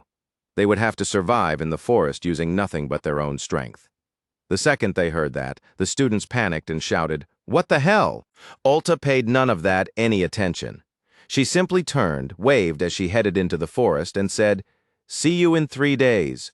Try catching fairies with your nets back on Emerald Isle. The students immediately broke into nervous chatter about how that forest was packed with wild beasts and spirits. Warden Tyden tried to speak, but before Uramarnin could finish, she cut in and said, I told you from the beginning, we're not like students from the other faculties. We summoners are people who communicate with beings that carry the power of nature. In that sense, we have to adapt to nature and command it at the same time. That's why Senior Ulta talked about tolerance. So let me ask you this. How many of you have actually seen the true nature of a spirit beast with your own eyes? How many of you formed a pact with one on your own?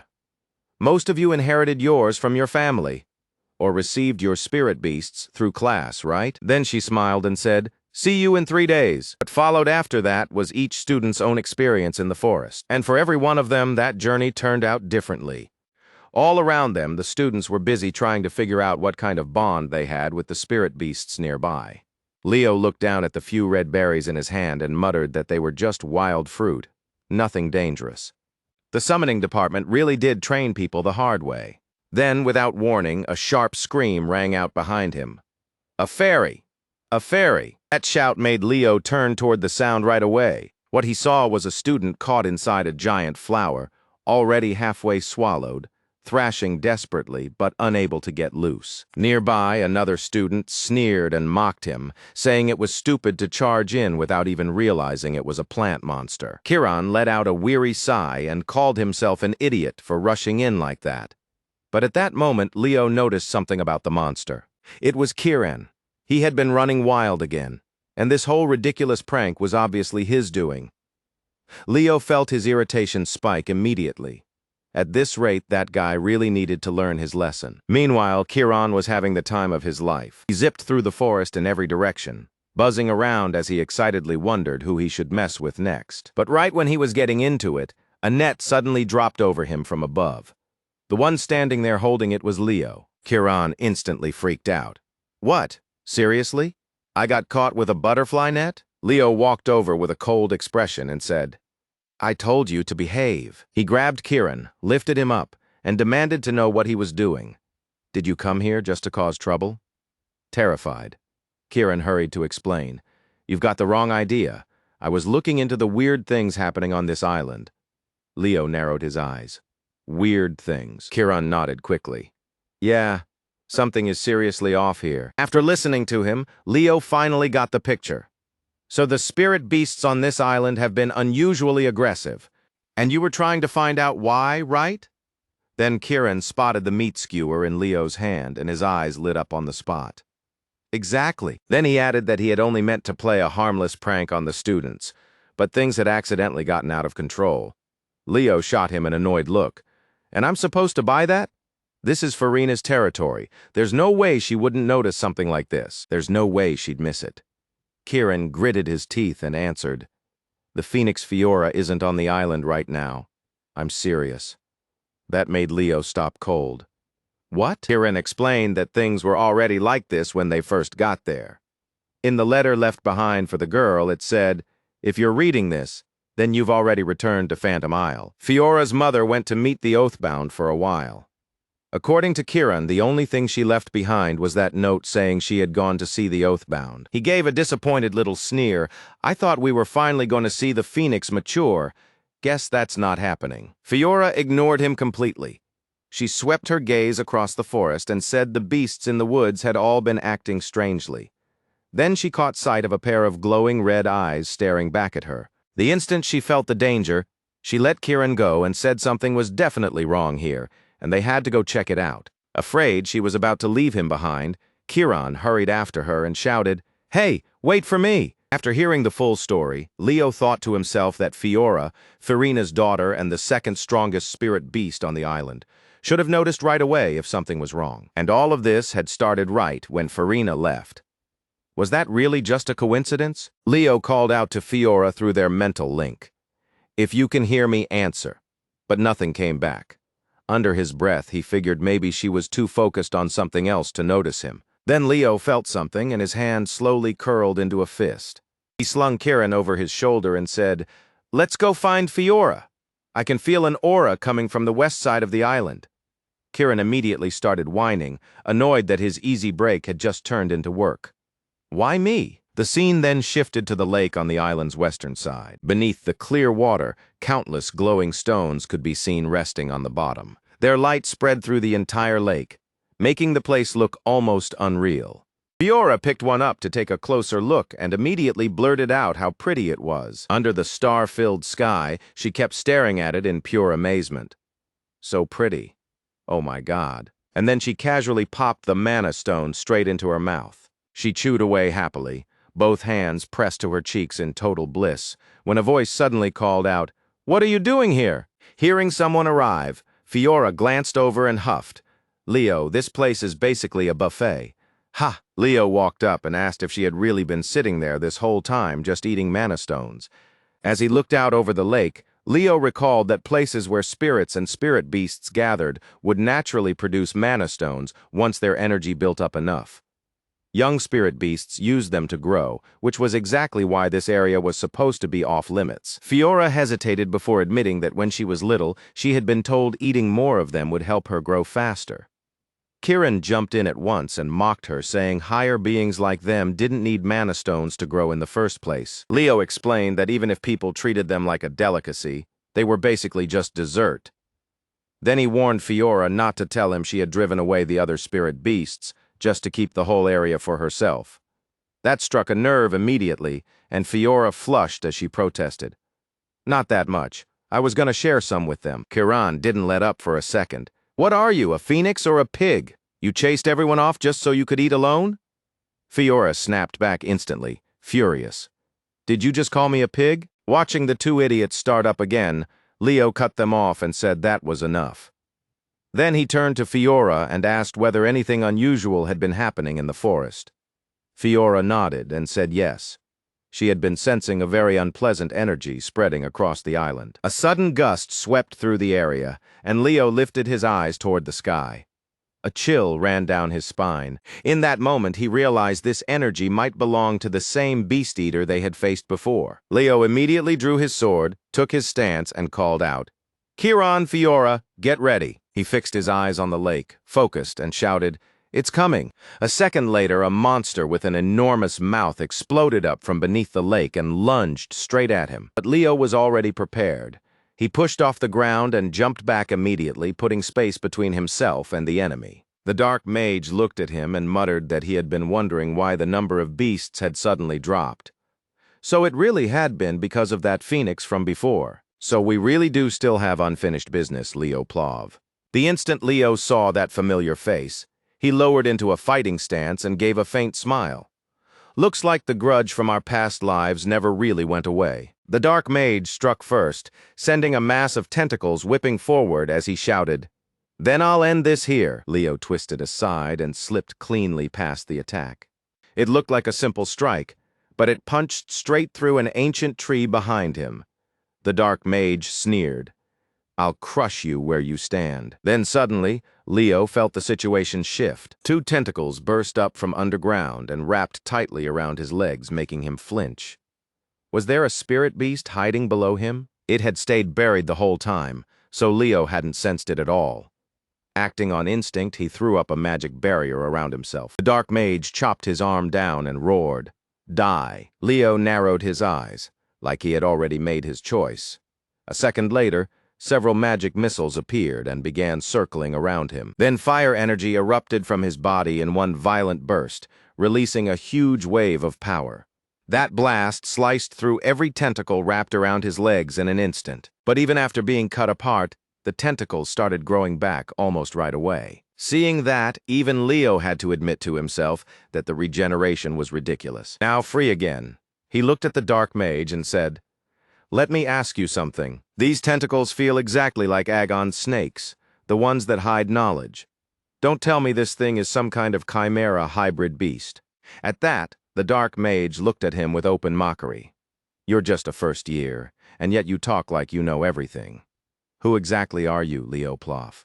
Leo didn't answer. He simply dropped lower into his stance. Beside him, Fiora awakened her bloodline and transformed into a mature phoenix. Without taking his eyes off their opponent, Leo said, "Listen carefully. I'm a first-year hero candidate." The moment he finished speaking, Fiora spread her wings wide and slammed them down. Then Leo gave the signal, and Fiora shot forward like an arrow. He flew straight at the enemy without slowing for even a second. The collision triggered a massive explosion. Chiron crossed his arms and laughed. Not bad for a little chick. After the strike, Fiora shrank back to her chick form and landed on Leo's shoulder. Leo kept staring into the smoke and said coldly, "It's not over." As the smoke slowly thinned out, the dark mage stepped forward from inside it. His entire body was covered in tentacles. Grinding his teeth, he said, "Every one of my spirit beasts has been destroyed. I'll make you pay for that," he said, forming a magic orb in his hand. Then he slammed it into the ground and shouted, "Rise, death slime." Thick green sludge burst out of the earth and started swelling fast. Off to the side, Chiron and Fiora both pinched their noses at the stench. Chiron yelled, "What is that smell?" Leo sent out a gust of wind to keep the stink away from him. Then, staring at the creature in front of him, he realized it was a high-grade slime. The dark mage laughed to himself. "You won't be dodging this one." But before he could make another move, a voice suddenly rang out. "What do you think you're doing to my respected elder?" Dark clouds rolled in at once, and a massive bolt of lightning crashed down onto the slime, blowing it away into smoke in a single strike. Leo went blank for a second. The newcomer was Ulta Redition riding a Colleen. As it flew in, the beast bellowed, "You beast-summoning mage, what the hell do you think you're doing?" Watching his summoned beast get erased in one hit, the dark mage ground his teeth and clutched at the remains. So this really was Lumen's strongest student from the summoning department. Ulta Redition stayed in the air while his mount continued circling overhead. Looking confused, Kirin asked what that winged horse was even rambling about and told it to land first. Then, while staring up at it, he said, "That's a Pegasus, a spirit beast on the same level as you." Ulta looked down with disgust. "This swarm of monsters is revolting." Then he gave Arya an order. "We're destroying that abomination that stained this world." The dark mage clenched his teeth and realized he needed to stall until his tentacles finished regenerating. Then he summoned the death slime again, and the foul creature lunged at Ulta, ready to strike. Another bolt of lightning dropped from the sky and hit it head-on, making the creature vanish into smoke all over again. Down below, Kirin turned and asked, "That thing is supposed to be on our level?" Leo explained that it wasn't just because the Pegasus itself was that strong. Its strength was also being amplified by the summoner's domain power. With just a single flash of light, the whole situation was handled cleanly. From below, the dark mage spoke through clenched teeth. He said he had wanted to ask this for a long time, and the timing was perfect. Things were finally starting to get interesting. "And what about this?" he shouted, as a blazing red magic circle spread beneath his feet. Then another unexpected figure appeared in front of Leo. At that very moment, Yura Marnin stepped in, fixed the dark mage with a cold stare, and said, "Interesting? You're about to die." She raised her voice and snapped, How dare you use spirit beasts to create a chimera? He ignored the warning like it meant nothing and kept the summoning ritual going. A moment later, a giant monster slowly rose out of the magic circle. Delighted, he cried out, "Come forth, appear, Cyclops." Once the summoning was complete, he threw his head back and laughed at Leo. "Ha! So what kind of spirit beast do you have? No matter what it is, my Cyclops isn't going down that easily, Professor Ura." Then he looked at the spirit beast Ura had summoned, and Kiran blinked in disbelief. "Wait, that's just a rat? You've got to be kidding." Leo explained that it was an omnivorous rat. It looked harmless, even a little cute, but the truth was it was extremely dangerous. Then one magic circle after another began to appear, and from them came rats by the hundreds, then the thousands. With absolute authority, the order was given: devour everything. Leave not even the bones behind. Watching that, Leo realized this really was a tiny monster in the most terrifying sense. The swarm rushed at the dark mage like an army of ants. It poured over the Cyclops like a living tide, tearing into it until the creature let out a scream of pain. Standing beside it, the dark mage panicked. He grabbed his teleportation scroll, thinking that if this kept going, every beast he had prepared would be wiped out. Then more lightning crashed down from the sky, striking him and sending pain through his entire body. Still racked with pain, he fumbled with the teleportation scroll in his hand, trying to force it open. Then, without hesitating any longer, he tore the scroll apart. In the next instant, his body disappeared and he was teleported away. Watching from above, Alta let out a disappointed sigh and muttered, "So he got away." After that brutal clash, the forest finally fell silent.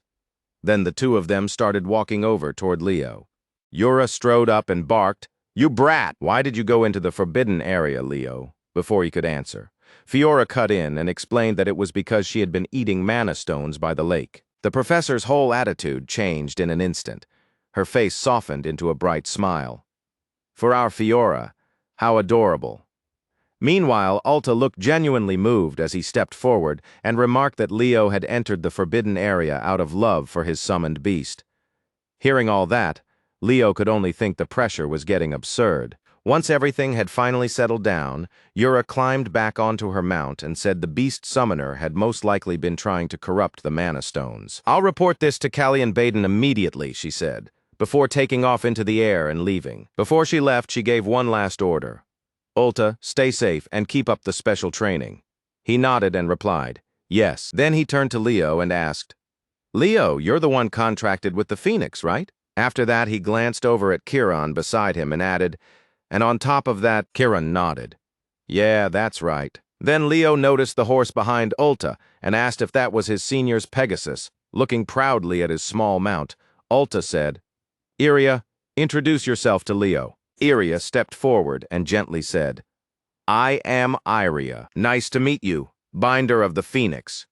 Leo smiled, stepped closer and softly patted the Pegasus on the head. "Nice to meet you too. I'm Leo Plav." Seeing how happy Iria looked, Ulta said in surprise that Pegasuses normally hated being touched by strangers. Then he asked, "Leo, have you ever ridden a Pegasus before?" Leo answered plainly, "Never." But deep down, old memories stirred. Back when he was Kyle, his contracted beast had been a Pegasus. Ulta then said Leo didn't seem too badly hurt and should return to the special training. As for Leo using that supernatural power during the battle, Ulta said he would let it slide this time. Leo answered with an easy smile.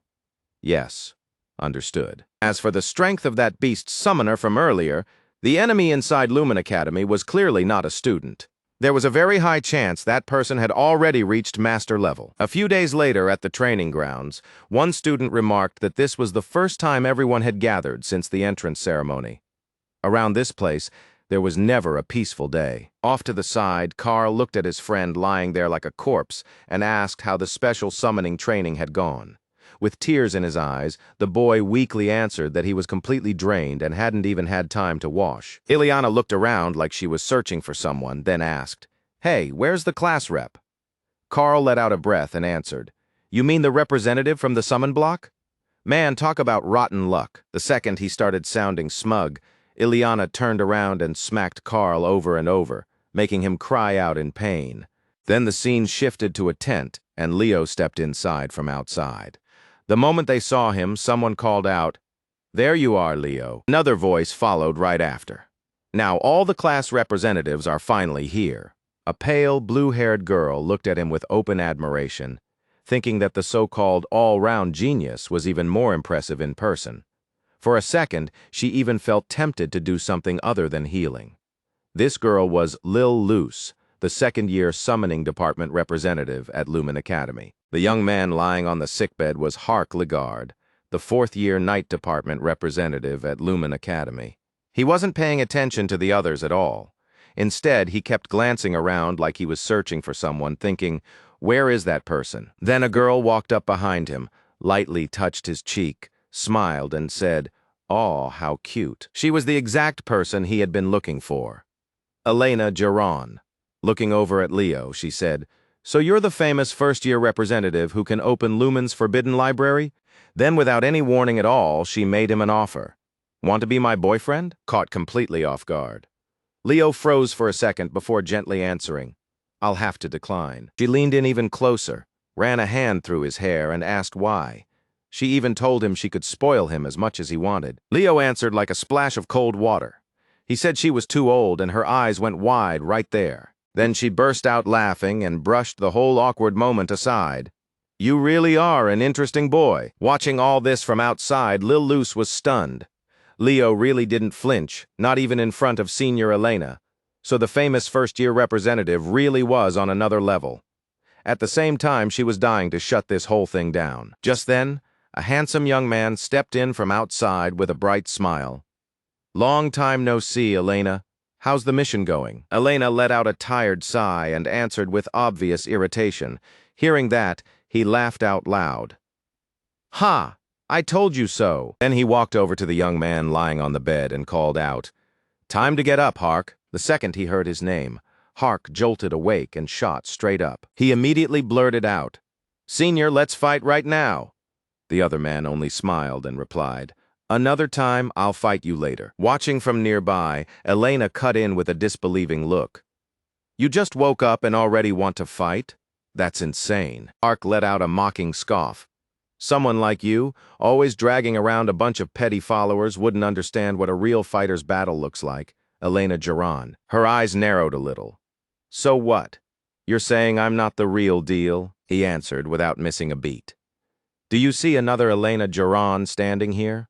Seeing the mood turn dangerous, Lil Luce started trembling and stammered that if the seniors started fighting in here, it would be a disaster. Somebody might actually die. Elsewhere, the senior turned to Leo and asked, "So, what do you think after meeting all the department representatives?" Leo forced out a smile and replied, "Ha ha, everybody seems a little too close, don't they?" After some time passed, the group was brought before the principal, who looked at them and said, "It's good to see everyone gathered here like this. I'll keep this brief and explain why I called each department's representative here. Starting today, every student and teacher at Lumen Academy will have all outside communication cut off until the freshman interdepartment dueling competition is over. With that, the lockdown is now officially in effect." At that moment, Leo understood exactly what this was. This whole thing was meant to flush out the traitor. One suspicious name after another started surfacing in his mind. Back in the classroom, Ileana said gloomily that forget the duel. She just wanted the lockdown to end already. "How are we supposed to go to Lumeria and buy sweets like this?" Chelsea immediately chimed in. "Exactly. Studying without snacks doesn't even count as studying." Fed up with hearing the girls talk about food again, someone curled their lip and muttered, "You gluttons." Then a student suddenly burst in from outside, panting hard as he shouted, "Big news, you guys! The duel location's been decided." The second she heard that, Chelsea asked, "Where is it?" He answered, "Nigrang." That immediately made Chelsea curious. Nigrang? Isn't that a forbidden area? Carl started piecing it together. Nigrang was a city in the southeastern part of the continent, famous for being destroyed in a single morning by the eruption of a hero's dungeon. The dungeon was conquered afterward, but the damage it left behind turned the entire place into cursed land where humans could no longer live. The pink-haired girl asked nervously if it was really okay to hold it in a place like that. Chelsea answered confidently that even though it was a forbidden area, it wasn't actually that dangerous. She explained that only low and mid-grade monsters showed up there, even if the whole area was covered by a curse. The blond boy started sweating and said, "That sounds dangerous enough. How are you saying that so casually?" For Leo, that name felt strangely familiar. So he started looking into it too. This was the very place where, back when he was Lycinus, he first defeated the squad leader. Now he was already in the library, searching through the records. The city of Nagrang had a total of 5 large lakes. One of them was Lake Erdia. Some of those places had long since faded from people's memory, which meant there was a chance Lycinus's great spirit of light, Luminous, might still be resting there. Time passed quickly, and before long, the day of the interdepartment competition finally arrived. The students' parents had come early, buzzing with excitement as they gathered to witness the first steps of future heroes.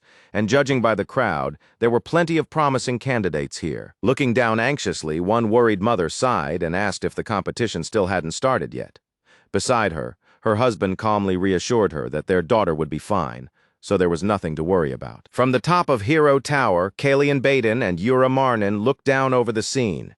Yura said that with this many people being allowed in at once, she was worried the intruder might slip in again. She even suggested maybe the lockdown should stay in place longer.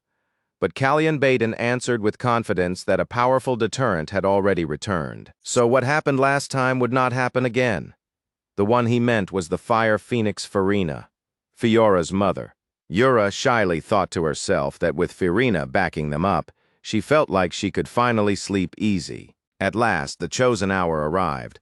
In the center of the square, someone announced in a clear voice, "Welcome, honored guests. I am Sejin, the official presiding over today's interdepartment competition." As was already announced to the students, this interdepartment competition is a battle to the death. Show your strength, your strategy, and your ability to survive. If you want to be the last one standing and claim the glory, then this competition will decide it. And whichever department still has people left standing at the very end will be named the winner. The wristbands on your arms are artifacts made to track your physical condition. If a wristband judges that your life is in danger, it will immediately teleport you back here using the settings built into the band. And there was one more thing. This interdepartment competition also counted as their final practical exam. The second the professor said that, the students all stared in disbelief and shouted at once, "What?" The professor went on to explain that surviving was the goal of the competition, but not the goal of the final exam. If they spent the whole time doing nothing but running to stay alive, they could still end up with the worst possible grade. Every action they took would be recorded in detail by the wristbands they had been given. That meant even a student eliminated early could still score higher than someone who lasted longer. From this point on, every move counted. Hearing that, Leo let out a faint smile and thought to himself with a sigh, clever. If someone threw away their own standing just to help their department win, their exam grade would pay the price instead. After laying out the rules, the professor declared that the interdepartment competition would now begin. The moment he finished speaking, magic circles lit up beneath every student's feet. A burst of light flared so brightly it blinded everyone, and a few seconds later, they had all been transported somewhere else. When Carl opened his eyes, the sight in front of him stunned him all over again. His voice dropped for a second before he shouted, "What is this place?" Every student had appeared suspended in midair, and panic spread instantly. Screams broke out as everyone yelled at each other to use magic fast. Chen Jia stayed calm and quickly thought it through. The entire city was wrapped in all kinds of curses. Now she understood why this land had been abandoned. Those curses were activating and shutting off at irregular intervals. The only place untouched by the curse was the ancient city ruins, so most people would probably head there first, thinking that she closed her eyes and focused on the ruins below. But before anything else, she needed to find Lake Erdia. Meanwhile, Elena was riding on top of her summoned beast. Right beside her, Duran burst forward with explosive speed. As the two came face to face, she thought to herself, third place in the night department, Prince Duran. On the other side, he quietly muttered, second place in the summoning department, Elena. By then, both of them had already settled into fighting stances. Neither of them looked like they had any intention of holding back. But just as they were about to clash, Leo appeared behind them, let out a light breath, and several rockets formed in his hand. Then, in the very next instant, he shot right past both of them at blinding speed. Elena jerked in surprise and shouted, "Huh? What?" Then she gritted her teeth and snapped, "You again?" Duran reacted the same way.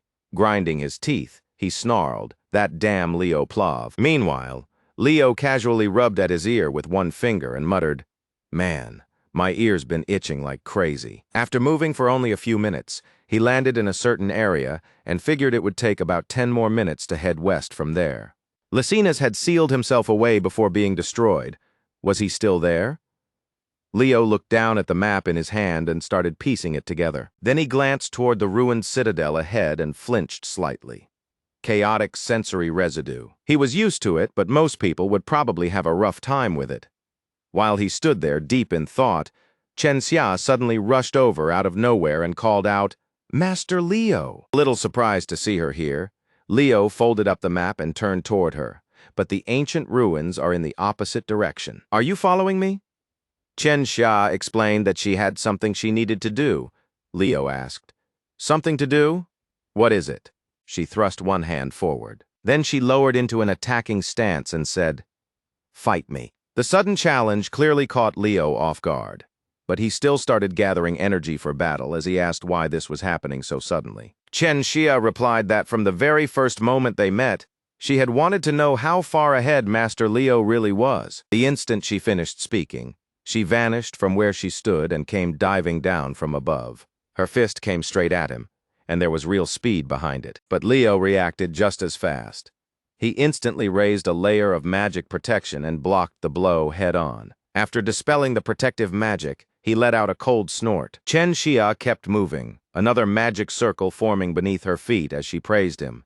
"Just like I expected, Master Leo, you instantly used a flame armor aura to cancel out my water aura." As she said that, she stepped 1 foot back and prepared her next move. That motion alone made Leo stiffen for just a second. Then she called for a high-level water spirit and summoned it immediately. With a hard swing of her arm, she sent it straight at Leo. On Leo's side, magic had already begun gathering in his palm. Then he raised a wall of fire and blocked the attack she had just thrown at him. At the same time, Leo realized what she was really doing.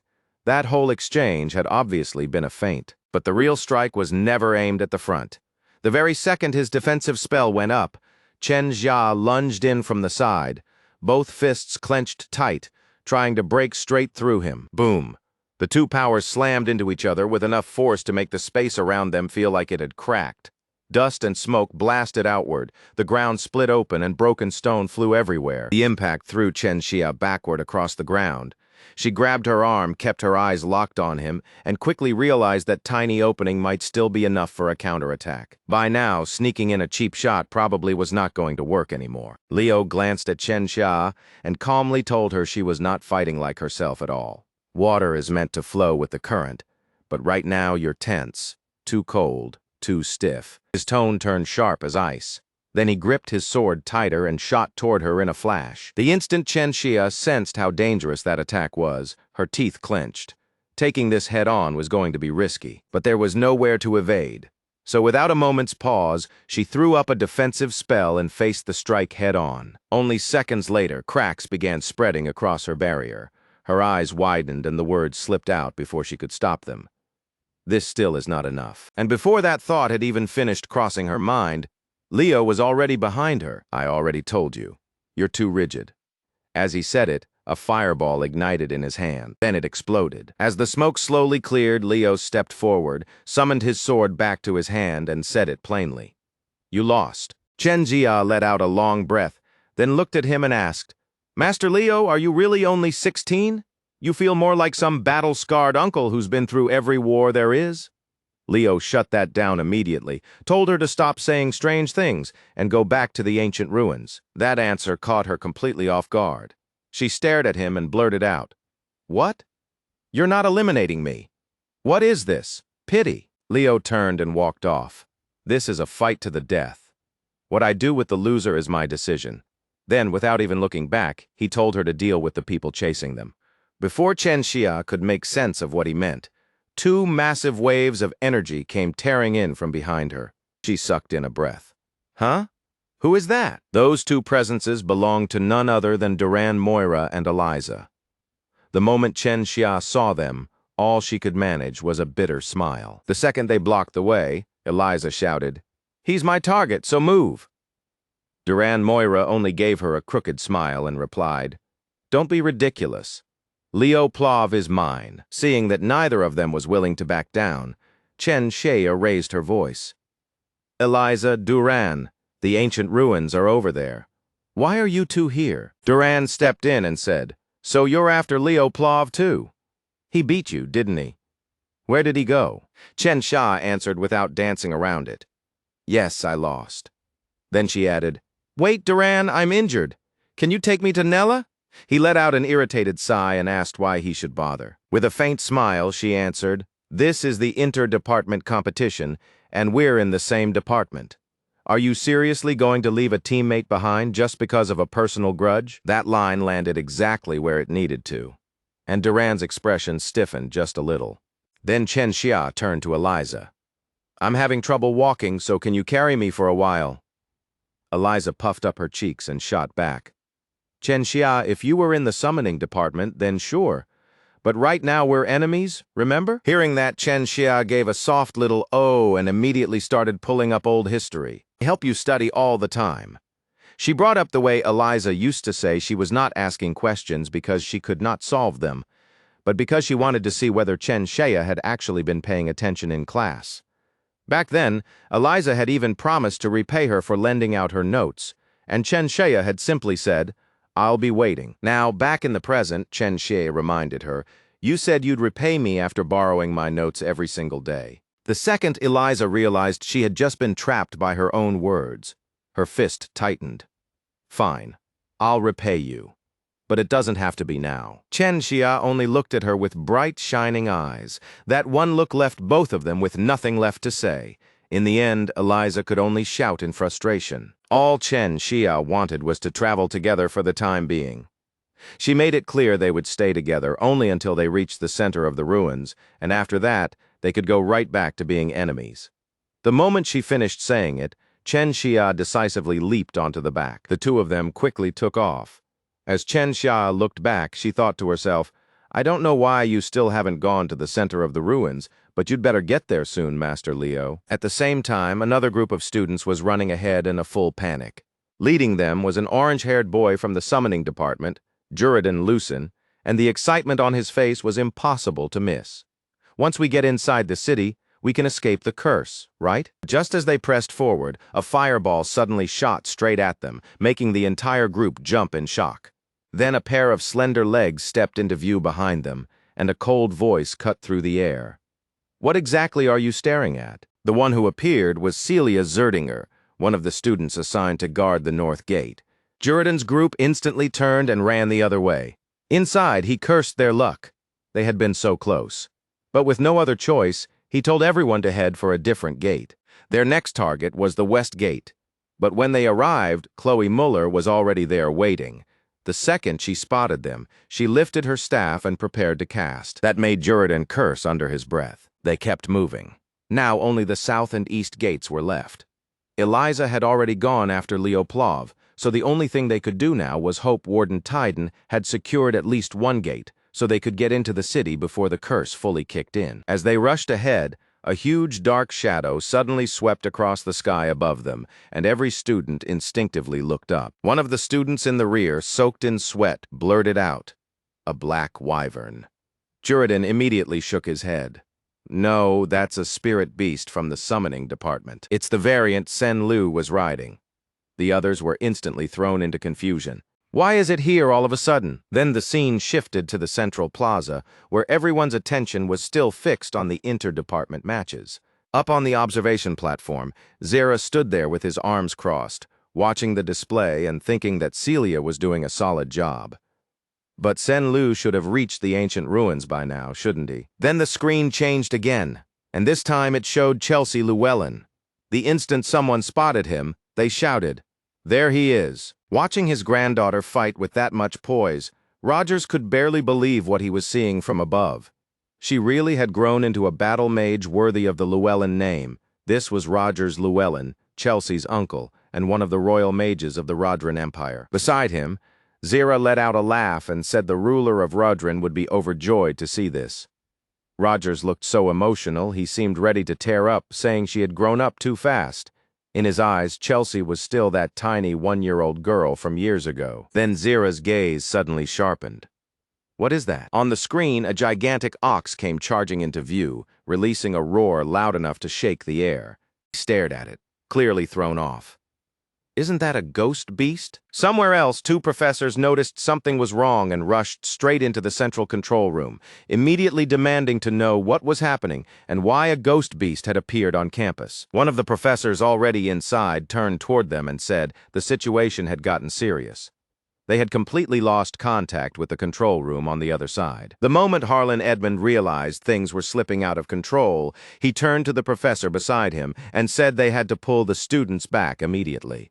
The other professor agreed without hesitation. He hurried straight to the teleportation magic circle, and the second he reached it, he started pouring mana into it. He fed power into the mana stone to trigger the teleportation, but the light only flared for an instant before dying out again. That stopped him cold. Teleportation isn't working? What the hell is going on? There was no time to stand there and think. Professor Harlan Edmund turned and rushed out, telling the other professor to keep trying to restore contact and find some way to bring the students back. I'm going to see Kalyan Baden. Then the scene shifted back to the competition grounds, where the inter-department battle was still raging elsewhere. The brown-haired boy was breathing through gritted teeth as he muttered a curse. Damn it, these things aren't normal. We need to wipe out that magic department group fast before the monster notices this area. As he said that, he flicked his eyes upward. Not far from them, Warden Tyden was still standing there in complete calm, guarding the south gate. Then, from far off in the distance, a chilling screech tore through the air. A dragon suddenly appeared above them.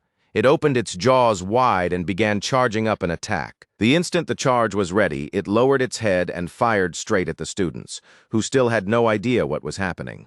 Second Warden Tyden realized something had gone very wrong. He flashed forward and appeared right in front of the students. He thrust out one hand and raised a barrier.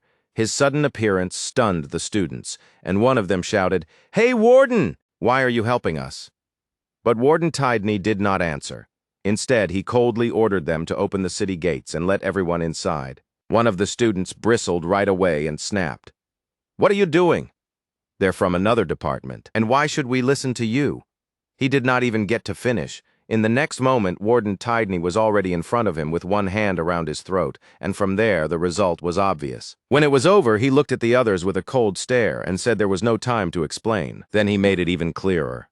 "Get yourselves together, I'm in command now." His voice dropped even lower.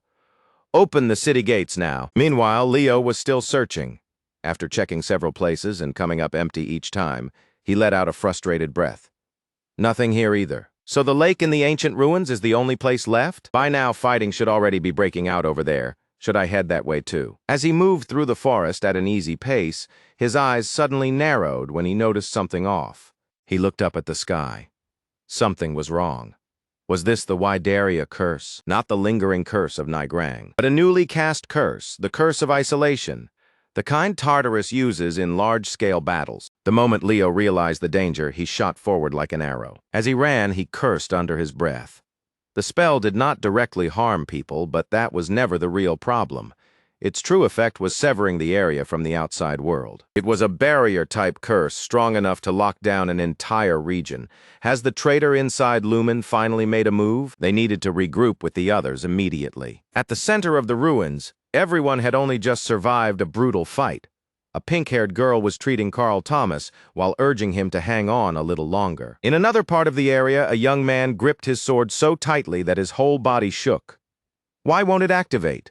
Why? Over at the east gate, Chelsea Llewellyn kept firing off attack after attack at the monster, but none of them were leaving a scratch. The creature roared and swung its arm, bringing the strike crashing straight down at her. Just before that blade could hit, a voice shouted from the distance, "Break the barrier." In the very next instant, a barrier rose and blocked the monster's attack. Chelsea dropped to the ground, trembling so badly she could barely steady herself. Then Abad Llewellyn stepped in front of her and scolded her for forgetting her multi-incantation training. The moment Chelsea saw him, she finally steadied a little and cried out. "Brother," still shaken, she looked at him and asked what was even going on. Wasn't this supposed to be the inter-department competition? But before she could finish, cries and wails started echoing in the distance, pulling both of their attention away. Abad tightened his grip on his staff and told her the inter-department competition was over. Something had happened in this area, and from now on, everyone needed to stand together. Then he raised his staff and formed a glowing sphere of magic high in the air. Its light spread across the entire cathedral. If that's how it is, then the faster ones will head for the main city. As for us, what we need to do right now is defend this city. The instant Eliza Fuang saw the signal, she lifted her eyes toward the sky. Right behind her, Chen Xia pointed upward and said it looked like some kind of rally signal. Eliza answered right away. I don't know exactly what's happening, but something is definitely wrong here. Duran Moira clenched his fist and said in a cold voice that he was going straight through to back up. Go. The moment the words left his mouth, he shot forward like lightning, slipping past two orcs in a blink. A few minutes later, the group reached the entrance to the central ancient city. The students up on the gate spotted them and immediately shouted that the last group had arrived and the gates needed to be opened now. As soon as the gate opened a crack, the three of them rushed inside without a second thought. Once they were finally out of immediate danger, Chen Xia let out a breath and said they had actually made it back alive. Celia Zerdinger leaped down from the wall and walked straight over, asking where Leo was. Chen Xia told her master Leo had gone out toward the outer area. Abad Llewellyn stepped over as well and asked why Leo would head that way. Eliza said he probably had his own reason. None of them knew what he was thinking, but one thing was certain. He was not going down that easily. Chelsea Llewellyn tried to calm everyone down by saying Leo would be fine. Right after that, Celia said they needed to trade information first and figure out what kind of situation they were actually in. She glanced down at the bracelet on her wrist and started with the biggest problem. This thing isn't working. If someone's badly injured, they can't be teleported out. Abad added that spirit beasts were not just appearing outside the city anymore, they were showing up inside it too. Then Chen Xia gave her own theory.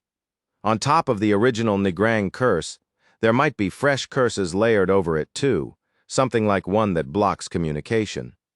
Standing nearby, Chelsea nodded and said that made sense. After hearing all of that, Eliza summed it up. So basically, this whole incident has trapped us inside Nigrang and cut us off from the outside world, right? And on top of that, monsters and spirit beasts are attacking from inside the city too.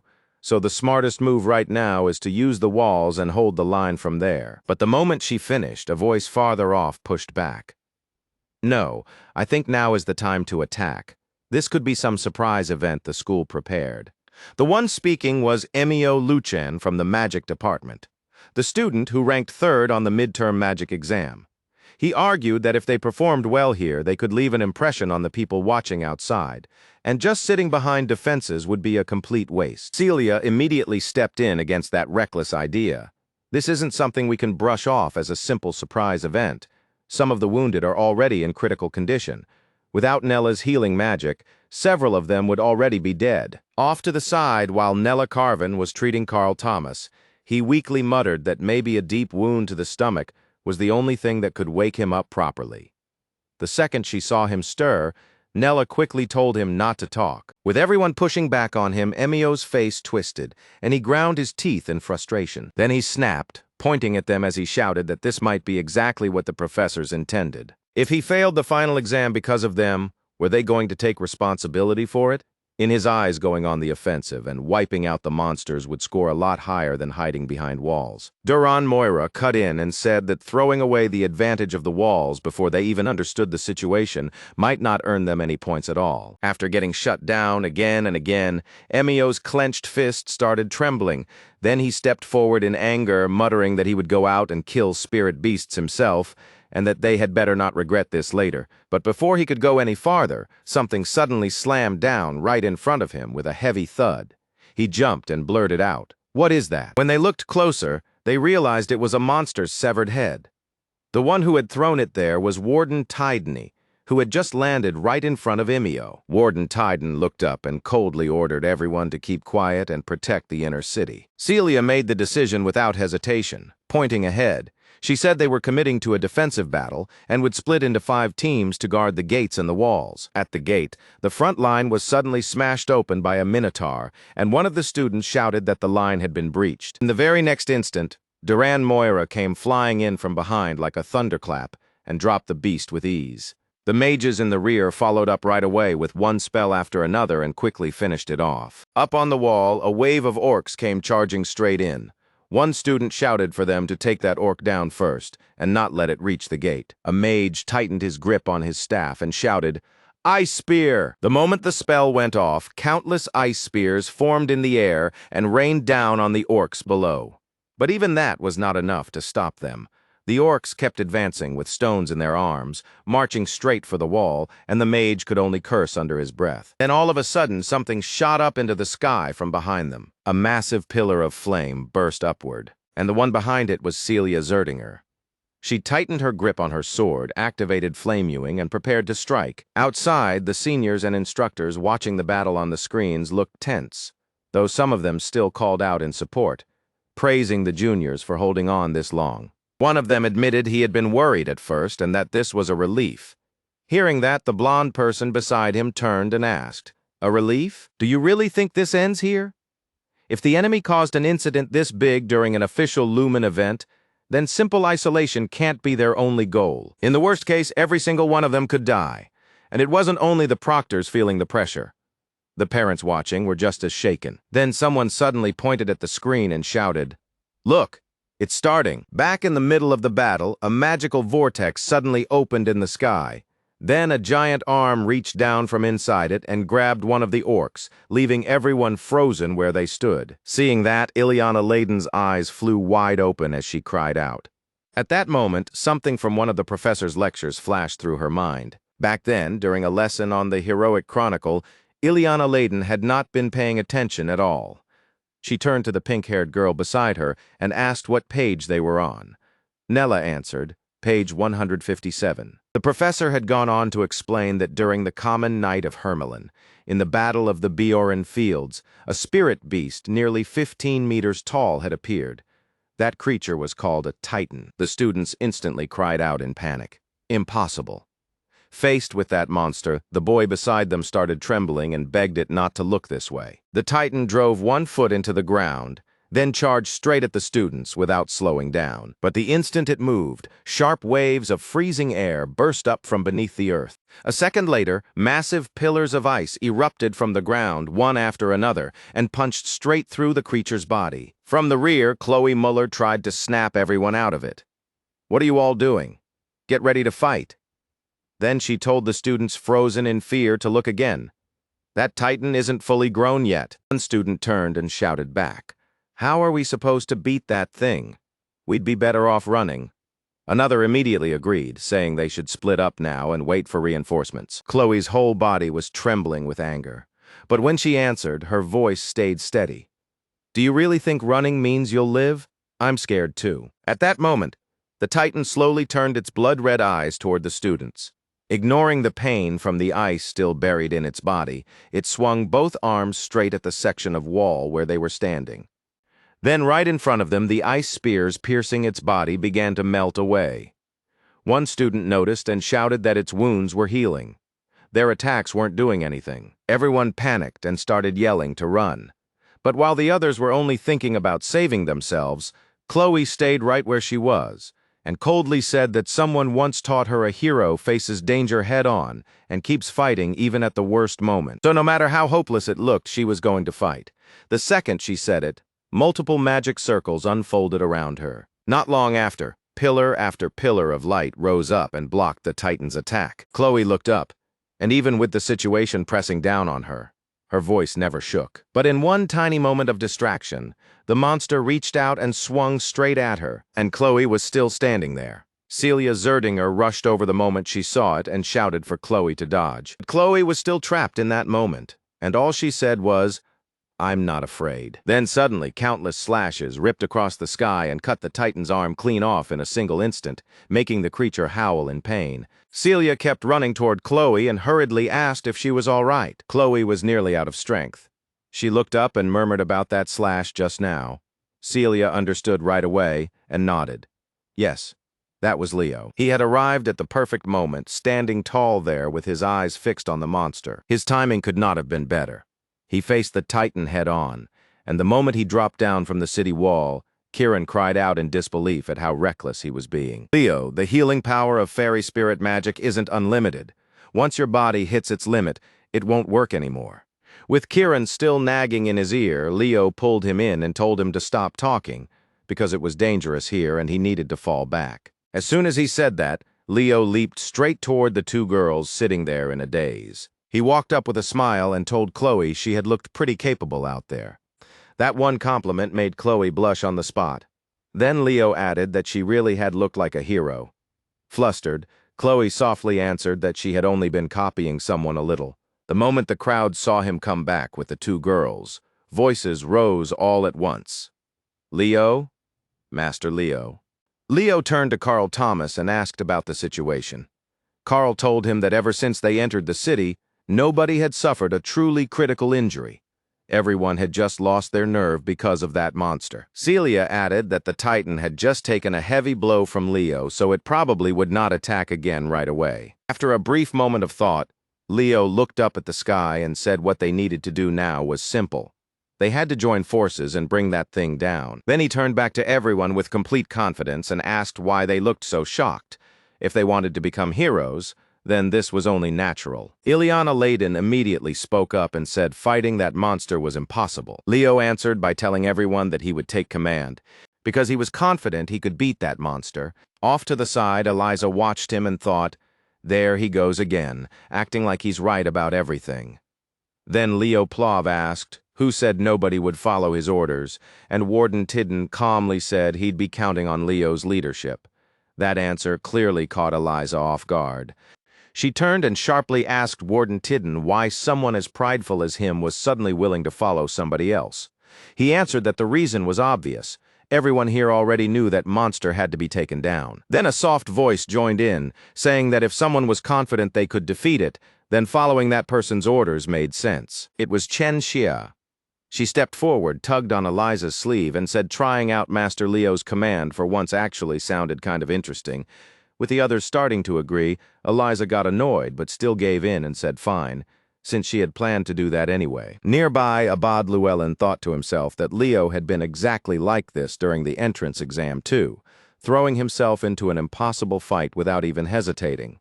Then he admitted out loud that he thought he had closed the gap a little, but it still was not nearly enough. Hearing that, Celia snapped at him to shut up and stop rambling. The next person Leo wanted on his side was Duran Moira, so he stepped over and simply asked if Duran would lend him a hand. Duran glanced down at his arm, then turned back and lightly bumped Leo with his shoulder, saying he'd be the one to land the finishing hit on that monster. Leo took that as a yes and replied that it was good enough. Outside, the people watching all of this could not hide their excitement. Those first years are incredible. That formation really might be enough to beat it. A blue-haired girl looked over at Elena's darkened expression and nervously asked if she was all right. Elena did not answer right away. Instead, she quietly thought to herself that the moment that boy appeared, the entire atmosphere changed. There are plenty of outstanding heroes in this world. But that boy stands on a completely different level. He can turn despair into hope, the kind of presence that becomes a light when everything else goes dark. It's true. He really does deserve to be called a great hero. Then the scene cut back to the melee fighter.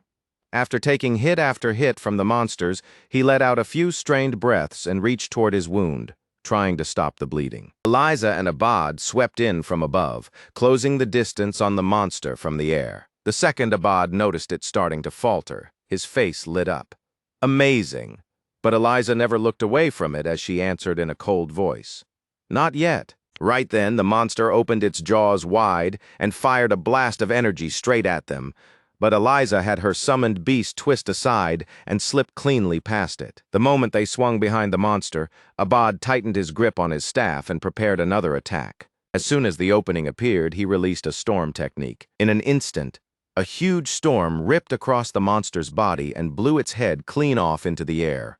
But almost right away, a new head grew back. Eliza's eyes widened. Impossible. How are we supposed to kill that thing? High overhead, Celia tilted into a dive and shouted, "Move!" Abad quickly reached a hand out toward her. "Over here," but Celia shot him down immediately. "No thanks." Then she dropped straight in and wrapped both arms around Eliza. Sorry, I'm not letting that Llewellyn hold you. Thrown off for a second, Eliza snapped back. Wait, if there are 3 or more people on it, the wind dragon won't be able to move, right? Celia stayed perfectly calm. Leo told us to gather here. Before the spell finishes, we hit that big thing with everything we have. Once Abad caught on to Leo's plan, he leaned toward Celia and said, I see. Fire and wind do work well together. Eliza ignored both of them and shouted, I don't know what you're planning, but tell me when to move. Down below, Chloe stood on top of the wall with her eyes fixed on the monster. Under her breath, she quietly continued her incantation. With attacks crashing in from every side, the monster let out a furious roar. The moment Chloe completed the spell, countless razor-sharp ice spikes filled the sky and came raining down on the monster. Elsewhere, Duran and Chen Xia were preparing to strike as well. Duran glanced over and asked, You ready? Chen Xia answered with a bright smile. Of course. Then she stepped forward on her own and called out, I'll open the way. At once, her water spirit rushed toward the monster and coiled tightly around both its legs. The second its legs were pinned, Duran began drawing in power until his whole body shone with blinding light. I'm going.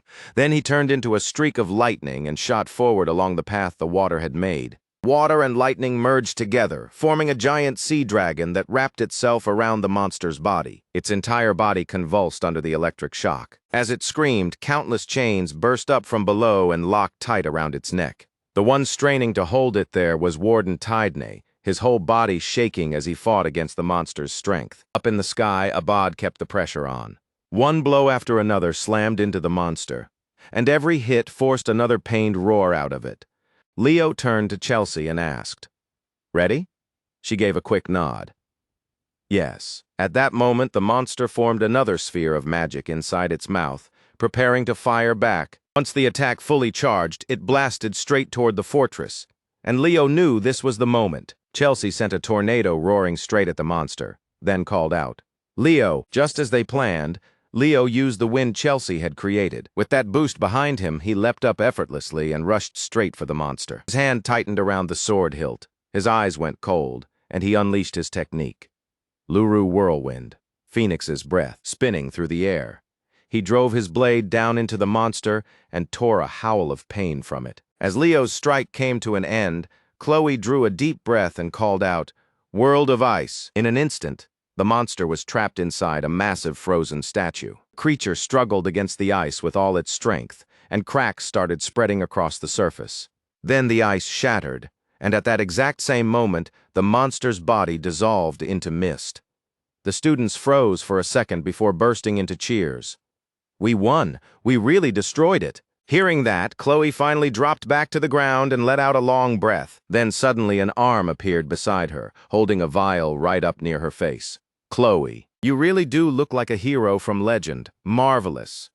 The unexpected praise brought a faint blush to Chloe's face, and she answered softly, Thank you. She tightened her hand around the vial and looked off into the distance, thinking, Where did Leo go? By then, Leo had already arrived in a place so calm it almost felt unreal. He slowly reached down, touched the water, and began feeling around beneath the surface. When he saw the 3 lights in front of him, he smiled. Long time no see. Luminous, deep inside the magical lair, a pair of eyes slowly opened. A white-haired woman appeared in front of him, watching him with clear suspicion.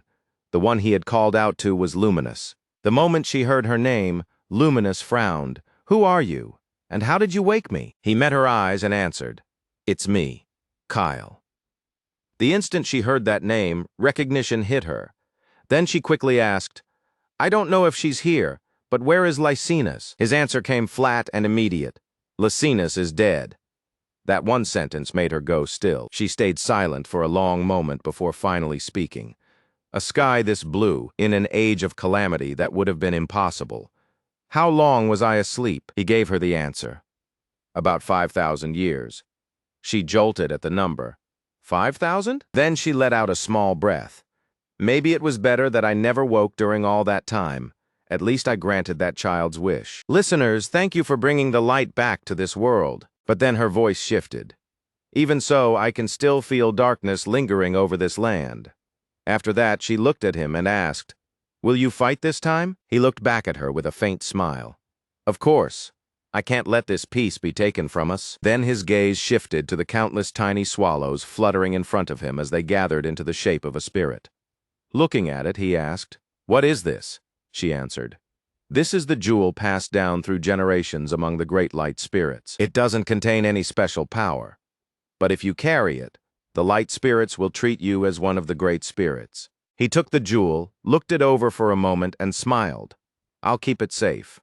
Then Luminous lifted her eyes to the sky and quietly said, "The sky is beautiful." As soon as those words left her mouth, her form dissolved into the air and melted into the deep blue sky above. But back to the academy. Looking over the student files spread across the table, Cullion Baden asked, "Is that the full list of suspects?" Sejin answered, "For now, yes." Cullion Baden continued, "Quite a few of these names were recommended by the board." Then he rubbed his forehead and muttered, "Starting in the second term, we may need to bring the vice principal back." That caught both professors completely off guard, and they both blurted out, "The vice principal?" Then the scene shifted to the classrooms, where students started shouting the moment they saw their exam results, the noise nearly shaking the academy. Carl grabbed his grade sheet with trembling hands and cried out in relief. "I survived," right beside him. His friend Tydney looked just as excited. "Me too." Harlan Edmund glanced at Carl and let out a tired sigh. "Almost getting expelled really does suit you." The instant Carl heard that, he dropped his head and stammered, Please forgive me." Then Harlan Edmund gave him one final warning. "Don't cause trouble during break. I'll see you in the second term." With that, he turned and left.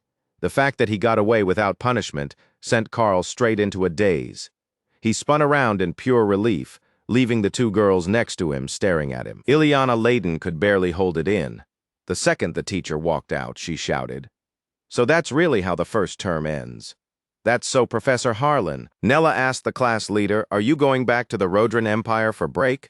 Then Chelsea added, "Leo's from the Kingdom of Delan." That unfamiliar name immediately caught Nella's attention. "Where's that?" "I've never even heard of it," Leo explained. "It's a kingdom on the western border." Chelsea looked strangely pleased as she said, "Then I'll have to visit Leo during break." Leo gave a faint smile and thought to himself, "It really has been a long time since I went home." But the second he arrived, a huge banner suddenly unfurled right in front of him, catching him completely by surprise. "So I do have a place to come back to. I just didn't expect it to be this flashy." His mother and the others had already come ahead of time to greet him. The moment she saw him, she smiled and said, "Welcome home, my son." The instant he stepped back into that place, a strange feeling came over him. Only then did he finally let himself relax. At dinner, after hearing everything that had happened, his father praised him. "I never imagined you'd show talent in every field." Leo answered, "I didn't realize it either until I got to school, Father." His father went on, "Even though you're my son, I still have no idea how someone this exceptional came from me." His mother immediately changed the subject. "Is Professor Harlan doing well?" Leo let out a small sigh. "He's still teaching." Then she said, "I heard Lumine's homeroom teachers will be visiting during break. Professor Harlan is one of them, so this time I'll be meeting him as a parent." At that exact moment, Harlan Edmund's ear suddenly twitched for no reason. While the family was still eating, a maid walked in awkwardly and said, "Madam, young master, there are visitors." The moment she realized who it might be, Leo's mother frowned and said to her husband, "The Demon Clan again? What a nuisance." Then she told the maid, "Send them back." The maid hesitated before replying, "They said they came from Azonia Academy." The instant Leo heard the academy's name, he stiffened and repeated it in his head.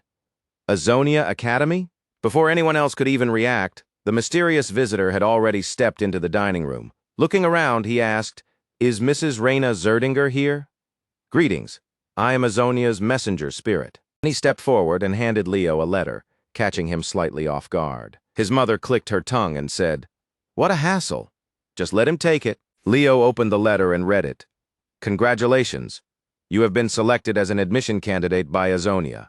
That only left Leo even more puzzled. Selected? Cut to Osric City, the city of the Beastkin. Now he stood there, letting out a tired breath as he muttered, "The Beastkin's Heroic Military Academy. Azonia Academy. Unlike the other schools, Azonia holds its entrance ceremony in the summer, and it's notorious for being the harshest academy of them all. As he stood there, he remembered what his mother had told him. Back when I was young, I once helped some students from Azonia. To repay me, they gave me a free admission pass to Azonia Academy.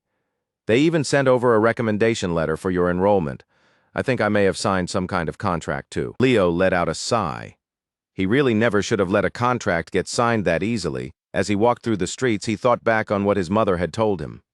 From the sound of it, the entrance test here was a desert marathon, and Azonia was the kind of beastskin academy that worshipped strength and followed pure instinct. That only made him more curious about what kind of hero candidates the beastkin had gathered here. At the moment, he was disguised as a proper beastkin, complete with rabbit ears on his head. It was one of Kiran's tricks, making him look like some kind of hybrid beastkin. As he kept reading the letter, he found the test site. The entrance exam would be held at the Azrek Coliseum. Then all of a sudden, a statue up ahead caught his eye. The inscription carved into it read, "In memory of Aaron, the warrior of indomitable courage." Leo stared at it and muttered, "Aaron?" Then he looked up at the statue with a dry expression. Indomitable courage. My foot. That guy used to shake in fear every time he fought. Still, after a short pause, he added, "The statue does look pretty good, though." Then the scene shifted to the Coliseum, where Leo now stood inside a huge arena. Out of nowhere, a pair of sharp-clawed hands slid into view beside him, along with a grin that looked way too excited. Leo was still looking around the arena, quietly thinking. So these are the contestants. Then, from not too far away, someone stepped forward with a sneer already on his face. "Hey, mongrel, you really expect us to believe someone like you is an Azonia candidate?" Another one chimed in. "At least get rid of that mongrel smell first." Leo didn't even understand what they meant at first, so he pointed at himself and asked, "You mean me?" The red-haired guy immediately snapped. "Who else would we be talking to? You hybrid rabbit acting all high and mighty." Leo couldn't have cared less. He turned to walk off and said, "You're not even Azonia students yet, and you're already trying to act tough. You just showed up for the entrance ceremony, and you're already full of yourselves." That one line instantly set the red-haired guy off. He grabbed Leo by the shoulder and barked, "You dare look down on an Azonia candidate? I can't stand weaklings like you." Seeing the guy practically begging for it, Leo glanced back over his shoulder. Then, without a second of hesitation, he spun around and slammed him straight into the ground. With beastkin-level strength behind it, the impact cracked the floor on the spot. Pain ripped through the guy's whole body, making him shake violently. The young man beside him rushed over and asked, "Durkin, what's wrong? Were you holding back?" Durkin clenched his fist and shot back in frustration. "No, absolutely not." Leo didn't even look at them again. He just gave a small wave and started walking away. "See you at the entrance ceremony." But on the other side, Durkin suddenly jumped back to his feet, his eyes practically shining. "That guy is freaking amazing. He's seriously strong." Then he started yelling like a madman and ran through the city looking for Leo. Hearing those shouts off in the distance, Leo thought to himself, among beastkin, strength really is worshipped. What a strange culture. Meanwhile, everything Leo had just done had already caught the attention of another beastkin. Watching with clear interest, he said, "I was worried this place would be full of boring people, but now there's someone interesting." Elsewhere in the square, a fierce match had just come to an end. A young man stepped up from behind and reported, "The penance was completed in 36 minutes. Every result was rated excellent, Sir Examiner." The other man answered coldly, "Still not good enough. Excellent at that level isn't acceptable." The blonde man blinked, surprised. "Huh? That's already a pretty impressive result." But the other man fired back right away. "Haven't you heard what happened with the new first years at Lumine? Our incoming class needs real standouts too." This man was Bergaton, one of Azonia Academy's examiners. The younger man protested. "Sure, Lumen does look like it's leading this generation, but our candidates are impressive too." Bergaton looked down calmly and said, "Especially since my daughter is participating this time." The one he meant was Ardian Mir of the Tun clan, one of the candidates nominated for admission into Azonia. At that, Bergaton ground his teeth with confidence. "My daughter Ardian can easily take the class representative spot." But then something suddenly caught his eye. His gaze shifted toward Leo, and he thought to himself, "That child looks strangely familiar." Then he asked, Deputy Examiner, do you know anything about that rabbit beastkin at the end of the line? Blonde man paused, flipped through his notes, and said, First time I've seen that face, and he's not on the watch list. Bergaton kept staring and asked, puzzled, So he's a nominated candidate? The man nodded. Yes, that's right. He was admitted by nomination. Even after hearing that, Bergaton kept his eyes on Leo, still thinking, That look. It's exactly like JA's. Then a loudspeaker boomed from the upper stands. Group D of Part 1 of the Beast Festival has entered the arena. Around the same time, someone remarked, There's a notable candidate in Group D, right? The heir of the Tun clan, Artian. Right after that, she confidently stepped into the arena, drawing greetings from the spectators in the stands. The others turned their eyes toward her and thought, if she really is the hope of these strength-worshipping beastkin, then can she inherit Artian's techniques? Leo looked off to the side and muttered, Wait? I thought Azonia's entrance ceremony was supposed to be a desert marathon. So what is this beast festival? He turned and asked the girl next to him, Is this part of the entrance ceremony too? She looked at him, surprised. You don't know about the Beast Festival? Leo gave an awkward smile. I'm a hybrid, so I'm not really familiar with beastkin culture, she explained. Azonia's entrance isn't just a ceremony, it's one of the biggest festivals we have. The Beast Festival is meant to entertain the visitors, but for us students, it's also a ritual. After hearing that, Leo repeated, A ritual? She nodded and went on.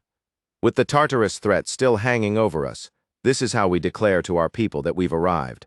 So fight well like you did earlier, Black Rabbit. Leo gave a bitter little smile and murmured, We've arrived. The moment those words left his mouth, a gate suddenly swung open, and a monster came bursting out with a horrifying scream. It immediately locked onto Leo and charged straight for him. But just then, a string of sharp, swishing sounds cut through the air, making the monster flinch. It was Artian and several other beastkin rushing in together to strike. The sudden attack made the monster's eyes widen on the spot. Then it snapped its attention toward Artian and lunged at her instead. But in the very next instant, a streak of light flashed through the air. Artian had already leapt high above it. She took one sharp breath, then dropped straight down, unleashing countless slashes across the monster's body. The entire attack landed in a blinding instant. After finishing her strike, she landed lightly.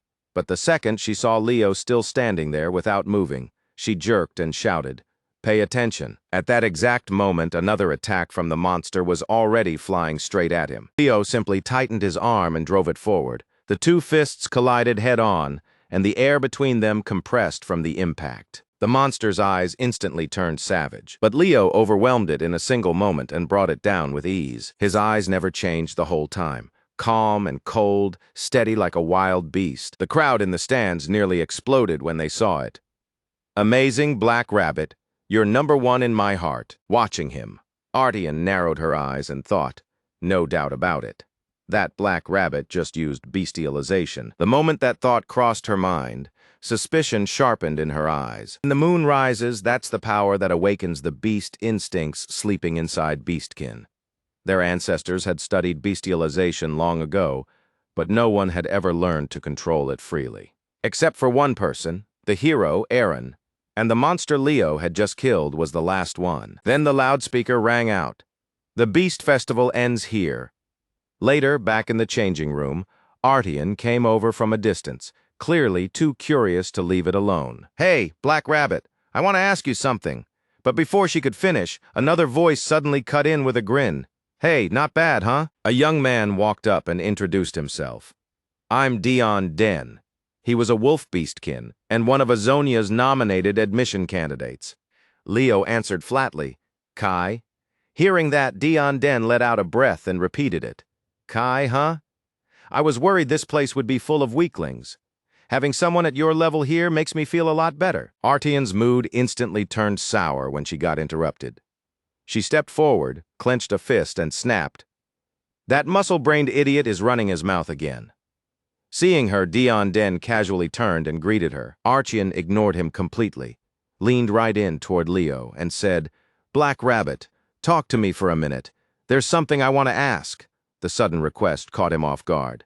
Me? Then all three of them suddenly noticed something happening outside. A pair of feet stepped into the room, and a calm voice said, Too noisy. The one who had arrived was Bergaton. Looking at them, he said, "You all did well in the Beast Festival." The moment Leo saw him, he thought to himself, "Hero Bergaton looks even cooler up close." Then Bergaton stepped forward and continued. "As you already know, tomorrow's test will be a crossing of the Great Azrek Desert. The rules are simple. Start at Azrek, cross the Great Desert, and reach Azonia. But the Great Azrek Desert is one of the harshest places on the continent, so I only have one piece of advice for you. Don't do something stupid and mistake recklessness for bravery." After that warning, the deputy examiner stepped in and continued. "The nominated students haven't attended the free classes over the last half year. Since you're not familiar with the other students, step forward and introduce yourselves." Additional explanation. To enroll in Azonia, students normally have to attend free classes first and earn a nomination letter. Nominated students, on the other hand, are judged talented enough to skip those free classes entirely. After hearing that, Leo turned to Ardian and asked, "Why didn't you take the free classes?" She let out a confident breath and replied, "Didn't need them. I'm already strong enough." Then another girl stepped forward and introduced herself. "I'm Stearuel. I specialize in magic. Nice to meet all of you." Next, a short-haired girl gave her introduction. "I'm Rate Vega. I'm a spirit mage." Then it was Ardian's turn. "I'm Ardian. Let's all do our best together." Leo kept his usual calm expression and gave his own short reply. "Kai, nice to meet you."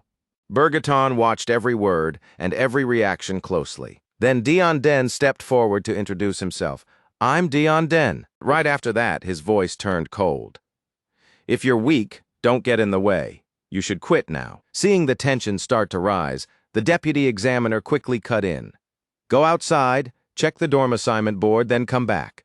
After that, everyone headed out. Leo walked out with the others too, but then a hand suddenly landed on his shoulder and made him stop. The one calling him back was Bergaton. Looking at him, he said, "Stay behind, I want to speak with you privately for a moment." Once the room cleared out, and only the two of them were left, Bergaton finally spoke. "Kai, there's something I want to confirm." Leo gave a small nod. Then Bergaton asked, "You're Reina's son, aren't you?" That question hit Leo hard enough to make his eyes widen. "He knows my mother?" Leo took a moment to think, then answered, "Yes, that's right. Do you know my mother?" The moment he heard that, Bergaton laughed. "So you really are Reina's son. I'm an old friend of your mother's. Back then, we used to represent Lumine and Azonia in competitions. I'm sure she's told you plenty about me." Bergaton, right? But Leo answered bluntly, "No, sir, my mother's never mentioned any of that." The corner of Bergaton's mouth twitched. "No way. Reina and I were that close." Leo explained, "My mother doesn't really talk much about her school days." Bergaton let out a breath. "Yeah, that does sound like her." Then his arm tensed slightly as memories from the past started coming back. Grinding his teeth, he muttered in frustration, "If it weren't for that idiot, by now you'd have—" Leo cut in before he could finish. "Even if she never talks about the past, my mother has never regretted the choice she made." Hearing that, Bergaton went quiet for a few seconds. Then he slowly nodded. "Yeah, that sounds right. That woman really is worthy of the name Zerdinger Bloom. Still beautiful, still dignified." Hearing somebody talk about his mother like that made Leo frown a little. "Mother of Bloom? This guy's kind of—" Then Bergaton changed the subject. "All right, I saw how you performed in the Beast Festival. I'll be looking forward to your entrance test tomorrow." Leo nodded back. "Yes, sir." After a long day, Leo finally returned to his room. He looked around, headed into the bathroom, and when he came back out, he couldn't help but say, "These dorms are even better than Lumine's." Then suddenly his eyes shifted toward a sound coming from outside the window. The next second, the window flew open and Ardian appeared. "Black Rabbit, I came here to expose your secret." The instant she saw him standing there completely naked, she turned bright red and covered her eyes. "Why are you changing like that?" Leo answered flatly. "Because this is my room." A little later, after getting dressed, Leo sat down on the bed and said, "All right, I'm dressed. You can open your eyes now. So what secret were you talking about?" Ardian turned toward him and said, "Back at the Beast Festival, I saw what you did. You can use bestialization whenever you want, can't you?" Since she clearly wanted proof, Leo shifted into his beastkin form and said, "Like this." Ardian's eyes widened. "No way, it's real." Looking at his current form, Leo thought to himself, Strange. In this transformed beastkin state, using the hero's breath triggers the bestialization process. Of course, if I keep it up too long, the after effects will be serious. She stared at him in open admiration and said, "How is that even possible?" In all of history, the only one who could use bestialization freely was Lord Aaron. Then Leo offered, "Want me to teach you?" The moment she heard that, she lit up and stammered. "Oh, really?" Meanwhile, Leo thought, "I need someone to inherit Ardian's path. When the coming battle with Tartarus arrives, I'm going to need more strength on our side." Maybe that's why I was reincarnated in this era. After thinking it through, he added one condition. "Then you'll need to prove something first." She blinked and asked, "Prove what?" Leo answered, "Prove whether you have what it takes to become a hero." That one sentence sent her thoughts racing. She kept thinking, this guy's looking down on me. He's on a completely different level. Then his easy smile returned as he said, "I'll be waiting, Ardian." By the next day, the loudspeaker announced that the second day of the entrance ceremony had begun. Now the students were lining up for the aptitude test, the one where they had to cross the Great Azrek Desert. Holding the registration list, Yura Marnin said in surprise, "From Tun to Den, Ruel to Vega too. Our kids have gotten seriously talented, but Azonia's nominated candidates this year are no joke either. It's a shame I didn't get to see the Beast Festival." Beside her, Len Horace let out a real sigh of regret. "Yeah, that really is a shame." Then Yura Marnin said, "Hey, there's a student here with a strange name. Kai, right?" Len Horace smiled and replied, "The name of the great hero, huh? Makes you wonder whether this Kai is bluffing or if he's actually connected to the primordial hero Kai. Honestly, he reminds me so much of that kid Leo." He really does remind them of Leo. Then their eyes shifted downward. At that moment, Archon was walking forward with a clear sulk on her face. Len Horace muttered, "Isn't that Archon?" Yura Marnin went on, "Has that beastkin competitive streak flared up again? Look at her. She's definitely heading over to challenge somebody." She walked straight up to Leo, sounding more than a little annoyed. "Black Rabbit, you didn't forget your promise from yesterday, did you? I'm definitely going to make you acknowledge me. I was so fired up I couldn't sleep all night. So during today's test, don't miss a second of what I do." Leo let out a small sigh and answered, "All right." Watching from above, Ain Elendu said with interest, "This is getting fun. Is the one she's targeting that student named Kai?" Beside him, Yura Marnin laughed softly. A student who gets people this curious really is something. But then her expression suddenly stiffened. Len Horace reacted the same way. Because both of them had recognized who that person really was, they blurted out, "Why is he here?" Now the 5 students stood in the middle of the square. Bergaton looked toward the nominated candidates, and the loudspeaker rang out in a serious voice. "Before the entrance ceremony begins, the candidates will now take the oath." Up in the stands, Yura Marnin and Len Horace were still staring in disbelief.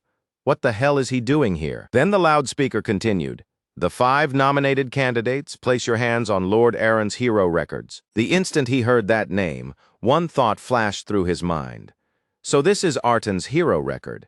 He never expected to see it like this. The announcement continued, and one after another, each person was called up to recite the oath. Arton stepped forward first. She placed her hand on the hero record and began to speak first.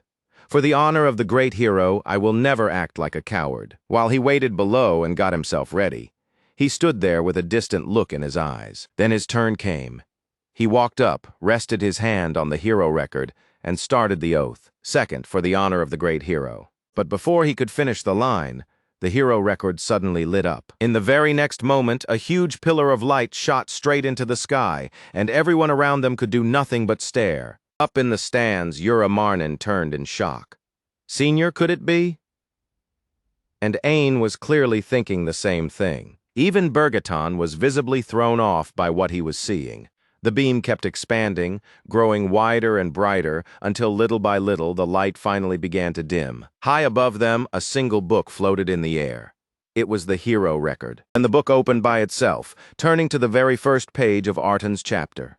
That massive light spread out around the two of them, and the deputy examiner could only blurt out to Bergaton, What is this? Could this be the hero's world?"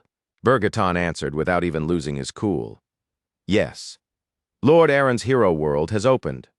The blond man trembled all over.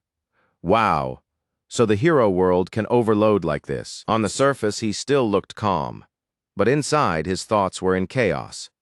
For some reason, a page of Lord Arton that had never opened before has appeared. Even if it turns into a dungeon because of an overload, clearing it could become a chance to inherit Lord Arton's power. The only question now was whether these kids could actually conquer Lord Arton's world. A moment later, the two of them were dragged into an entirely different space. It felt like they had stepped into a far-off age, a bleak world where darkness had already swallowed everything. When they came to, they quickly looked around, and Arton blurted out in alarm, "What the hell just happened?" Then she immediately turned to him. "Black Rabbit, you saw that too, right?" The hero record definitely opened just now. He answered in a steady voice. "Look up." Above them was nothing but a dull gray sky, and Arton froze. "What is that?" "The whole sky is gray." Voices still echoed through the space. "A hero has appeared. A hero who will bring light. A hero who will bring the future." As those words rang in his head, he realized this might be 5,000 years before Arton's era, back in an age of complete despair. The voices kept repeating through the empty world. "Please save us. Be careful not to be eaten by jabuaks." She looked around, trying to make sense of it all. Is this the world where the false hero Aaron once lived? He gave a short nod. "Yeah, this looks like the refuge city of Rizar." Arton pressed him again. Then why did the hero world suddenly activate? In all these thousands of years, there has never been a record of Lord Aaron's page opening. He didn't have a clear answer for that either. In class, and even back in Berkia, whenever I touched my own record page, my hero world opened. But those were all my own pages. This time, anyone could see that this was Aaron's page. Right then, a system message appeared. Mission objective: search for Aaron in Rysar. He looked up at the notice and frowned. If the objective is only to find someone, then maybe this isn't a hero dungeon after all. Then another thought hit him. If this world opened normally, then why can't it connect to the outside? A moment later, he glanced over and saw Arton trembling. "Arten, are you okay?" But there was no fear on her face. If anything, she looked excited. "It says the mission is to find Lord Aaron. Does that mean we might actually get to see Lord Aaron again?" Finding Lord Aaron should be easy if he's really that famous. All he could manage was a bitter smile. "Yeah, you'd think that." That only made her even more eager. "Then let's start asking people right now." He let out a small sigh. People from this era would naturally think that way, since the history recorded later was different from what had really happened. Meanwhile, she was already rushing ahead. "Black Rabbit, come on." He kept wondering what Aaron was actually like in this period. Then all of a sudden, a man's irritated voice cut through his thoughts. "I'm telling you, I've never heard the name Aaron or anything like that." The man waved them off like they were a nuisance, leaving both of them standing there for a moment. Arton stared, stunned. "How is that possible? Nobody knows Aaron?" She immediately turned to someone else. "Hey, Beastman, have you ever heard the name Aaron?" The other person shook his head. "Not once." Then, after a brief pause, another voice suddenly called out, "Ha, you little beastkin brats! If you've got nowhere to sleep, then come stay in my room." Now looking a little discouraged, she muttered to him, "The mood here is getting really strange." He answered right away, "Before it gets dark, we need to find a place to stay." As he sorted through everything in his head, one possibility started to make sense.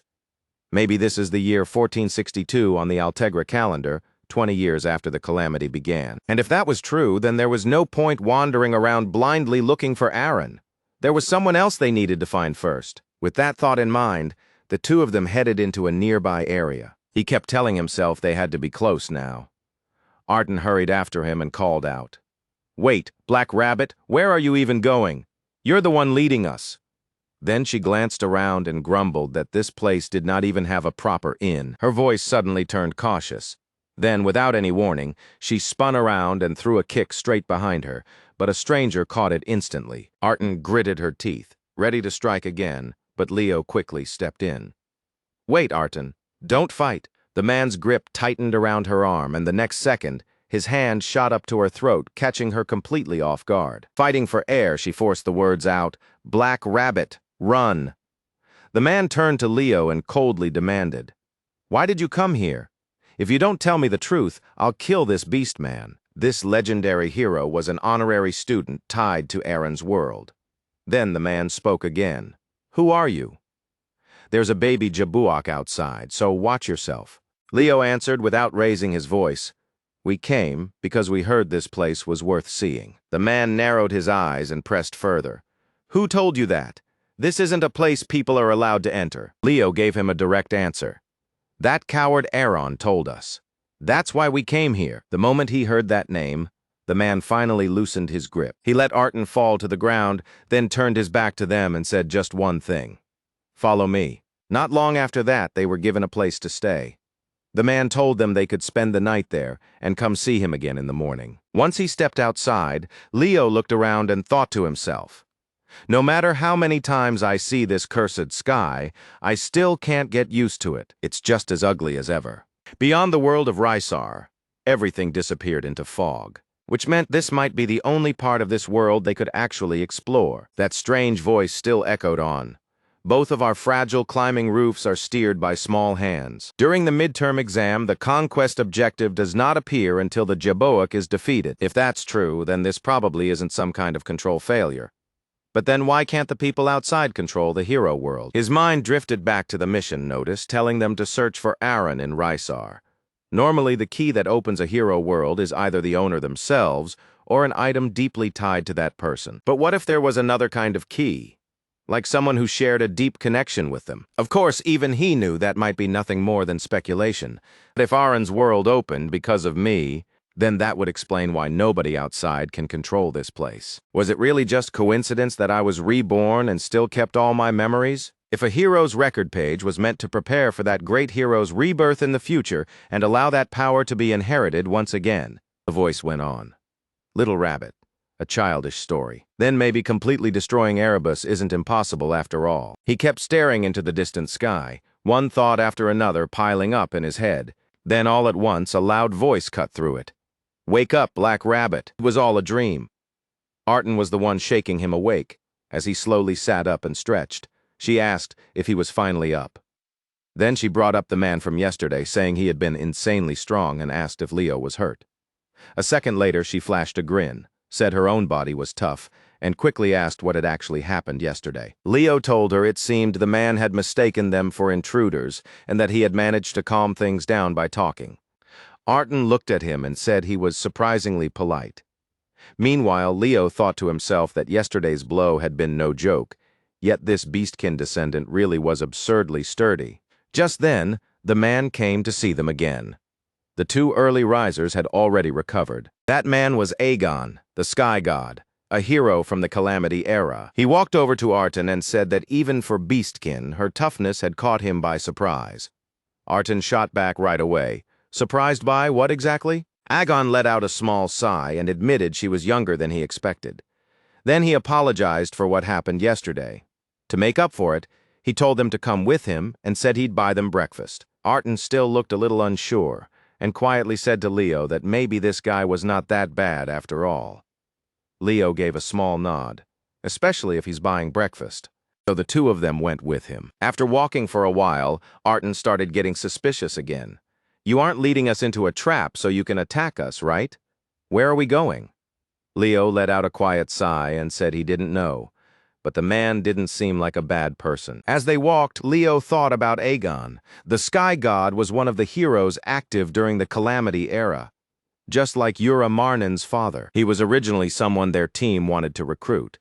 But for some reason, by the time they met him in those early encounters, his spirit had already been broken. So what happened during this past month? Then the sight ahead made Arton stop in her tracks. What is this?" Right in front of them, countless children came running toward Aegon.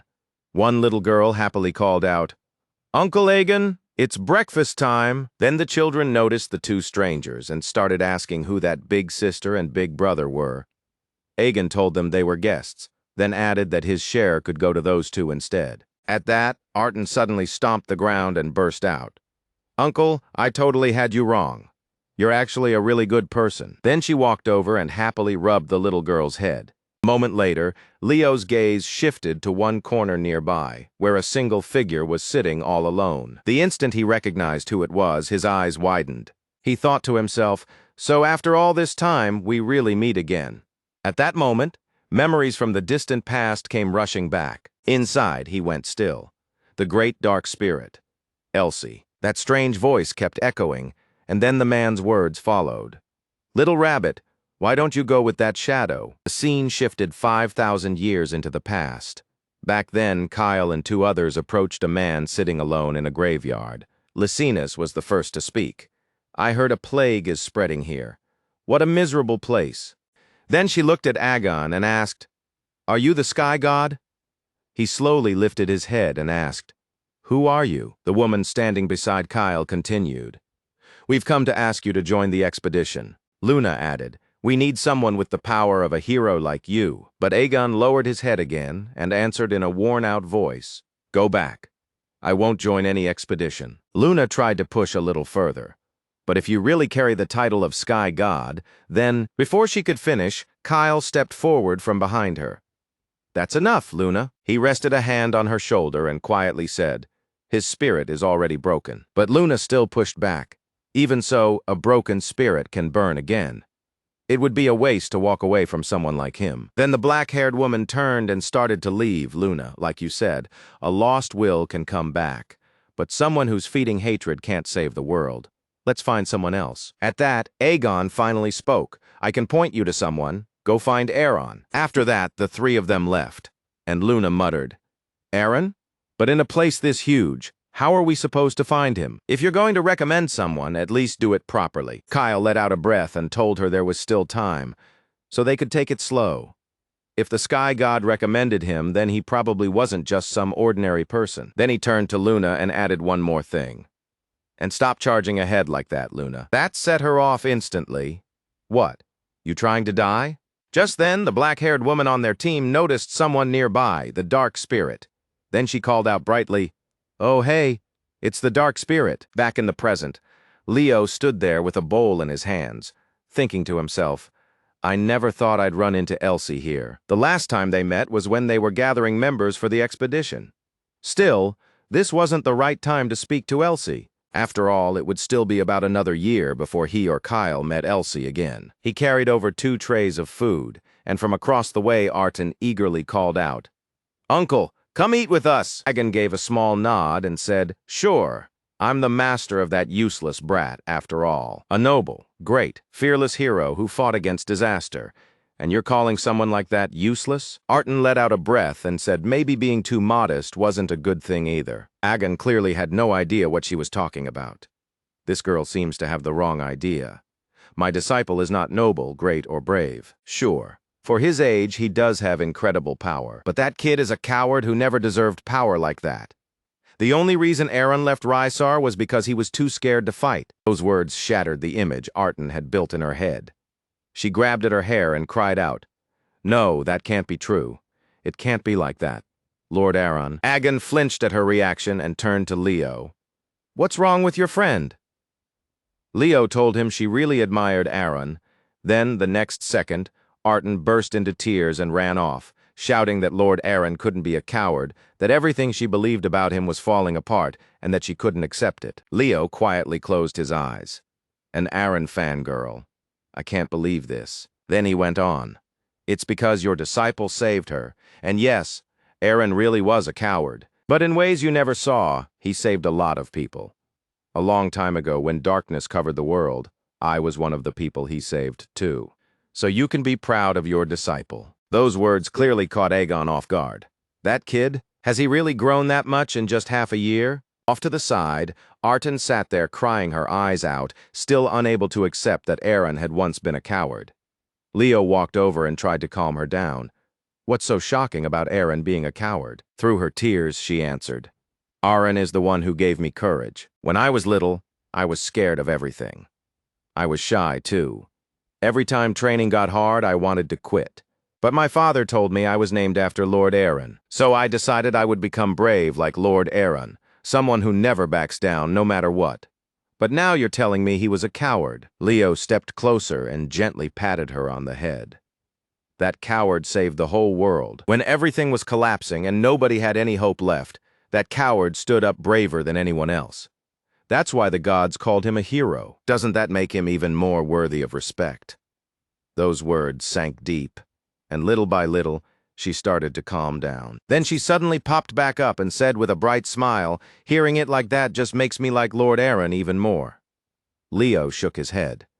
That's just pure hero worship. But even then, one thought still lingered in the back of his mind. By the time our group arrived here, everyone in this area had already died from the plague.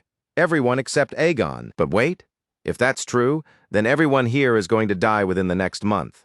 All because of that disease. Then all of a sudden, a voice rang out from the distance. "This camp is filthy as ever." He turned toward the people coming in and recognized Levite right away, the vassal of Lord Rhaesar. Back in the Calamity era, not everyone fighting evil was on the same side.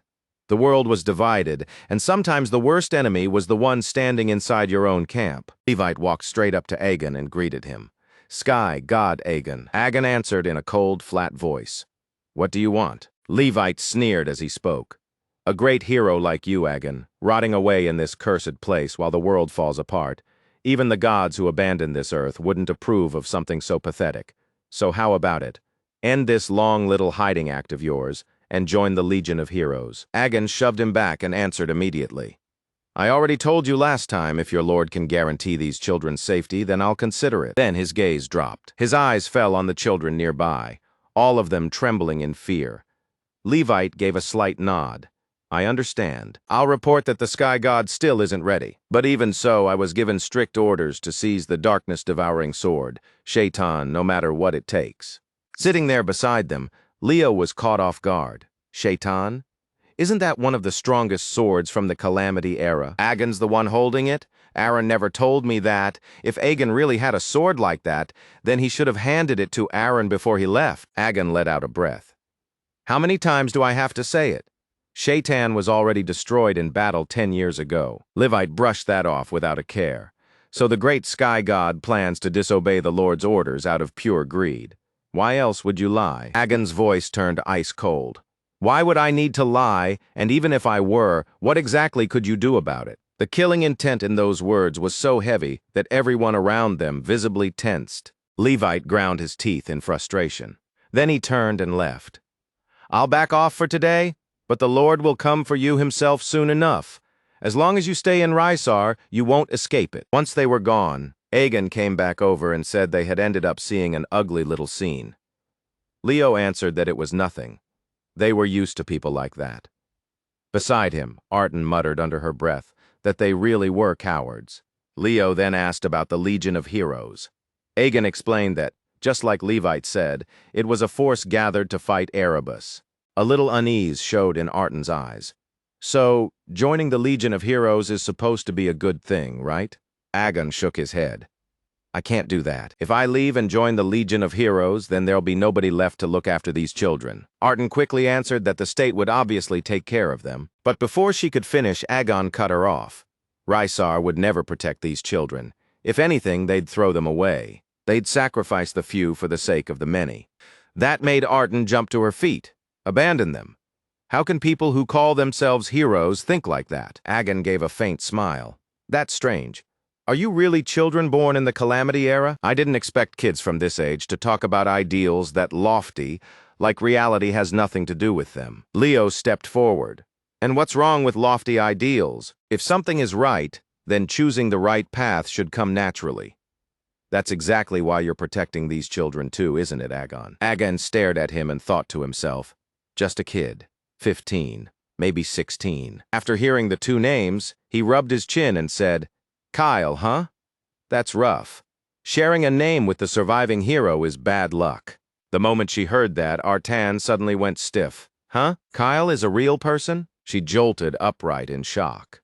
The surviving hero? Not wanting her to say another word, Leo reached out and grabbed the girl's tail. He gave it a yank, and everyone froze for a second. When Aegon asked what was wrong, Leo calmly said it was nothing. Then he turned and warned her that if she kept saying pointless things, the whole conquest plan would fall apart. Flustered, she shot back that grabbing a lady's tail like that was completely out of line. Across from them, Aegon let out a long sigh. If something is right, then taking the righteous path should be natural. "Yeah, that's true. I've forgotten that simple truth for far too long." Then he looked at Leo and asked, "Why did you come to Rhaesar?" Leo answered to meet Aaron. Agon rose to his feet and told them to stay there until Aaron returned, though there had been no word from that kid in half a year. Still, this was Aaron's home, and sooner or later the day would come when he returned. After saying that, Agon turned and walked away. The second he left, a system notification appeared in front of them, making Arton flinch in surprise. Conquest objective. Meet Aaron when he returns home in 3 days. That instantly lit Arton up. Arton suddenly jumped up and ran after Agon, calling back over her shoulder, "Black Rabbit, I'm gonna ask Uncle Agon more about Lord Aaron." All Leo could do was call after her, telling her not to say anything reckless. Then a system screen suddenly appeared in front of him, making him stop for a second. Hidden conquest objective. Save the sky god Agon. Staring at the message, he thought to himself, a hidden objective, and I'm the only one who can see it. Back when he came here as Kyle, Agon's spirit had already been crushed. So if saving him is the objective, then that means stopping Agon before he breaks any further. And if Aaron is coming back in 3 days, then whatever happens has to happen before that. Did I miss something? Then suddenly a voice spoke right beside his ear. "Hey, you know I'm not human, right?" He turned and saw Elsie. Leo answered yes, that she was a spirit. With a bright smile, she replied that she was a great spirit mage. Watching her, he could only think to himself that Elsie could smile like this too. She felt completely different. Then her eyes narrowed just a little. "And you're all class too. So you really are the surviving hero, Kyle." Leo immediately tried to cut in, saying sorry, but he hadn't had time to explain. Before he could finish, she stopped him and said there was no point trying to fool her anymore. Someone who's all class and carrying the light gem? That idiot could only be a comrade of Lucina's. The moment he realized what was happening, Leo thought to himself that he never expected Elsie to mistake him for Kyle because of that gem. She went on to say she'd heard rumors that Lysinas had led his teammates out of Guardstrand to wage war on Erebus, so she'd been planning to go look for him. Leo asked, a little curious. Why? She smiled like the answer was obvious. To help save this world, of course. Looking at the girl standing in front of him, Leo could only feel helpless. Was this really the great dark spirit Elsie? The one who would later make a pact with him? She was way too different. Then he asked why she wanted to save the world in the first place. Elsie answered that she was a spirit born in the Calamity era, so more than anything, she wanted to see the stars in the night sky. She'd heard they were so beautiful they could almost blind you. Leo kept asking questions and asked where Lysinus was now. Elsie said he was still on the road to Rysar and would probably take a while to arrive. Then she cheerfully added that it was a good thing she'd been about to go search for him herself. At least this way, she wouldn't get lost. Leo then asked why she wanted to make a pact with Lysinus. She answered that she had heard the rumor he defeated Legion Commander Yamengard. In a time like this, someone bold enough to claim he'd beaten a Legion commander and marched out to conquer Erebus was more than worthy to form a pact with her. Hearing that only left Leo feeling even more helpless. She was too different. He still couldn't get used to it. But in the end, the one Elsie chose as her pact master was me. And I never heard anything about a reason like that. Then she suddenly remembered something. Oh, right. She leaned in close and whispered into his ear.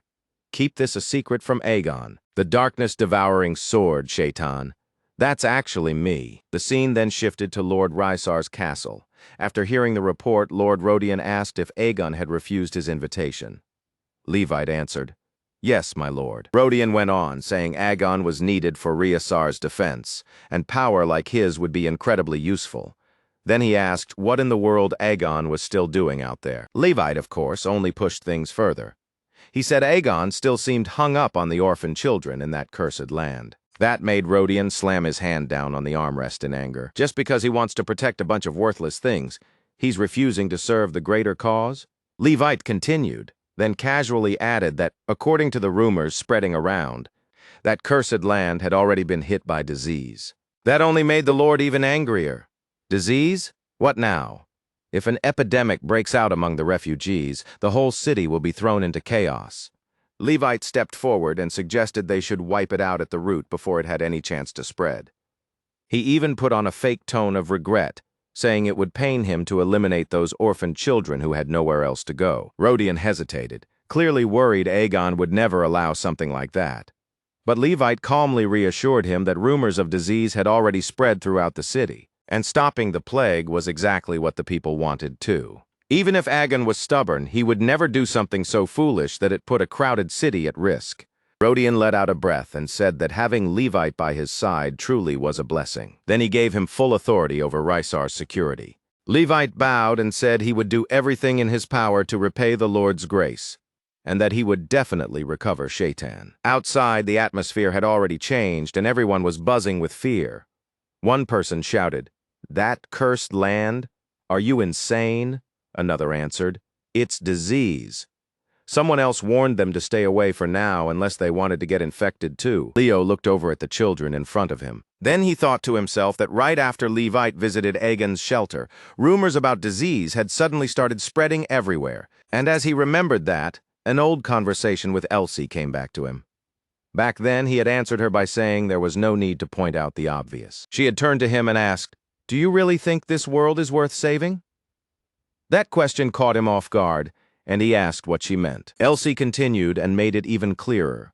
In other words, does this world even deserve to exist? Leo let out a tired sigh and answered, "Enough." Seeing her like this, his mind drifted back 5,000 years. Memories came rushing in all at once. The Elsie he would meet a year later had already given up on the world. Back then, there was none of the light she carried now. Even Agon wore the same hollow, exhausted look, like whatever was holding him up had already been ground down. And one thing was obvious. Those children hadn't died from any illness. From a short distance away, R2 came over to the Black Rabbit and called out, "Where have you been? I've been looking everywhere for you. Come on, I need help getting dinner ready." Then he turned and asked, "Wait, where's Uncle Agon?" She stopped for a moment before answering. "Uncle Agon? Someone came earlier and said the Lord was calling for him, so he left." Right at that moment, a squad of soldiers marched in from outside and announced, "By order of Lord Rysar, from this moment forward, the operation to purge the disease nest will begin." The blonde girl hurried forward and said, "Sirs, Uncle Agon only just left for the Lord's castle a little while ago." The soldier didn't even look at her. He just lifted his sword and barked, "You filthy infected brat, move!" The blade came down fast, and the girl flinched. But before it could touch her, R2 jumped in, caught her, and yanked her out of the way. She shot him a glare and yelled, "Have you lost your mind?" He stepped up too, his expression hardening. "R2, get the children somewhere safe first." The soldier's face twisted with anger the second he heard that. Then a woman stepped out from behind them and introduced herself. His hand tightened around his sword. So this had been Levite's order, not the Lord's. They were using disease as a cover to slaughter the children, and once that was done, they'd take Shaitan back. Killing intent flashed in his eyes. If you want to call yourself a hero, then at least learn where the line is. If not, all you're doing is insulting the ones who are actually putting their lives on the line to save this world. That was all it took to make Jilin snap. She lunged at him and spat out, "You fake little bastard acting like some hero." He knocked her strike away and kept speaking. "With skills like this, you still call yourself a Legion hero? You're not real Legion heroes. You're just pampered hero knights who've never known anything else." Then a blazing red aura erupted from his body, and Jelin's eyes widened. Fire-attributed aura. A special trait. And in the very next instant, he charged straight into the restricted zone and attacked. She raised her shield at once and scoffed. "Flames like that won't do a thing against my aura shield." But a second later, his sword started burning right through it, and the look on her face changed immediately. Then a huge explosion tore through the area. Now he stood over her with the tip of his sword pointed at the trembling girl on the ground, a cold sneer resting on his face. "Your strength is rough, and your gear's no better." At the same time, R2 shot forward like a gust of wind without even a moment of hesitation. One of the soldiers caught sight of her and froze on the spot. An instant later, her kick smashed straight into his face, twisting it sideways before he hit the ground hard. She touched down lightly, then sprang right back up, launching herself into the air for another attack. Kick after kick crashed into the soldiers' faces so fast, they never even had time to react. When she finally landed, she let out a cold snort. "You're this weak and you still call yourselves heroes?" Watching her fight, he turned and asked, "Elastic aura, right?" She gave a quick nod. "Yeah, and yours is flame ember aura, isn't it?" She smiled. "If we ever fought each other, that'd probably be pretty fun." Jelen trembled as she forced herself back onto her feet and cursed. You idiots! Clutching her face, she shouted. The director has already joined our hero legion. The House of Levite is not going to let this slide. You made Rysar your enemy over those filthy orphan brats. I'll make sure you pay for it. That made R2 stop for a second. Then she asked coldly, You really want me to hit you again that badly? He stepped up beside her and said, R2, can you take the children somewhere else and hide them? Then his voice dropped. I've got something to settle with this one. I'm trusting them to you. She gave a small nod. Ah, okay. As she led the children away, she glanced back once over her shoulder. The air behind them had turned so dangerous it made her skin prickle. Even so, she looked at the kids and said, Everyone, let's leave for a bit. Back at the fight, Jelen raised her voice. What? Now you want mercy? You just don't want the children seeing what happens next, right? Makes it easier for you to go too far. Then a voice suddenly rang out. Looks like he got the wrong idea. The little black rabbits dancing. It wasn't because the scene was too much for children. He had sent them away because it would be easier to fight without holding back. The pressure in the air made Jelen start to panic. Don't come any closer. But by then, it was already over. He cut her down in a single strike. The voice continued. Oh my gods, you really are a March rabbit, aren't you? After bringing down the leader, he calmly walked toward the remaining soldiers, who were shaking on the ground. There wasn't even a hint of hesitation in him, the voice cried out. The Black March rabbit just killed a knight. Did you see that? He didn't hesitate at all, turned and answered. I'm used to it, taking out trash like this. Elsie stepped forward and asked, Did they really try to kill your friends just to take Shaitan back? He looked at her, and his thoughts drifted back again. At that time, Elsie was still a great spirit, but she was young, and she knew almost nothing about the world. This may have been the first time she had ever seen how ugly people could truly be. And even so, in the end, Elsie died trying to save that very same world. Back in that past moment, Elsie's figure filled the air before him, and a faint sense of regret rose in his chest. And she spoke, bright as ever. That's exactly why this world still needs to be saved. I just want to see the stars that once covered the night sky before the age of calamity. He told himself, Once we save this world, Elsie, I know it. The stars waiting for you then will be even more beautiful than you ever imagined. That alone is reason enough to save this world. He stepped in, gently resting a hand on the girl's head to calm her. She looked up at him and answered with a bright smile. Yeah. Then she went on, I want to become a guiding star for all the poor stars that lost their way. And for now, goodbye. Good night. I'll see you again when a new dawn comes. He kept staring at the massive fire ahead, but his thoughts still refused to settle. Mission wasn't over yet, which meant Aegon's refuge still couldn't be called safe. Aegon had gone to the Lord's castle, and Elsie was still here. Even without me, Elsie by herself should have been enough to deal with Levite's men. So if the children still died at the orphanage, then something worse had to be involved, something not even a great spirit could stop. And if that was true, then with things the way they were now, there was no real way to guarantee the children would survive. Right in the middle of that thought, someone suddenly called his name. Someone was coming. Elsie vanished into the air at once. He turned and said, People even stronger than the ones we just dealt with are on their way. That made her jolt. What? He went on. Because we interfered with what they came here to do.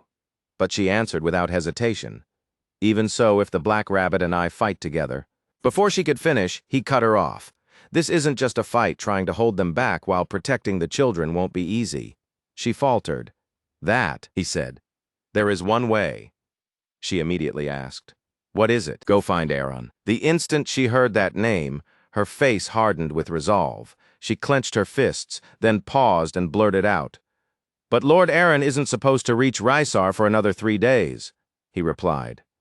Aaron is already in Rysar. Last night I confirmed that the boundary of the hero world had already shrunk all the way to Rysar. Her eyes lit up immediately. Really? Then you're right.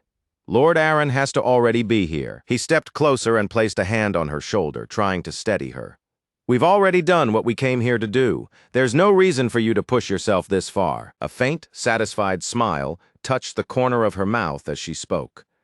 You say that, but you're not planning to walk away from this either, are you? He answered. This could get seriously dangerous, but she still looked completely certain. I admire the brave Eren. That's why I wanted to become a hero in the first place. So how could someone like me run away like a coward? Besides, if you handle this by yourself, won't Lord Eren end up favoring only you later? His brow twitched. What? But she kept going. Anyway, you already know how to find Eren, right? He let out a quiet sigh. Yeah, she said, then go bring him back. Until then, I'll protect this place. Scenes from the past kept flashing through his mind. A voice echoed out. Eren, you're this strong even while staying in Rysar. Didn't you ever think about fighting Tartarus? Eren answered, because I'm actually terrified of the demon race. The other person asked, but you still wanted to fight, didn't you? Eren nodded. Yeah, so one day I went somewhere I could see all of Rysar at once, just to force myself to gather some courage. The other person blinked. Huh? But you're scared of heights, Eren answered. Because I really wanted to protect that city. And if you wanted to see all of Rysar in a single glance, there was only one place to go. The moment he reached it, a voice called down. Who's there? He looked up at the man standing above him and thought, out of all the great heroes born during the Age of Calamity, this one was the biggest coward of them all, and at the same time, someone whose courage almost made no sense. He lifted his head and said, I came to bring you back. Caught off guard that this stranger knew his name, Eren asked. You know who I am? He nodded. Of course. Your brothers and sisters at Aegon Orphanage are in danger. The moment he heard that, Eren went still. What? He continued. They could all die tonight if we're going to save those kids. We need your power. Without even a second of hesitation, Eren called out a pale violet power that wrapped around his body. Then it shifted into a golden yellow aura that covered him from head to toe. Then Eren turned to him and asked, confused, Have we met somewhere before? He answered calmly. In a future that isn't far away, but this isn't the time to explain. The moment he finished speaking, Eren shot off like the wind. Watching Eren race ahead, he thought to himself, when it comes to running for the people he cares about, that part of him really hasn't changed. So let every lost star in this land hear these words. I will be the guiding star in the night, and together we'll light the road ahead. Then the scene cut back to R2, where the battle had already erupted. A voice roared, You worthless trash! You really made me step in myself. But R2 moved lightly on her feet, slipping past the attack with ease. His counters weren't just powerful. They were sharp, straight to the point, and almost painfully basic. Feeling like he was being made a fool of, the man twisted around and came back with another slash. This time, magic was woven into the strike, and R2's eyes narrowed just a little. Magic. She shot him a mocking grin. A mage pretending to be a warrior? Aren't you embarrassed? He clenched his teeth, fury rising fast. So this little brat really wiped out my whole night squad? I thought pinning Eren down would be enough to settle everything. He lunged in and shouted, Pathetic. You're only borrowing power from a magic tool. On your own, you're nothing. But R2 burst forward like a gust of wind and drove a kick straight into his face, making him scream as his body flew backward, before crashing hard into the wall beside him. She let out a breath and said, We're not finished. Get up, then. All at once, a soft voice drifted in. Not bad.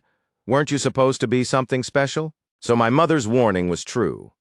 Fighting the heroes on the surface really is dangerous. The woman standing there was the demon Talatunia Tartarus, daughter of the beast queen Silatuna. The second R2 saw her, she bared her teeth. So you're still alive. Then she kicked off the ground and shouted, I'll erase you right now.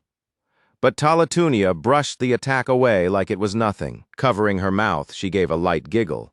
Oh my, you actually managed it, little kitten. You're lucky I didn't eat you. Then R2 noticed the wounds on Talatunia's body knitting back together, and her expression tightened.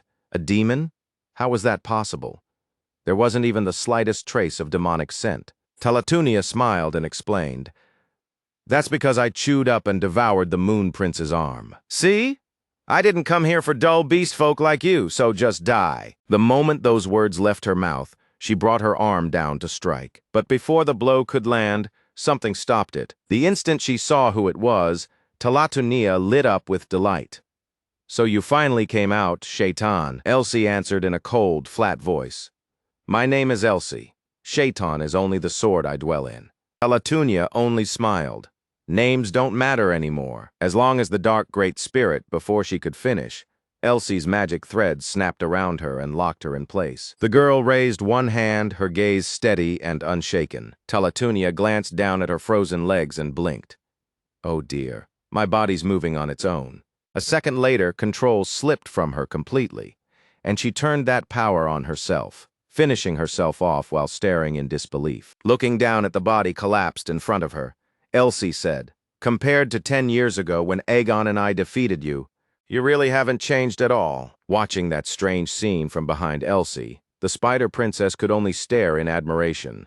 "Amazing, so you're a great spirit." Elsie answered a little shyly, "It's only a small talent." But while no one was paying attention, one of Talatunia's legs started to twitch. Then it suddenly shot forward and pierced straight through Elsie's chest, making her eyes fly open in shock. R2 was caught in it too and sent flying backward. Then a voice rang out, laughing in open delight. "Ha ha, fascinating, really fascinating. Do it again. Show me more." Without a moment's hesitation, Elsie unleashed a storm of attacks straight at her. R2 rushed up from behind and asked, "Are you okay?" Even with half her face gone, Talatunia kept talking. "You look completely different from 10 years ago. A great spirit with no contract, saying she can beat the Beast Queen's daughter all on her own. Me. Now then, what do you think a great spirit tastes like? Let me have a bite." And the moment R2 saw that grotesque mouth, she sprang forward and slammed a kick straight into it, shouting, "No!" But the hit didn't do a thing. Then that warped voice curled back out, "You little kitten." The moment she heard it, fear rushed straight into her eyes. Then she remembered what he had told her. That coward saved the whole world. If you really want to follow in that hero's footsteps, then fear isn't something you can surrender to. So don't just freeze there. The second her resolve steadied, R2 charged in again. But this time, Talatunia was ready.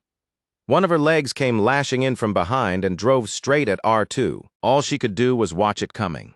Then the blow hit and her whole body was sent flying. Her body slammed hard against the wall behind her. From the other side, Talatunia's voice rang out, "Line up nicely. I'll eat all of you later for dessert." Pain made her whole body tremble, but little by little, she forced herself back up. Her eyelids were already growing heavy, but one thought kept pushing through.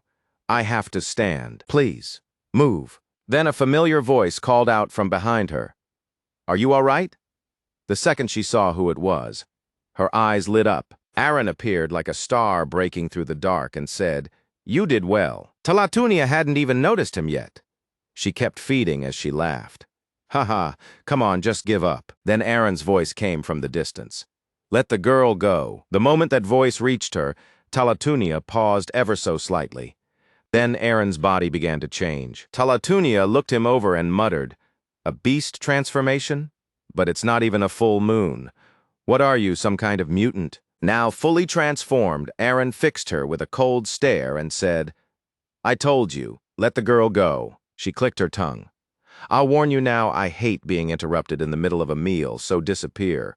Why are there so many annoying beasts today?" She lunged at him, but Aaron caught the attack easily with one outstretched hand. Then he gave one hard pull and dragged her straight toward him. In the very next instant, his arm shot out and locked around her throat. She cried out, panic rising in her voice. "What is this strength?" Without even blinking, Aaron slammed her huge body straight into the ground, and the earth burst apart on impact.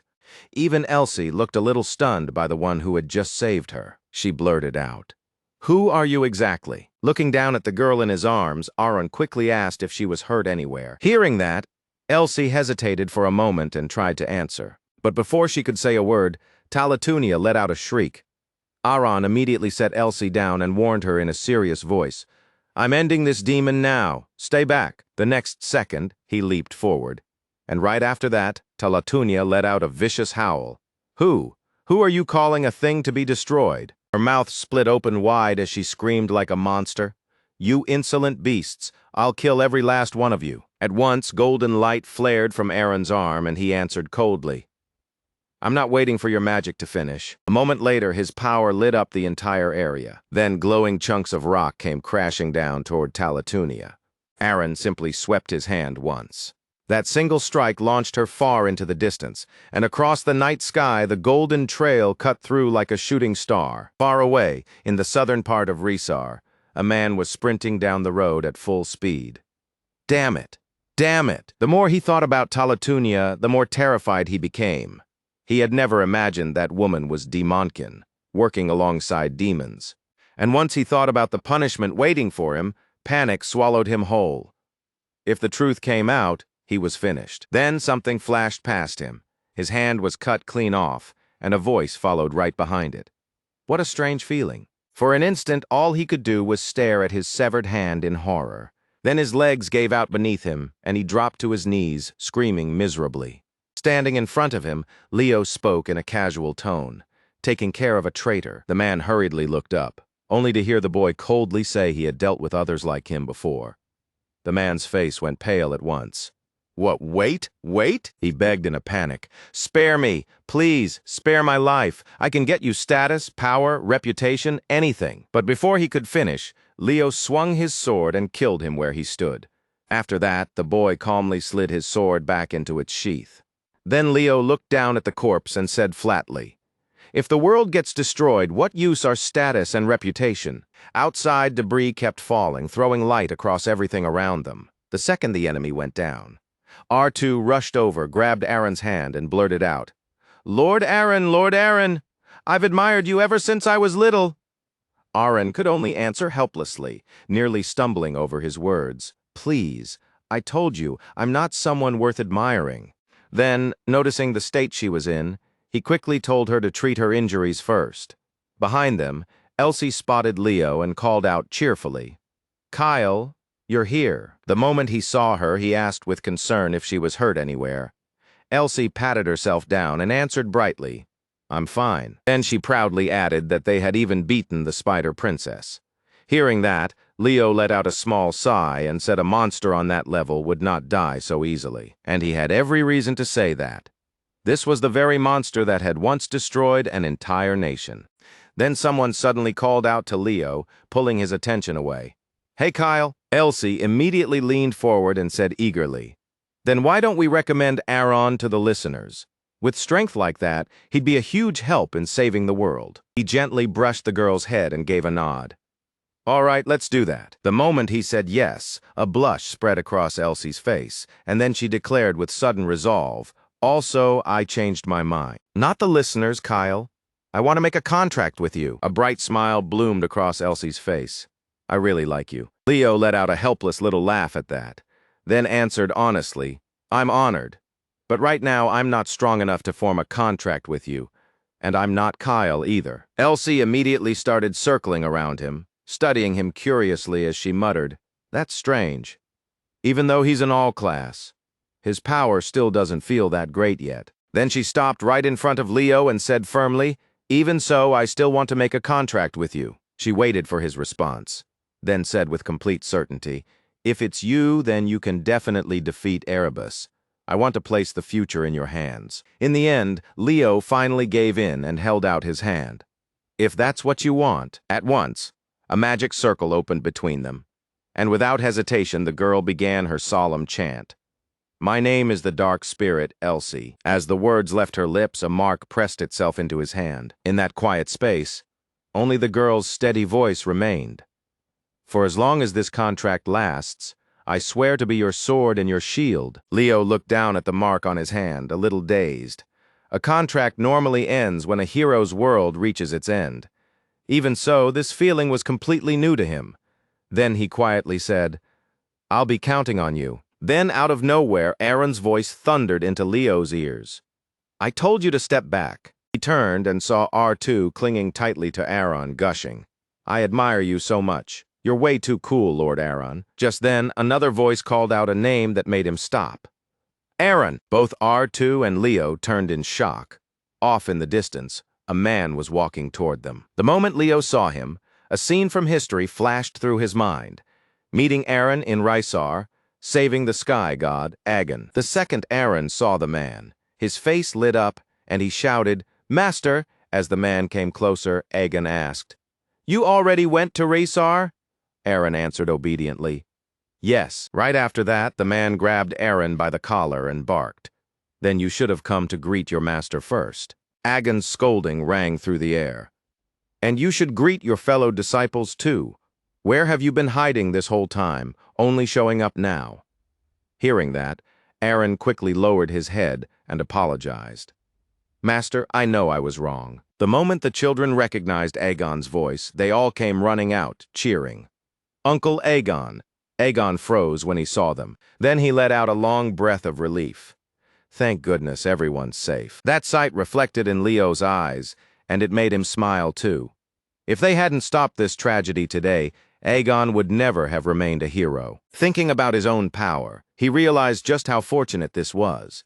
Being able to witness the past change like this was a blessing by itself. Over there, Aegon comforted the children first, then walked over to Leo and thanked him.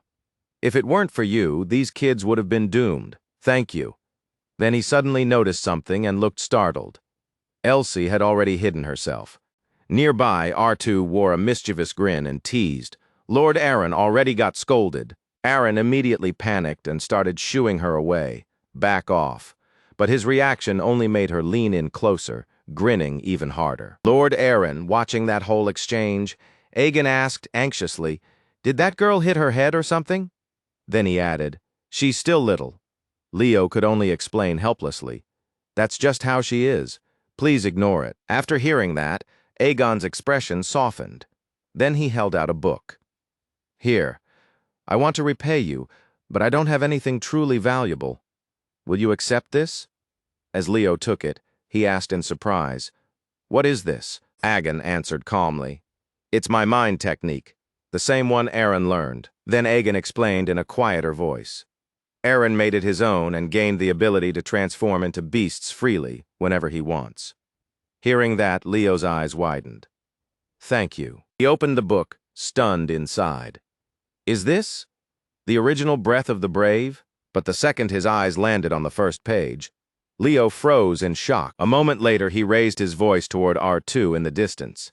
"It's time to go, R2." Then he said calmly, "If you've got something to say it now." Realizing it was time to leave, R2 let go of Aaron and shyly said, "Lord Aaron."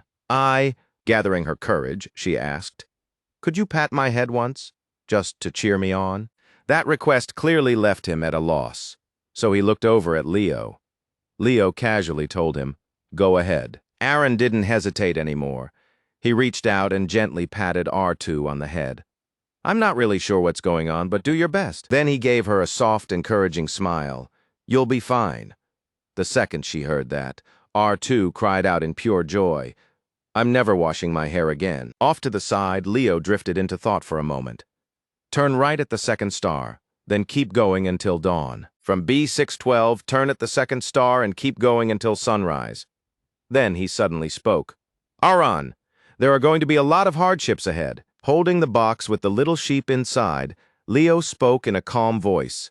"There will also be people you won't be able to protect." A trace of sadness passed through him. "And sometimes you'll watch the sunset 44 times. Under the moonlight, Leo almost seemed to glow as he continued. "You'll fall into despair again and again as the trials keep coming. But deep in his heart, he quietly left behind one blessing. Still, remember this. Somewhere in that vast universe, your rose is waiting." Here, Leo offered that prayer sincerely to his brave friend. "Even on nights when you're lost and can't find your direction. This is my secret, a very simple secret." His voice echoed softly through the stillness. "Even then, you'll keep moving forward." Facing Aaron, Leo said quietly, "Only the heart can truly see clearly, because somewhere a friend will draw you a sheep, and the paths left behind by all those lives will guide you. What really matters can't be seen with ordinary eyes." He said it without the slightest doubt. To him, no one in the world was braver than Aaron. Hearing that, Aaron could only stare at him in confusion and ask why Leo would ever think that. Then, with no faith in himself at all, he quietly admitted the truth he believed. He was just a coward. Leo answered right away, like the reason had always been obvious to him, because Aaron had saved the entire world. The moment those words landed, Aaron looked at him in disbelief and questioned him back. But deep down, Leo was smiling to himself. After all, what makes a desert beautiful is the well hidden somewhere inside it. Then Aaron made a quiet promise to himself. If that's true, then I'll try too. And with all the honesty in his heart, Leo gave his friend one last request. So please, don't stop. turn right the second time, and keep going until sunrise. And just like that, the journey finally came to an end. Aaron's World chapter, the very first beginning, had at last been cleared. The rewards soon followed: Aaron's breath, Aegon's book, and the great dark spirit, Elsie.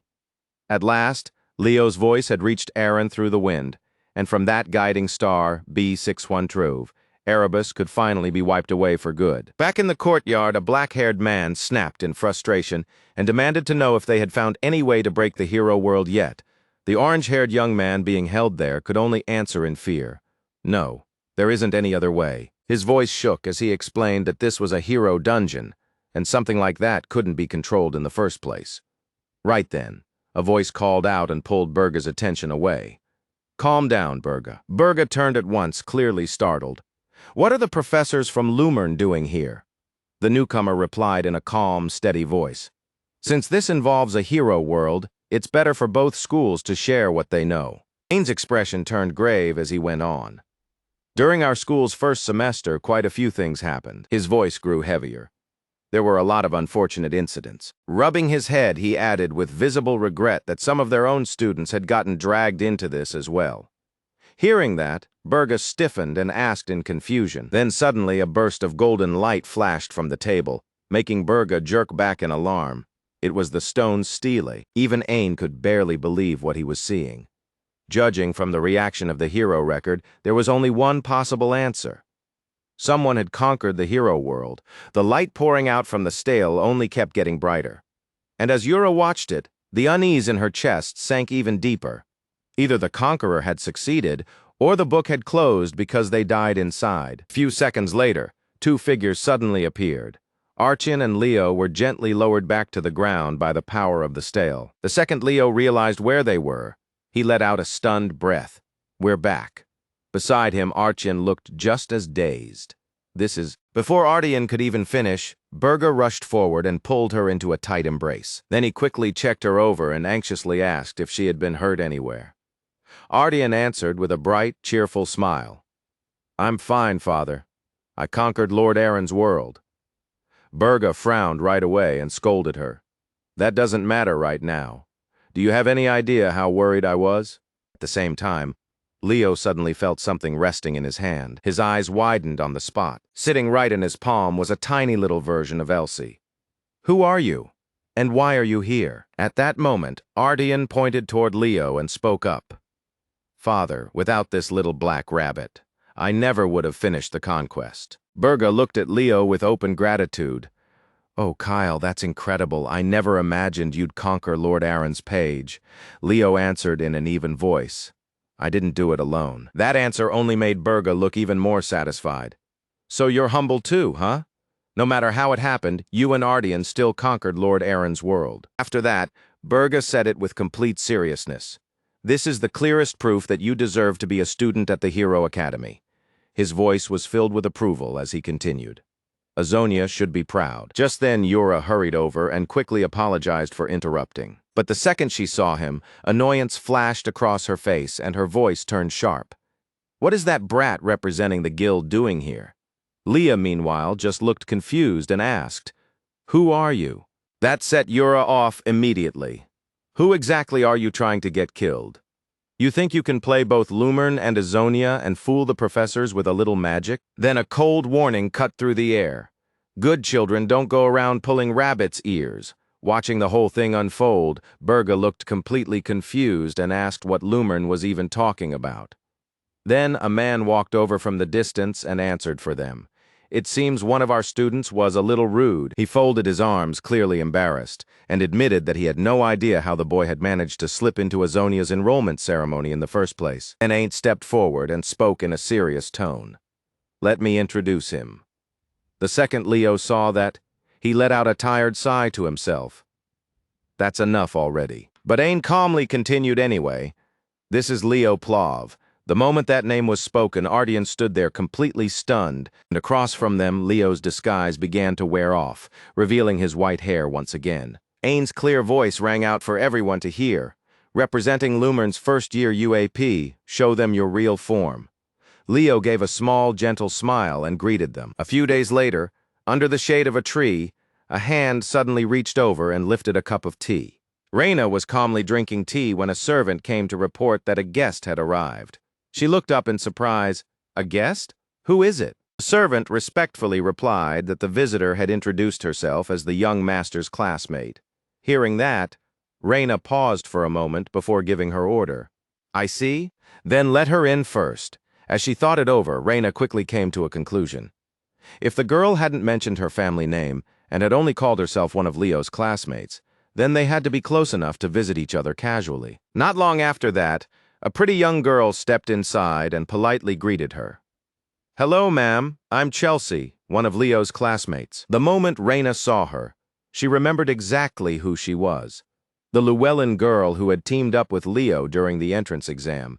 She stood up right away and welcomed her warmly. Come in, sit here. As she walked over to the table, Chelsea set down a box of pastries. This is a little gift for our first meeting. Reina's face brightened at once. Oh my, these are from the Rodron Royal Bakery. I haven't had their pastries in so long. Chelsea sat down, looking a little awkward as she started trying to explain herself. Well, the thing is, then she gathered up her courage and tried to continue, but Reina just smiled and told her to relax. Just make yourself comfortable. Seeing that, Chelsea gave a wry little smile. Then I won't be too formal. But Reina added one more thing. My son has been away for several days now, so I hope you weren't left waiting for nothing. Chelsea relaxed and answered generously that it was fine. She had been planning to stay in Dillard for the summer anyway. Then, all of a sudden, Leo walked in and asked in surprise when Chelsea had arrived. The moment she heard her son, Reina gasped. My son? And Chelsea was just as stunned. Leo? A little while later, Leo returned to his room. Then a voice came from outside the door, asking for permission to come in. He calmly told them to enter. A moment later, Chelsea opened the door and stepped inside, her heart pounding, but she quickly swallowed those feelings and looked around the room with a calm face. So, this is Leo's room.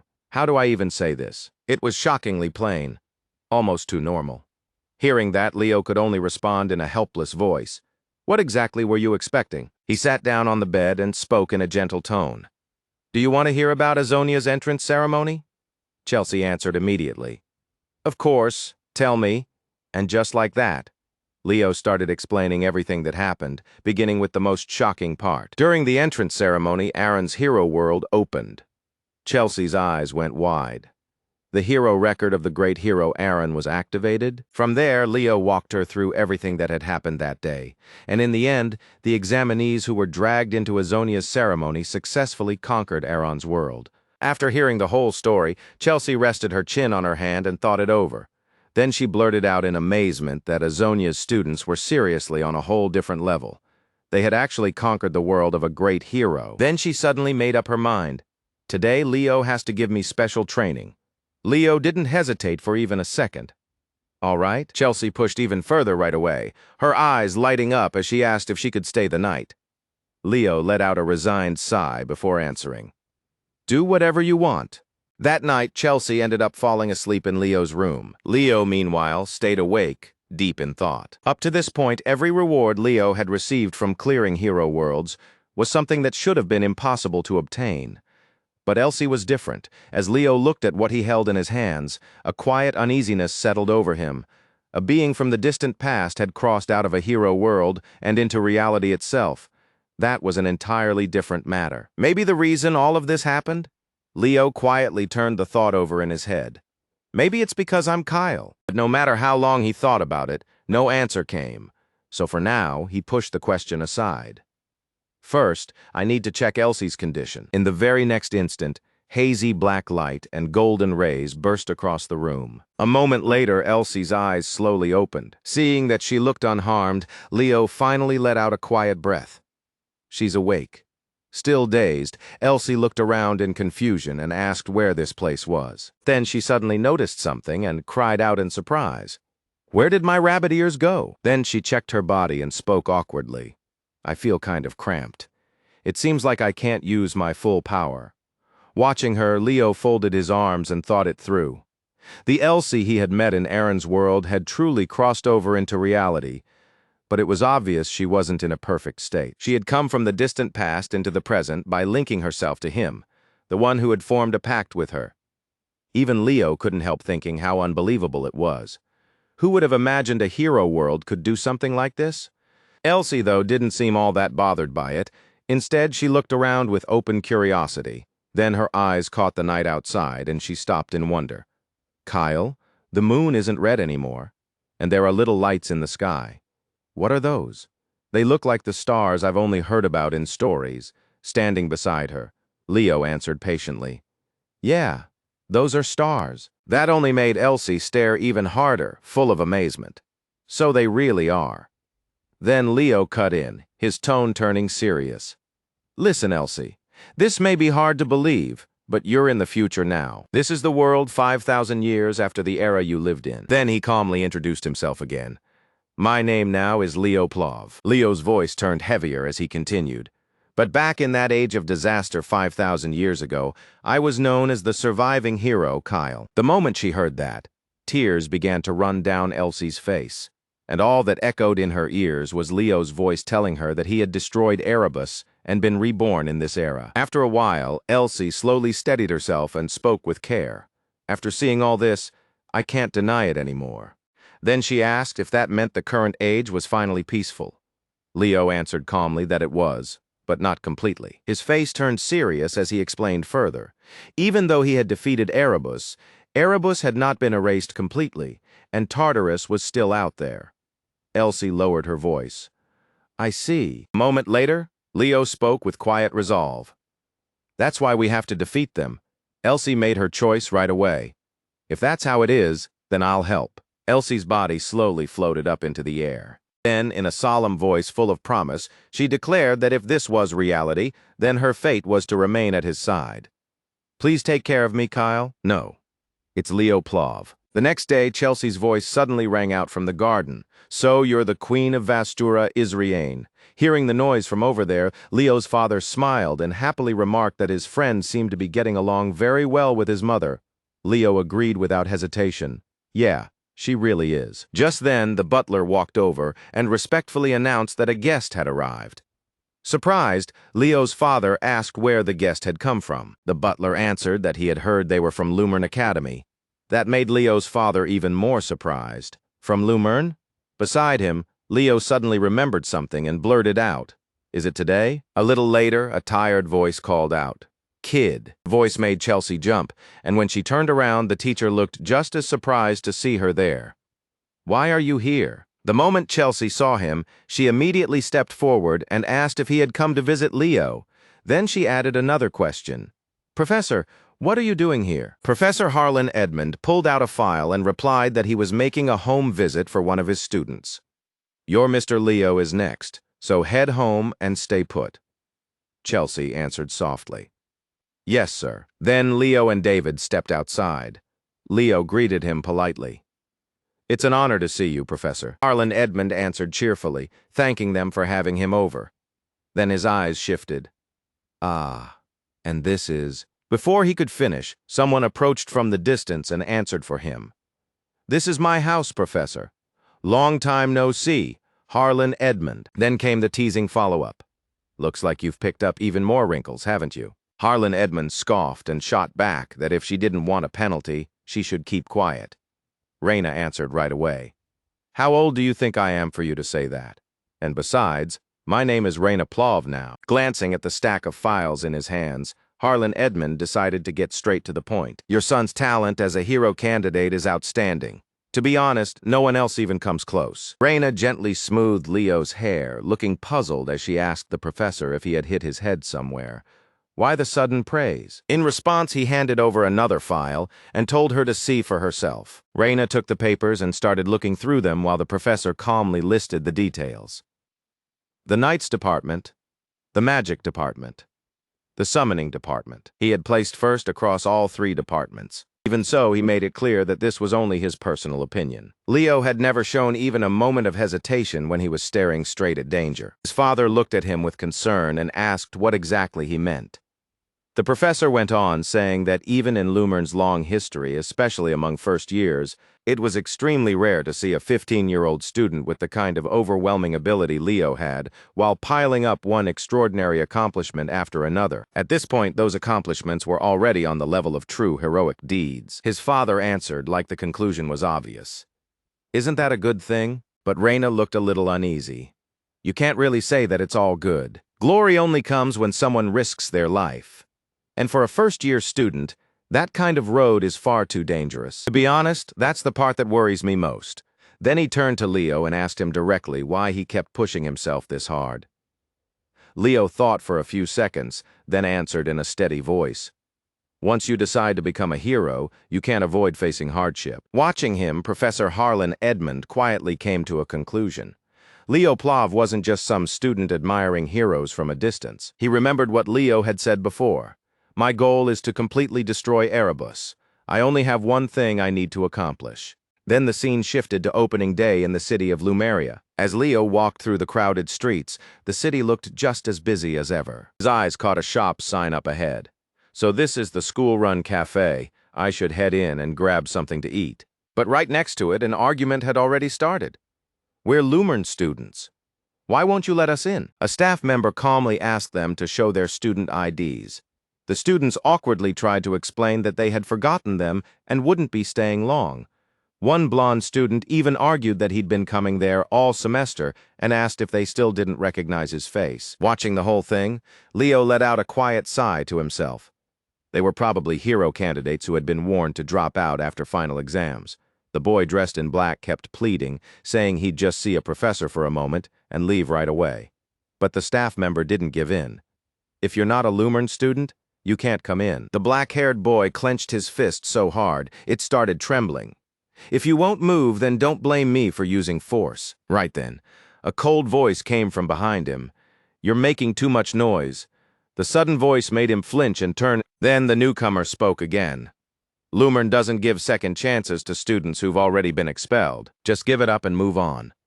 Lumern isn't the only path that leads to becoming a hero." The black-haired guy spun around and snapped back angrily. "Who do you think you are? We haven't even been expelled yet." But the instant those words left his mouth, the space around them shifted into a stark world of black and white. And just like that, the two students vanished without a trace. The man turned and walked away like it meant nothing. What a pain. I've heard this year's first years are supposed to be talented, but watching expelled troublemakers act like this makes that rumor hard to believe. A stunned staff member asked what exactly he had done to them.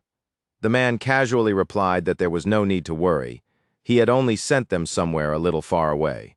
Then, almost under his breath, he muttered another question. "Why did Kalian Baden call me here?" Watching him from the side, Leo judged it almost immediately. That power just now, that man is a dragon. Before long time passed, and Leo arrived at the harbor along with the other students. And this time, too, the one standing with him was Celia Zerdinger. She looked up at the sky and smiled. Seeing this really does make it feel like opening day. Then a voice called out to them from the distance. "Leo, Celia, did you two have a good summer break?" The moment Celia saw who it was, her face lit right up.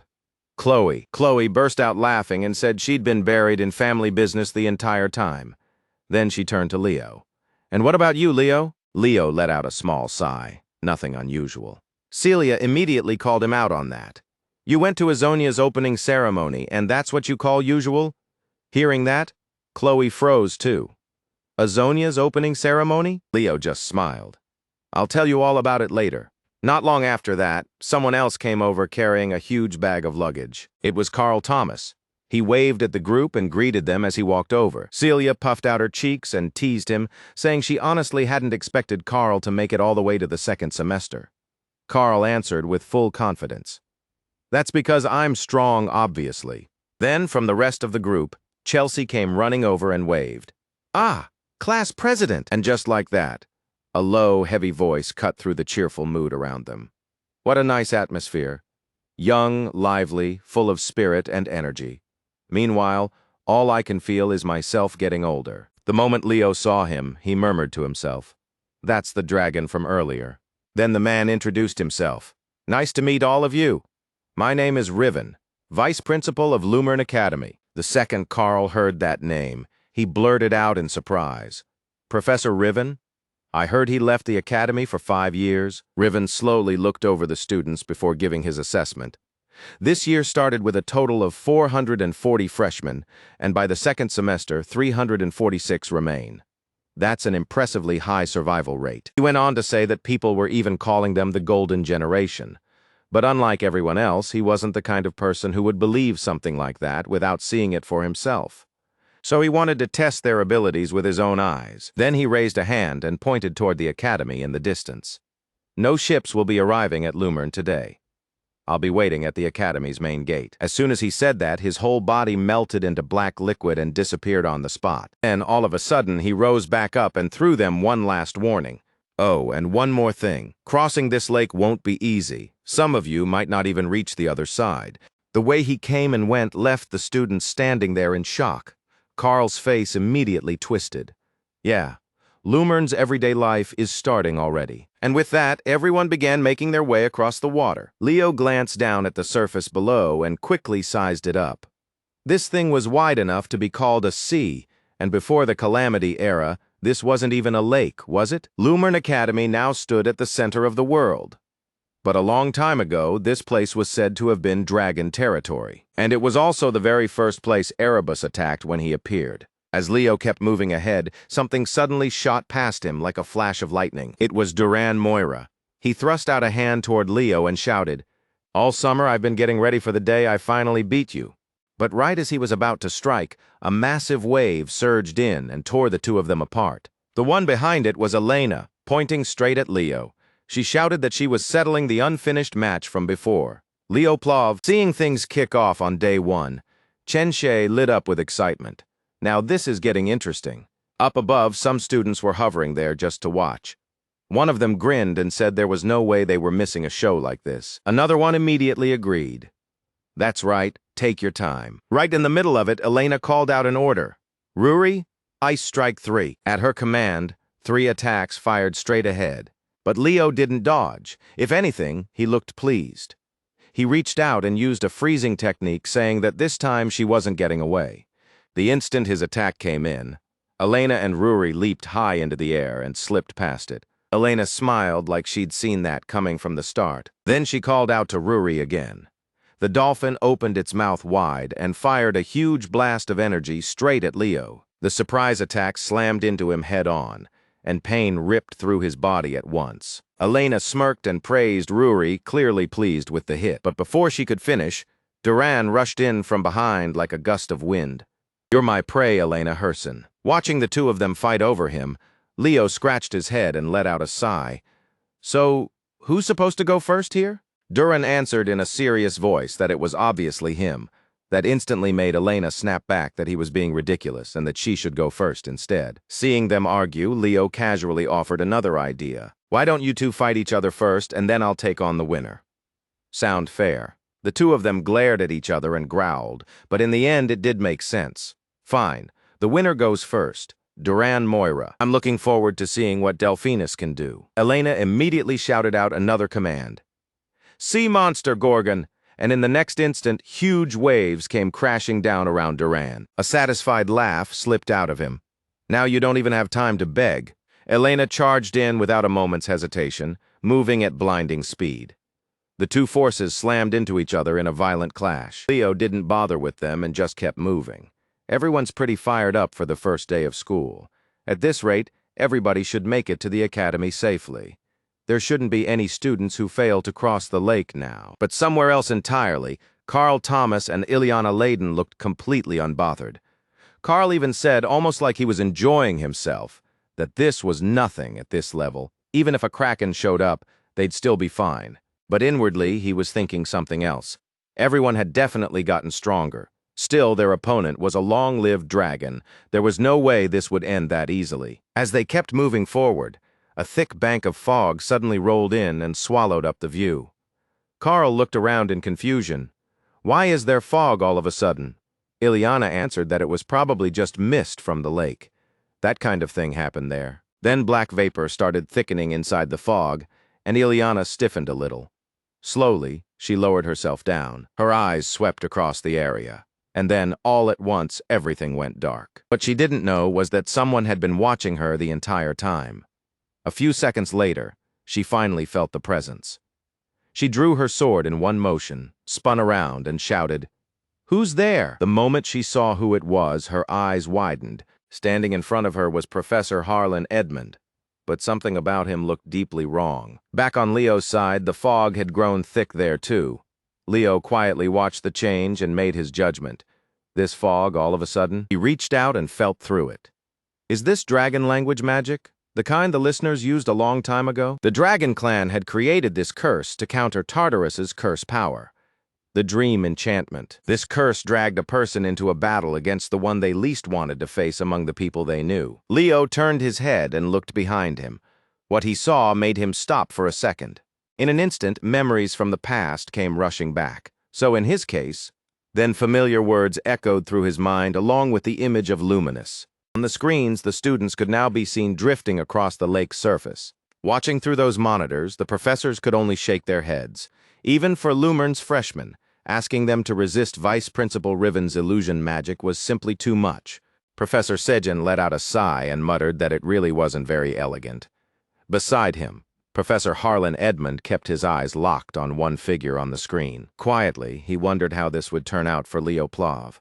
Back inside the illusion, Luminous called out to Kyle. Then she pointed behind herself and stepped forward. Leo looked toward the light in the distance, then slowly began walking toward it. He answered like he had known all along that she'd say that. "I figured you would, thanks." With that, he walked straight toward the light ahead. Luminous watched his back as he left and smiled softly. "Do your best." Back in reality, Riven stared at the pillar of light rising from the lake. He looked genuinely caught off guard. Even the dream enchantment is still this overwhelming. But before that thought had even settled, Leo suddenly appeared, sliding right past him as he spoke with a faint hint of mockery. "Normally, people don't come out and take the test themselves. This is supposed to be impossible, isn't it?" Riven glanced back at him, clearly puzzled. How did this kid break the spell and get out? Leo just smiled and gave a simple answer. "I broke it and came out. That's all." Then Riven walked over to a nearby bench and told him to sit down. He said he had served as Lumern's vice principal for a very long time, and in all those years he had watched countless students grow into heroes. But not a single one of them had ever dreamed of anything beyond simply becoming a hero. So because of that, he admitted he had deliberately chosen not to acknowledge Leo's potential.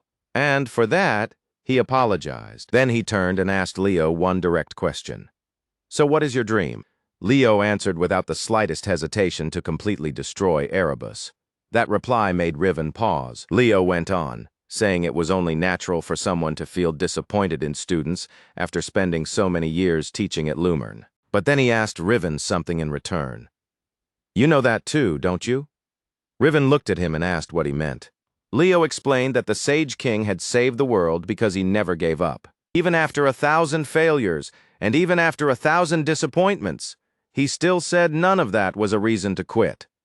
If you're the Sage King's descendant, then no matter what happens, you can't give up either, right? Hearing those words, Riven suddenly grabbed his hand tightly. His voice shook as he asked Leo to tell him who he really was. Leo answered politely, saying he hoped to be in Riven's care from here on out. Vice Principal Riven, as he watched Leo's back disappear. Riven remained there, lost in thought. That will of his? It reminded him of the great Sage King, and that left one question lingering in his mind. What kind of god or saint was that boy connected to? Not long after that, Lumern Academy began its opening ceremony for the new term. The campus was packed with students, all facing the main stage. In the waiting room, Leo Plove sat there with his arms crossed when a familiar voice suddenly called his name. It was Emio Luchin, together with Hark. Emio cheerfully asked Leo how his break had gone, and Leo gave her a short answer. A little later, Emio got even more excited and kept praising Leo for how he had performed in the faculty tournament. To her, he had commanded the battlefield like a real hero. Then she looked flustered and admitted that being surrounded by so many incredible people made her feel a little unlucky. Hearing that, Hark teased her and called her the maiden monster, saying she was the strongest among the second-year students. The second she heard that nickname, Emio bristled and snapped at Hark for using something so weird in front of Leo, but Hark didn't care at all. He leaned back on the bed and declared that he was going to sleep until the ceremony started. Leo's eyes shifted slightly, like something had just caught his attention. Hark wasn't always sleeping because he was lazy. His aura trait was accumulation, a rare power that let him store energy and release it later in battle. Noticing Leo's curiosity, Emio quickly explained that Maiden Monster was only a teasing nickname some of the seniors had given her. She insisted that she had a proper title, Master of the Wind Soul. But right then, another voice cut in and said that name sounded way too plain. The one who said it was Elena Geron. She came up from behind, wrapped her arms around Emio, and told her the nickname Maiden Monster suited her much better. After teasing her a little, Elena turned to Leo and reminded him that he still had a favor to ask of her. Then Elena cheerfully said she could grant that request right now. But in exchange, Leo would have to help her with something too. The moment he saw that, Hark sat up on the bed and called out to Elena. The mood in the room tightened instantly. Hark growled and asked if Elena was messing with a freshman again. Elena fired right back and told him to mind his own business. Caught in the middle, Emio panicked and begged the two seniors not to start fighting. Right then, another senior stepped in and told them to stop arguing in front of the juniors and head outside to get ready for the ceremony. So the three of them listened and headed out into the courtyard. From behind, Leo quietly watched them leave. Then, all of a sudden, someone called out to him, making Leo flinch just a little. Unexpectedly, Hark had turned back. Hark explained that ever since she was a child, Alina had this habit of treating the people around her like toys, messing with them however she pleased. Leo said he already knew Alina could be hard to predict, but Hark cut in right away and made it clear this was far more serious than a few mood swings. He then said the real trouble began whenever Alina found a toy she genuinely liked, and this time, that toy seemed to be Leo. After hearing that warning, Leo only gave a slight smile and thanked Hark for telling him. As he headed off, Hark gave him a wave and said he had high expectations for him. After all, talented juniors were always welcome. Not long after, the opening ceremony officially began. Standing at the podium, the headmaster thanked the cadets for their courage and said that because of them, the second term could begin safely even after everything that had happened. To Leo, the whole thing just felt staged. After what happened in Azonia, he was sure Tartarus had its eyes on him. Worse still, he suspected there was a traitor hidden inside Lumerne Academy itself, someone who could try to eliminate him at any moment. With danger pressing in from all sides, Leo reminded himself not to drop his guard for even a second. Once the ceremony ended and classes finally began, two students were already complaining about the vice principal's curse and the pressure of being back on the first day. Then, without warning, the classroom door slammed open, and a bright, energetic voice rang across the room. It was the Hero Studies professor. Cheerfully, she announced that today's lesson would cover a major issue that had come up during the break. The whole room stirred at once. Students started throwing out guesses, and some even wondered if a brand new hero dungeon had been discovered. Professor Arishin started the lesson by bringing up the incident at Azonia's entrance ceremony, where the first page of Hero Aaron, a page no one had ever opened before, was finally deciphered. She continued by saying that the person who decoded it had brought up a name, though it still wasn't clear whether that name truly belonged to the primal hero. Even so, this was the first time anything like this had ever happened in the history of the world of the great heroes. For the first time, the name Kyle had been officially spoken aloud. With a serious expression, the professor wrote it on the board. Survivor Hero Kyle. At the sound of that name, Leo only smiled faintly. He remembered that R, the management automaton, had first learned his name from Aegon. The classroom immediately filled with chatter. Was Kyle really a historical figure? And if he was, then why had no record of that hero ever turned up before? The professor had to step in and calm everyone down, stressing that all they had right now was a name, and nothing had been confirmed yet.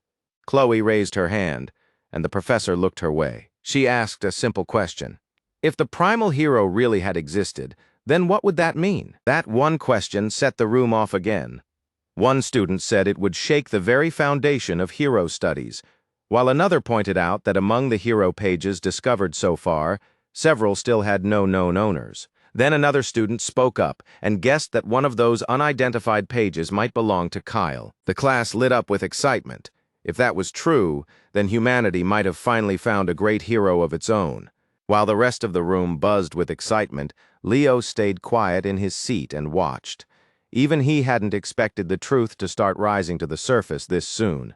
On this continent, 5 races live together: humans, elves, beast folk, dwarves, and dragons. And out of all 5, humans are the only ones without a great hero for 5,000 years that had left a deep inferiority complex hanging over humanity. Leo thought to himself that if the truth ever came out, if people learned Kyle had really existed, then humanity might finally be able to hold its head high. Another girl raised her hand and asked whether Kyle might have been omnipotent, and the professor replied that there was a very good chance he was. Then she added that their school already had one omnipotent student, and in that instant every eye in the room turned toward Leo. Leo stayed silent as the class reacted, and Carl flashed him a thumbs up with a proud grin, basically saying, "That's my friend." Arishin then announced that the main topic of today's lesson would be the primal hero Kyle, and she asked the class what they already knew about him. After class and training were over, Leo walked down the hallway with his friend Carl.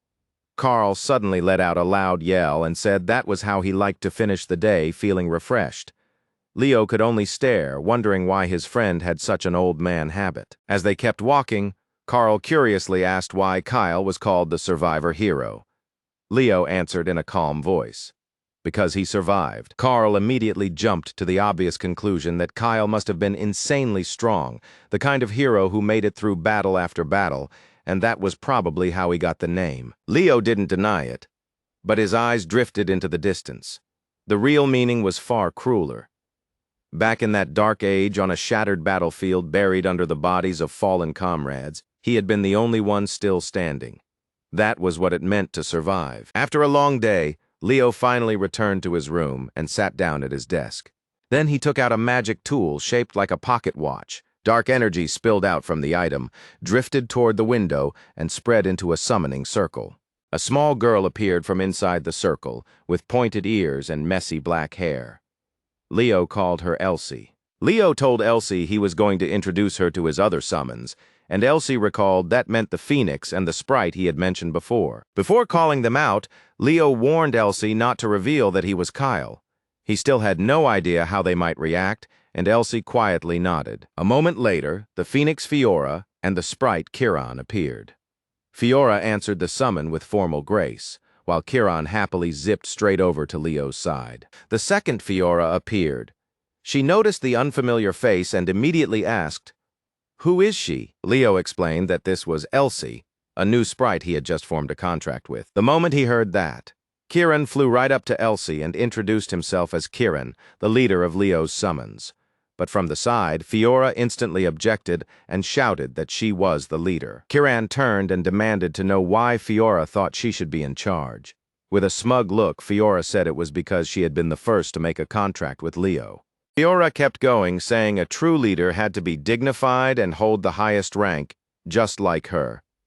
She even told Elsie to think of her as captain and ignore that foolish little Sprite over there. And just like that, the fight was on. Kiran shouted at Fiora and called her a chicken pig, and Fiora instantly fired back by calling Kiran a flybug. Watching the two of them bicker like little kids, Elsie could only cover her mouth and laugh softly. Elsie looked over at Leo and said they were energetic little kids. Leo answered without missing a beat. Not energetic, immature. The new semester at Lumen Academy began in a tense but excited mood. Professor Wren welcomed the students back warmly after summer break. Whispers spread through the class right away. Some students looked excited, while others were already bracing themselves, wondering what kind of trick the old professor had prepared this time. Wren reminded them that the academy was watching the freshmen more closely than ever, and that kind of pressure was not something they could afford to shrug off. Then a sly glint flashed in his eyes as he tossed a question back at the class. Right in the middle of the crowd, Carl Thomas jolted when Wren suddenly called his name. Wren went on to say that some people might think it was because this class had the most gifted students yet. But the real reason was much harsher. The upperclassmen had just come back from a disastrous Lucigian and failed to win even once. Lucigian was the major exchange tournament between Sirun and Lumerni. Leo Plov stood there quietly, taking it in as he read the mood around him. Professor Wren clenched his fist and made it clear he had no intention of letting the academy suffer that humiliation for a fourth time. As head of the magic department, he declared that things were about to change in a big way. Then a massive glowing magic circle bloomed overhead, spreading layer after layer of intricate star-shaped patterns across the practice field. The students immediately burst into chatter, wondering what the professors had worked so hard to prepare for this semester. Among them, one silver-haired girl looked especially tense, carrying the pressure of restoring the department's honor on her shoulders. Floating in midair, Ren formally introduced the new subject, heroic magic. Starting today, the freshmen would finally begin learning techniques that had once belonged only to legend. Ren then laid out the idea at the heart of it all. Magic begins with believing in yourself, and if that belief was strong enough, then any limit could be pushed past. In the past, every great hero archmage had their own signature magic, something tied to their name alone and no one else's. And because those techniques were so personal, passing them down had always been incredibly difficult. But with newer methods of research, that problem had been reduced dramatically. Ren swept his gaze across the class and asked if anyone knew what that method was called. Chloe Muller confidently raised her hand and answered right away. The heroic skill. Through heroic records, those one-of-a-kind powers could be inherited as priceless rewards. The professor nodded, clearly pleased with Chloe's answer. For centuries, mages had been trying to turn those unique abilities into a system that could be reproduced on a wider scale. The goal was simple. They wanted to make the power of heroes available to more people. And the result of all that work was the very subject now in front of them: heroic magic. Ren explained that those ancient secrets had now been arranged into a form that anyone could study. Then he burst out laughing as the students immediately started groaning the second they realized just how hard it really was. Before getting into the lecture, Ren decided to start with something more straightforward: a real magic duel. A one-on-one fight would be the fastest way to see how well the students could actually use heroic magic. But the moment Ren asked who wanted to go first, the entire class fell completely silent. Then Ileana Layden quickly raised her hand, volunteering without the slightest hesitation. Even while people whispered that she was a traitor for training with the Knights Department, Ileana still walked straight into the arena. If anything, she seemed proud that she had strengths from both sides. Ren smiled and announced that her opponent would be a special instructor he had invited himself. A lone figure slowly stepped out from the dark hallway. His pace was unhurried, but every step carried a heavy presence across the grass. It was Albie Giron, the well-known combat specialist, famous for his laid-back style and his trademark sunglasses. Ileana looked caught off guard for a moment, but she quickly steadied herself and slipped back into her usual confidence. Standing across from her, Albie calmly told the freshman to come at him with everything she had. Then the signal rang out, and the duel between a rising prodigy and a seasoned combat master officially began. The instant it started, Ileana made the first move. To her, the one who landed first had the advantage, so she rushed in with a rapid barrage of glowing blade strikes. "Radiant Blade," she shouted, driving all her power into a straight attack aimed right at Albie. But Albie didn't even flinch. He stood there in eerie calm, his sunglasses lifting just enough to reveal a pair of cold eyes that seemed to see through everything. A blinding burst exploded in the middle of the arena, and everyone around it threw up their arms to shield their eyes. Ileana stopped dead. She froze in place, stunned, like her attack had just crashed into a wall that simply could not be broken. Beside Leo, Carl frowned and muttered that if magic wasn't working on him, then why was she still attacking like that? He kept staring at the arena, completely baffled. Leo answered in a calm voice and told him to look closer. Those light blades hadn't disappeared the moment they hit. Even after they shattered, they had still kept their shape. That one sharp observation was enough to make even Albie turn and glance at him. And now my real trump card. Ileana slid back and immediately began building a spell that felt even more dangerous than the last. Her eyes lit up with excitement. This was a special piece of magic she had been refining all through summer break. Professor Ren watched quietly and gave a small nod. Ileana's firepower had clearly grown since last term, even if her approach was still a little too reckless. Then overhead, shimmering particles of mana began to fall, like a sky full of tiny stars raining down. Rain of light. Ileana unleashed her finisher, covering the entire field with thousands of razor-sharp mana arrows. Excellent. Albie murmured it under his breath, offering rare praise for the work she had put in. Right after that, a dry crack cut through the air, and Ileana was suddenly blasted backward, completely caught off guard. A pair of steady feet touched down on the ground, wrapped in deep, mysterious blue mana. Leo narrowed his eyes as the scene unfolded in front of him. Then the figure stepped out from the light. It looked exactly like Ileana, but the pressure coming off it was heavier, sharper, and far more refined. The whole class erupted at once. "Isn't that Ileana? An illusion spell?" The copy curled its lips into a mocking smile. Albie explained that this was Mirror Force, an ancient spell once used by the Fairy King. Ileana gritted her teeth. That fake just mocked me. Anger flashed in her eyes as she pulled mana back into her hands. Cheap illusion tricks aren't going to stop me. With that, she kicked off at terrifying speed and charged the clone head-on. Even though it was using the exact same magic, that copy was casting it more cleanly and with far more power. Sweat ran down Ileana's face. She could feel the gap between them, and it wasn't looking like one she could close. From behind her, Albie reminded her not to lose focus until the very last second. The clone raised one hand, and in an instant, another rain of light appeared. Only this one dwarfed hers completely. The mana gathered at its fingertips was unbelievably stable, with not even the slightest wasted motion. Then a thunderous blast rocked the arena. Mirror Force didn't just copy the target's appearance, it could also reproduce that person's unique magic. And just like that, the duel was over. Ileana dropped to the ground, breathing hard, stunned and completely drained. Albie walked over to her and held out a hand. "You did well today." Then Ren looked across the room and threw out the next question. "So who's next?" Leo Plov stepped forward. Albie's voice rang out, and the entire lecture hall turned toward him at once. Leo calmly walked into the arena, his expression unchanged as he faced the waiting Mirror Force clone. "You've prepared yourself, I assume?" Albie asked. "Yes," Leo answered without an extra word. Unlike ordinary illusion magic that only fooled the eyes, Mirror Force was a supreme technique that could pull out the target's peak power. Then Leo's clone appeared, green-tinted light pressing outward from its body. "It'll fight using your strongest ability at its absolute limit." That was Albie's warning. Leo only smiled, then raised one hand toward the sky. In the next instant, the heavens lit up with countless stars and layer upon layer of intricate magic circles. Everyone below could only stare, stunned by the sheer scale of what was unfolding above them. A brilliant glow wrapped around Leo's hand, like he was reaching into a galaxy hanging right over his head. The entire space erupted into a storm of light and constellations as Leo unleashed an unbelievably complex chain of spells. Chloe Muller went completely still, her eyes widening as she watched him cast multiple spells at the same time. Leo smiled with absolute confidence. His control over star spirit magic had already reached a completely different level, and everyone watching could feel it. Spell beams began exploding into existence all around him as the duel entered its most intense phase, and right at the center of it all, Leo stood calm and steady, facing the surging magic head-on.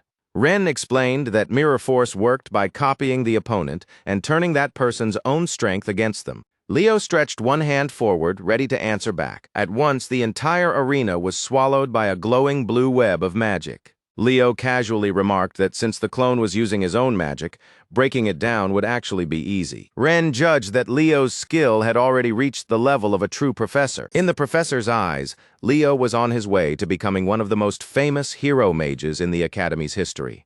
Then a massive magical explosion ripped through the center of the arena, marking the end of Leo's attack. Even Albie could only stare, still unsure how to put the first-year student's real level into words.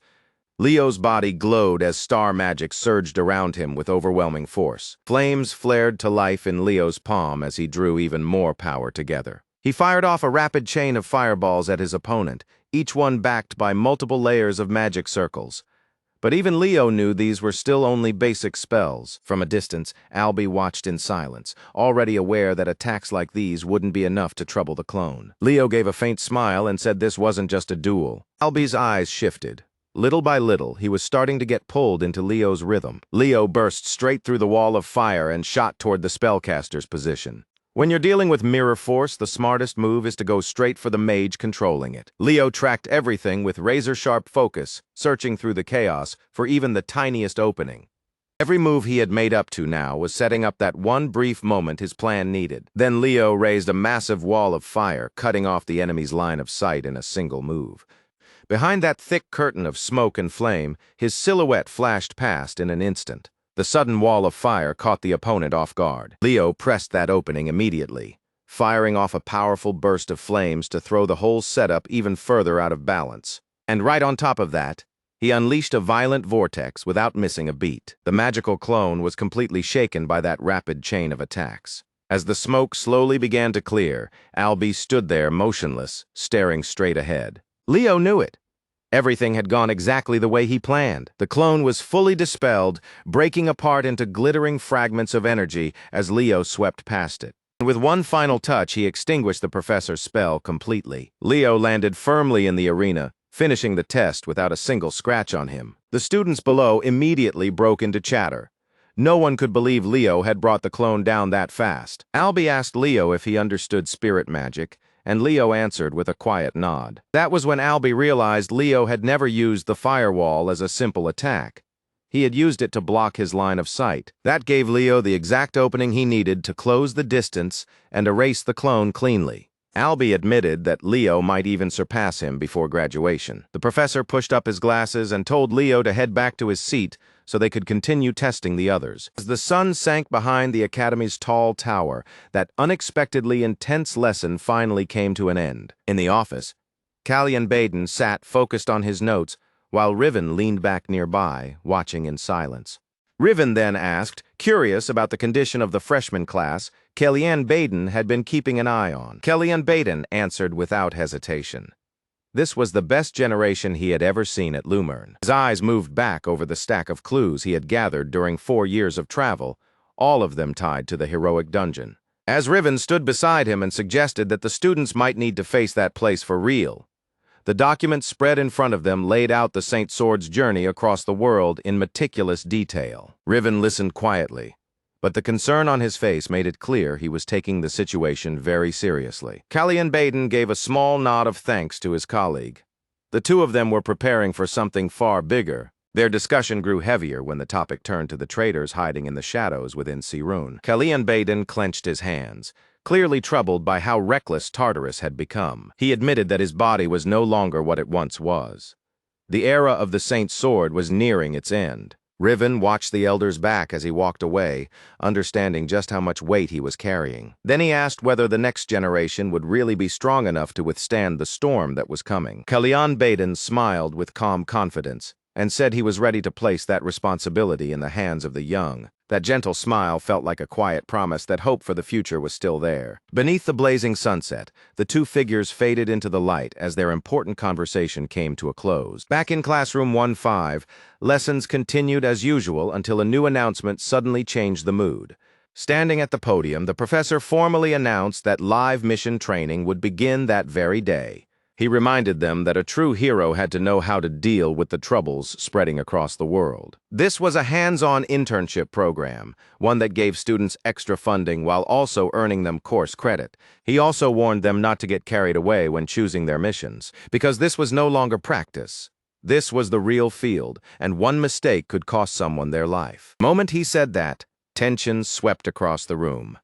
Nervous chatter and low murmurs quickly spread through the class. Soon after, the mission notice was posted on the first-floor board, and a crowd of students immediately gathered around it. Chelsea walked over to Leo and noticed that he was studying a bandit subjugation mission. She was surprised to see that the place he chose was some remote countryside in the southwest, an area almost no one paid attention to. Leo's expression stayed calm, but there was something in his eyes that suggested he was seeing more in that mission than anyone else. Then Elena suddenly appeared and mocked what she saw as Leo's insignificant choice. She said his view was way too narrow, fixed on the tiny, worthless things right in front of him. Elena went on, saying the region was so remote that it barely even appeared in the historical record, and yet Leo's finger had stopped exactly on the site of an ancient city. 5,000 years ago, this land had been Guardsran, the cradle of the continent and its final defensive line. A strange current of spiritual energy stirred around him, pulling his thoughts back to an age of heroes and myths. This was the place where Kyle and Lysinus first met, the starting point of the fate that would bind them together. Meanwhile, out in the academy hallway, a first-year girl came sprinting through, muttering to herself that she needed to hurry before all the good internship missions were taken. But in her rush, she suddenly slammed into someone standing in the middle of the corridor. Before she could even steady herself, a shadow fell over her. Standing there was an intimidating group of upperclassmen. One closer look made the situation obvious. The third-year student council had marched straight into the freshman area, and the whole hallway went silent. The blue moon crest shining on their chests made one thing clear. These were no ordinary students. At the head of the group was Alina Garian herself, a third-year representative and the captain of the elite Blue Moon team. Alina's sharp gaze moved through the crowd like a hunter searching for prey, and before long, she found exactly who she came for. That target was Leo Plov, and even with the Academy's queen standing right in front of him, he stayed completely calm, like none of it meant anything. Alina didn't waste a second. She directly invited Leo to join her team for a heroic dungeon expedition, and to everyone watching it probably sounded like an offer straight out of a dream. But reality was not that simple. Leo gave her a short, blunt, no thanks, and the entire crowd froze. Alina narrowed her eyes, clearly not believing what she had just heard. But Leo's expression never changed as he calmly refused her again. The students around them instantly started buzzing. Was this guy fearless or just crazy? Who rejects Alina like that in front of everyone? A heavy pressure began to roll off Alina. Her pink eyes sharpened, as if she were using some kind of command ability to force him into obedience. Leo's answer was simple. He just lifted the mission form he had already signed. With a small shrug, he explained that he had already taken an internship mission out in the countryside, and a dungeon expedition probably was not the kind of thing Alina cared about anyway. After that, Leo turned and walked away, leaving Alina and the stunned crowd behind him. Alina's followers instantly bristled, ready to run after him and teach the rude freshman a lesson. But she raised one hand and stopped them. Alina stayed where she was, staring at Leo's back as he walked off. She knew she had used her ability, so why had it done nothing to him at all? Leo's image reflected in her calculating eyes.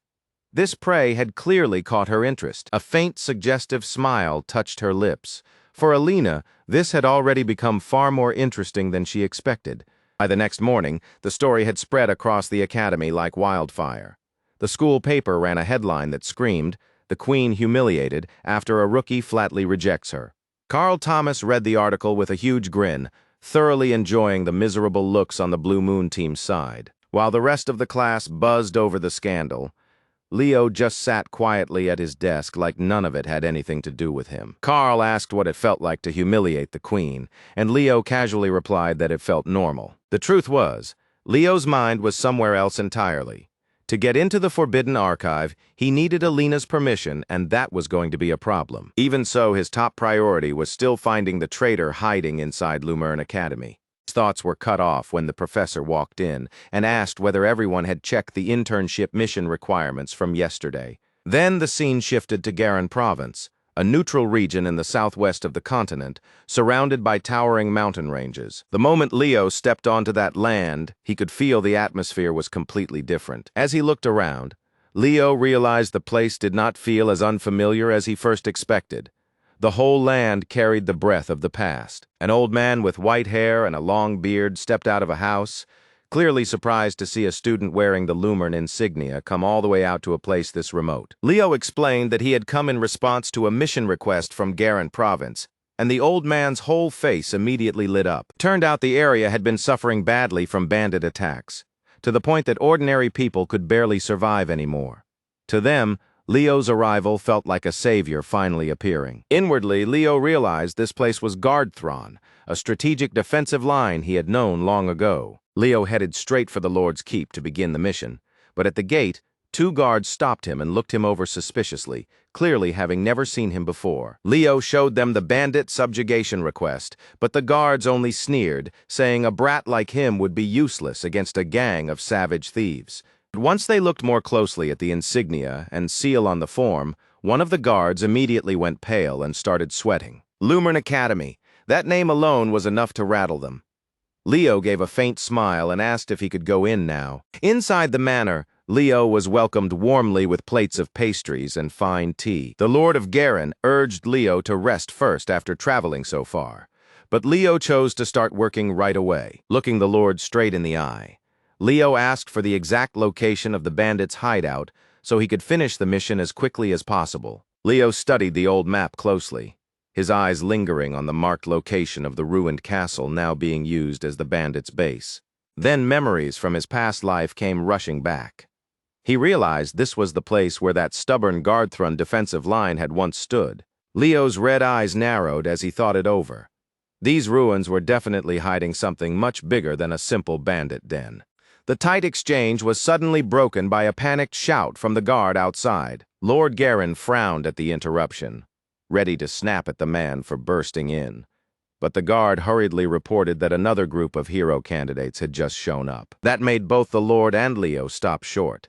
Someone else had really taken the same bandit subjugation request. Then calm, steady footsteps rang down the hall, carrying the kind of weight that told everyone important company was coming. A young elf stepped into the room.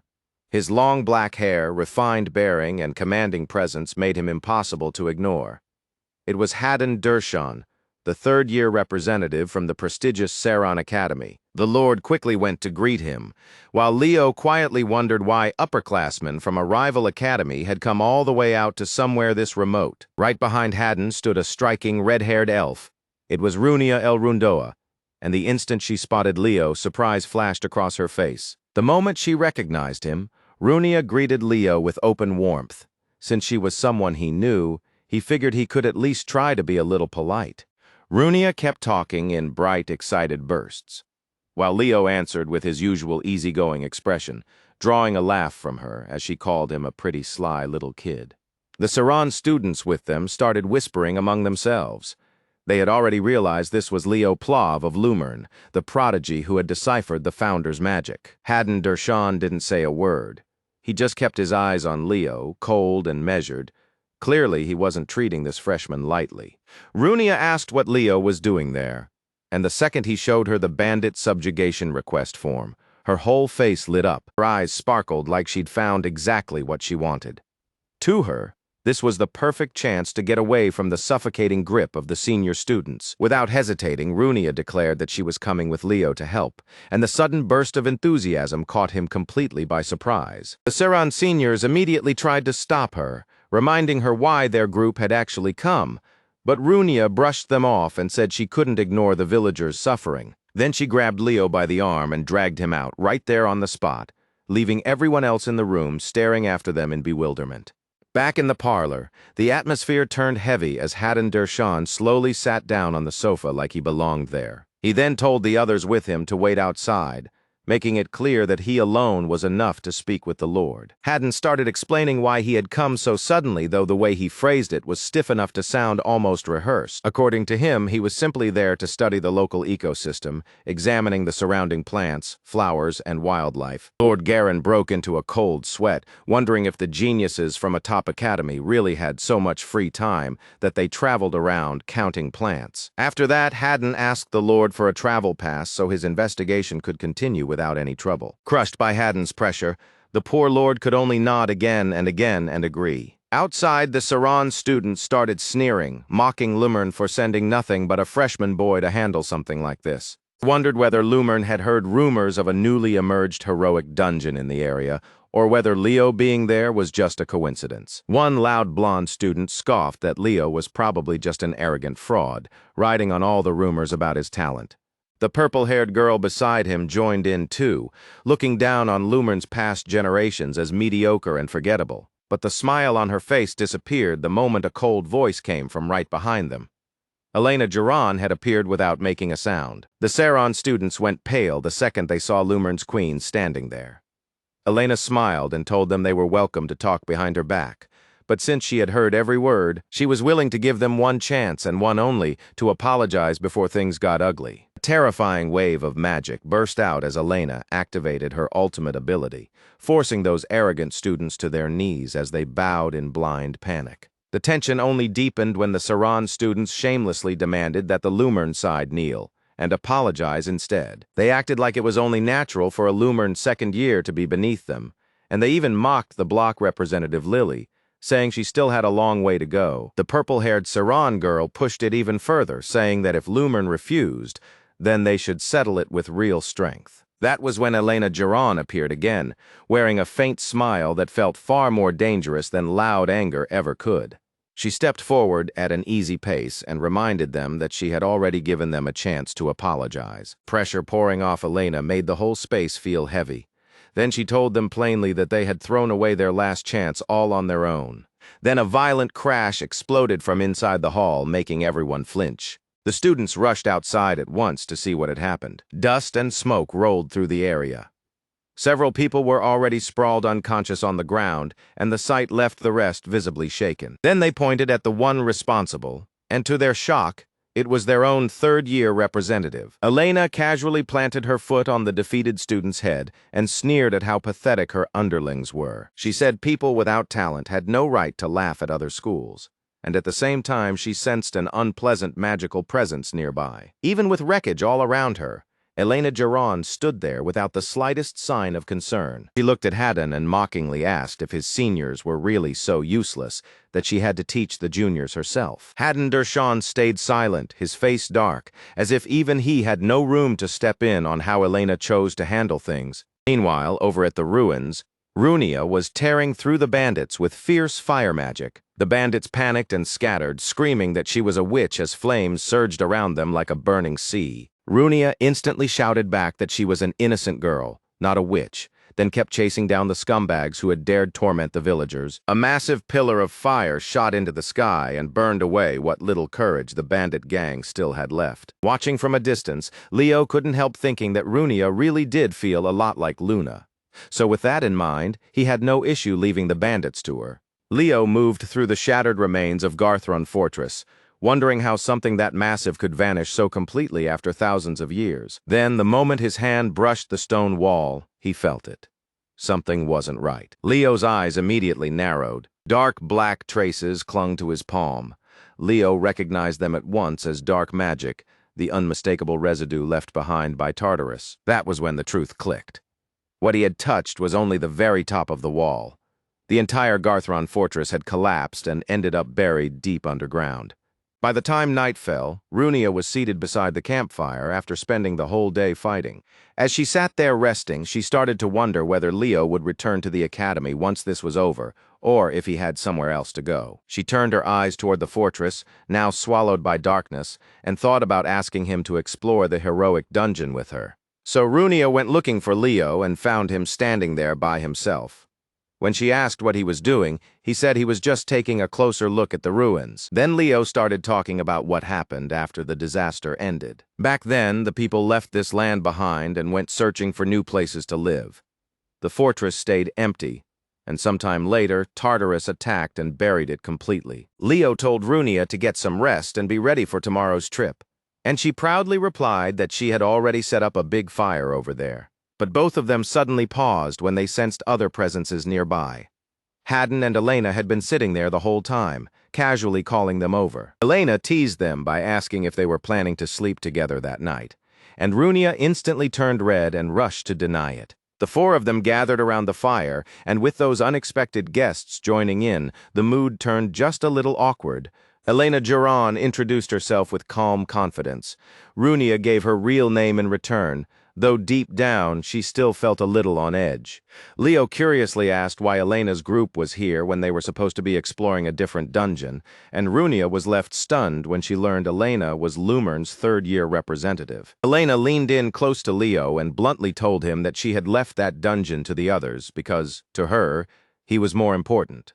Runia quickly cut in, sounding a little jealous as she asked where the rest of their seniors had gone if only these two were still here. With a smug little smile, Elena recalled how their juniors had thrown away the one chance she gave them to apologize, and casually mentioned that a few had already been sent back to the academy early because of her. Still pouting a little, Runia asked what the plan was for tomorrow's exploration, and Haddon gave a short answer. Everything would proceed as planned. Then Elena suddenly leaned over, lifted Haddon's chin with one finger, and declared that just the two of them were already more than enough to explore the heroic dungeon. She went on to say that Lumern had also received word that an undiscovered heroic dungeon existed in this area. Then she turned to Haddon and smugly told him he really needed to keep his juniors under better control, even after Leo said he still had to finish the bandit subjugation mission. Elena casually ruffled his hair and decided that the whole group would head out together tomorrow. To put Leo at ease, Elena pulled out a monster corpse and said she had already dealt with all the bandits on the way there. Before long, that quiet conversation around the campfire had turned into a subtle clash between geniuses. Runia kept her eyes on Elena and quietly swore to herself that she would not lose when it came to finding the dungeon first. The next day, the group made their way through the ruins under heavy rain. Elena didn't hold back her praise for Leo, saying the way he handled things was far beyond what anyone would expect from a normal freshman. She took the chance to mock the others too, saying most students only learned exploration from books, while Leo already carried himself like the real thing, a true magic prodigy. Leo glanced over at Elena and pointed out that she seemed completely different from how she acted back at the academy. He remembered that proud, queen-like image she always carried there, and that clearly amused Elena a little more than it should have. But then Leo casually added that right now she looked more like a fool who liked playing pranks, even as Elena kept ruffling his hair. Standing just behind them, Runia flushed and snapped, asking what exactly was so funny. Haddon cut straight through the banter and reminded Runia to stay focused on tracking magical reactions, because if she missed one, they could be in danger at any second. Runia obediently listened to her senior, even though she still looked a little sulky. The group kept moving, and after checking the area, Elena announced that she hadn't found anything unusual. Of course, she still found time to tease Haddon, saying he was just as slow as ever. Haddon shot her a sharp look and answered that it wasn't slowness. It was caution. After inspecting the area for himself, Haddon confirmed that he also found no abnormalities. With the rain only getting heavier, the group decided to keep pushing deeper into the ruins. Elena leaned toward Leo and whispered that Haddon might look delicate, but he could actually endure a lot, which was exactly why teasing him was so satisfying. Then Leo stepped onto a patch of ground that was giving off a powerful, magical aura. The instant he felt the space around them shift, his eyes flashed. Leo came to a stop, looked straight ahead, and said with full confidence that he had found it. A huge magic circle suddenly spread across the ruins, shining with beams of purple light. Leo confirmed that this was the teleportation gate leading into the ancient Garthron fortress. And if that gate was still active, then it could only mean one shocking thing. Standing in front of the gate as violent energy poured out of it, Leo looked completely unsurprised, like this was exactly what he had been expecting all along. That settled it. The Garthron fortress buried below hadn't been destroyed at all. It had remained intact through all those centuries. Haddon stared at Leo, clearly stunned, and asked how he could possibly read something as complex as ancient magic script. Leo answered like it was nothing, saying he'd broken down the spell formula and tried building a temporary gate just to see whether the entrance on the other side was still active. Runia asked where the gate would lead, and Elena only gave a small smile and said they'd find out once they stepped through it. Elena was the first to step onto the stone platform. Then she tilted her head and motioned for Leo to come over. She kept her eyes fixed on the magic gate, wondering if the Garthron buried beneath them had really survived exactly the way Leo said. Then a hand slowly reached out and touched the violently shaking energy. Leo and Haddon both focused instantly, bracing themselves for whatever might be waiting beyond the gate. Runia's eyes widened as the magic circle reacted even more violently to the group's interference. Then an enormous system message appeared before them. Hero record open. At last, the ancient secret had revealed itself. The system confirmed they had entered the world of Hero Record, and the opening chapter was titled Bar Harlan. That was where their dramatic expedition truly began. Runia and Elena could only stare as a violent burst of magic exploded right in front of them. Wild streams of magical code twisted together and began forming an entirely new world. Leo understood it right away. This wasn't an ordinary dungeon instance. It was a hero instance. The information came through with perfect clarity. This was the opening chapter of Bar Harlan. Leo's eyes tightened as he felt the space around him start to twist. Then the vortex seized him and dragged him straight toward the ancient world of the elves. When he came to, Leo found himself in a different body, staring down at unfamiliar hands in stunned silence. Sunlight poured through the window into a room that looked elegant, but completely unfamiliar. A moment later, he realized he was standing in a massive academy corridor lined with classical architecture. The system panel appeared in front of him, but the objective field was completely blank. Leo thought to himself that for a hero instance, that actually made sense. No objective was normal. Just as he was about to go search for his teammates, he accidentally bumped into someone carrying a huge stack of books. The pile slipped from her arms and scattered all across the floor. The girl quickly crouched down and started apologizing for being so clumsy. Leo froze the second he saw who she was. The girl standing in front of him was Luna. In that quiet hallway, the sudden reunion left him speechless for a moment. This younger Luna looked just as shocked. When she finally saw who was standing there, she nearly choked. She stammered out the name Archant. And that was when Leo began to understand whose identity he had taken on. Luna hurriedly explained that she had skipped class so she could study magic. Leo quickly realized this was an occupation-type instance, the kind where he had possessed a real figure from history. And that figure was Archant Ubesha, one of Luna's mentors. Back then, Archant had been like a real father to Luna. Leo handed the books back to her, then turned like he was about to leave. Luna blinked in confusion. Normally, her teacher would have scolded her right away, but Leo just walked off casually, acting like it wasn't a big deal. Realizing her teacher wasn't going to punish her, Luna visibly brightened, a sharp contrast to the distant girl Leo knew. Excited now, Luna quickly led her teacher over to the study area. Then she obediently asked him to set the stack of magic books down on the table for her. She sat down and politely thanked Master Archant. Then a sudden cracking sound cut through the quiet. One of the chair legs snapped, and Luna fell backward with it. The girl let out a cry of pain, while Leo only smiled and quietly closed the door behind him. Once he stepped outside, Leo thought maybe he should spend more time with Luna. But right now, something else mattered more. He had to find the other three before this got any worse. If the hero record kept spinning out of control, the entire instance could start distorting reality itself. And if that happened, monsters could spill into the real world and trigger a disaster on a massive scale. Leo looked around and confirmed that this really was Luna's world from when she was 15. Then a voice suddenly called out from behind him, making him stop in place. It was Zera, the elf student, and the look on his face was completely serious. While posing as Professor Archant Ubesha, Leo arrived to find the students already in chaos over the fact that he had shown up late. He couldn't help thinking this world of heroes was way more tangled than anything he'd handled before. Zera hurried Leo along at once, telling him they needed to get back to the academy before the situation spiraled any further. Varharan stood there in all its ancient splendor, an old elven city that had endured since the time before the cataclysm. Leo moved forward one step at a time, heading straight toward the heart of the commotion. This was a vast magic academy, a place meant only for the most talented young elves of their generation. Leo entered the room as if none of the noise meant anything to him, faced the long tiers of seats, and casually offered an apology for being late. The whole hall was restless, because every student gathered there was a leading candidate to become the next Elf King. Then one student stepped forward from the crowd and openly accused Leo of being an irresponsible teacher who took his duties lightly. That student was Harkian Bezran, descended from one of the most renowned heroic bloodlines in history. Leo stayed perfectly calm.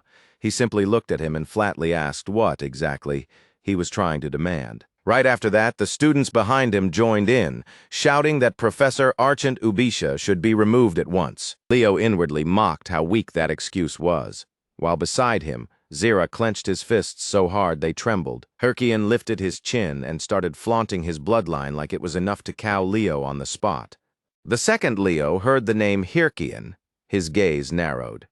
He knew that name immediately from the history records. According to those records, Herkian Besran was a butcher who had slaughtered the elves' great army. He was also the traitor who sold Varharun out to Tartarus during the first invasion. Even so, Leo kept his face steady in front of someone who was basically a living fragment of the elves' darkest history. He pressed Herkian to explain the real reason he wanted the professor removed. Herkian only sneered and said Archant Ubesha never had the right to teach there to begin with. Then he finally said it. The real problem, in his eyes, was that Archant Ubesha had chosen to protect Luna Rubinus, the stain on their race. The moment Herkian called Luna a disgrace to the elves, Zera snapped and fired back without hesitation. Burning with anger, the outspoken student demanded that Herkian take back every insult he had thrown at Lady Luna. Herkian's face darkened as he stared Zera down and asked if he really thought he had the right to raise his voice at him, but Zera didn't flinch. He shot back that anyone who spoke about her like that had to be out of his mind. Herkian suddenly seized Zera by the collar and spat that Luna was nothing but some low-born girl not even worth speaking about. At that, the students around them began whispering under their breath. clearly unsettled by how strange and offensively rude Herkian was acting. Leo watched the whole thing without a word, and it didn't take him long to notice how unnatural the man's words and reactions were. From that alone, he realized the one pulling Herkian's strings was actually the third-year representative from the rival Searun Academy. Then, without warning, Leo declared that he would allow the duel to happen right there on the spot, even though Academy rules were supposed to ban it. A faint smile touched his face as he made up his mind. If the other side wanted a fight that badly, then there was no reason to refuse. That sudden choice left Zira staring in shock, because Professor Archant Ubisha was never meant to be this easygoing. The Searun representative, meanwhile, let out a smug smile the moment the professor gave his approval. Far out at the edge of Varharun, a divine tower rose straight into the clouds. A hand reached out to the floating beam of light, lightly brushing it as if tracing the haunting beauty of that ancient magical structure. At the top of the tower stood a young man who looked remarkably like Aaron, silently looking down over the city below.